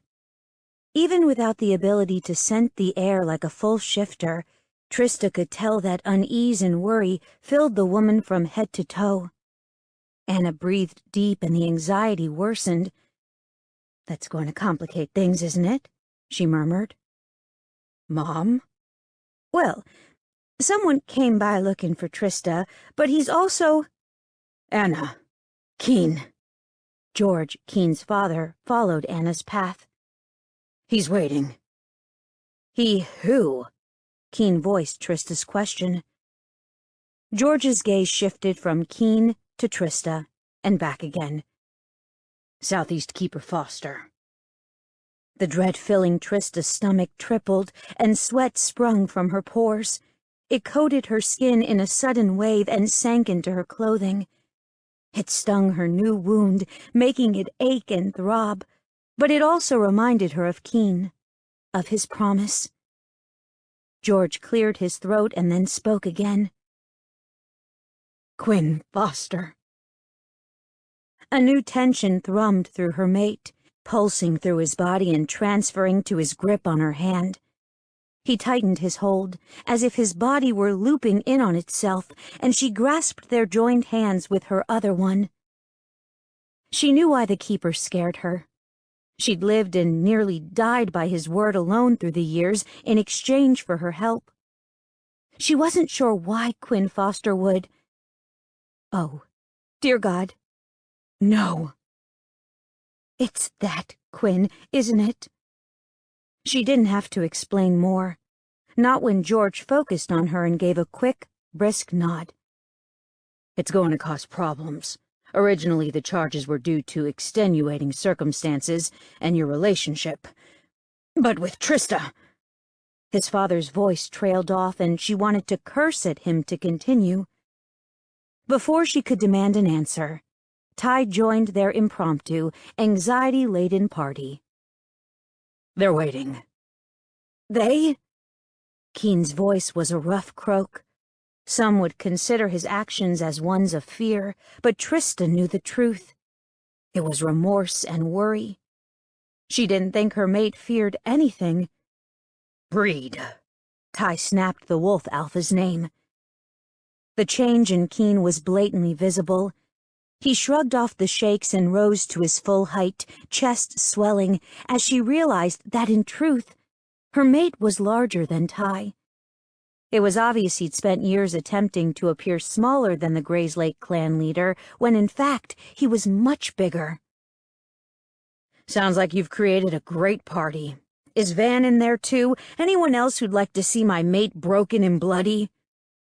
It was rough and grating and downright aggressive, but Trista couldn't fault Keen for his abrasive words, especially since they crowded her throat as well. "Keen." Ty sighed and opened his mouth to speak again, but her mate didn't give the man a chance. No, he merely pushed past his family and dragged her toward the room the trio exited.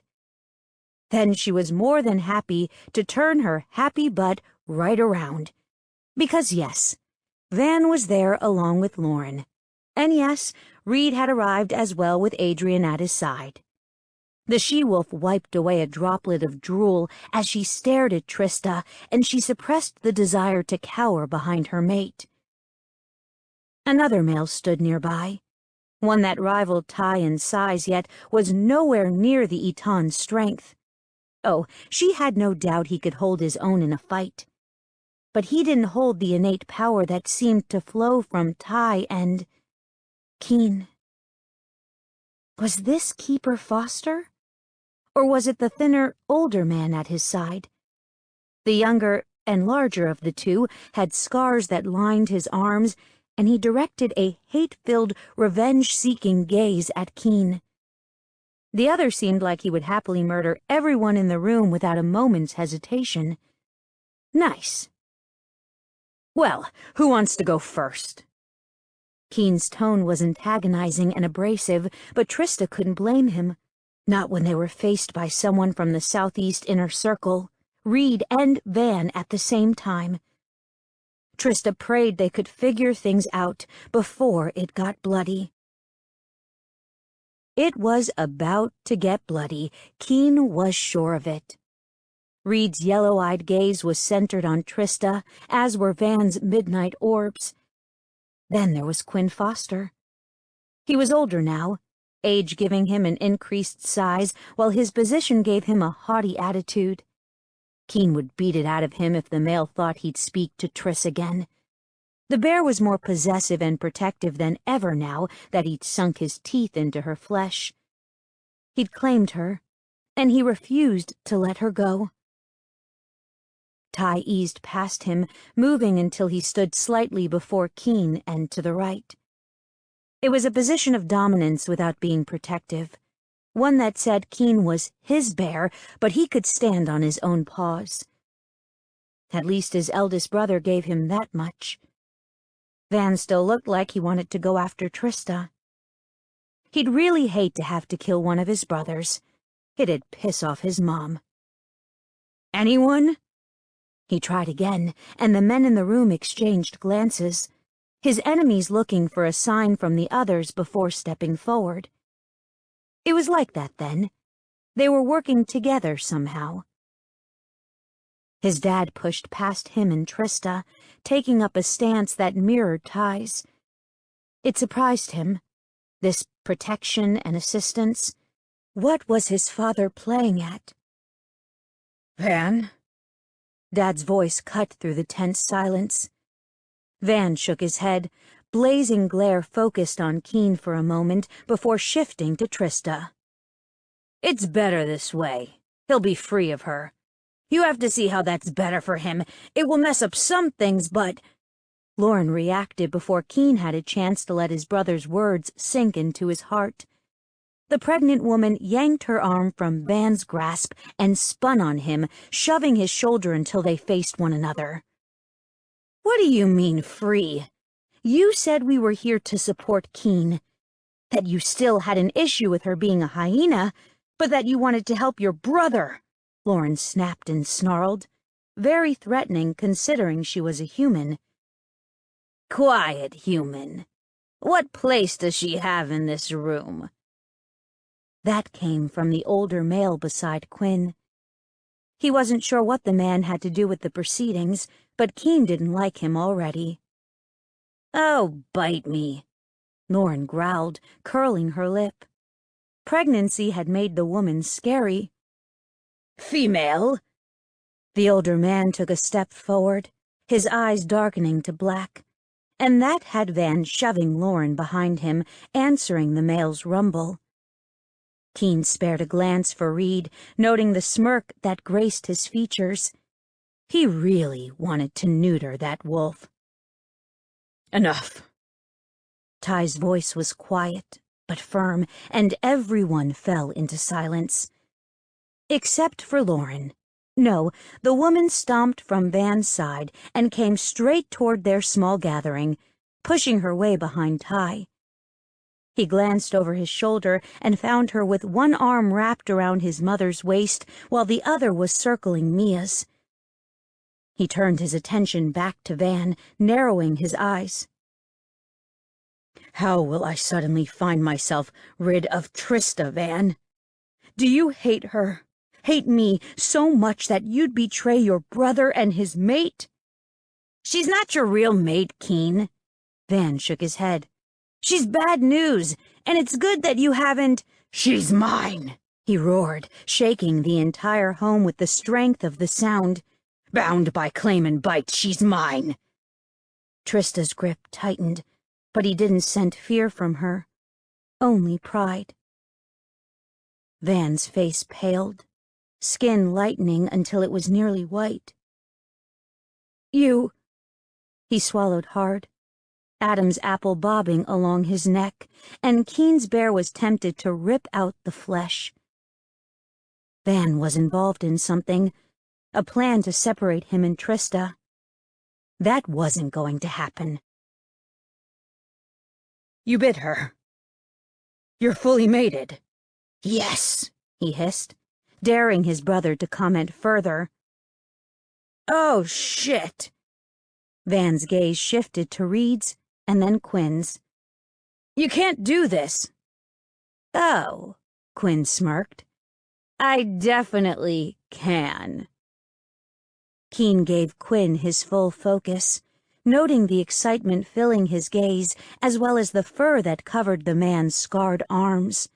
The male at his side was similarly eager for what was to come. Ty, do the introductions. He didn't blink twice at giving his brother an order, and Ty was smart enough not to comment on the lapse. Keen was too close to the edge to beg and scrape for anyone, not even the clan's Eton.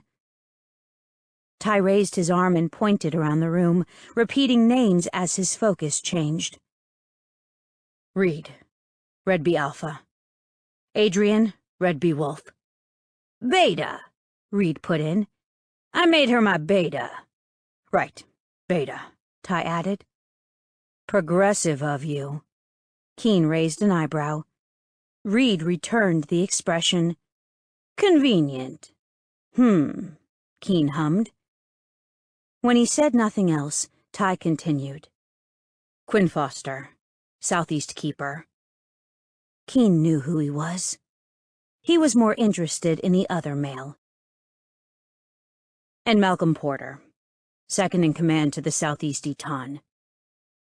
Malcolm tilted his head in acknowledgement.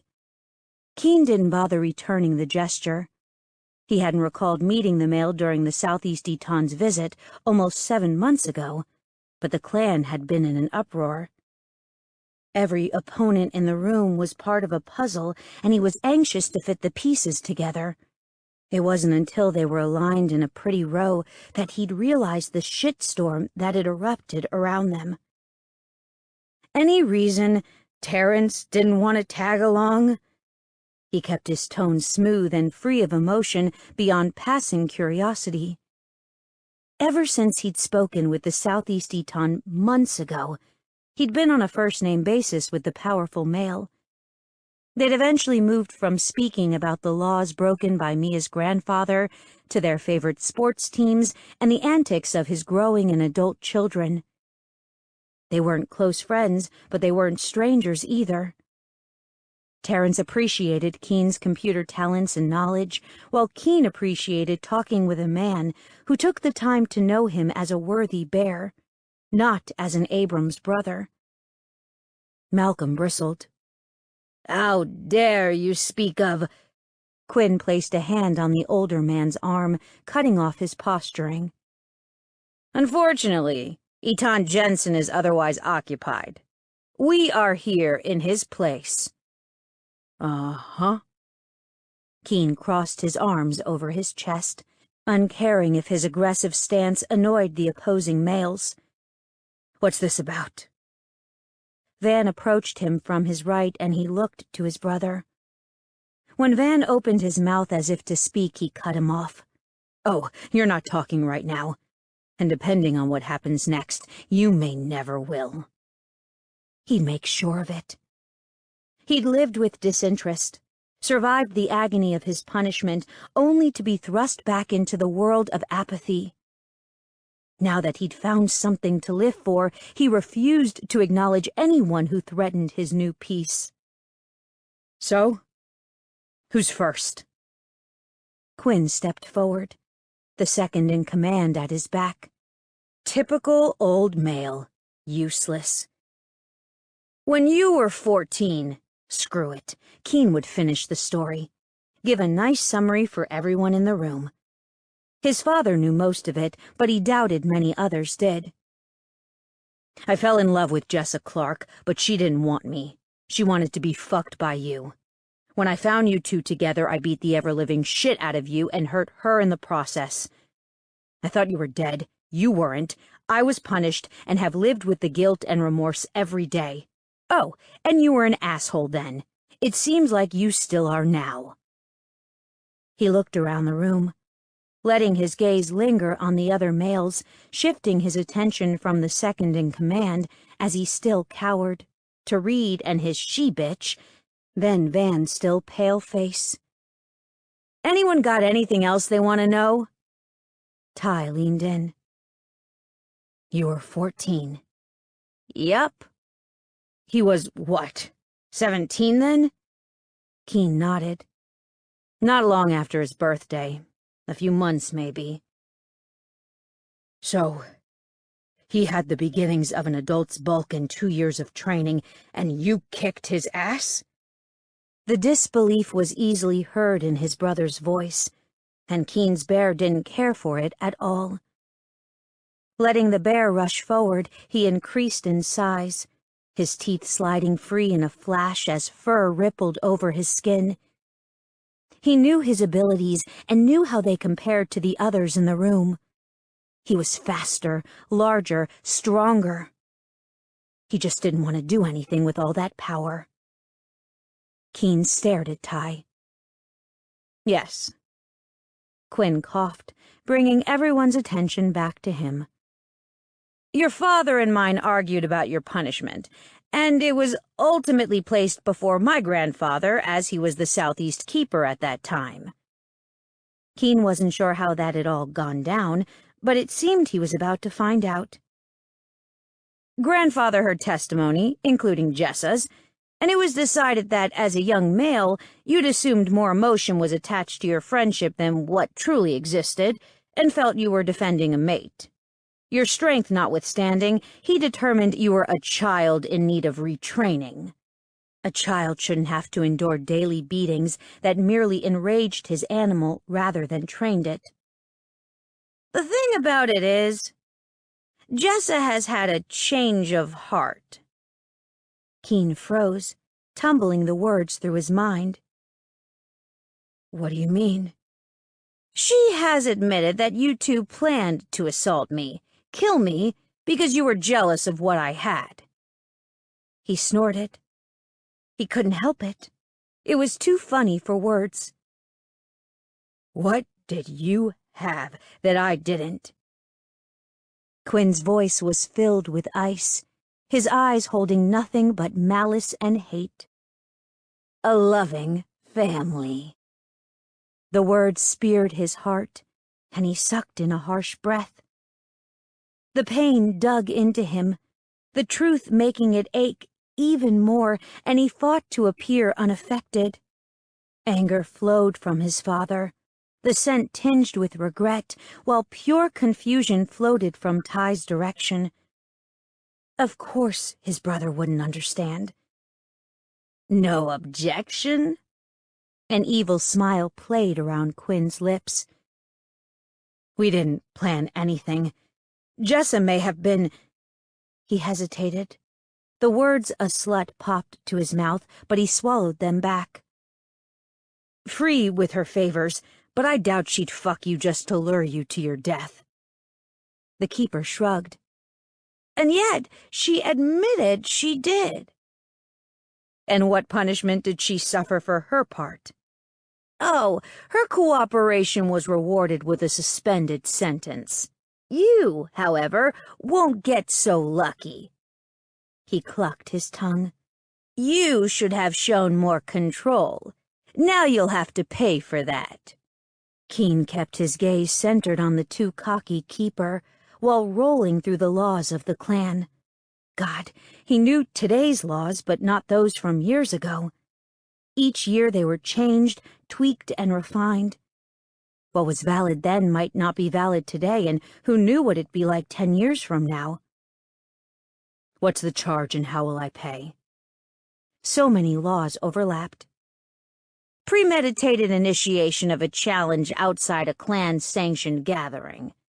Quinn laid the charge at his feet, and Keen waited for the rest. The male gloated, happiness spreading with each passing second. "As for your sentence, I'm going to be merciful. My options are death or permanent marking of your disgrace and banishment. Quinn's eyes deepened to black. I choose to dig my claws into your face in retroactive banishment. What? Keen furrowed his brow. Malcolm cackled then, crazed joy overtaking him while the sounds echoed off the walls. You won't be tainting the bears further, Abrams. Your brothers are destroying their lines, but you won't add to the destruction of Grayslake. Trista fisted his shirt, her fear palpable in the room, overriding every other scent. Keen. Oh, God. His bear reacted to her panic, pushing forward, forcing his body to swell and prepare to shift. He wouldn't tolerate anyone scaring her. Not his family, and sure as hell not the Southeast Second. He didn't give a fuck about the man's position when it came to Trista. What does that mean? Oh, shit, she gasped. Trista. She knows. Quinn's gaze shifted from him to Trista, and Keen was quick to cut off the man's line of sight. Trista? Keen tried again. He's right. The laws say he can do that. And banished retroactively means you haven't been part of the Grayslake clan since you were 14, which is fine because a banishment strips your clan association, but not your family. You were still allowed on clan land as long as your family is in power, but... She faltered, her breathing audible and harsh in the room. But because you're not part of the Grayslake clan, it means I'm not either, so... My objection in ruling regarding her presence stands. Reed's voice rang out, booming and loud as it overrode Trista's. And Trista Scott, bastard daughter to Brigham Scott and half-sister to Heath Scott, will face Adrian in a challenge to the death.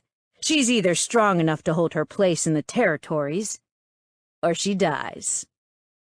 Reed's shrug gave off the appearance that he didn't care either way. But the flare in his eyes, the hunger, told a different story. Ty stepped forward even further and put his growing body between Keen and Reed. I claim her now as part of my clan. You're not touching her, Reed. Ty, what are you doing? Keen didn't need Ty to fight his battles. His brother looked back at him over his shoulder, a hint of regret etched in his features. I may not understand, and part of me may not like it. But she's yours, and you're my brother, even if I've been a shitty one. With that, Ty looked at Reed, and they waited for the wolf's response. It was another feral, crazed grin. The thing about today's laws is the timing. You can't save another by making broad claims after the fact any longer. She was violating the laws by staying on your land for too long. As a leader of my own pack, upon finding a shifter in violation of the law, I made a ruling and sought to enforce the law. Trista's hands twisted and knotted his shirt. Her body pressed firmly against his. Any other time, he'd be aroused by the nearness. Right now, it fueled his rage. His words tickled Keen's brain, had him sifting the words and picking them apart. But you didn't press the issue earlier in the front yard when I claimed her because... Deep red filled the man's features, and Reed's attention flicked to Quinn for the barest of moments. I see. Because you didn't know that my claiming her didn't negate your ruling. You didn't know that whatever I did, claiming her, couldn't save her from the challenge. You were ignorant about the intricacies then, and Quinn helped you out with that when he came into the area. Reed snarled and stepped forward, fur sprouting and coating his face as his lips and jaw half-transformed to his wolf. I'm not stupid, asshole. Ignorant means uninformed, not stupid, and that response was ignorant, asshole, Keen volleyed back. Panic had him lashing out, fear had him panting, and Trista's terror had his bear scraping for release. If only, for now, he had to step back, had to regroup and figure out a way to keep Trista safe. He didn't care about his punishment, about Quinn marking him and being banished from the clan. Nothing mattered but Triss and her safety. "If everyone is done yelling," Quinn spoke up, "we can go to the side yard and—" "The rite of preparation," Trista blurted out, and Keen sighed with relief. There was his answer. A stall tactic, sure, but it gave them time. "As the maid of the accused, I claim the right of preparation on her behalf," Quinn sputtered. You can't do that. It's not... You can't." "He can." Trista stepped to the side, revealing herself, but still clutching his shirt. "When a challenge, or sentence, could result in death—" Her voice wavered, and he heard the hint of tears clogging her throat. "The challenged's mate is able to require the rite of preparation." She swallowed hard, and he wrapped his arm around her shoulders, giving her his support. "It is the mate's choice, and cannot be denied." Quinn narrowed his eyes, glaring at him, and then centered his rage on her. He felt Reed's simmering anger as well, and he wondered if his brother, Van, held the same emotions. Battered on 3 sides and supported on 1. At least he hoped. "And how long does this right," Quinn spat, "last?" Trista was firm and clear in her response. 24 hours. 24 hours. He had 24 hours to figure a way out of this clusterfuck, and if all else failed, they'd run. He'd run far and fast, and with Trista at his side. 15. Trista stared at the people surrounding the table. Ty and Mia, Van, and Lauren, George and Anna. Even Parker had grudgingly apologized for trying to eat her, which was news to Keen, and she'd winced at his glare. Then there was Gigi, the clan house cook, who cuddled her close, told her she was a precious little thing. They welcomed her with open arms, if not open hearts in Van's case. George had gruffly and roughly escorted the wolves along with Quinn and Malcolm from the clan house, despite their protests. Quinn spouted something about being welcome to reside at the host house. At that point, the ex-Eton reminded him that Keen was the accused and didn't have a clan anymore, and Trista's relatives were dead. There was no host. The motel was 15 minutes away, and he and Malcolm wouldn't be welcome until 5 p.m. tomorrow evening. The subsequent slam of the door shook the house, and the heavy stomps of the retreating males vibrated the floor. And still, Keen's father hadn't appeared the least bit upset at having thrown part of the southeast inner circle into the cold. Well, heat. Now they surrounded the large kitchen table, mates sitting on laps to give room to the others. Trista even ended up snuggled against Keen, uncaring if parts of his family didn't like her presence. Van's gaze landed on them for a bare moment, but he quickly shifted his attention away. Amazingly, enveloped in Keen's embrace, his dislike didn't affect her. She didn't need Van's approval or love, just Keen's. Oh, shit. Love. She'd thought of the word, let it blossom in her head, and she realized she really truly wanted that with him. Even with their differences, the species ties that kept his family from liking her, she craved that. "Well," George sighed, "what's our plan?" "We don't have one." Keen voiced her thoughts aloud. "We don't have one." The ex-Eton shook his head and pinched the bridge of his nose. Anna ran her hand down her husband's back, and George sighed.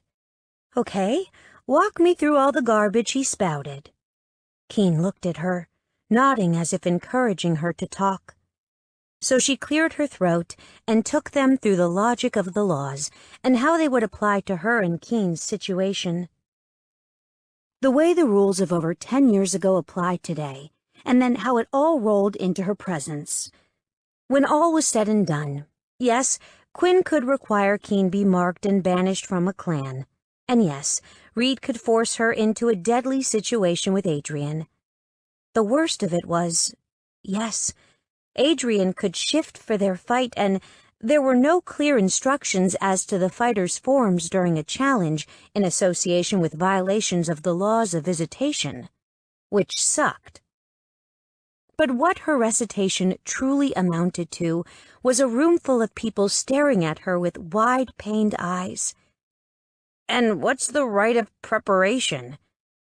Van actually participated in their conversation, and, of course, he had to ask about that. About the one thing that'd bring tears to her eyes and remind her of the timer counting down. After a sentence is passed down, and if it involves a punishment that may result in death, the maid of the offender can demand the rite of preparation. She fell silent, the words writhing inside her like 1,000 snakes, twisting and turning in her gut. But I don't know what that means. Van tried again, and the snakes rose, snapping at her stomach. It means that my punishment is delayed for 24 hours to give Keen a chance to say goodbye, she murmured. And Keen cupped her cheek, brushing away her tears. She hadn't even realized she'd begun crying, but she supposed it was fitting. She'd sobbed when her mother disappeared, had begged Quinn, Keeper Foster, for assistance, but he said there were casualties in war. Now she was devastated at the prospect of being without Keen. No one else said a word, the oppressive silence capturing them in a bubble of dread and heartbreak. Her emotions were mirrored in the others' faces, varying degrees and yet the same. Regret was the most prevalent, the one that overrode grief and sorrow. There has to be something, Van again, disbelief filling his voice. What do you care? Keen spat, new tension filling her mate. And Trista laid her head on his shoulder, hoping her touch would help calm him. You tried to kill her when she was under the Eton's roof, when she was under his protection. What the fuck do you care now? Suddenly she's part of the family? Suddenly she's welcome because Dad and Mom are supporting us? Fuck you very much, Van. The quiet was oppressive, charged with emotions, and her mate's body vibrated with renewed tension. They didn't need this. Didn't need the anxiety-driven squabbling between siblings when so much more hung in the balance. Van shoved to his feet, dislodging Lauren. I care. That's enough. George spoke with a firm tone that brooked no argument. He might be the ex-Eton, but Trista saw a hint of the man's strength. He stared at Van. Sit down. Van faltered, but finally lowered back to his seat and reached for Lauren, except this time she stepped out of reach. Lauren? Van. Tears swam in the woman's eyes. It was all too much. Too much heartache and drama and pain all in one. She couldn't do this kumbaya work together and figure shit out bullshit. Trista shrugged off Keen's hands and pushed to her feet, unwilling to be at the center of this cluster of madness. George, Anna, Mia, Lauren. She tilted her head slightly. Thank you for welcoming me into your lives. Now, if you'll excuse me, I'd like to spend some time with my mate. With that, she reached for Keen and sighed when he slid his hand into hers. So, what, you're just going to give up? It seemed Van had become the spokesperson for the group. Trista, plagued with heartache and tears brimming in her eyes, turned to face him. I'm going home to the first real home I've ever had. And I'm going to spend time with my mate. Tomorrow will bring what it brings, but right now I'm going to revel in the gifts I've been given. I earned them. I fought hard my entire life, and it may all be taken from me tomorrow. So tonight, I'm going to enjoy what I have." Anna grasped Trista's hand and gave it a gentle squeeze. She found answering moisture in the woman's gaze. Part of her pined for what could have been if she had spent time with the Abrams family. She'd lost her mother 7 months ago, and she had a feeling Anna Abrams would have been happy to add Trista to her family. Too late. Releasing Anna, she continued her way down the table, forcing herself not to look at others in the room. She took strength from Keen's touch, from the power he held inside himself. She knew it looked like she was giving up, that she was lying beneath a blade and simply waiting for it to be thrust home. But she wasn't. No. She needed a minute to breathe. Time to simply restore a tiny bit of peace with Keen. And then she'd think about the hell of tomorrow. She just was desperate for a hint of heaven today. They made it to the kitchen doorway before someone spoke, before George rose from his chair and took a step toward them. His brow was furrowed, eyebrows scrunched. "Trista, something has been pricking my mind. Your mother was human and your father was a hyena, right?" She internally winced. The family didn't need a reminder about her parentage. "Yes." "So, if you had nothing to do with the bears, why did you turn to them for help when your father died? Why did they keep a leash on the wolves? Why didn't you appeal to another hyena pack?" Memory lane. Joy. Trista went back to that time, to when she was scared and bleeding as they raced home, as her body fought to heal itself and she couldn't see past her blood-soaked tears. She remembered her mother screaming into a cell phone, begging, desperate for help from someone. I don't know. Mom was begging for help and... You have your father's last name, but what was your mother's? Maybe she was known to a clan. I don't remember her from when I was Eton, but perhaps we can appeal to... She was human. She didn't shift. She was just normal and ordinary and... her mother. That's all she was, and Trista's heart clenched as the loss hit home. "Humor me." George's eyes were soft and sweet like a big teddy bear. Her name was Deborah. Deborah Cleary. "Oh, fuck!" That came from Keen, and she looked at her mate, noting his wide eyes and pale face. "That's right." George was just as pale, and Ty looked like he was about to be sick. "What do you know that I don't?" Trista's attention continued to swing around the room, and then she focused on the man beside her. "Keen?" "Cleary? You're sure?" Trista huffed. "Yes, Cleary. I know my mother's last name." "Shit. We need to call Terrence. Dad? I... George stuttered and swallowed hard before speaking again. "Trista, I know you want to get out of here and spend time with Keen. I know this is hard, and, dear Lord, this is one clusterfuck." He took a deep breath. "Ty, grab a notepad and pen. Trista, you need to write out everything you know about your mother and her family." She was shaking her head before she registered the action. She didn't want to go there. Didn't want to think about being alone and spending days hungry and nights cold. "I can't." Large hands squeezed her shoulders, and she was slowly turned until she was pressed chest to knees against Keen's front. "You can because I'm here.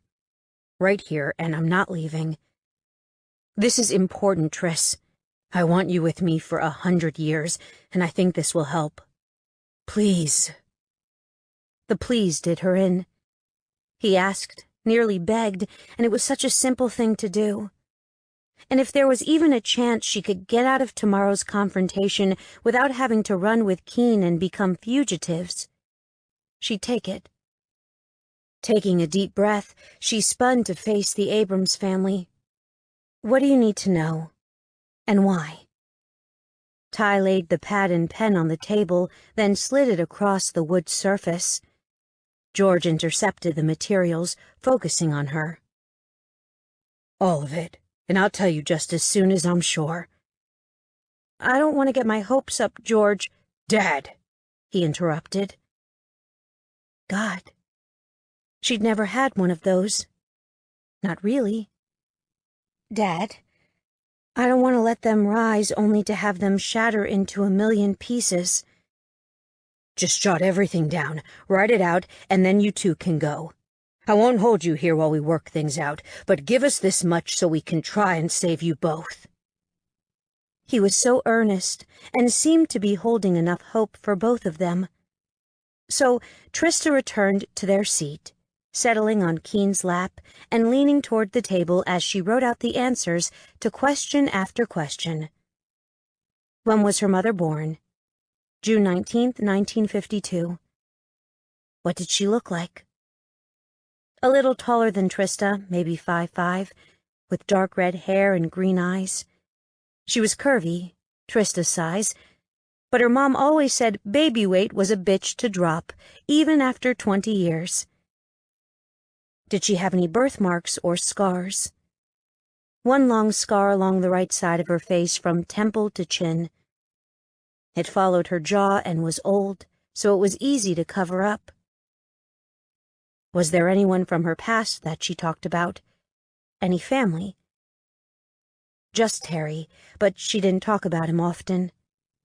Trista wasn't sure who he was to her mom, but she loved him a lot. What was her reason for staying in town? Trista's father wouldn't let her go. The law said... George, Dad, knew about that law. Dad gently eased the notepad from beneath her fingertips and nudged it toward Ty. "Take a picture of her and then get on the phone with him." Ty dug into his pocket and grimaced at his father, obviously not liking the order. "Dad, you're the Eton," his father growled. "You're his friend." Ty was equally as annoyed. "He won't kill you if you're wrong." George pushed to his feet, rising to his full 6+ feet, and she watched as his body expanded, pushing his clothes almost to the point of snapping.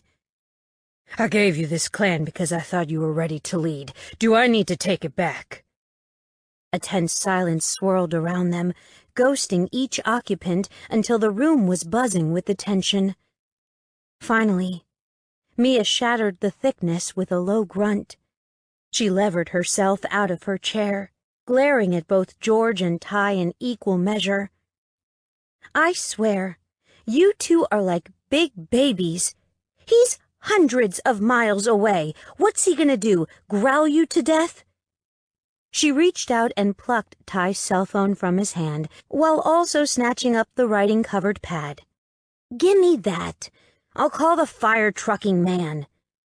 She waddled away from the table, grumbling about stupid mails and cursing and massive amounts of money in the swear jar because she'd been keeping track. It wasn't until she was standing on the opposite side of the kitchen near the secondary door that she stopped and whirled on them. "I'm calling him." "What am I telling him?" Quiet. Nothing but the hum of the fridge and the gentle swoosh of the dishwashing cycle filling the air. It took a moment, but George finally spoke. "Tell him we might, stress might, have found his niece. And she needs his help." Niece? Which meant she was part werebear? And her mother... No, she would have known. Wouldn't she? Instead of following the line of questions, she echoed the men. Trista uttered the first words that came to mind. "Oh, fuck." Keen held Trista's hand as they walked the edge of the lake. Neither of them said a word, simply allowing nature to welcome them. The quiet was comfortable and easy, as if they'd been together years instead of mere days. The turmoil and anxiety still tainted the air, the emotions pushing a sharp tang into the wind, but there wasn't much to be done about the burning stench. He allowed Trista to lead, to gently choose their path. Every once in a while she'd bend and snatch up a stone, tossing it into the water and watching as the delicate ripples marred the surface. It was like their short relationship, smooth one moment and trembling the next. Minutes sped past and darkness eased closer, the sun casting a multi-hued glow over the lake. "Trista?" he murmured, not wanting his voice to destroy the calming peace they'd established. "Talk to me." She drew to a stop and turned to face the fading sun, drawing him closer until he wrapped his arms around her.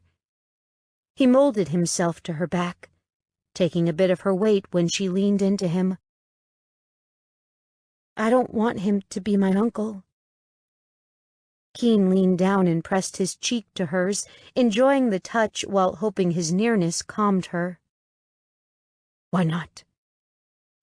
"Because it changes who I am. Because it means he didn't care enough then, so why should he care now? It means that my mom and I scraped and fought and got our shit together without him when he could have made our lives easier." She turned her head slightly and nuzzled him. "Do you know what it's like to be hungry? To not have a place to live because you can't hold a job, because you're forced by what seems like everyone to stay in this God-forsaken area?" "No." His heart broke for the pain in her voice now, and the agony she'd faced over the years without him. "No, I don't." He took a deep breath and released it slowly. "And I wish you could have had an easier life, Triss. But the fact is, I wouldn't want yours, or mine, to have been any different. If it had been easy, if we'd sailed through our childhoods without rage, violence, and hunger, we wouldn't be here today. And I love where I'm at right now." He loved her. After 5 days of stress and happiness, he refused to entertain the idea of not spending the rest of his life with her at his side. Trista sighed and turned in his arms, cuddling close to him and rubbing her cheek across his chest, over his heart. "I love it too." He heard so much more in those few words and realized she felt the same as him, or at least close enough. Now wasn't the time, not with violence and the threats hanging above them, but as soon as they ended the dangers, they'd explore those feelings further, hopefully naked. "So we won't have regrets, and we won't think of what-ifs. I don't care if you're a quarter werebear and you can hate him for abandoning your mother, his sister, and you. You don't have to ever speak to him again if you'd like. But right now, if it's true we need him to save you—" God, they needed Terrence. "I know." The squeak of the back door opening and then the thud of it slamming closed broke their sweet peace, and Keen focused on the clan house in the distance. It was the clan house, not his house or his childhood home. He had a new place, a place he'd fill with love and cubs once this nightmare was at an end. His enhanced eyesight allowed him to identify the interloper with ease. Van. What the hell did his brother want now? Keen stepped away from Trista and nudged her behind him, creating a barrier between his mate and a dangerous male. A rolling growl formed in his chest, and the closer Van came, the more it increased in volume. Trista rubbed his back as if trying to soothe and calm him, but it wasn't going to happen. With a mate, he was like a normal werebear, and even a normal werebear would want to eliminate a threat to his other half. Van had tried to kill Trista. Now Keen would kill Van. The bear thought it was a wonderful idea. It put brother against brother, but familial ties meant little when compared to Trista's position in his life. Hell, she was his whole world. Van stopped 20 feet away, his hands outstretched, revealing human fingers and furless arms. I just want to talk, Keen. Keen couldn't stop the rumble. His inner animal wanted Van dead beneath his paws. Unfortunately, his mate disagreed. Keen.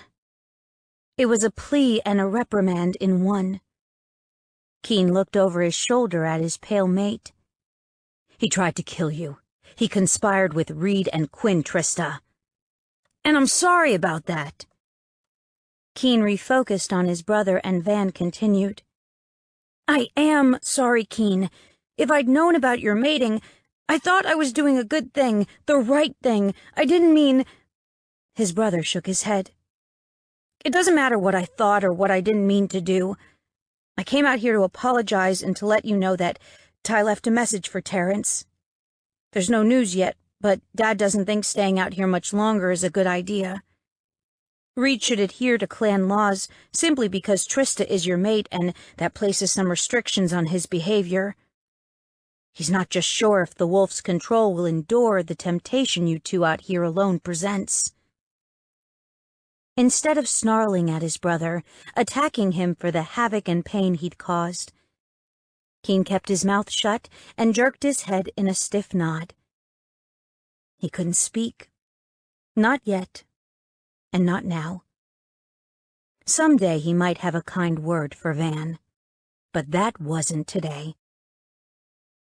Van slowly turned and retraced his steps, retreating and finally disappearing into the house. You should forgive him. Trista's words were hesitant, but he caught them nonetheless. He's your brother. Would you? He couldn't keep the harshness from his voice, the disbelief. Trista stepped around him, stopping once they faced one another. She reached for his hand, and he allowed her to direct his movements, to place his palm on her throat and his fingers to curl around her neck. Do you feel them? The scars? He did. He'd seen them and kissed them, and he prayed there weren't any others marring her body. Yes.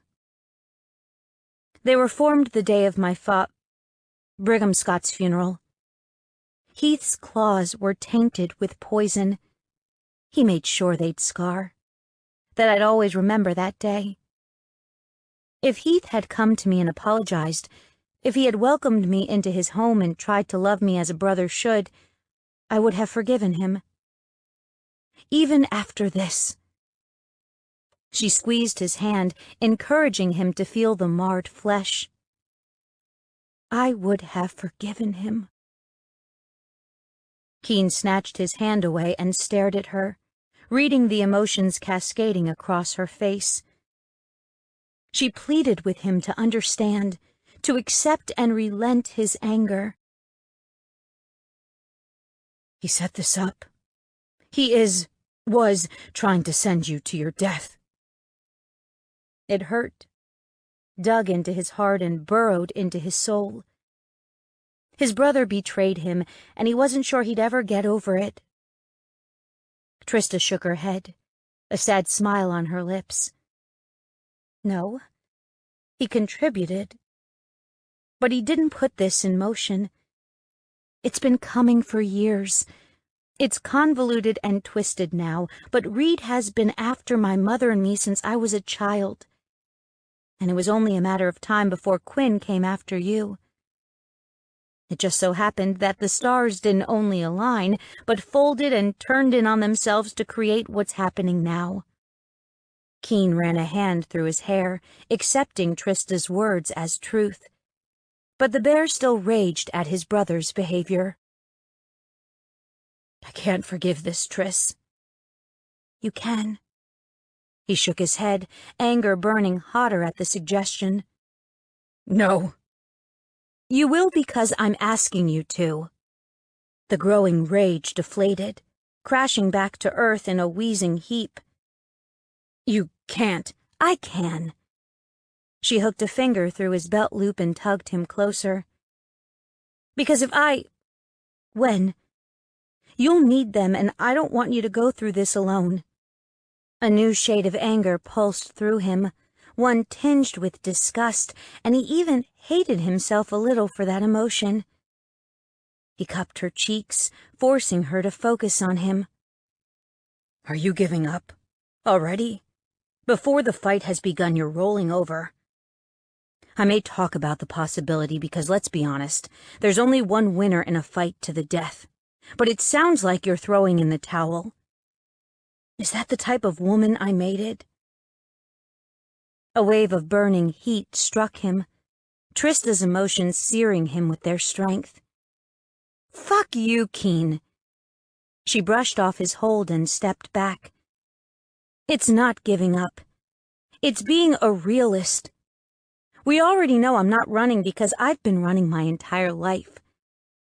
But we also know that Adrian is going to step into that yard on 4 feet, not 2.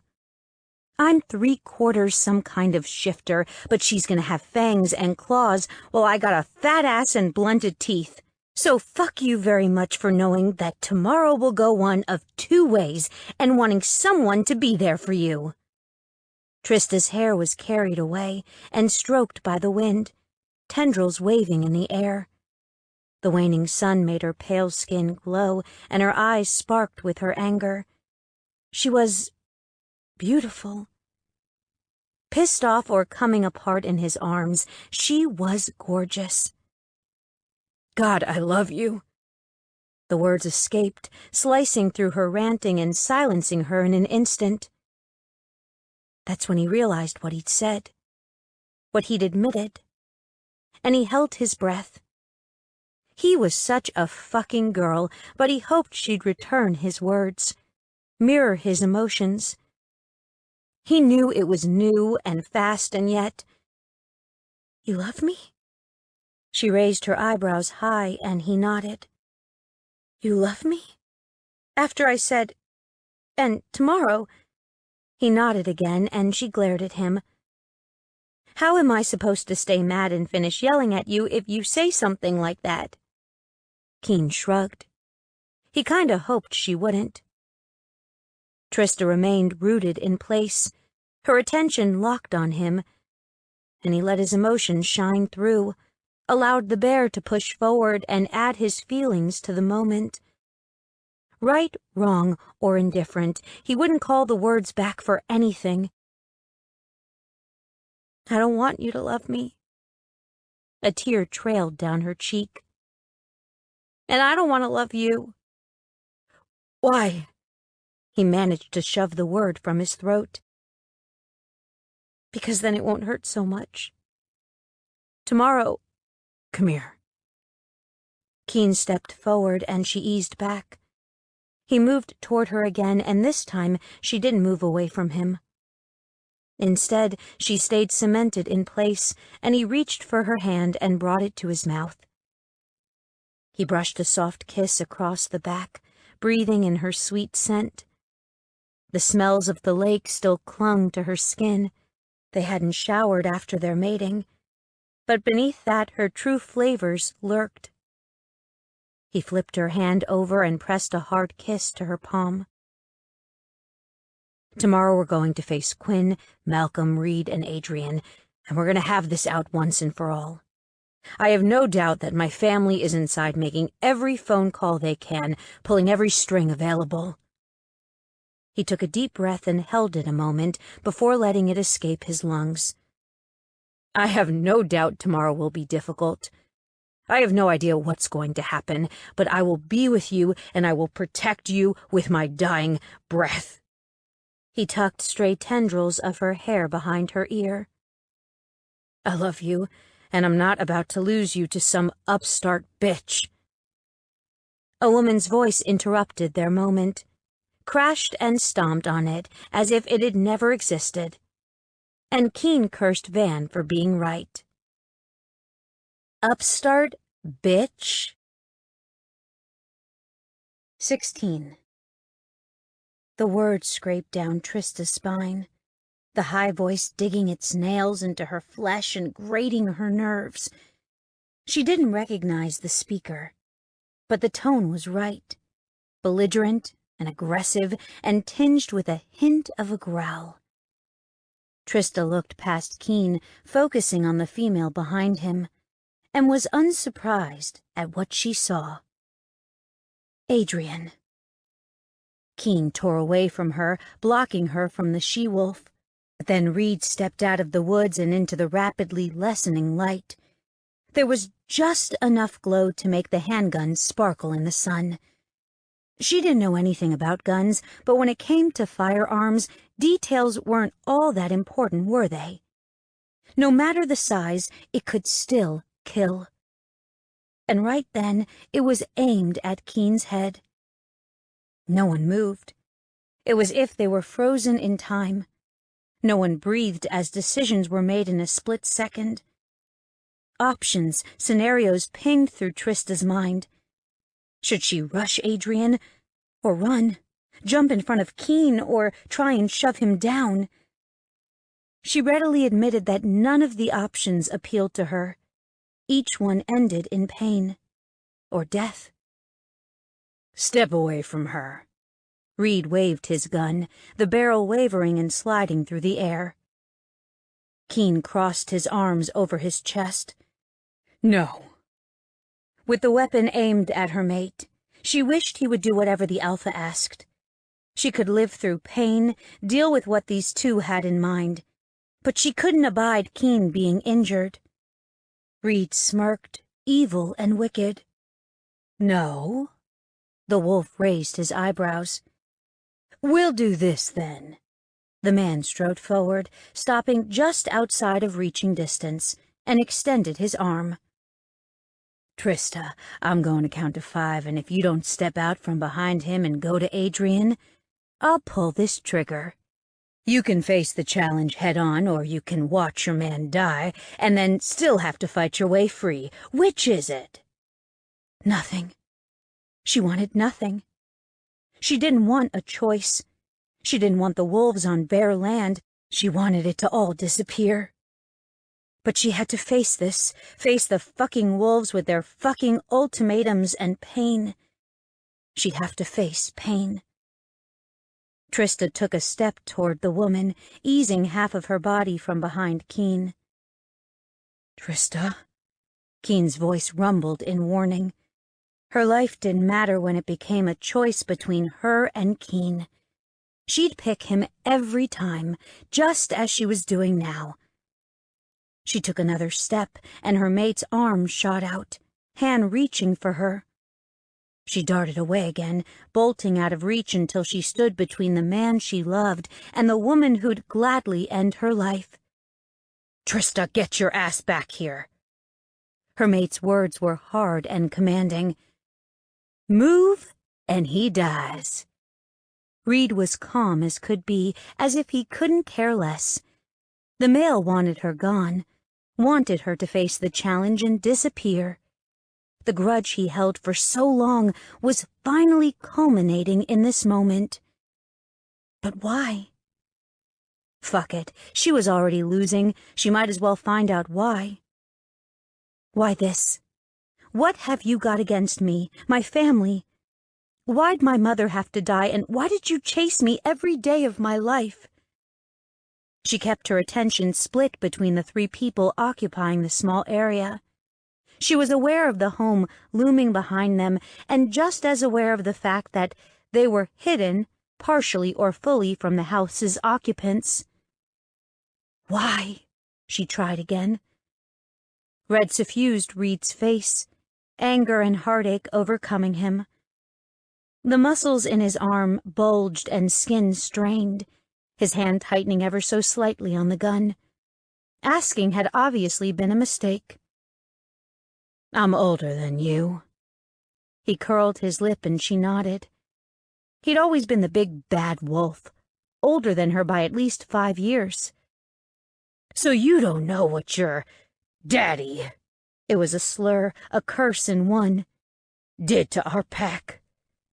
Adrian shifted, feet crunching and snapping the dried twigs and leaves beneath her. Trista shuffled back, still between her mate and the female, yet farther away. "Your daddy caught my mother on his lands. She was there to pick up a few things for the pack since Redby's store was out of stock. Your daddy didn't listen to those laws of visitation. Instead, he took her." A ripple of fur slithered along Reed's arm, attesting to his wavering control. "He took her, and beat her, and raped her." The snap of bone cut through the air. "And when he was done, he kicked her over the border with a note pinned to her chest, in her flesh, that thanked my father for use of his whore." The air rushed from Trista's lungs, stealing her breath and punching a hole in her chest. She'd hated Mr. Scott for as long as she could remember. He was a bastard. But she hadn't ever heard.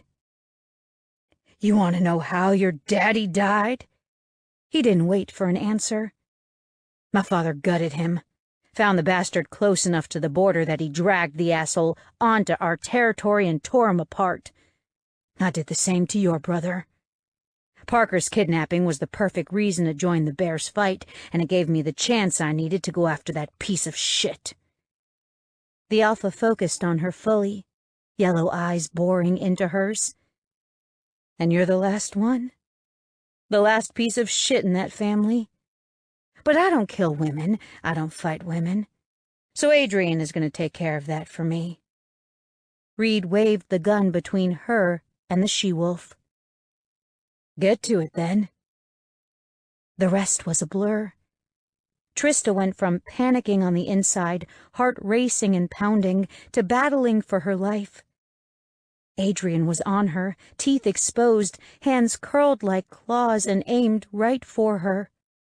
She heard Keen's roar, felt the sound vibrate through her bones, but she couldn't spare him a glance.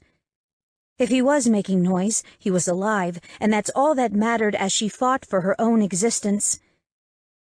Since Heath's attack on her at 13, Trista had taken a few free self-defense classes at the various YMCA centers throughout the towns.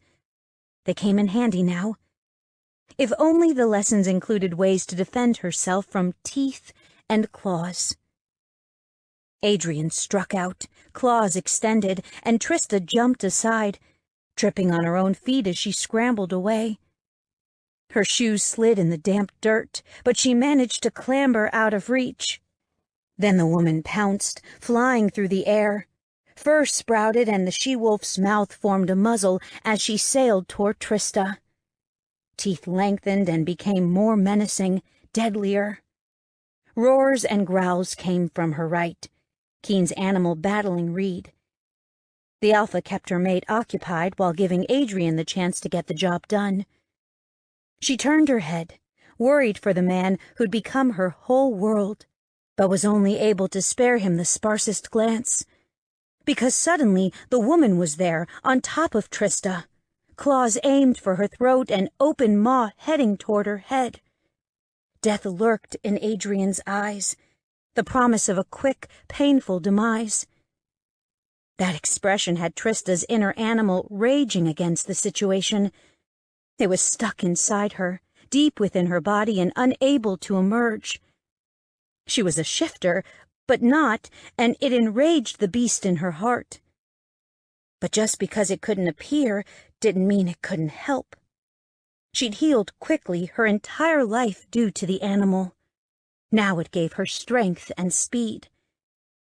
Trista caught Adrian's hands, wrapping her fingers around the woman's wrists and keeping her at bay.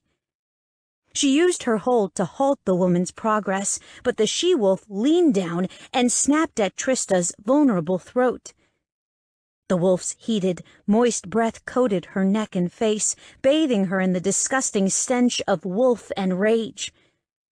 She jerked her head aside, bolting left while pushing Adrian right, attempting to buck the woman from her body. But it didn't work. even with her animal strength. No. It allowed the wolf to snap her right arm free and scrape those deadly nails down Trista's arm. She dug deep furrows into her flesh, exposing muscle and releasing blood. She tried to suppress the scream that rose furiously, but it emerged anyway. The sound soaked the area, and Keen bellowed in return. She sensed his anger, his pure fury. Hopefully he'd take out his rage on Reed and then come to her before Adrian got her way. Then the she-wolf was there again, clawing and snapping, hunting for any hint of Trista's flesh. Her wounded arm throbbed and pulsed with agony, but she couldn't spare a thought for the damage. Not when Adrian attacked anew. When Adrian swiped again, she released the woman altogether. She blocked the strike with one arm while she formed a fist with her other hand. She'd been taught how to punch. She'd just never used it on a half-shifted woman before. Well, she used it now. She cocked her arm back, borrowed strength from her animal, and struck. Her bare fist collided with the woman's lower jaw, and more pain vibrated down her arm. Knowing how to throw a punch and actually striking skin and bone were two entirely different things.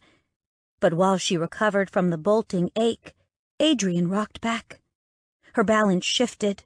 The bulk of her weight no longer crouched over Trista, but on her ass as it rested on Trista's hips. This was another thing she'd been taught. How to lie passively beneath someone and then buck them before they had a chance to do any further damage. She planted a foot and shoved, twisting her hips to dislodge the fierce woman.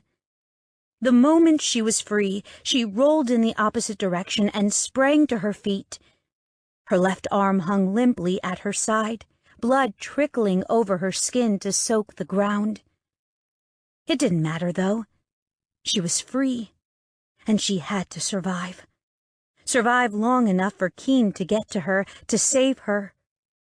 She was depending on him to save her, and her mind didn't balk at the idea. Sometimes leaning on someone was necessary, and Keen was the first person, the first male she'd ever put all of her faith in. He would save her. Survive, survive, survive. And she did. When Adrian came after her, pushing to her feet as she wiped blood from her cut maw, Trista ran. She ducked behind trees and wove through the forest. The heavy thump and crunch of Adrian's pursuit filled her ears, but it also spurred her to go faster. She skirted the area where the battle began, making sure she was still within Keen's reach. Survive, survive, survive. She was running and winning. Staying alive meant winning. Adrian was there. She hadn't caught her, and she hadn't... Claws scraped down her back, scoring her skin and snaring her shirt. The sudden tug jolted her, and she went from racing away to falling back. She shouted in surprise, stumbling until she collided with a tree. Blood dripping from her claws, a morbidly smiling she-wolf advanced on her. That was Trista's blood. Trista's life coating the woman's paws. The pain of her new wound intensified, the nerves finally realizing that bare skin was pressed against rough bark. Didn't matter, though, because Trista had to remain mobile, had to remain on her feet and out of the woman's clutches. She backed away, shuffling behind the tree and continuing her backward escape. Still the woman advanced, keeping pace. I'm going to win. I'm going to gut you and bathe in your blood, little bitch. I'll make it quick if you submit now. No, she wouldn't submit. Not ever. Before Keen, she might have. She might have given up and let the woman end her rapidly worsening existence. But no more. Trista spun and ran. Blood created a red trail across the leaf-strewn forest floor. She tripped and shuffled, but kept distance between her and the wolf. She flew over the ground, racing toward her original position by Keen. She neared the tree line, clear sky in sight, and tripped before she could burst into the air. Once again, Adrian was on her, straddling her as she reached for Trista's hands. "I'll tear your throat out, bitch!" Adrian's face was more wolf than woman, yellow eyes, gray fur instead of skin, the head of a wolf on a female's body. The beast nightmares were made of captured her. Or rather, her body, but not her hands, one but not both. Trista reached for a weapon, a rock, a branch, anything, and God, for fucking once, answered her prayers. Maybe he didn't hate her any longer. Her hand closed over a rock, a stone larger than her palm, and she curled her fingers around her makeshift weapon. Adrian still scrambled to capture her wrist, but Trista's animal was pissed. Pissed and angry and aching to taste the she-wolf's blood. With all of her strength, with every ounce of power she had lingering in her body, she raised her arm.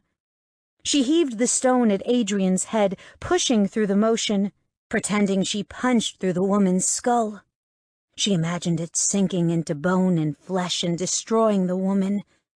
Once again, vibrations jarred her bones, sending a new ache along her frame.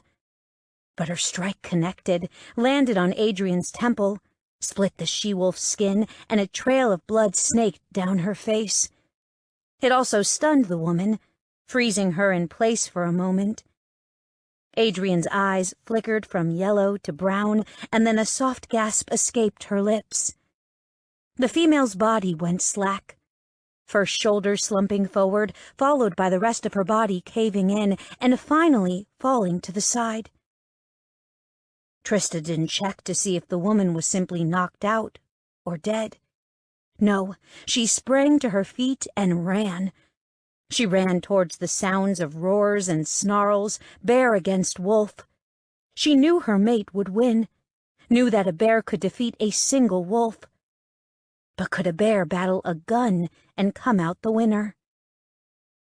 She clutched the rock in her hand, the stone coated in Adrian's blood. She'd use it on Reed if needed, use it over and over until he too remained prone on the ground. Then she'd pray he didn't get up. She emerged into the space, stumbling past the last few trees and finally sliding to a stop. The sight had her heart freezing mid-beat as a new type of pain overtook her. Keen was a bear, a massive, glorious animal that stood tall on his back legs. A bellowing roar escaped him, shaking the earth itself with its volume. That awed her, but also exposed the fact he was injured. Blood coated his fur, darkening until matted and black against his skin. Reed had done that to her mate, hurt him. The beast inside her released its animalistic cackle that eventually pushed past her human lips. The sound halted the battle before her as the males flicked their attention to her. Keen faced her, focused and intent, as he took in the condition of her body. Reed glanced over his shoulder, giving her a good look at his bloodied and bruised face, but it also told her other things. He was on 2 feet, so he obviously hadn't fully shifted, but his face was still mostly human, as was the hand clutching the gun. She took a moment to take in more of him, noting the shredded clothing and the gray fur covering parts of his tanned skin. She connected the dots in that split second. When she fought Adrian, Reed and Keen went at it as animals and then, when Reed realized he was on the losing end, went back to 2 feet. 2 feet and no pause so he could aim that fucking gun at her mate once again. Reed's eyes roamed over her, one flick up and then down. His expression told her he didn't see her as a threat, and she had to admit that, battered and bloodied, she didn't look like much. Except he hadn't counted on pure stupidity and animalistic rage. He hadn't anticipated a half-shifter woman not giving a fuck about his power or his strength. He hadn't considered her. The moment, the instant his attention was on Keen, that instrument of death aimed at her mate. Trista sprinted. Not away, no, right at Reed. She truly flew over dirt and grass, feet hardly touching the ground before she was mid-stride. Then she leapt, going airborne, and aimed at the Alpha. The arm holding the rock came back, the stone tight in her hand, and when she was upon him, almost frozen in the air, she brought that weapon down. She struck his head, rock colliding with his skull just before her body crashed into his. She was over 200 pounds of furious, hyena-souled woman, and this wolf had threatened her male. He was hers, and she'd be damned if someone took that away from her. She'd finally learned to trust, and this bastard thought he'd ruin that? No. Just no. Again she hit him, the wolf flailing beneath her, rolling and shoving at her. His hands weren't claws. They were human and nothing compared to the she-wolf. Was that all he had? No, he'd bloodied her mate. She'd simply surprised him. So she'd surprise him again. She'd hit and scratch and bite and... A streak of brown teased her periphery, and she caught sight of another bear, not her mate, soaring over the ground, racing toward a snarling, bleeding wolf speeding from the forest. Adrian. She hadn't killed the woman. The hyena was disappointed. A cry collided with a snarl, and she pushed that fight from her mind. She had Reed beneath her, and she wanted him dead, craved his blood and wanted to bathe in... Human hands hauled her from atop the Alpha, pulled her and shoved her behind a naked, red-stained back. Keen kept her from the man who'd tortured her year after year, and... The scrape of metal on metal told her Keen had racked the slide on the gun, making sure a bullet lived in the chamber. She didn't know a lot about guns, but that sound was familiar. Fucking move and I will fucking end you. Keen's voice held more than a little of his bear. A wailing yelp raced on the heels of Keen's last syllable, and Trista looked toward the source, saw a massive, rapidly shifting bear standing over the limp body of a wolf, its neck tilted at an unnatural angle. In moments, she met Van's stare. He'd wanted Trista dead, and now he'd killed to protect her. Trista focused on Adrian's lifeless body. The woman was gone, and she couldn't find any sadness over the loss of life. In fact, her hyena rejoiced. Trista let it. 17.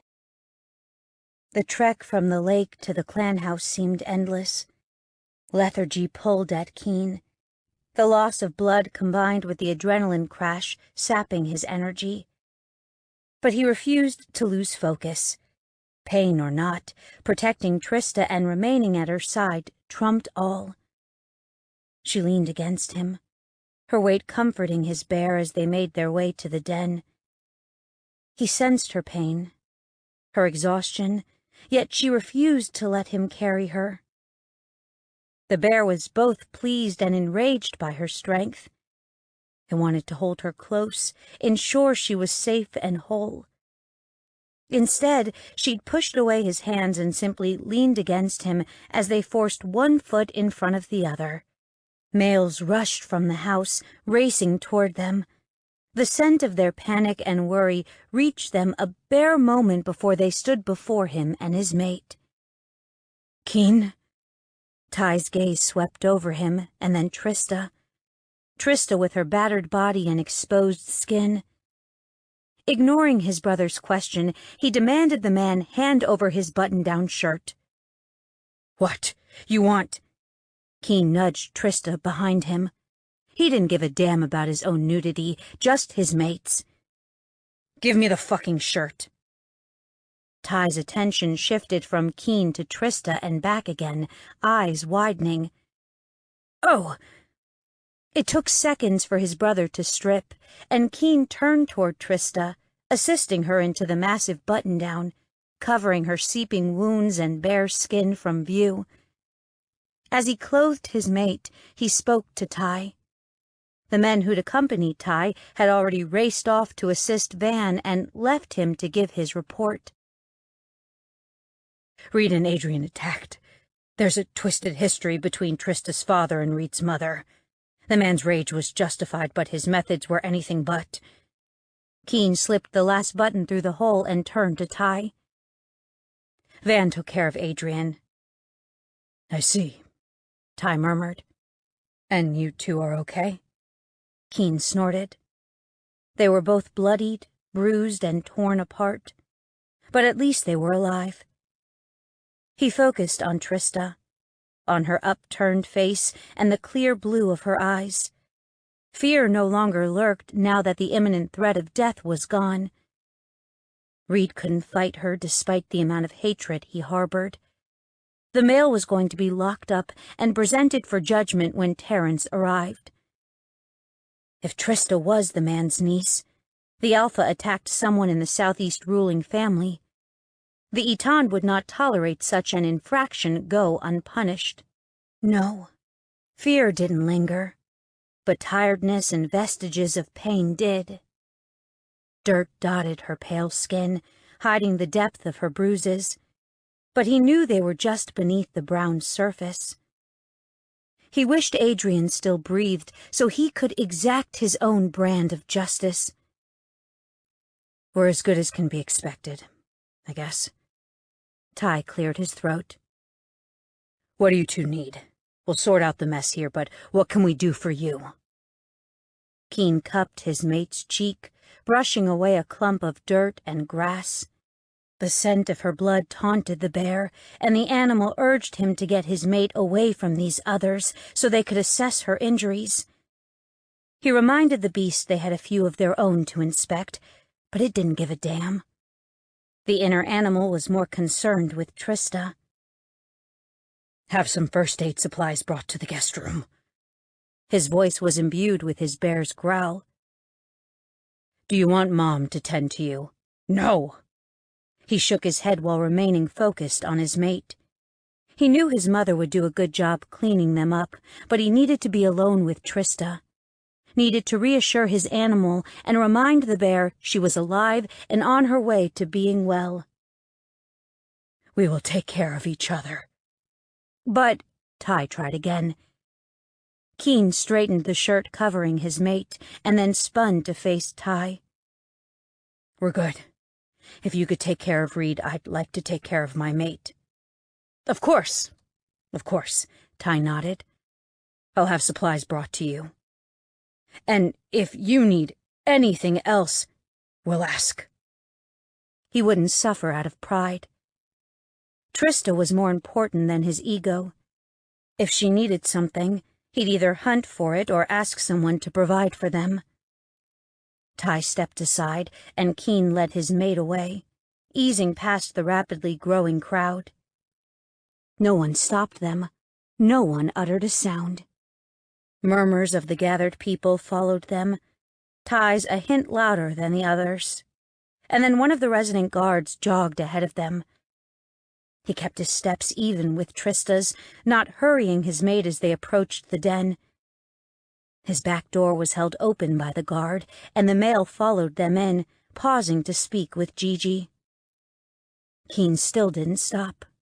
No, he carefully led Trista down the hallway and into the room they'd shared. Quiet reigned, the lack of sound comfortable and almost soothing.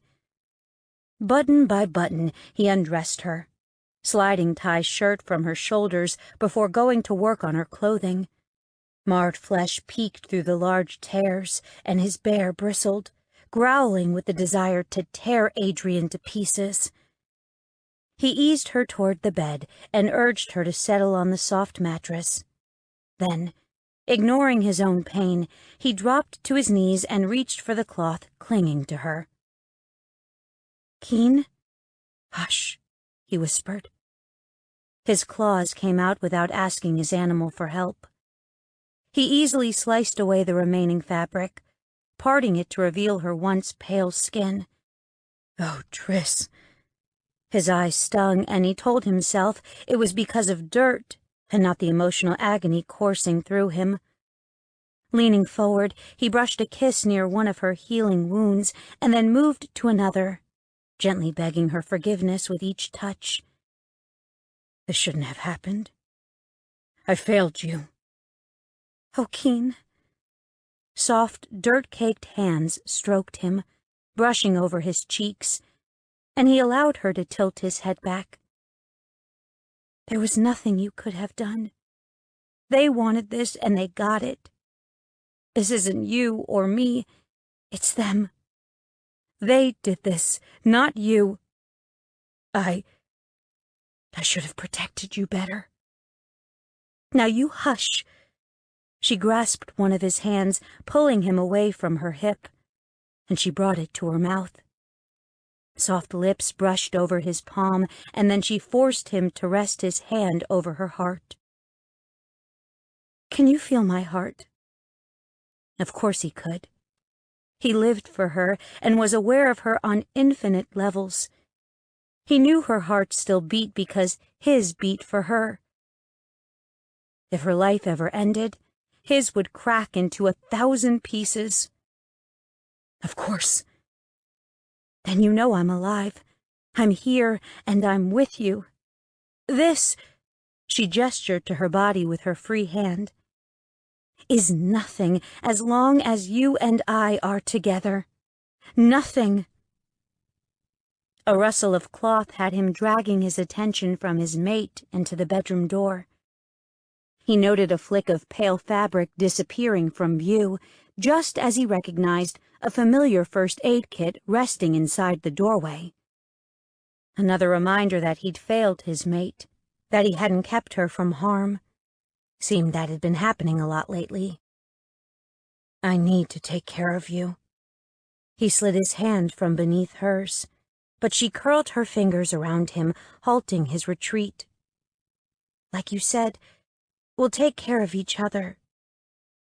Trista pushed to her feet, and the tattered remnants of her clothing drifted to the ground. He was going to hell for staring, going to hell for looking at the patches of pale skin and becoming aroused with the sight. She was so gorgeous. Even battered, broken, and bruised, she appealed to him, to his bear. Grab the kid and let's go into the bathroom. With those words, she stepped around him and shuffled toward the bathroom. In a flash, he snatched up the kit and followed her, holding her arm as she stepped on the smooth tile, ensuring she didn't stumble. Easy. Don't fall. He kept his voice low and soothing, even though the bear was full of rage. Now that she was nude, more of her injuries were revealed. Cuts and scrapes, hidden by fabric, were illuminated, and he swallowed the snarl that filled his throat. When Trista gasped, he realized she'd finally seen the damage to her body. Oh my God. Her voice quavered, and she slumped forward, hardly catching her weight on the counter. Shh. Keen wrapped his arms around her, careful of her healing injuries. I have you. I have you. How can you even look at me? Because I love you, he murmured. I love you, and you're alive, and we're together, Tris. That's all I need. He shifted his hold slightly, taking more of her weight. Let me clean you. The bear is frantic to take care of you. It was. It scraped and clawed at him, furious that their mate was not only physically injured, but emotionally as well. It really, really wanted to hunt Adrian and kill her again. Then he'd go after Reed. Trista nodded, but otherwise remained silent. Carefully he eased her toward the toilet, lowering the lid, and then helping her sit. The moment she was settled, he went into action, snaring and then wetting washcloths, tugging out supplies, and laying out everything he needed. Then he turned to her, to his mate, and prepared himself for what was to come. Keen was already healed, dirty, but only slightly achy, while Trista had seeping wounds that were gradually knitting together and forming scabs. He snared a damp cloth and padded toward her. "I don't know where to touch you and not hurt you, Tris." "You're not going to be able to." Trista glanced at her body, and then brought her gaze back to him, to the washcloth in his hand. "That isn't going to do the job." She shook her head. "Turn on the shower." The bear liked the idea of a wet mate. It acknowledged that she was in pain, but as water washed away the grime, "It might not be best to have you wet and naked, Trista." The bear stretched inside him, pressing against his skin and urging to keep his human mouth shut. He felt the stirrings of lust, the desire to reaffirm his claim growing with every second.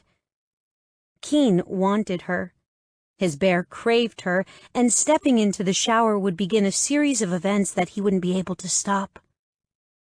He'd take her, make her his once again, and hate himself for every joyous moment of it. "I can't keep my hands to myself if we do that. The bear." He squatted before her, leaning close and pressing his forehead to hers. It was the only point of contact he'd allow himself for the moment. His cock was already stirring, thoughts of touching her further sliding through his mind. He fought the urge to reach for her, to allow the animal control. Trista knew the thoughts spinning through Keen's mind because they mirrored her own. She recognized the first hints of his desire and was surprised to find her body reacted in kind. "He needs to be reminded I'm alive." She reached for him, running her fingers along his cheek. "I'm still breathing, Keen. And those feelings, the need, I feel it too." Her inner animal chuffed and whined, wanting to sink her teeth into his flesh, to feel him inside her. Breathing, living, loving. "Turn on the shower." "Turn it on, and then we'll wash today away. The worst is over now. No matter what Quinn says tomorrow, no matter what happens, we have each other, and that won't change." His eyes met hers, brown swirling with the midnight of his bear. Keen's skin rippled, as if his beast was just beneath the thin veneer. His gaze never wavered, and she knew he was weighing the truth of her words, hunting for any hint of a lie. It wouldn't find any subterfuge. Her hyena wanted him, craved him. They'd battled Reed and Adrian and came out alive. Trista opened to him, let him see every emotion in her heart. "Go start the water." He remained still for another moment, and then two, before finally going into motion. His muscles flexed and tensed, rolling beneath his skin as he moved. Fur rippled across the tanned expanse, hints of brown appearing and then sliding away. If she hadn't known he was a shifter, the event would have alarmed her. As it was, the appearance of his bear only served to urge her to go to him, touch and stroke him. Her beast didn't give a damn about the wounds she'd sustained. It brushed them aside as if they were nothing. And truly, compared to the thought of touching her mate, they were inconsequential. The knitting of flesh itched and stung as she healed, and she knew bright pink lines would soon cover her. Yet the sludge of the fight clung to her. In moments, Keen had the water running and steam filled the air. He returned to her, hands gentle as he helped her stand, yet firm when she wavered. "Easy." His voice was low, rough and smooth at the same time. Bear and man. Her hyena responded to both, purring inside Trista's mind. She couldn't shift, couldn't access the furry part of her animal, but she was closer to it than ever before. Her mate brought out the beast in her. "I'm fine." She managed to hide the hint of pain that coursed through her body. Uh-huh. Or not. Keen eased her into the shower, holding her steady when she would have fallen, and blocking the initial spray of water with his own body. She looked him over, noting the already healed wounds. The pink lines lightened before her eyes until they were simply scars. Beautiful, deadly. Hers. More of her strength returned with each passing second, her body drawing on his power, her soul reaching for his. Trista leaned toward him, resting her front against his, and merely breathed in his scent. His pure flavors mixed with the crisp water surrounded her in comfort and love. Triss. His voice was nearly drowned by the raining water. She nuzzled him and breathed deep. You can't. He sounded as if he were being strangled, and she dragged her attention to his face. Want warred with need and fought against emotional torment. His cock stirred, hardening against her hip, and she knew what plagued him. "I told you I want you," he grimaced. You're covered in blood, Triss. My God, she almost killed you, and I couldn't get to you. Guilt wasn't something she'd tolerate. Her hands traced the lines of his body, running up his arms, across his shoulders, and down his chest. So much strength, so much power. And it was hers. All hers. She spied the mark she'd placed on his shoulder, the lines of her teeth barely visible beneath the dirt. That was unacceptable. The water washed some of it away, but not fast enough. She focused on that spot and brushed her fingers over the small divots that represented her teeth. A shudder went through Keen with the contact, and his cock hardened further, warm and stiff against her. Baby, don't. He twitched as if to move away, but she repeated the action. Instead of backing up, he eased forward as if searching for another touch. His movements were in complete contrast to his words, and she knew the bear had taken control. Her mate's human half was much more considerate, while the bear acted on pure emotion and cravings. "You're mine, Keen Abrams." She scraped her nails over the spot. You're hurt. Trista nipped his chest, digging her teeth into the flesh, but not drawing blood. She knew it'd bring the animal out even further. "Not too hurt." Trista, he growled. She sucked on his skin, nibbling once again. "What?" You need to stop. No, she needed to continue. Needed to show him that despite everything that had happened, she was strong enough to be his mate. "I need you." Damn it, Triss. "Damn it, Keen." She reached for his neck and gripped the back, digging her nails into his skin. "When we mated, we washed away the past. Now I need you to remind me that I belong to you, that I'm yours. After everything, after the pain and Reed's words, I need to know it doesn't matter. Whatever he did..." She wasn't going to cry, not for Reed's mother or her father's actions. "Whatever he did, it wasn't me. You need to remind me of that. Remind me that I belong to you." Keen's gaze softened, more of his human side easing forward. You do. You always will. He showed her then, showed her by easing her hands from his body, and then encouraging her to carefully step beneath the tinkling water.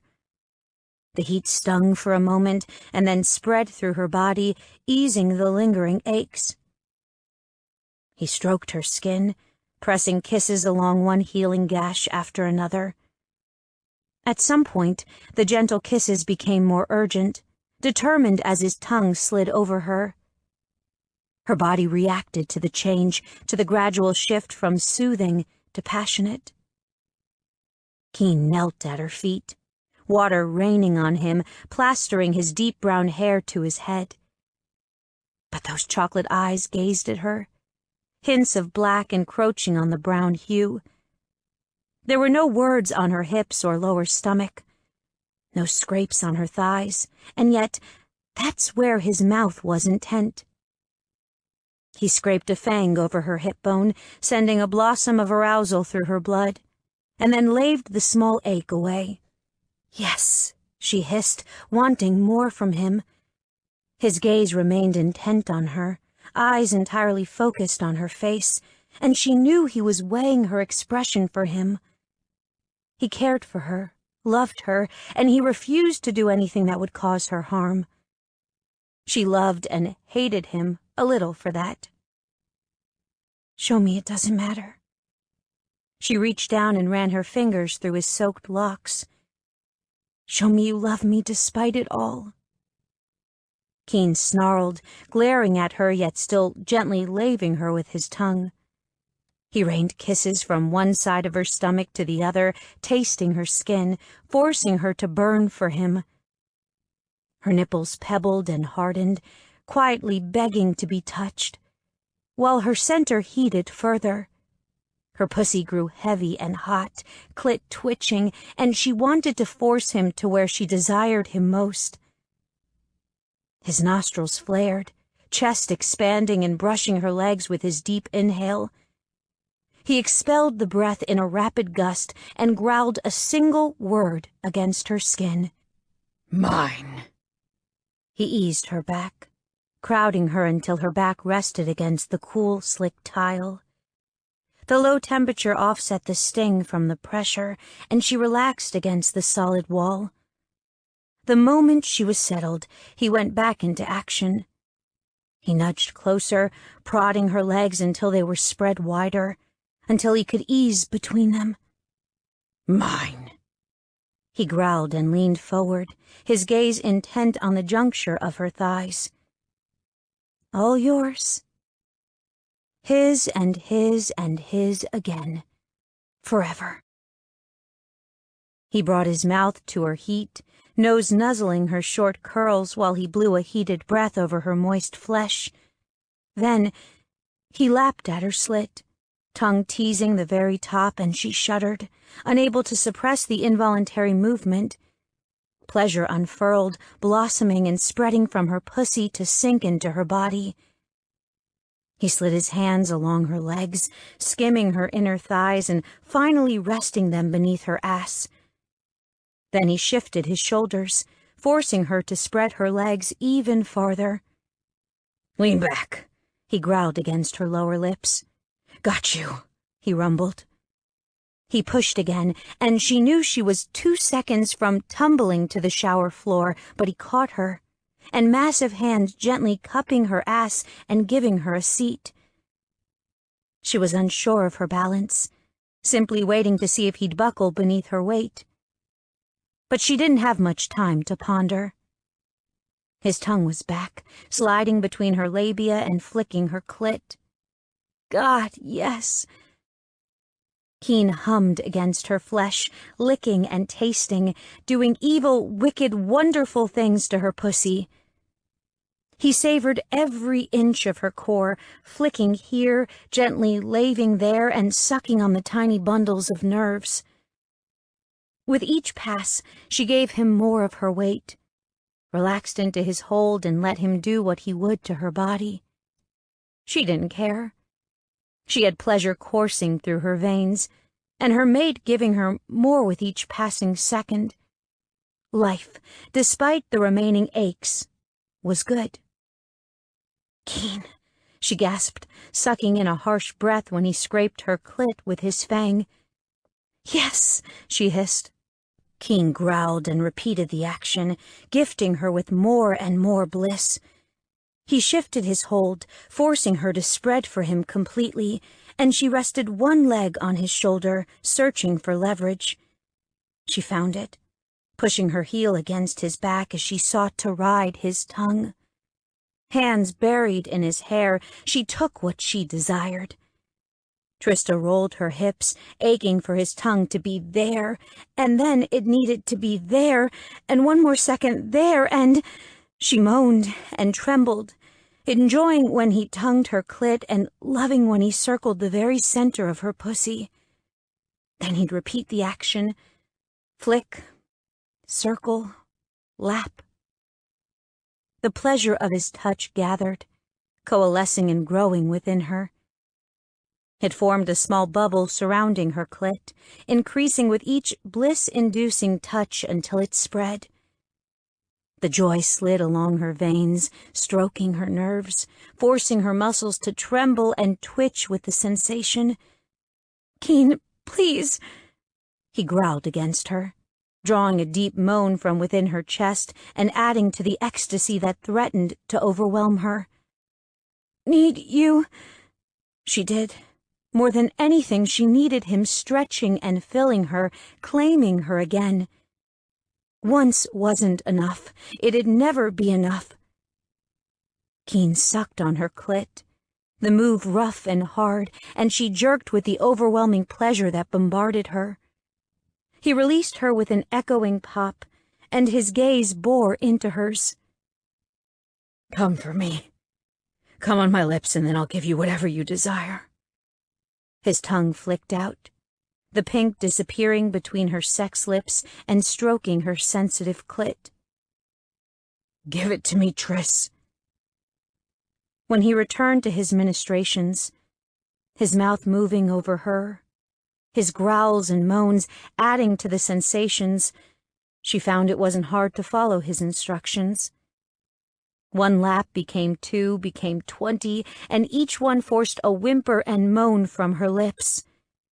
She arched and rocked against him, taking what she could and gathering each snippet of pleasure he gifted her. But it wasn't enough. She wanted more and more, and she didn't think she'd ever be satisfied. He settled into a seductive rhythm, drawing her pleasure forward with every recurring stroke and circle. It was exactly what she needed, exactly what would push her nearer to release once again. The familiar tingles started in her toes, crawling through her flesh, leaving rolling waves of pleasure in their wake. Her pussy clenched and tightened, releasing more of her juices in preparation of his possession. He alternated hard sucks with gentle licks, pushing her toward the edge, and she was more than ready to leap off the precipice. It was close, her orgasm rushing nearer and nearer with each second that passed. "Close," she pushed the words out with her next panting breath. That caused him to increase his attentions, giving her more, shoving instead of gently encouraging her release. He doubled his actions, and she could do nothing but be carried away with the wave of sensations.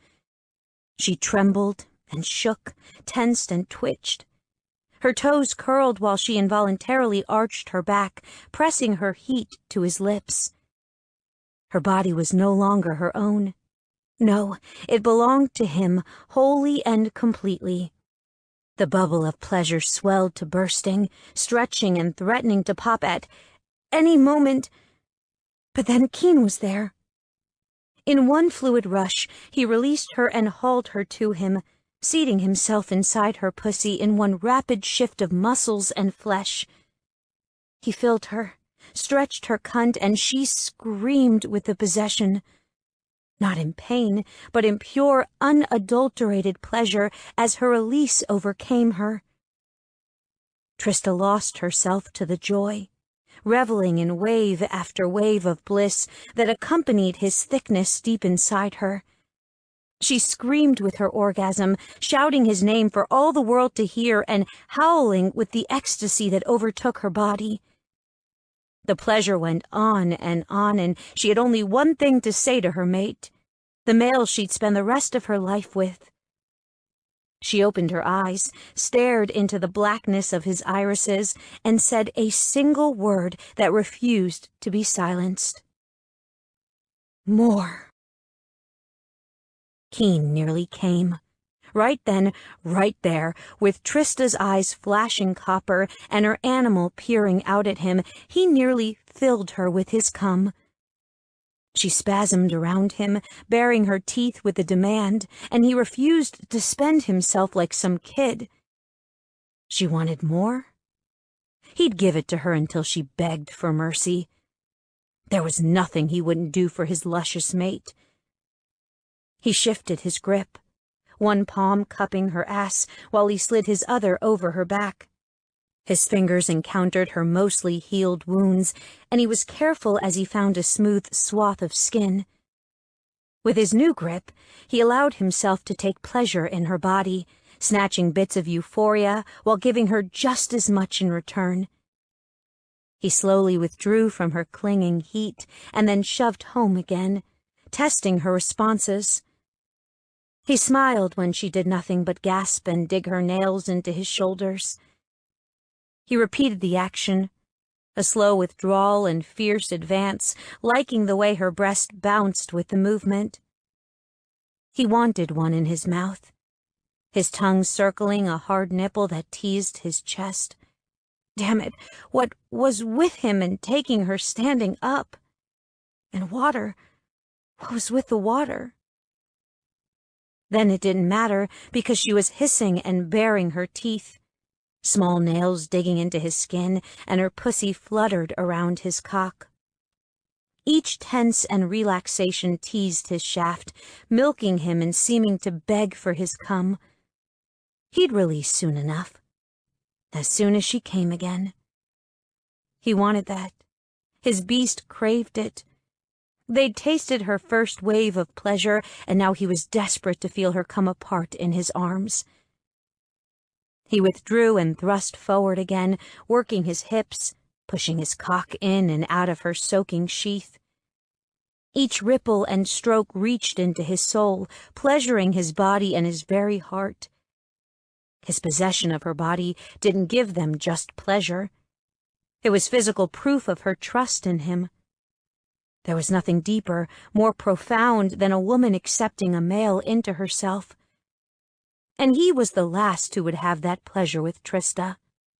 She was his and his alone. "Mine," he snarled, the beast needing to voice the truth aloud. Copper eyes flared brighter. "Yours." No words were necessary then, their bodies speaking for themselves. She fluttered around him, pussy milking his cock with every thrust and retreat. His balls were high and tight, and his release was within reach. He wanted to come, wanted to let go and possess her fully. Hell, the bear was in full agreement. But he waited. He wanted her with him. So he changed his angle, tilted her hips the tiniest bit, and was rewarded with a deep moan followed by a roaring shout. Yes, he'd found the perfect spot. With each entrance he pressed against her clit and stroked that bundle of nerves within her sheath. Now he could relish in the pleasure. Now he could allow his body the freedom it deserved. His bear pushed forward, anxious to be a part of their joining, and Keen didn't fight the animal. They were one and the same, two beings sharing a body and soul. "Need you," she gasped. "Need more?" Trista's hold shifted, hands no longer clinging to his shoulders, but gripping the back of his neck. She tugged and yanked on him, pulling him closer. And then he realized what she desired. "Tris," he grunted and pushed deep, another shudder of pleasure overtaking him. God damn, he was close. His balls pulsed, desperate for release, while his cock twitched and jerked inside her. She was hot, wet, and tight, and perfect for him. "Need it, Keen. I'm yours, forever yours." Trista pulled again, yanking hard this time. He stared at the spot, at the creamy shoulder already marred by his claiming bite. She wanted another, another piercing of her flesh with his thick, sharp teeth. "Please," she whined and then gasped with his fierce thrust. "Please." The second begging sound, accompanied by her deep moan, broke his control.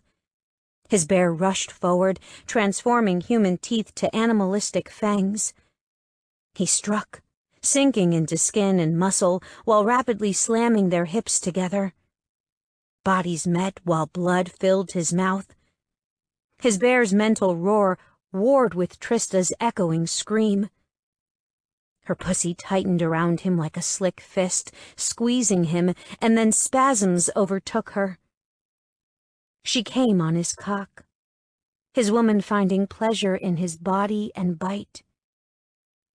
Keen let go, released his iron control, and pure ecstasy encompassed him.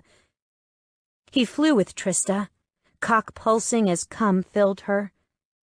The bliss of his orgasm wrapped around him in a joyous blanket, and he didn't want this moment to ever end. With every pull on the bite, her pussy clenched and his dick twitched. It continued, the never-ending circle, until Trista became nothing more than a trembling mass in his arms. And still he wanted more. The bear craved his mate's sounds and reactions, at least until she became slack with a final whimper. Carefully he slid his teeth from her flesh and lapped at the wounds, anxious and immediately regretting his actions. When he pulled back to stare into her eyes, he found them half closed and her face pale. He cursed himself for being a selfish bastard.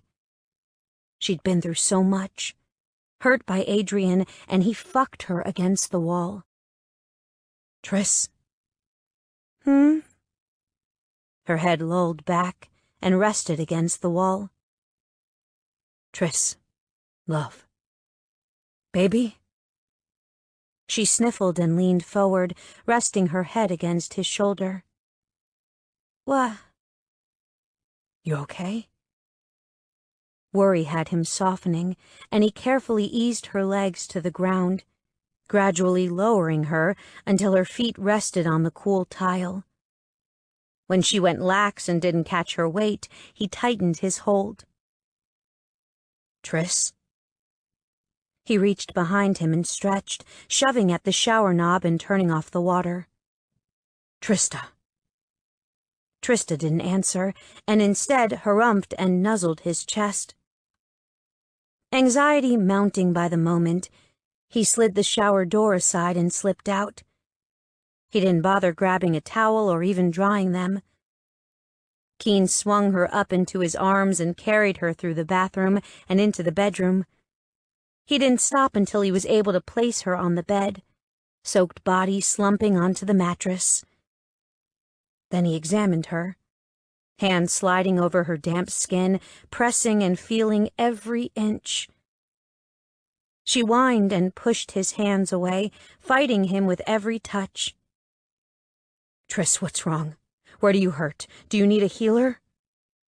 He was such an asshole, the biggest asshole known to man. She trusted him to take care of her, and he'd assured her she could lean on him, that he'd protect and care for her. Well, who would protect her from him? "Trista, what do you need?" He ignored the panic filling his tone. She finally opened her eyes, the copper slowly bleeding to blue, and grinned at him. "Wrong? No, it's very, very right. Can we do it again?" He froze. "What?" "Again, that's what I need." She nodded, a slow, lazy rise and fall. "Are you kidding me?" She shook her head and rolled toward him, extending her hand. "Never. I'd never tease about that. Now, come here." Keen narrowed his eyes and, without thinking, reached out. His palm connected with her rounded ass before he had a chance to think through the motion. But when a pink imprint of his hand rose and contrasted against her pale skin, He decided he wasn't all that sorry, especially when the blue bled back to copper. No, he wasn't sorry at all. Trista squeaked and rolled to her back. He grinned and leaned over her. From there, things got really interesting and naughty. One kiss turned into two, and eventually, they needed another shower. 18. Trista woke snug in Keen's arms, his body spooning hers, and his heat enveloping her in a warm, soothing blanket. Her body ached, parts of her throbbed, but she was alive. Alive and safe and... Thinking of being alive reminded her of who died, and her heart squeezed at the loss of life. It was stupid to feel bad about Adrian's death, but she did. Even if the woman hadn't fallen at Trista's hand, it was still Trista's presence that set the she-wolf on that path. Trista and Reed. She glanced toward the window, hunting for any indication of time and noticing the sun cast long shadows across the earth. It was late then, definitely afternoon, and she wondered how long they'd slept. They'd made love well into the night, coming together again and again, confirming that the other still breathed. She eased from Keen's arms, gently rolling to face him, stare at his strong features and the new scars that marred his skin. She traced each one with her tongue, thanking and praising him with her attentions. In sleep he looked sweet and gentle.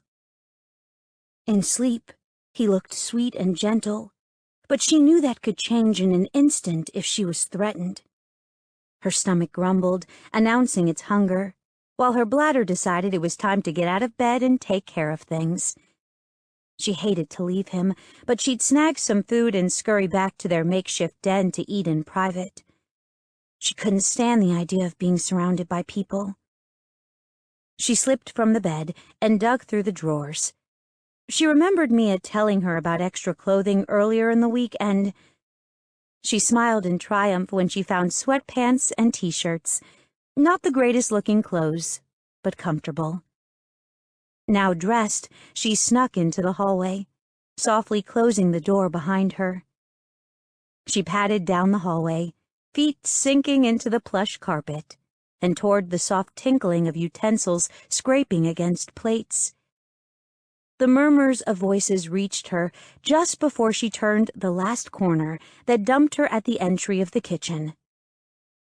The family sat around the kitchen table, Gigi working in the kitchen and laying out platters of food as she took things out of the oven or slapped together sandwiches. She glanced at a nearby clock, noting it was just after 1 p.m. With Trista's appearance, everyone fell quiet and focused on her. She wasn't sure what to say. Gee, thanks for killing the psycho woman last night. Can I please have a few ham and cheese sandwiches to go? Anna saved her from having to figure it out. How are you feeling, dear? Are you hungry? Here, let me fix you a plate. The woman hustled toward the bar and snared a dish, quickly placing morsel after morsel on the surface. Keen's still sleeping. I thought I'd... His mother looked back at Trista with a smile. Of course, I'll put together something for him, too. The quiet became oppressive, suffocating and bearing down on her with a weight she wasn't sure she could stand. Did they hate her for the trouble she brought to their door? A quick glance around the table didn't reveal anything. Ty and Van's features were blank masks, some emotions escaping, but not enough for her to discern their feelings. That near indifference brought words to her mouth. I'm sorry for the trouble I caused. I didn't mean to tear their family apart. Keen's father grunted and shook his head, then leveled a glare across the table. His anger was focused on Ty and Van, the laser-edged expression skipping over the women with ease before returning to her. Nothing to be sorry about. The older man pushed to his feet and came closer. From what Keene said, George Abrams was a gruff, frequently grunting man, but mostly harmless. Unless his family was threatened. Threatened like it'd been last night. Did he think of her as family? He hauled her into a hug and held her tight. It was sweet and warm, and the closest thing to a father's touch she'd ever received. That snarly part of her calmed with George's touch, and Trista raised her arms to return the embrace. George released her and patted her back, nearly sending her tumbling to the ground, if not for his hold on her arm. We take care of family and you're Keene's mate, which makes you family. All there is to it. She wasn't going to cry. She wasn't. The older man checked his watch and then looked to her again. Terrence said he'd try and get here by 5, but if he isn't, we just gotta stall a little bit. He'll be here and sort all this out. I don't know if I want to see him. George smiled and shook his head. And I don't want to get old, but it's gonna happen no matter what I say. Anna pushed her way between George and Trista.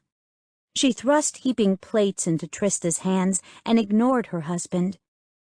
There you go, sweetheart. I put Keene's favorites on there. He may be a meat eater, but the man loves his potato salad. I'll teach you how to make it before we go home. That kitchen of yours is just gorgeous. The woman beamed, flashing a big carefree smile as if she knew at the end of the day, Trista would be right where she desired. Here. In Grayslake, in the home she owned with Keene. Thank you.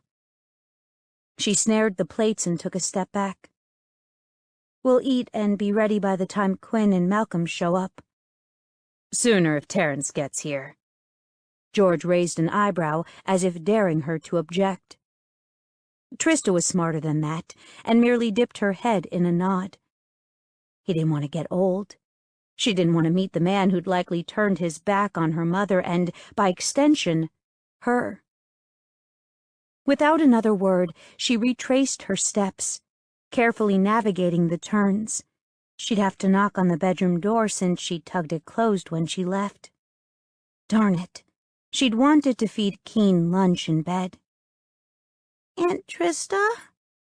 The voice was soft and a hint high-pitched, childlike in its tone, which made sense since, when she turned to face the speaker, she found herself hip to nose with Parker Abrams. Anxiety immediately hit her in the gut, slamming home and forcing her heart to race. Her first encounter with the little cub hadn't gone well. She looked around the hallway and noted she was alone with the boy who, only days ago, wanted her as his next chew toy. Hey, Parker. She tried to keep her tone light as she took a step closer to the guest room. I wanted to say I was sorry. The little boy kicked at the carpet, digging his little toes into the thick weave. It was wrong to try and hurt you. I can't let my pre-juice finger paint my windows. An exasperated Mia waddled around the corner. Parker, it's prejudice, paint, and views.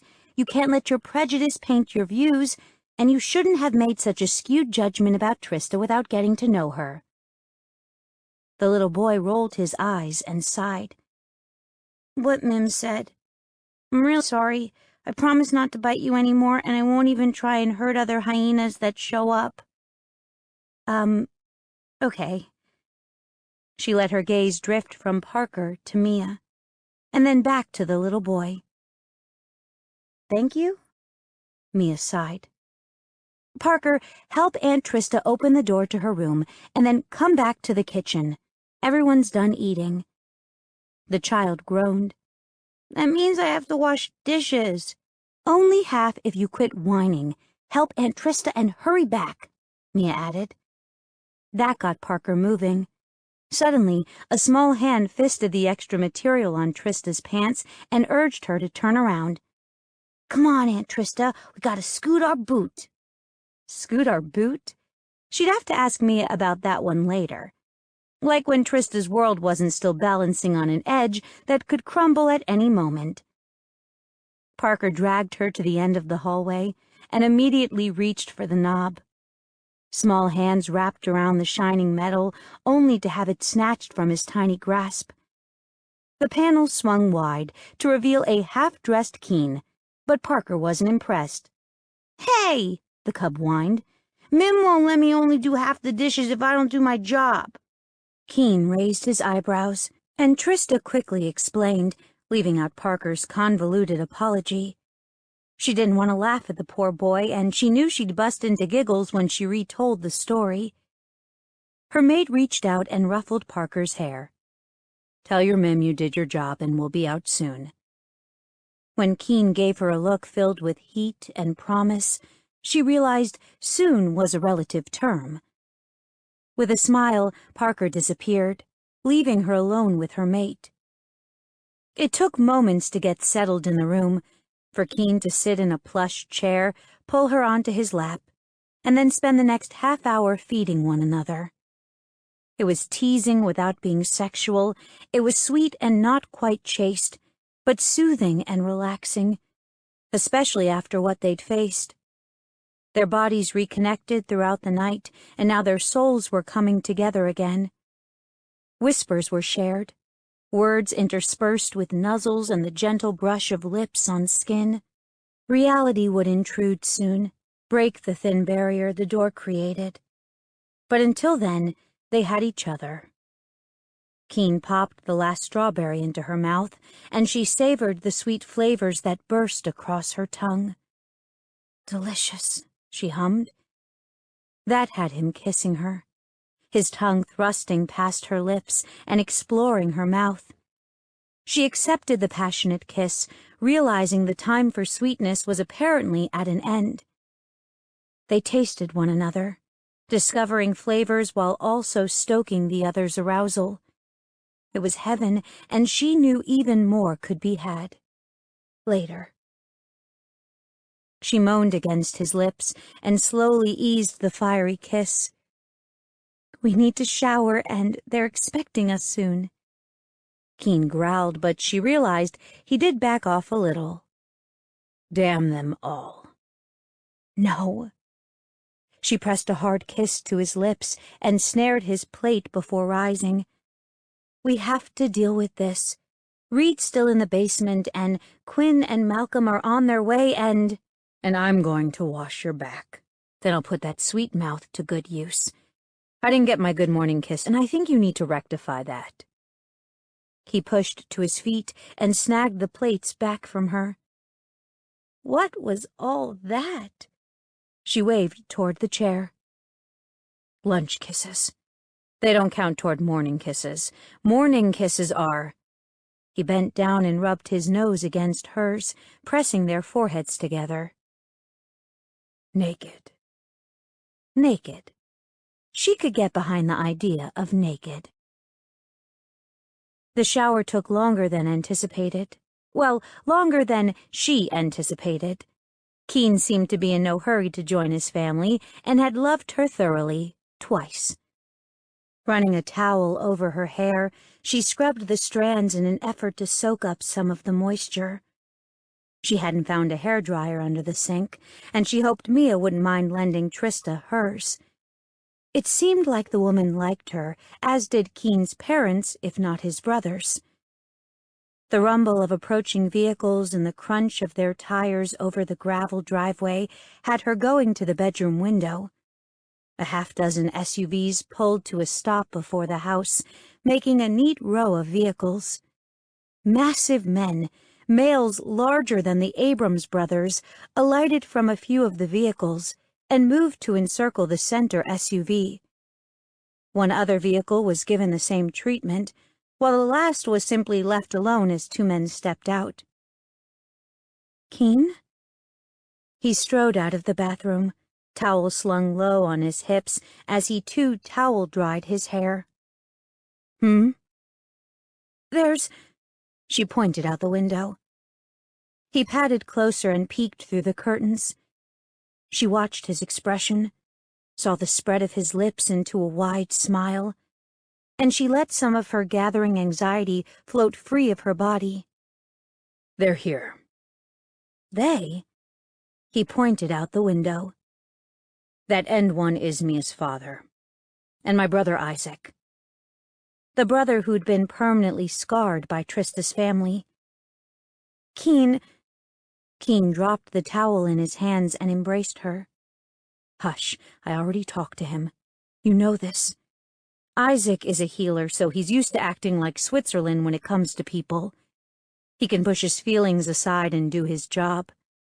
That also means he doesn't hold grudges, and he knows what happened had nothing to do with you. Out of everyone, you shouldn't fear him.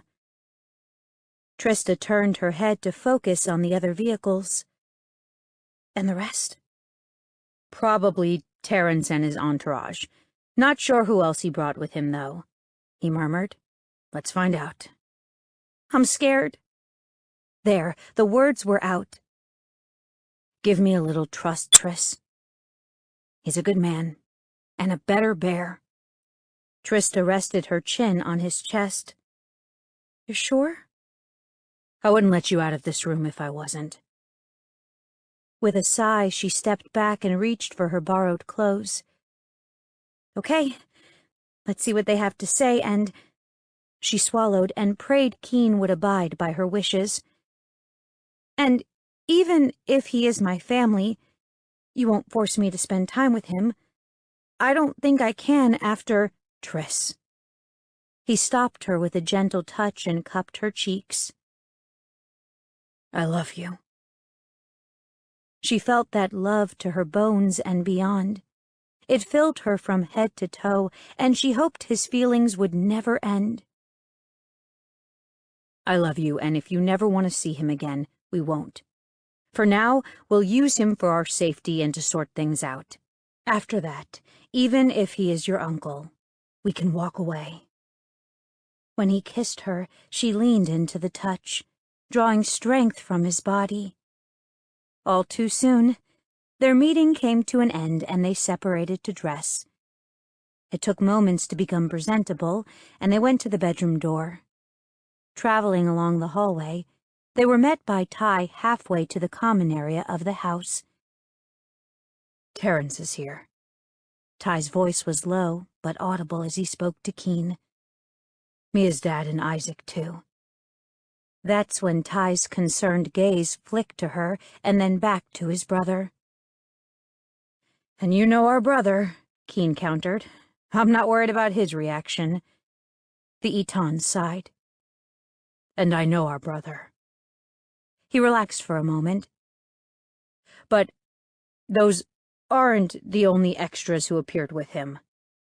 Who else? Trista wasn't sure she wanted to know. New people meant new trouble. They already had enough with Terrence and his inner circle. His mate and sons, Ty continued, and Trista's stomach clenched. And the Eton heaved in a deep breath. And Jessa. Panic welled inside her. It was stupid and unnatural, and there was no reason to be wary of Jessa's presence, but she was. Keen had only thought himself in love with the werebear long ago, but the woman had proven she wasn't the one for Keen. So why was Trista worried Keen would suddenly decide that he wanted Jessa instead? Because he'd craved her once. Rough hands grasped her and backed her up until her back collided with the wall. Keen loomed over her, a fierce expression on his face that looked like a cross between anger and frustration. You're mine. He fisted her hair. Yes. She belonged to him, wholly and without question. Which means I'm yours. He tightened his grip, just enough to cause a slight sting. Yours. She gazed at him and watched the fury drain to be replaced by love. The love they'd professed and shared across pillows and against bare skin. Okay. She's nothing now, Trista. Okay, she rasped, knowing he spoke the truth. She may not have recognized it earlier, but she did now. The rough grip transformed to a soft caress, one that slid over her shoulders, down her arms, and ended with their fingers twined together. Ty? Thank you for letting us know. The Eton grunted, sounding very, very much like his father. With that, Ty turned and headed back the way he'd come. I want to introduce you to Terrence. He's a good male, and no matter what position he has in your life, I'm asking you to give him a chance. His voice held a plea, one she couldn't deny. What if Keen hadn't given her a chance? What if he'd scented a hyena and run her off without a second thought? Trista nodded. Okay. She took a deep breath and released it slowly. Let's meet the Southeast Eton. The path to the kitchen was familiar, as was the route to the living room. The murmur of voices reached them first, the deep baritone of the males offset by the high alto of the women. The tone was subdued, but seemed to be imbued with a hint of excitement as well.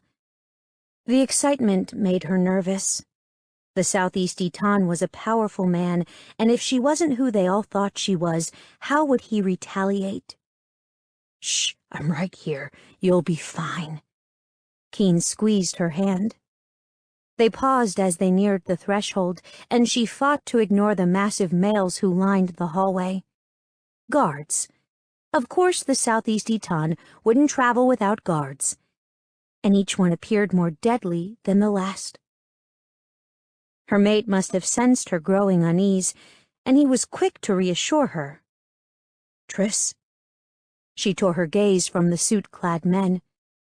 We're in the clan house, with my brothers inside that room. I know they would protect you with their lives. Knowing that, knowing you'd be safe, I could take on every male in this home and win. Nothing would get past me. He stroked her neck, fingers gliding over the new scars that decorated her skin. I'm sorry the bear was torn in 2 different directions by Adrian and Reed and couldn't keep you from harm, but that wouldn't happen here.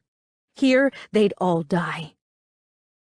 That had the guards growling, the sound rolling and echoing off the tiled floor. But Keen ignored the sounds. Are you ready? Trista nodded. She wasn't, but she didn't think she'd ever be ready. Not really. Yes. Before they could take the last few steps, a younger man stuck his head through the arched entry to the living room. Dad wants to know why you guys are He swallowed his words and simply stared at her with wide eyes. His gaze shifted from her to Keen, widening even further, before settling on her once again. Oh, Dad? With that, he disappeared from view. Dad! They followed the man, more of a boy, into the space to join the rest of their visitors. In reality, Keen dragged Trista into the room, but she refused to admit her cowardice. At their entry, everyone froze. All conversation stopped, and dozens of eyes were intent on them, one set seeming more focused than the others. Focused on her.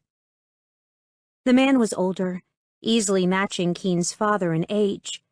She had no doubt the stranger was pushing through his 60s and closer to 70. His hair was white, but there were hints of a familiar burgundy hue scattered amongst the pale strands. His eyes crinkled at the edges, and the slope of his nose was one she'd traced when she was a child. Except when she was little, it had been on a decidedly female face. The lips were the same, the cut of his chin. His features were harder, sharper, but still very, very familiar. Terrence. It was obviously Terrence, the Southeast Eton and her mother's brother. She wasn't sure she could ever call him uncle. My God! The man's voice was hoarse and filled with shock. Trista felt the same surprise, had that exact emotion clogging her veins and stealing her breath.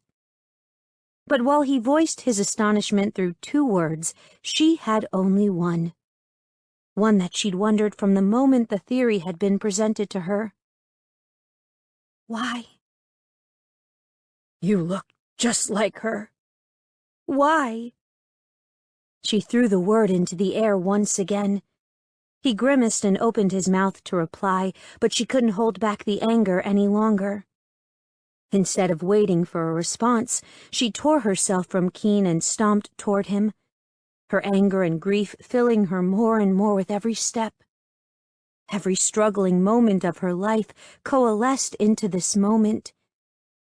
This time that meddled the past and the present until she was before him. Tears coursed down her cheeks as she released her gathered fury and emotional agony.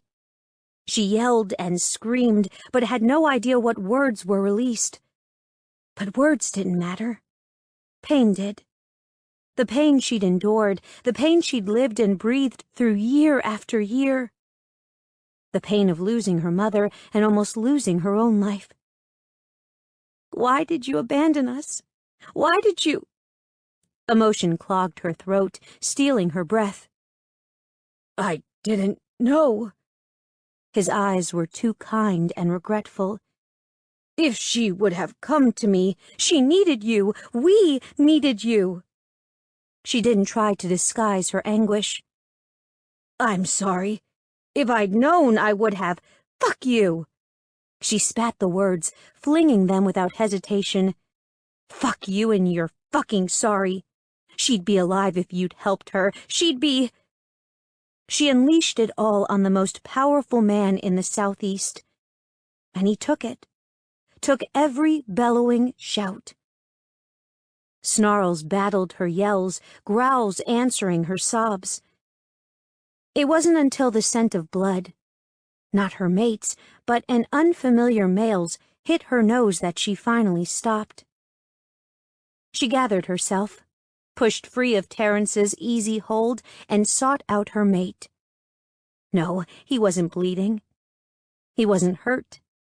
But the Southeast Eton's guards were. Keen stood before them, his massive bulk having shoved everyone away from Trista and Terrence as she'd fought him. He had them cornered while the rest of the group was spread before them. One of the guards tried to venture close again, and Keen batted the male away. At least her mate had kept his claws out of play. Keen. When George stepped forward, Keen raised to his back legs, stretching to his full height as he released a bellow louder than any she'd ever heard. That had Keen's father easing back into the crowd. The others shifted, squirming beneath Keen's temper, and she was so proud of her mate. He'd been so crushed when she was hurt, and now his bear was doubly determined to keep her from any threat. Trista brushed Terrence's presence from her thoughts and focused on her mate.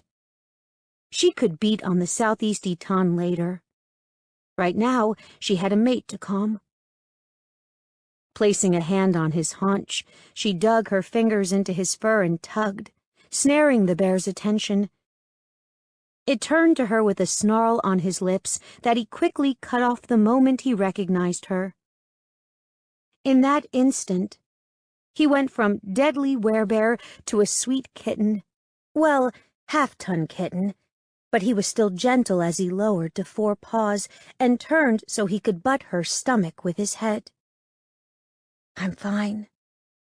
He huffed at her and nudged her once again, and she rubbed one of his ears, earning a soft chuff.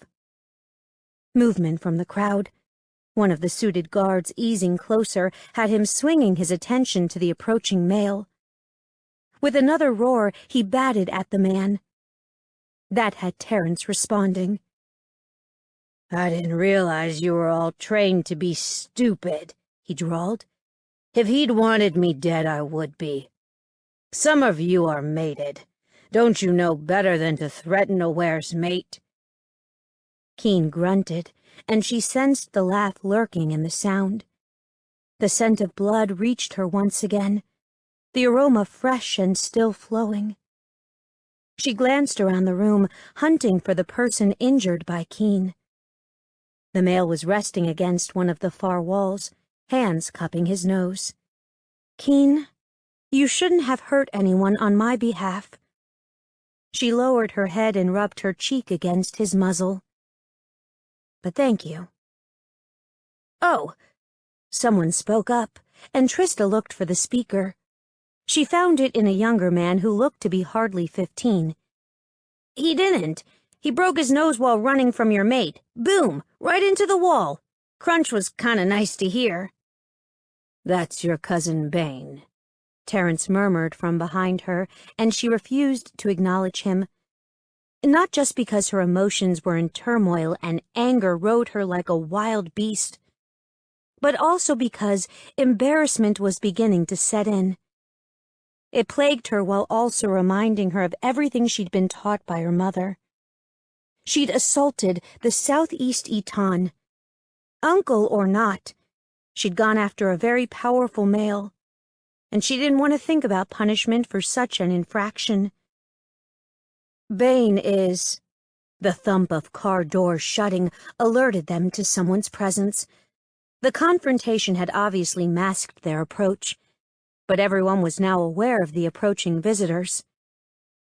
"We can discuss your cousins. Everything later," Terence murmured, and then stepped around her and a still shifted Keen. People burst into movement then.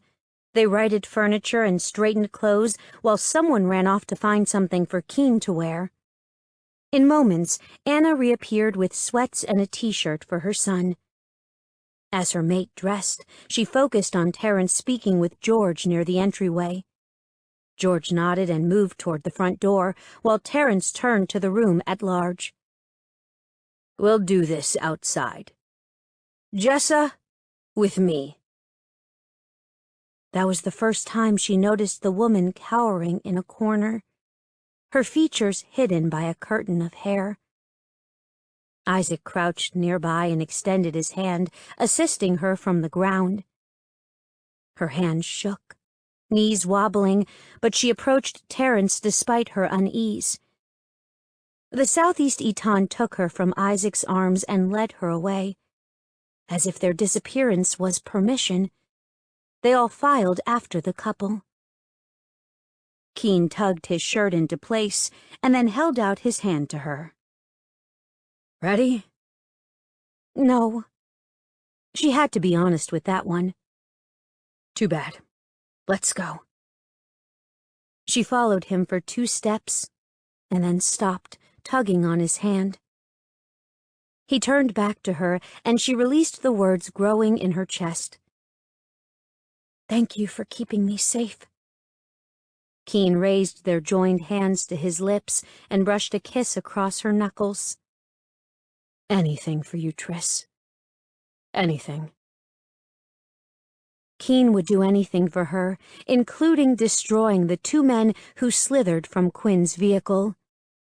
Adrenaline still rushed through Keen's veins, pulsing and throbbing in time with his heart, and the bear was more than willing to simply end Quinn's and Malcolm's lives if given the chance.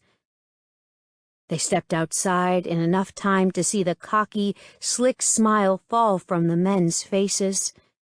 Fear coated Quinn's features, while a sneer overtook Malcolm's. Both men were disgusting, poor excuses for bears. Keen admitted and accepted guilt for the mistakes he made as a teen, but these men had carried their hatred and disgust in their hearts year after year. "Quinn? Malcolm." The Southeast Eton released Jessa and crossed his arms over his chest. "What can I do for you?" "Eton Jensen." Quinn tilted his head to the side and dropped his gaze. A little past submissive and on to disgusting in Keen's opinion. "What are you doing here?" Ooh, good question, wrong tone. Terence's response was swift and cutting. "Visiting my niece, Trista."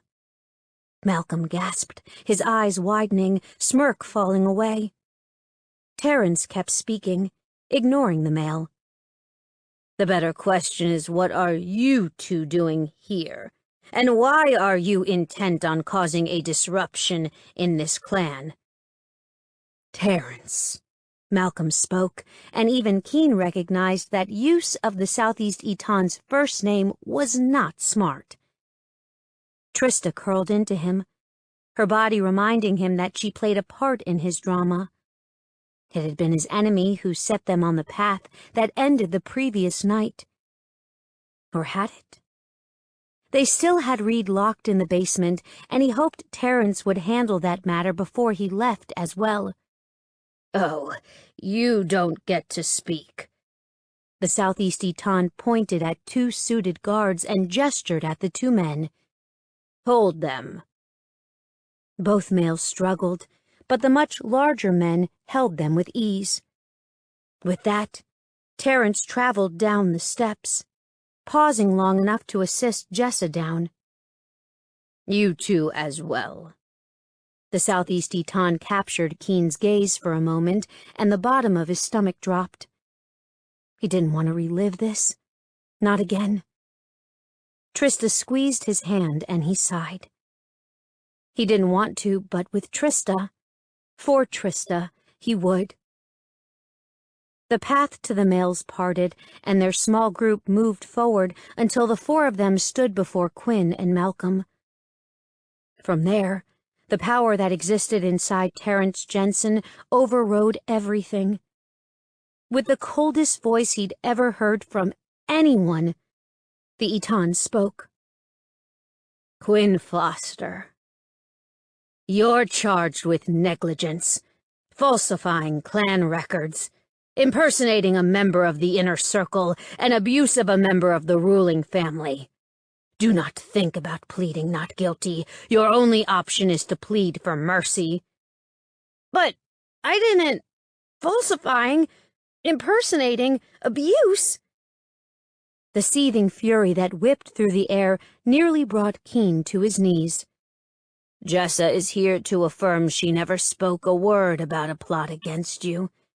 In fact, she has publicly and readily forgiven Keen for what transpired all those years ago.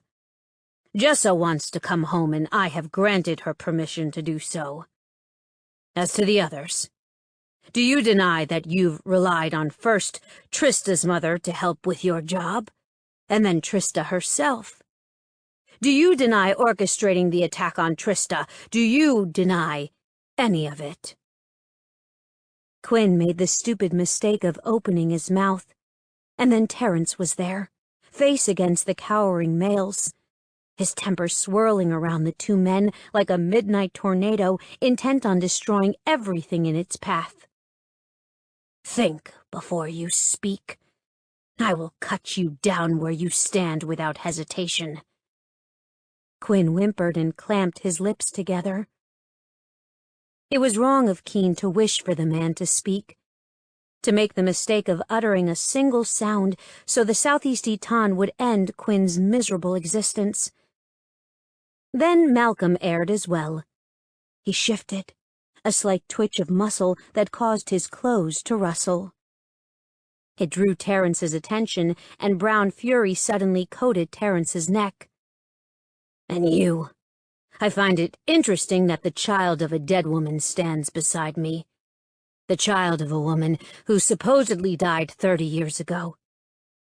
You found her, didn't you, Malcolm?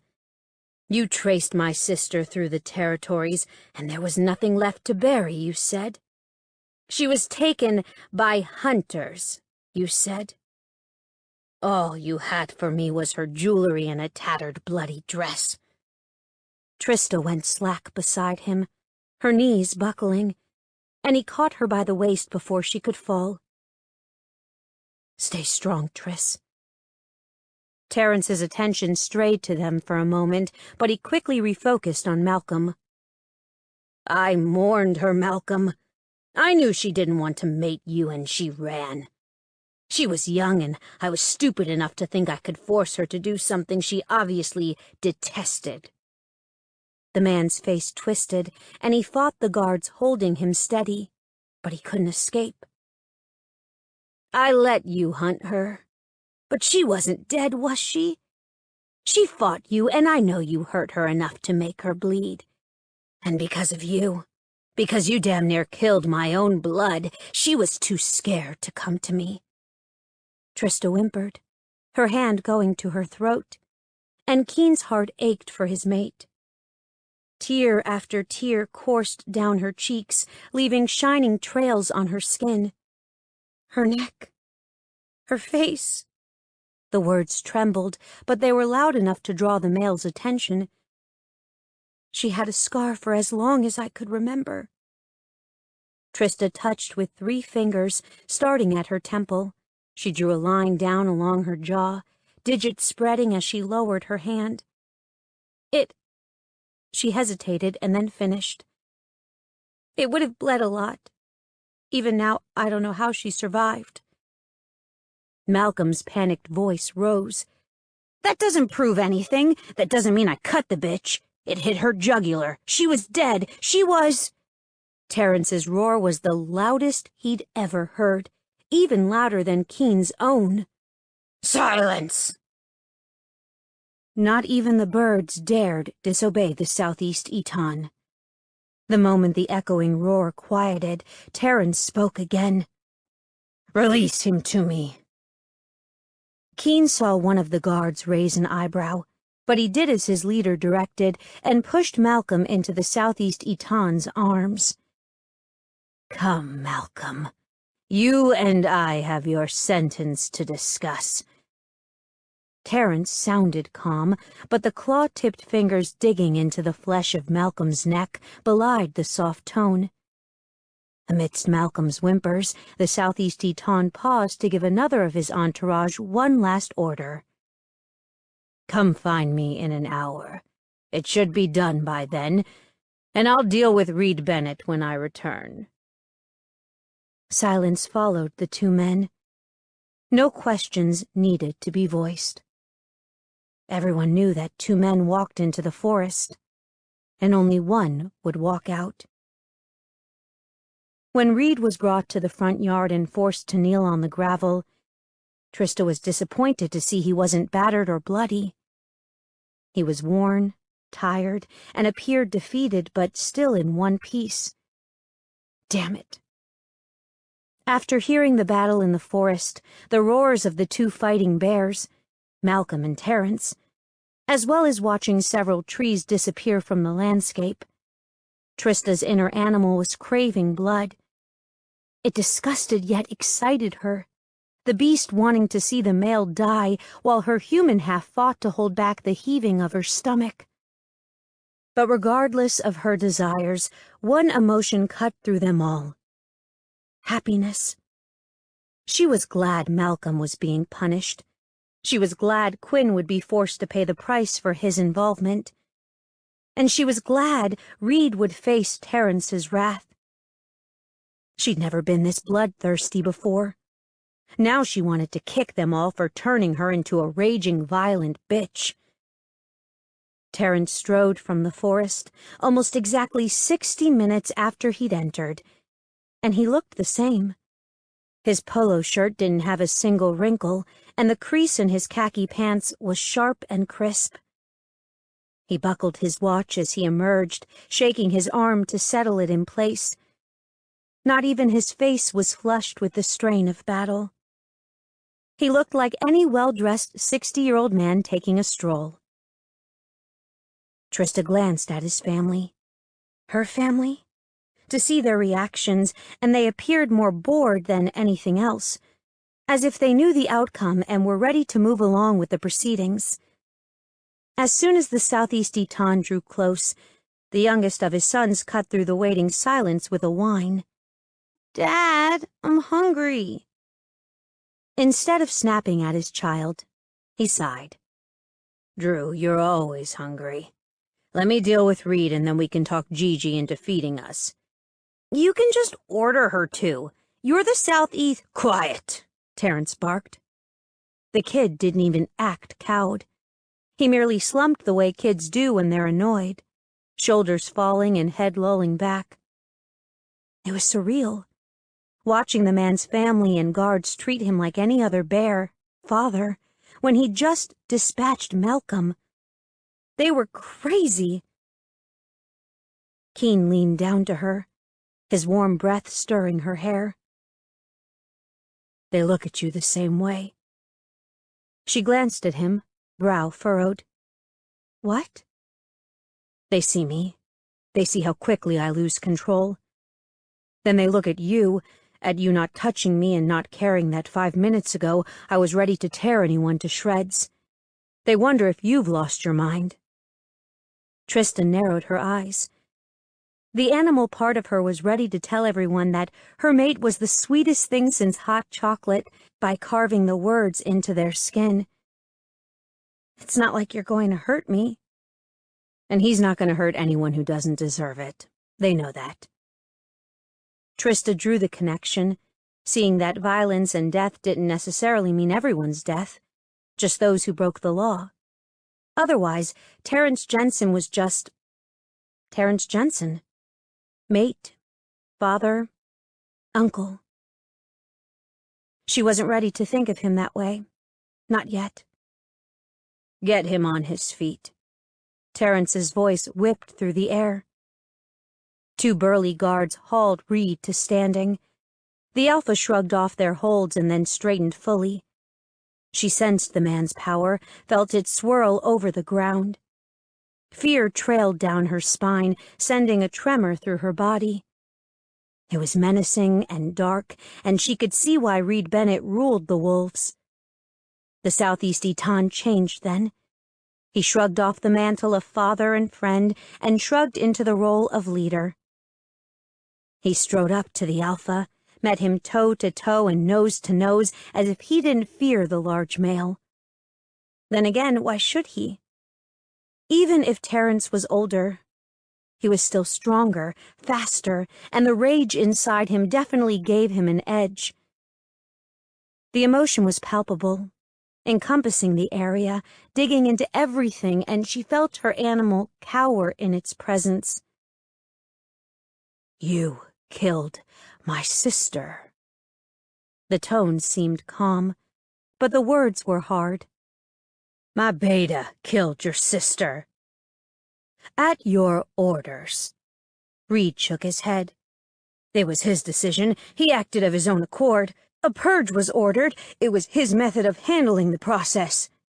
And you didn't stop him, Terrence countered. You, as a leader, are responsible for every wolf in your pack.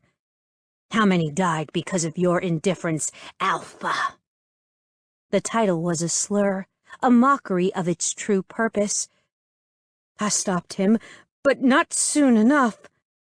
Did she hear a hint of remorse in the Alpha's tone? No, no way. She'd seen him as nothing but a monstrous brute for so many years. She didn't think he had a regretful bone in his body. How many? Reed didn't answer right away, and the Eton roared. How many? Too many. The Alpha bit off the words. And you didn't think to notify the families? Terrence's words were soft, but Reed flinched.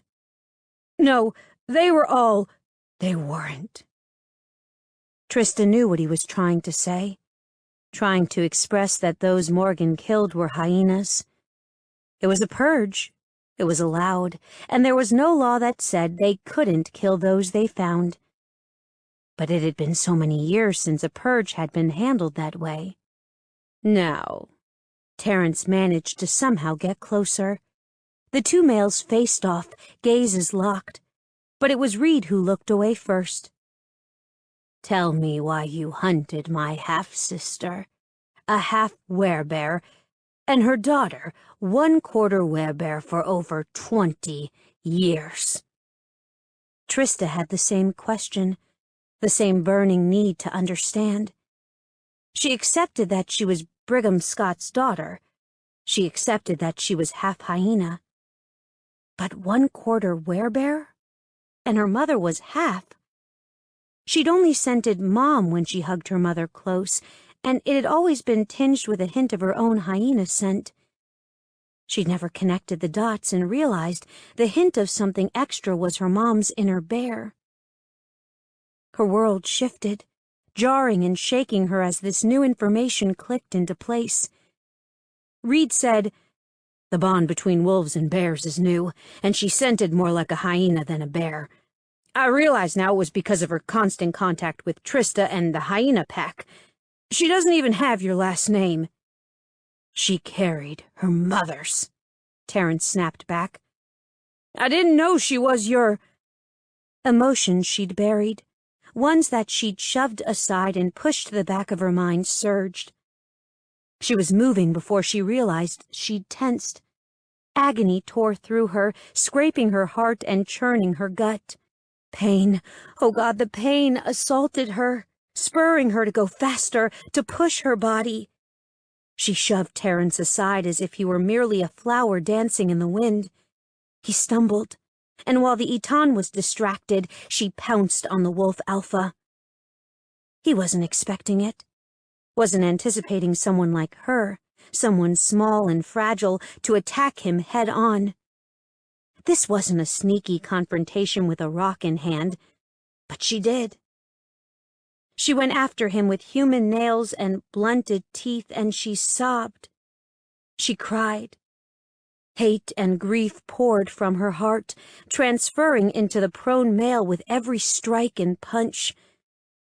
She didn't know what she said, didn't know what she screamed and yelled as she did her best to destroy him. Words flew, soaking the air with her sounds, but the syllables didn't matter. Only Reed Bennett did. Trista wasn't sure how long they let her pummel him, how long they allowed her to vent her grief and frustrations on him, but rough hands pulled at her. They tugged and yanked until she was lifted from the alpha. Still she fought, battling the limbs holding her captive. "It shouldn't matter!" She yanked against the fingers encircling her bicep. She was a person. She was a living, breathing mother. She strained, aching to be free. Decent human beings don't go around killing people. Warm arms wrapped around her, stealing her pain, washing it away with the single embrace. Keen. Her mate. Her bone-deep anguish settled with his touch, and she slumped into his arms, uncaring about the tears coursing down her cheeks. "We're just people." She slumped into Keen's arms, letting him support her, and her voice fell to a hoarse whisper. "Hyena or bear, we're just people. Why can't you see that?" Her mate tugged her back, urged her to turn in his arms, and she buried her face against his chest. He stroked her back, soothing her with his touch, but she wasn't sure she'd settle. Her nerves were alive, buzzing and twitching. Raw and exposed, she didn't think she'd ever calm again.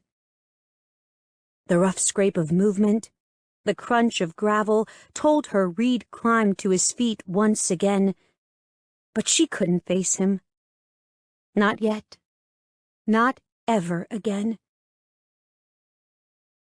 "For what it's worth, I'm sorry." She was empty. Empty of caring and feeling and drained from it all.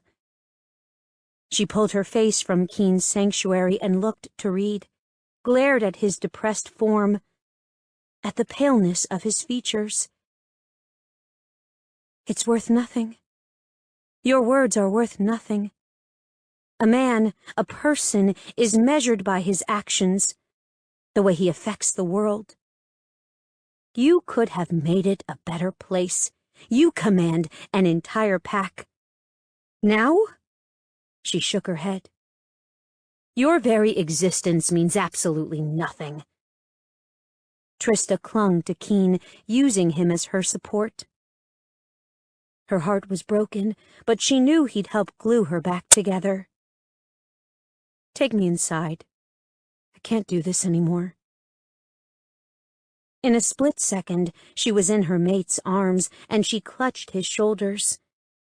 The crowd parted for them, leaving an open path to the front door. She didn't care about what went on. She just wanted to be held by Keen. Trista.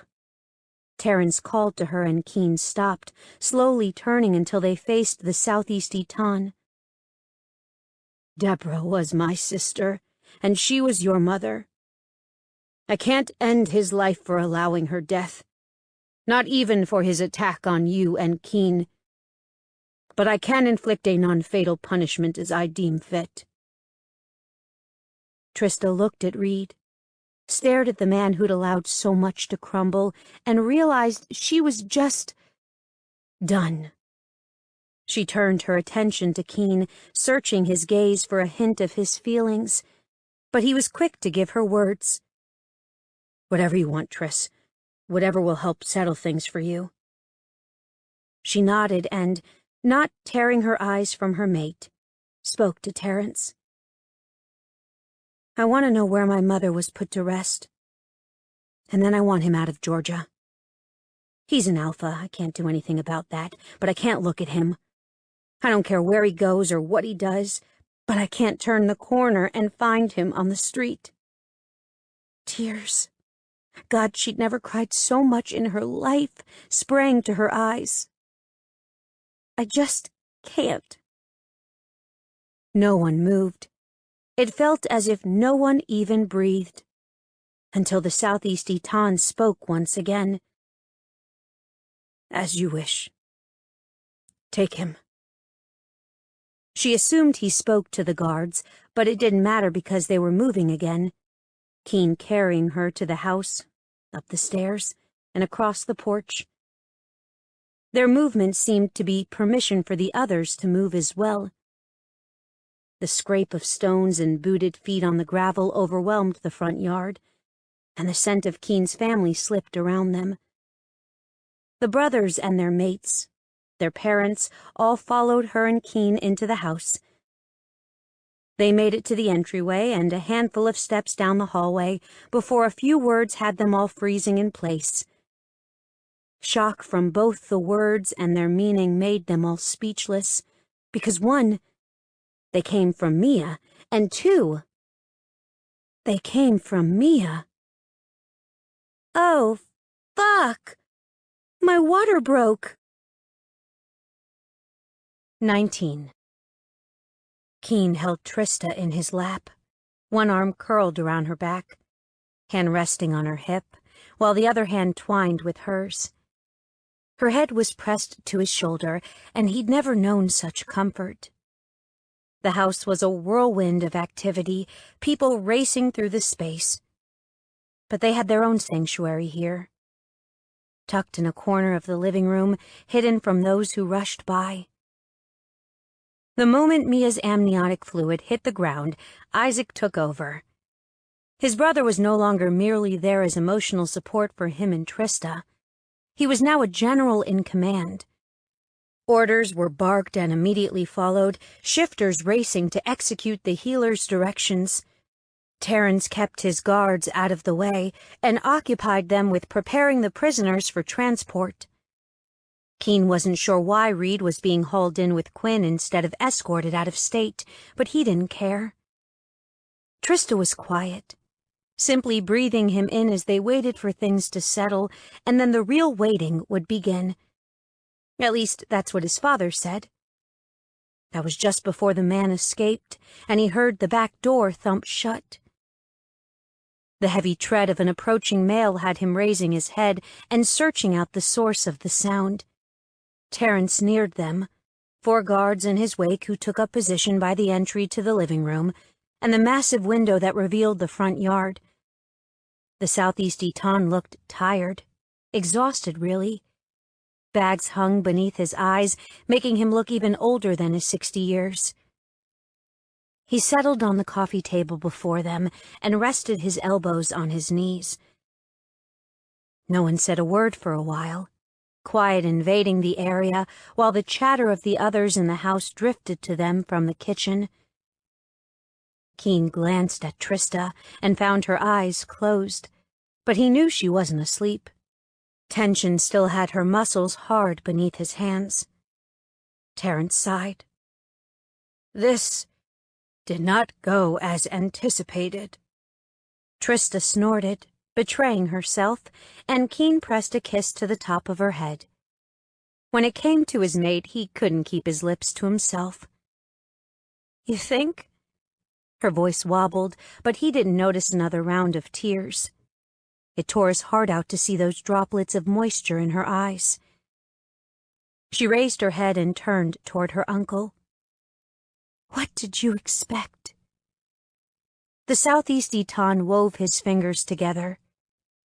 "I expected to find my keeper causing problems with the assistance of my second.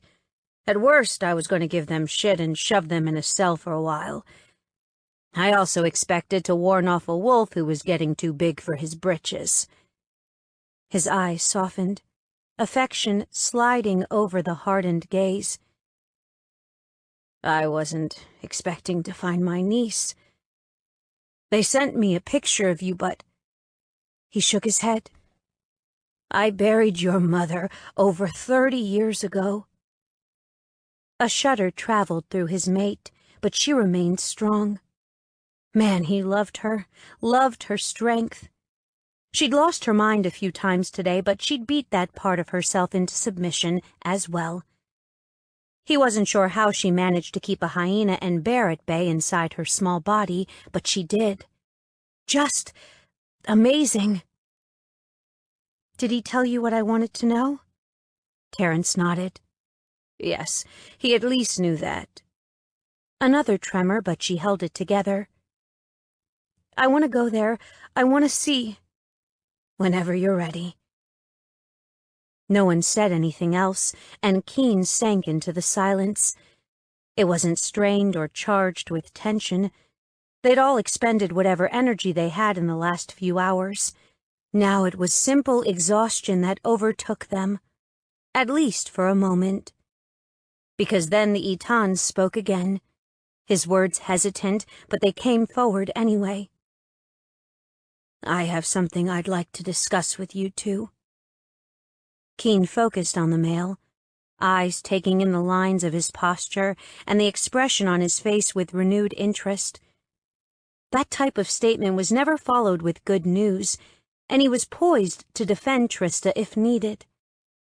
He'd shield her physically and emotionally for the rest of his life, even if that meant keeping this powerful man away from her. "I came here to settle the issue with you two, but I also needed to see Mia's father. He made a decision recently, as did Isaac, that affects the family and Cutler." Terence paused as if searching for the right words. "They're returning to Grayslake, permanently, which means Cutler is without a guardian, a temporary leader until Parker turns 25. Keen did not like where this was headed, and neither did his bear. With Trista's further stiffening, it seemed she jumped to the same conclusion. She spoke before he could. "No, we're not going anywhere." "Hear me out before you say no." Keen didn't need to hear a thing. He didn't want to leave Grayslake, even if happy memories were few. He was making his own happiness with Trista in their new house. That's all there was to it. Terence must have taken their continued silence as permission to speak. "I can't approve their request and leave the town unprotected until I have a replacement. I know Grayslake holds a lot of pain for you two." Trista was shaking her head, and Keen squeezed her hand. He wanted to give the man an immediate no as well, but he was the Southeast Eton. The male kept talking. "And I know your abilities are underutilized.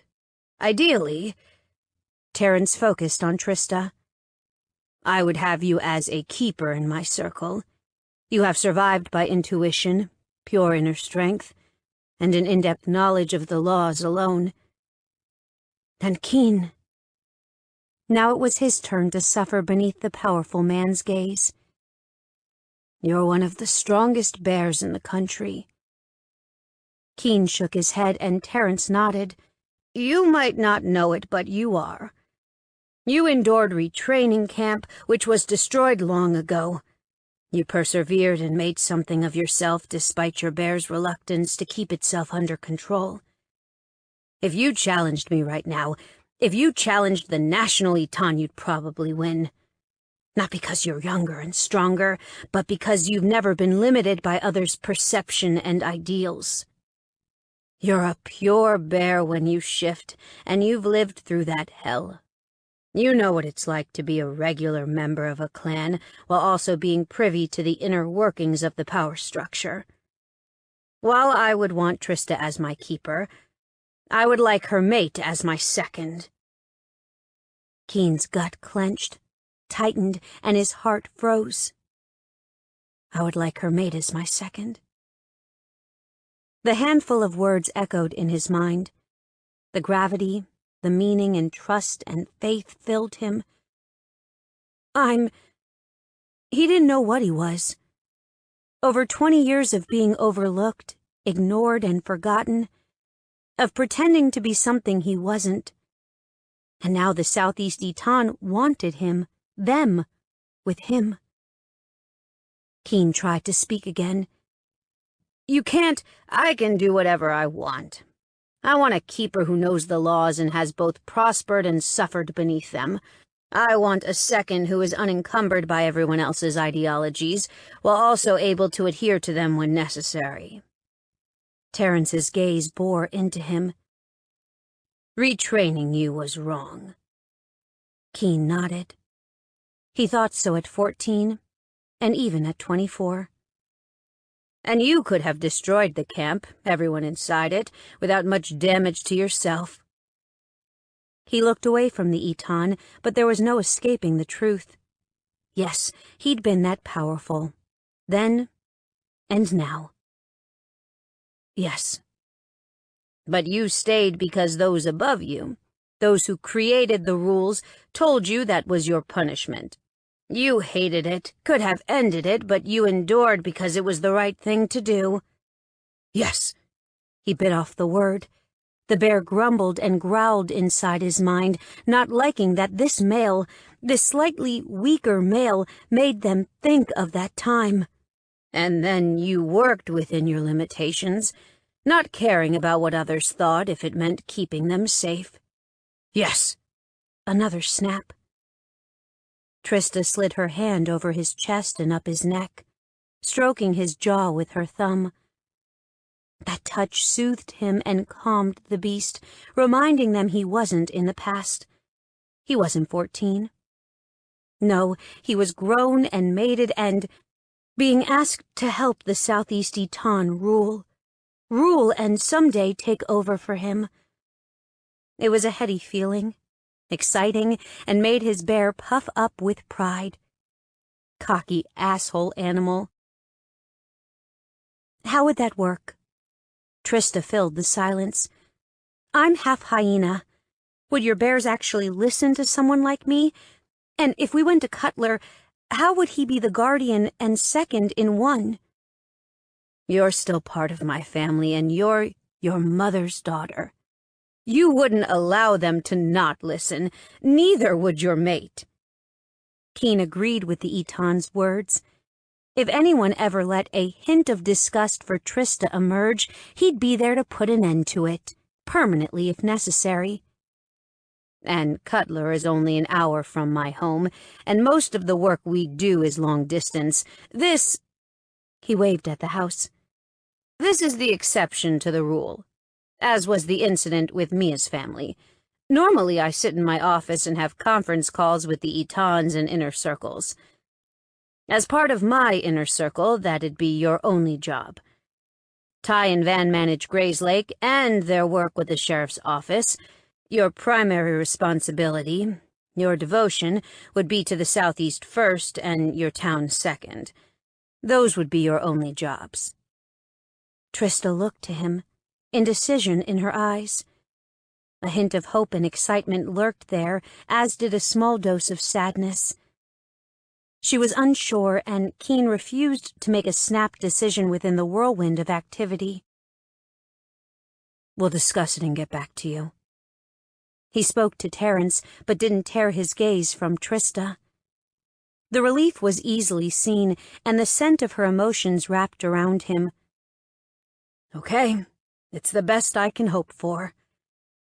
He pushed to his feet and stared down at them. I sent your cousins and aunt to the hotel for now. Ty invited us to come back tomorrow once his cub is born. Trista lifted her gaze from Keen's, and he did the same, focusing on the male. But I won't come if it'll make you uncomfortable, Trista. It was the closest thing to a question Keen had ever heard from the man. She hesitated, and he stroked her arm, reminding her of his presence and support. He didn't care about her decision, just that she was aware he'd be there for her. I would like that. The man's smile transformed him from a deadly, threatening bear to a, dare he say, sweet, joyful male. No one would ever believe him, but one of the most dangerous bears in the nation looked like a young cub when he smiled and radiated happiness. Good. I'll tell Marjorie and wait for Ty's call. He reached forward, hands easing toward Trista, and then he pulled them back. I'll see you tomorrow, then. Before he knew it, Trista was out of his arms and wrapping hers around Terence. His bear grumbled at the loss of her touch, but accepted that she needed to connect with her uncle. The Eton froze for a moment, shock coating his features, before he finally hugged her back. His gaze locked with Keen's over her head, and he pretended the man's eyes weren't shining with moisture. Thank you. The Eton drew in a harsh, audible breath. Thank you for loving her and taking care of her. Trista eased from the larger male's arms and stepped back until she folded herself onto his lap once again. His mate turned her attention to him, and the words wouldn't be suppressed. Loving her is the easiest thing I've ever done in my life. It was the truth. Hard, cold, no, warm truth. His heart warmed when he looked at her, and his body burned with her every touch. She was his everything. And didn't that sound corny? A low throat clearing drew their attention and had the guards stiffening. Apparently the guards had been listening intently to the conversation between Terence, Trista, and him, and weren't focused on protecting the Eton. Keen would have to talk to them about that when he became... He shoved the thought from his mind. The position as second was tempting, but he needed to discuss things with Trista before he let his thoughts drift that way. Keen focused on the woman in the doorway. Jessa hadn't changed much through the years. Her body had filled out to that of a lush female, but her bow-shaped mouth, sweet face, and long blonde hair remained the same.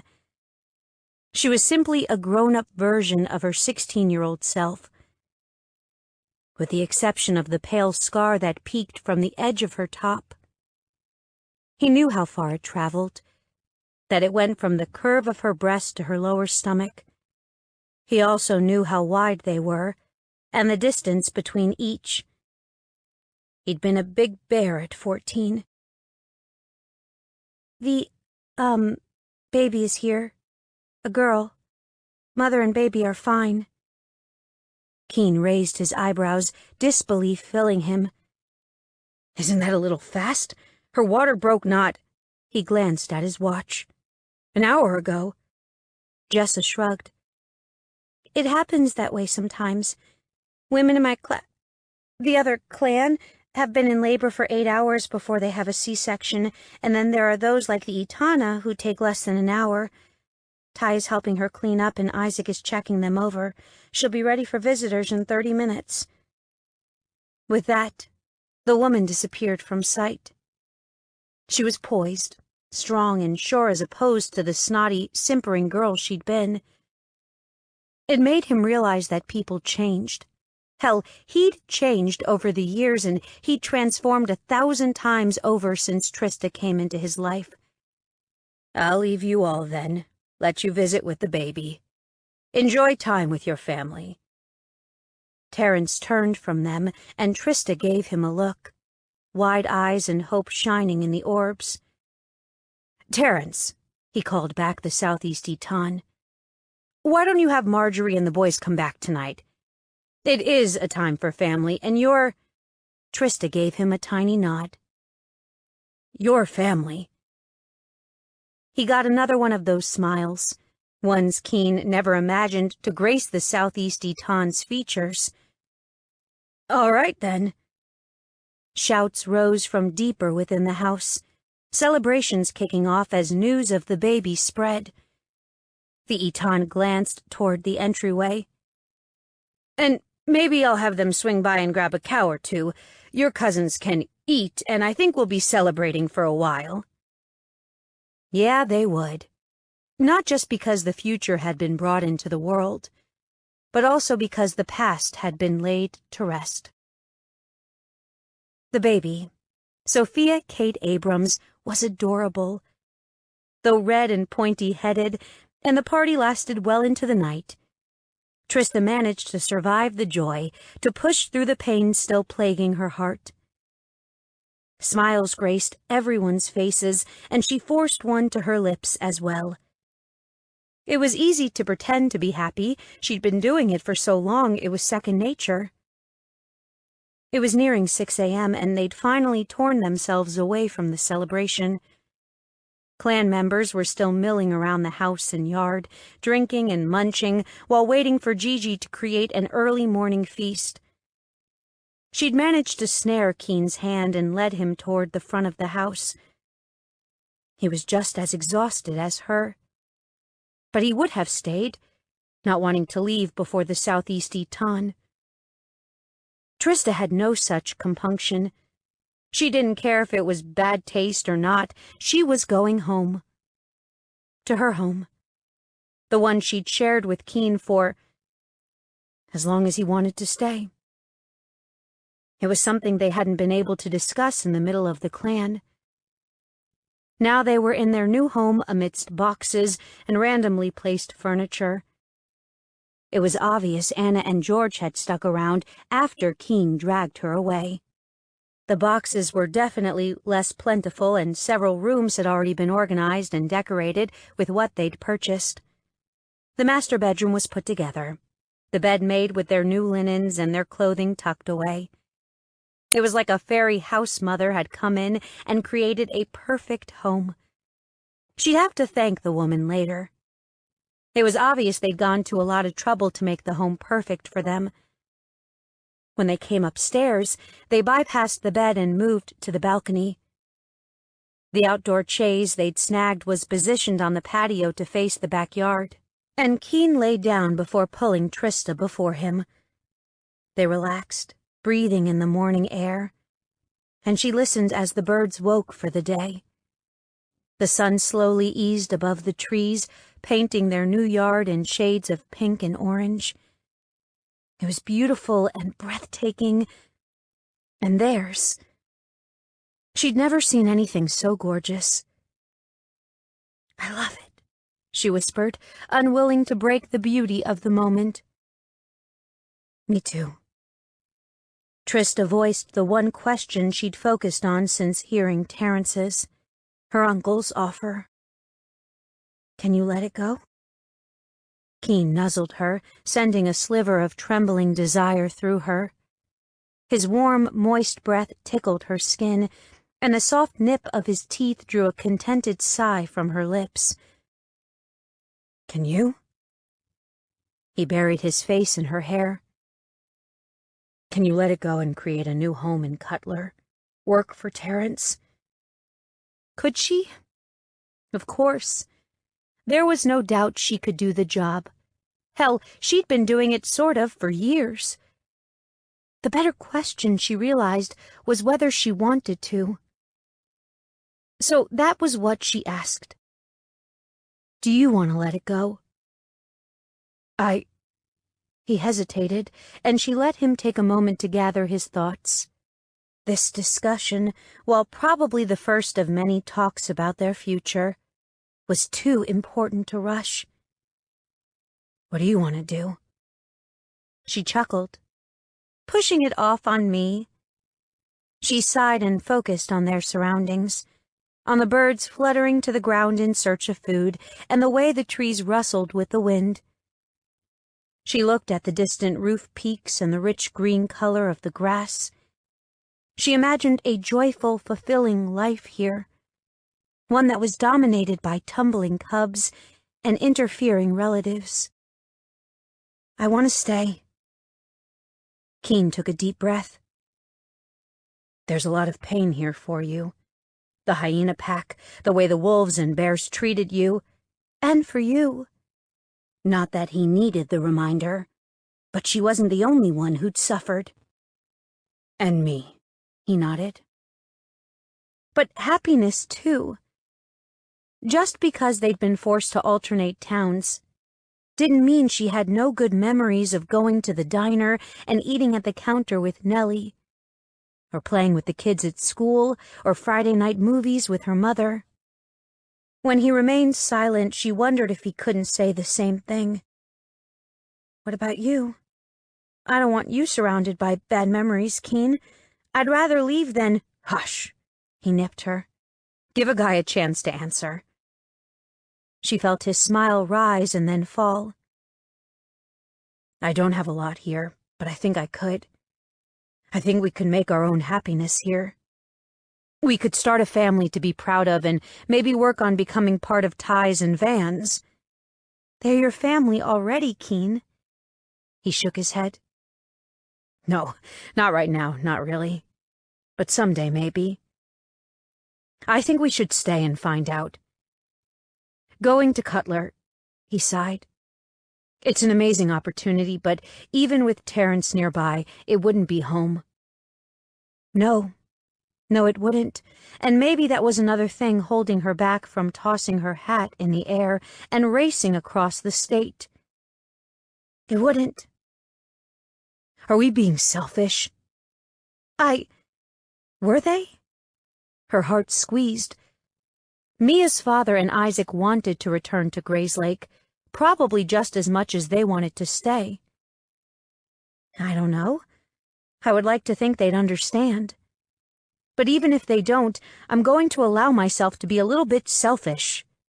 I've lived my life based on the desires and rules of others, and right now, with you, I'm not doing it. The scent of his relief was hot and sweet, and he released the air in his lungs with a great heave. Good. Good. I want to raise our children here. I want them to play in that treehouse after you make sure they won't fall through the floor. And I want to see this sunrise every day, just like this. If that makes me selfish, then I am. Right now I am, and I won't apologize for it. Keen tightened his hold, arms squeezing her gently. Me neither. Now, her stomach tightened. We just have to tell Terrence. More quiet, more birds singing and filling the morning air. Maybe you calling him Uncle will help our cause. Trista snorted. Maybe, but unlikely. When do you want to tell him? Never. Tonight. I think they're coming to dinner and then heading out right after. He'll have a plane waiting for them at the airport.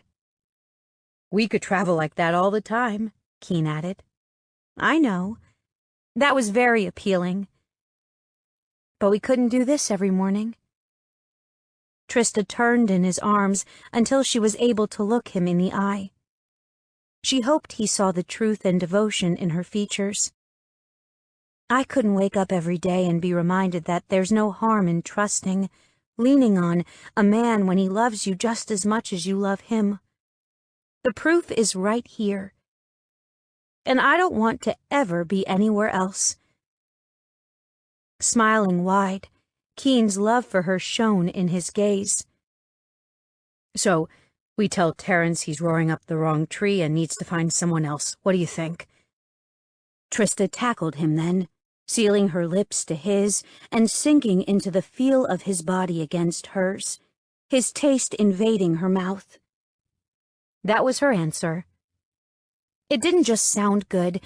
It didn't even sound like a great idea. No. The decision was wondrous and glorious and perfect.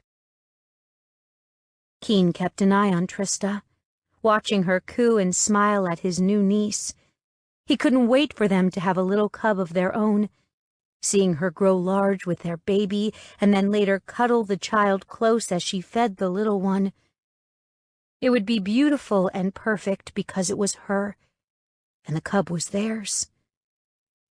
Just the idea made his heart ache with emotion and his bear chuff in excitement. Both of them were in agreement. They wanted a family sooner rather than later. As many times as they'd made love, he didn't think it'd take too long. Mia got pregnant within days of mating Ty, and it had only taken Van a couple of months to get the job done. He figured he could do the same, and God knew he'd been trying. At the same time, he accepted his craving for a family. He also resolved to train his cub, focus on loving the child. Hell, if they were blessed with more than one, he'd love each as much as he could and as hard as he could. Not one of them would grow up wondering if he or she was loved and cared for. Knowing Trista's past, he had no doubt she'd be the same way. He let his attention drift over the gathered crowd. 3/4 of last night's partiers had gone home, leaving family behind along with Terrence's protection. It was a hell of a lot less crowded, but still noisy as all get out. He couldn't wait to return to their place, finish setting up the house, and snuggle in for the night. They'd napped, falling into bed exhausted and ready to crash, only to have to get up and come back to the clan home. He was bear tired, and wasn't afraid of admitting it. Keen relaxed into his seat, remaining focused on his mate, while he took a sip of his beer. He'd accepted the bottle because the family was celebrating, but he didn't have a taste for it. He was too damn tired to want to drink alcohol and get dragged down further. It was a good thing, too, since his father decided to wander over about that time and settle on the end of the couch. The man grunted. One that asked Keen how he was doing. "I'm fine." He tilted his bottle toward his dad. "Thanks for working on the house for us. I know I dragged Trista out of there, and I'm sorry for Dad looked at him like he was crazy, so he shut up. "I was a bad father. We were bad parents." The objection jumped to his lips before the apology sunk into his brain. It was an automatic reflex.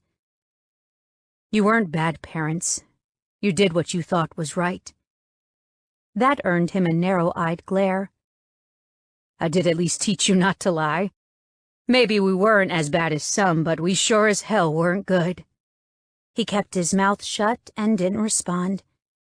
When he didn't make a sound, his father gave a grunt of approval. "Terrence offered you the job in Cutler." Now he wasn't sure if he should say something, but his dad kept talking, so he figured he shouldn't. "That's your choice. You and Trista have to do what's best for you. But your mother wants to move back to Grayslake because of the grandcubs." And what his mother wanted, she got. Dad may have been the Eton once upon a time, but Mom really ruled the den. "And it'd be nice to have everyone here. Give us a chance to fix what we broke."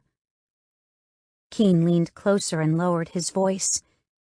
His father had only mentioned the position in Cutler, not the rest of the Southeast Eton's offer.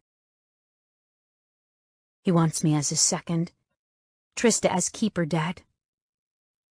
His father sat back and blew a long breath through his mouth. "Hot damn!" Apparently giving birth meant Mia's ears were back in fully working order, or she finally had enough energy to yell across the room, "Language!" Dad grimaced. "Love that gal, but... yeah, but..."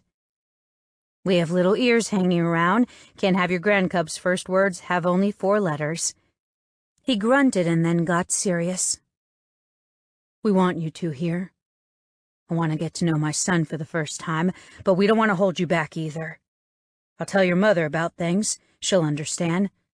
We can visit y'all and... Keen shook his head. No, we haven't said anything yet, but we're going to... Of course, that's when Terrence strolled over and butted into their conversation. You've made a decision, then? The man raised a single brow. And based on your sudden frown, I don't think I'll like it. Keen grimaced, stomach twisting, and his bear growled at him over acting like a pussy. No, we decided to pass. You're roaring up the wrong tree with us. I know Mia's father and Isaac will be disappointed, but we... He met Trista's gaze, one that was filled with love, hope, and happiness, and a sense of calm blanketed him. We want to build a family here. I understand that. Terrence nodded. I don't like it, but understand it. Honestly, he sighed, I thought that might be your answer. The Eton glanced to his right, looking at his own family. My eldest is a good man, not meant to take over the southeast, but good nonetheless. He's got a mate in Cutler. They'd planned on settling in the compound and working for me, but maybe it's best for them to take over things there while Parker grows up. He sighed and looked at Keen's father with a rueful smile. I have to let him go sometime. Eh, old man? His dad gave a disgusted grunt and stood. I'll show you old, you bastard. Dad shoved at Terrence and then threw his arm around the leader's shoulders. There's a good spot out back. Let me kick your ass before dinner. Language! Mia's voice rang through the room once again, and his dad grunted in return. Trista patted toward Keen, an uneasy smile on her lips, and he held out a hand for her. She rushed across the remaining feet and sunk onto his lap, curling against him like she'd been made for him. What did you two talk about? Her voice was low, small. I told him, and everything's fine. He's going to work out the details with Mia's dad.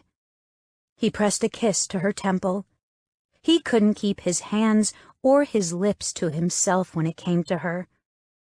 And his son might take over. He's disappointed but understands. The tension left her with a low sigh, body deflating and molding to his. So it's okay.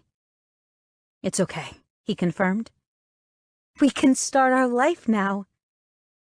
Keen looked around the room, taking in the sight of family and friends enjoying each other's company. Yeah, it wouldn't be the easiest life. There was still a lot of healing to do, but it'd be theirs, and that's what mattered.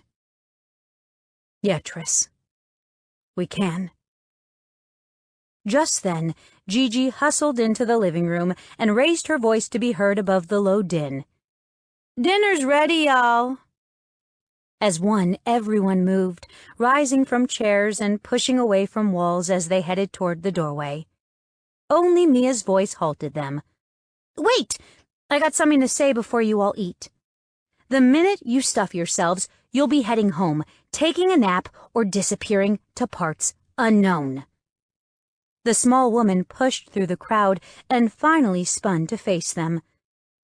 So, before you get all comfortable, we have something to settle. Keen noticed her arms were empty, and then he spotted an exasperated Ty nearing Mia. The movement caught the Etana's attention, and she frowned at him. Do you have the invoices? No. The Etana narrowed her eyes. Why? Because we're not billing them. We are. Nope. Mia planted her hands on her hips. I'm the Etana, and I say, I'm not invoicing my family for cursing. The Etana straightened her spine. I started the swear jar months ago. And forgot about it. Hush, the point is, I remembered now, and I kept track. It's time to pay the piper. Mia scanned the room and finally settled on Keen. Shit. Keen, you and Trista owe me $375.50, and that's only for the last week. I'm giving you a break. It should be triple that, but you get a discount as a mating present. You can make the check out to Mia. Ty growled and approached his mate. In one quick move, he had an arm around the woman and eased her from the room. All the while, he whispered about the fact that they needed to discuss things in private and naked. Chuckles rolled through the room and the space slowly emptied as the crowd followed the Grayslake ruling pair. Before long, it was just him and Trista, still wrapped in each other's arms with smiles on their faces. It's not too late to escape. If we stick around, we'll end up owing Mia enough that she could put a lien on the house or claim our firstborn. Keen was only half kidding. No, this is home. With you, right here, right now, it's home. And I don't want to ever leave. So we won't. Life wouldn't be easy. It never was. But it was theirs. And it was Grayslake. This concludes Roaring Up the Wrong Tree by Celia Kyle, narrated by Kendall Taylor. Copyright 2014 by Celia Kyle. This unabridged audiobook is published by arrangement with Celia Kyle, care of the Waxman Level Literary Agency, and was produced in the year 2017 by Tantor Media Incorporated, a division of Recorded Books, which holds the copyright thereto. Please visit tantor.com for more information on our growing library of unabridged audiobooks and to take advantage of special offers. Audible hopes you have enjoyed this program.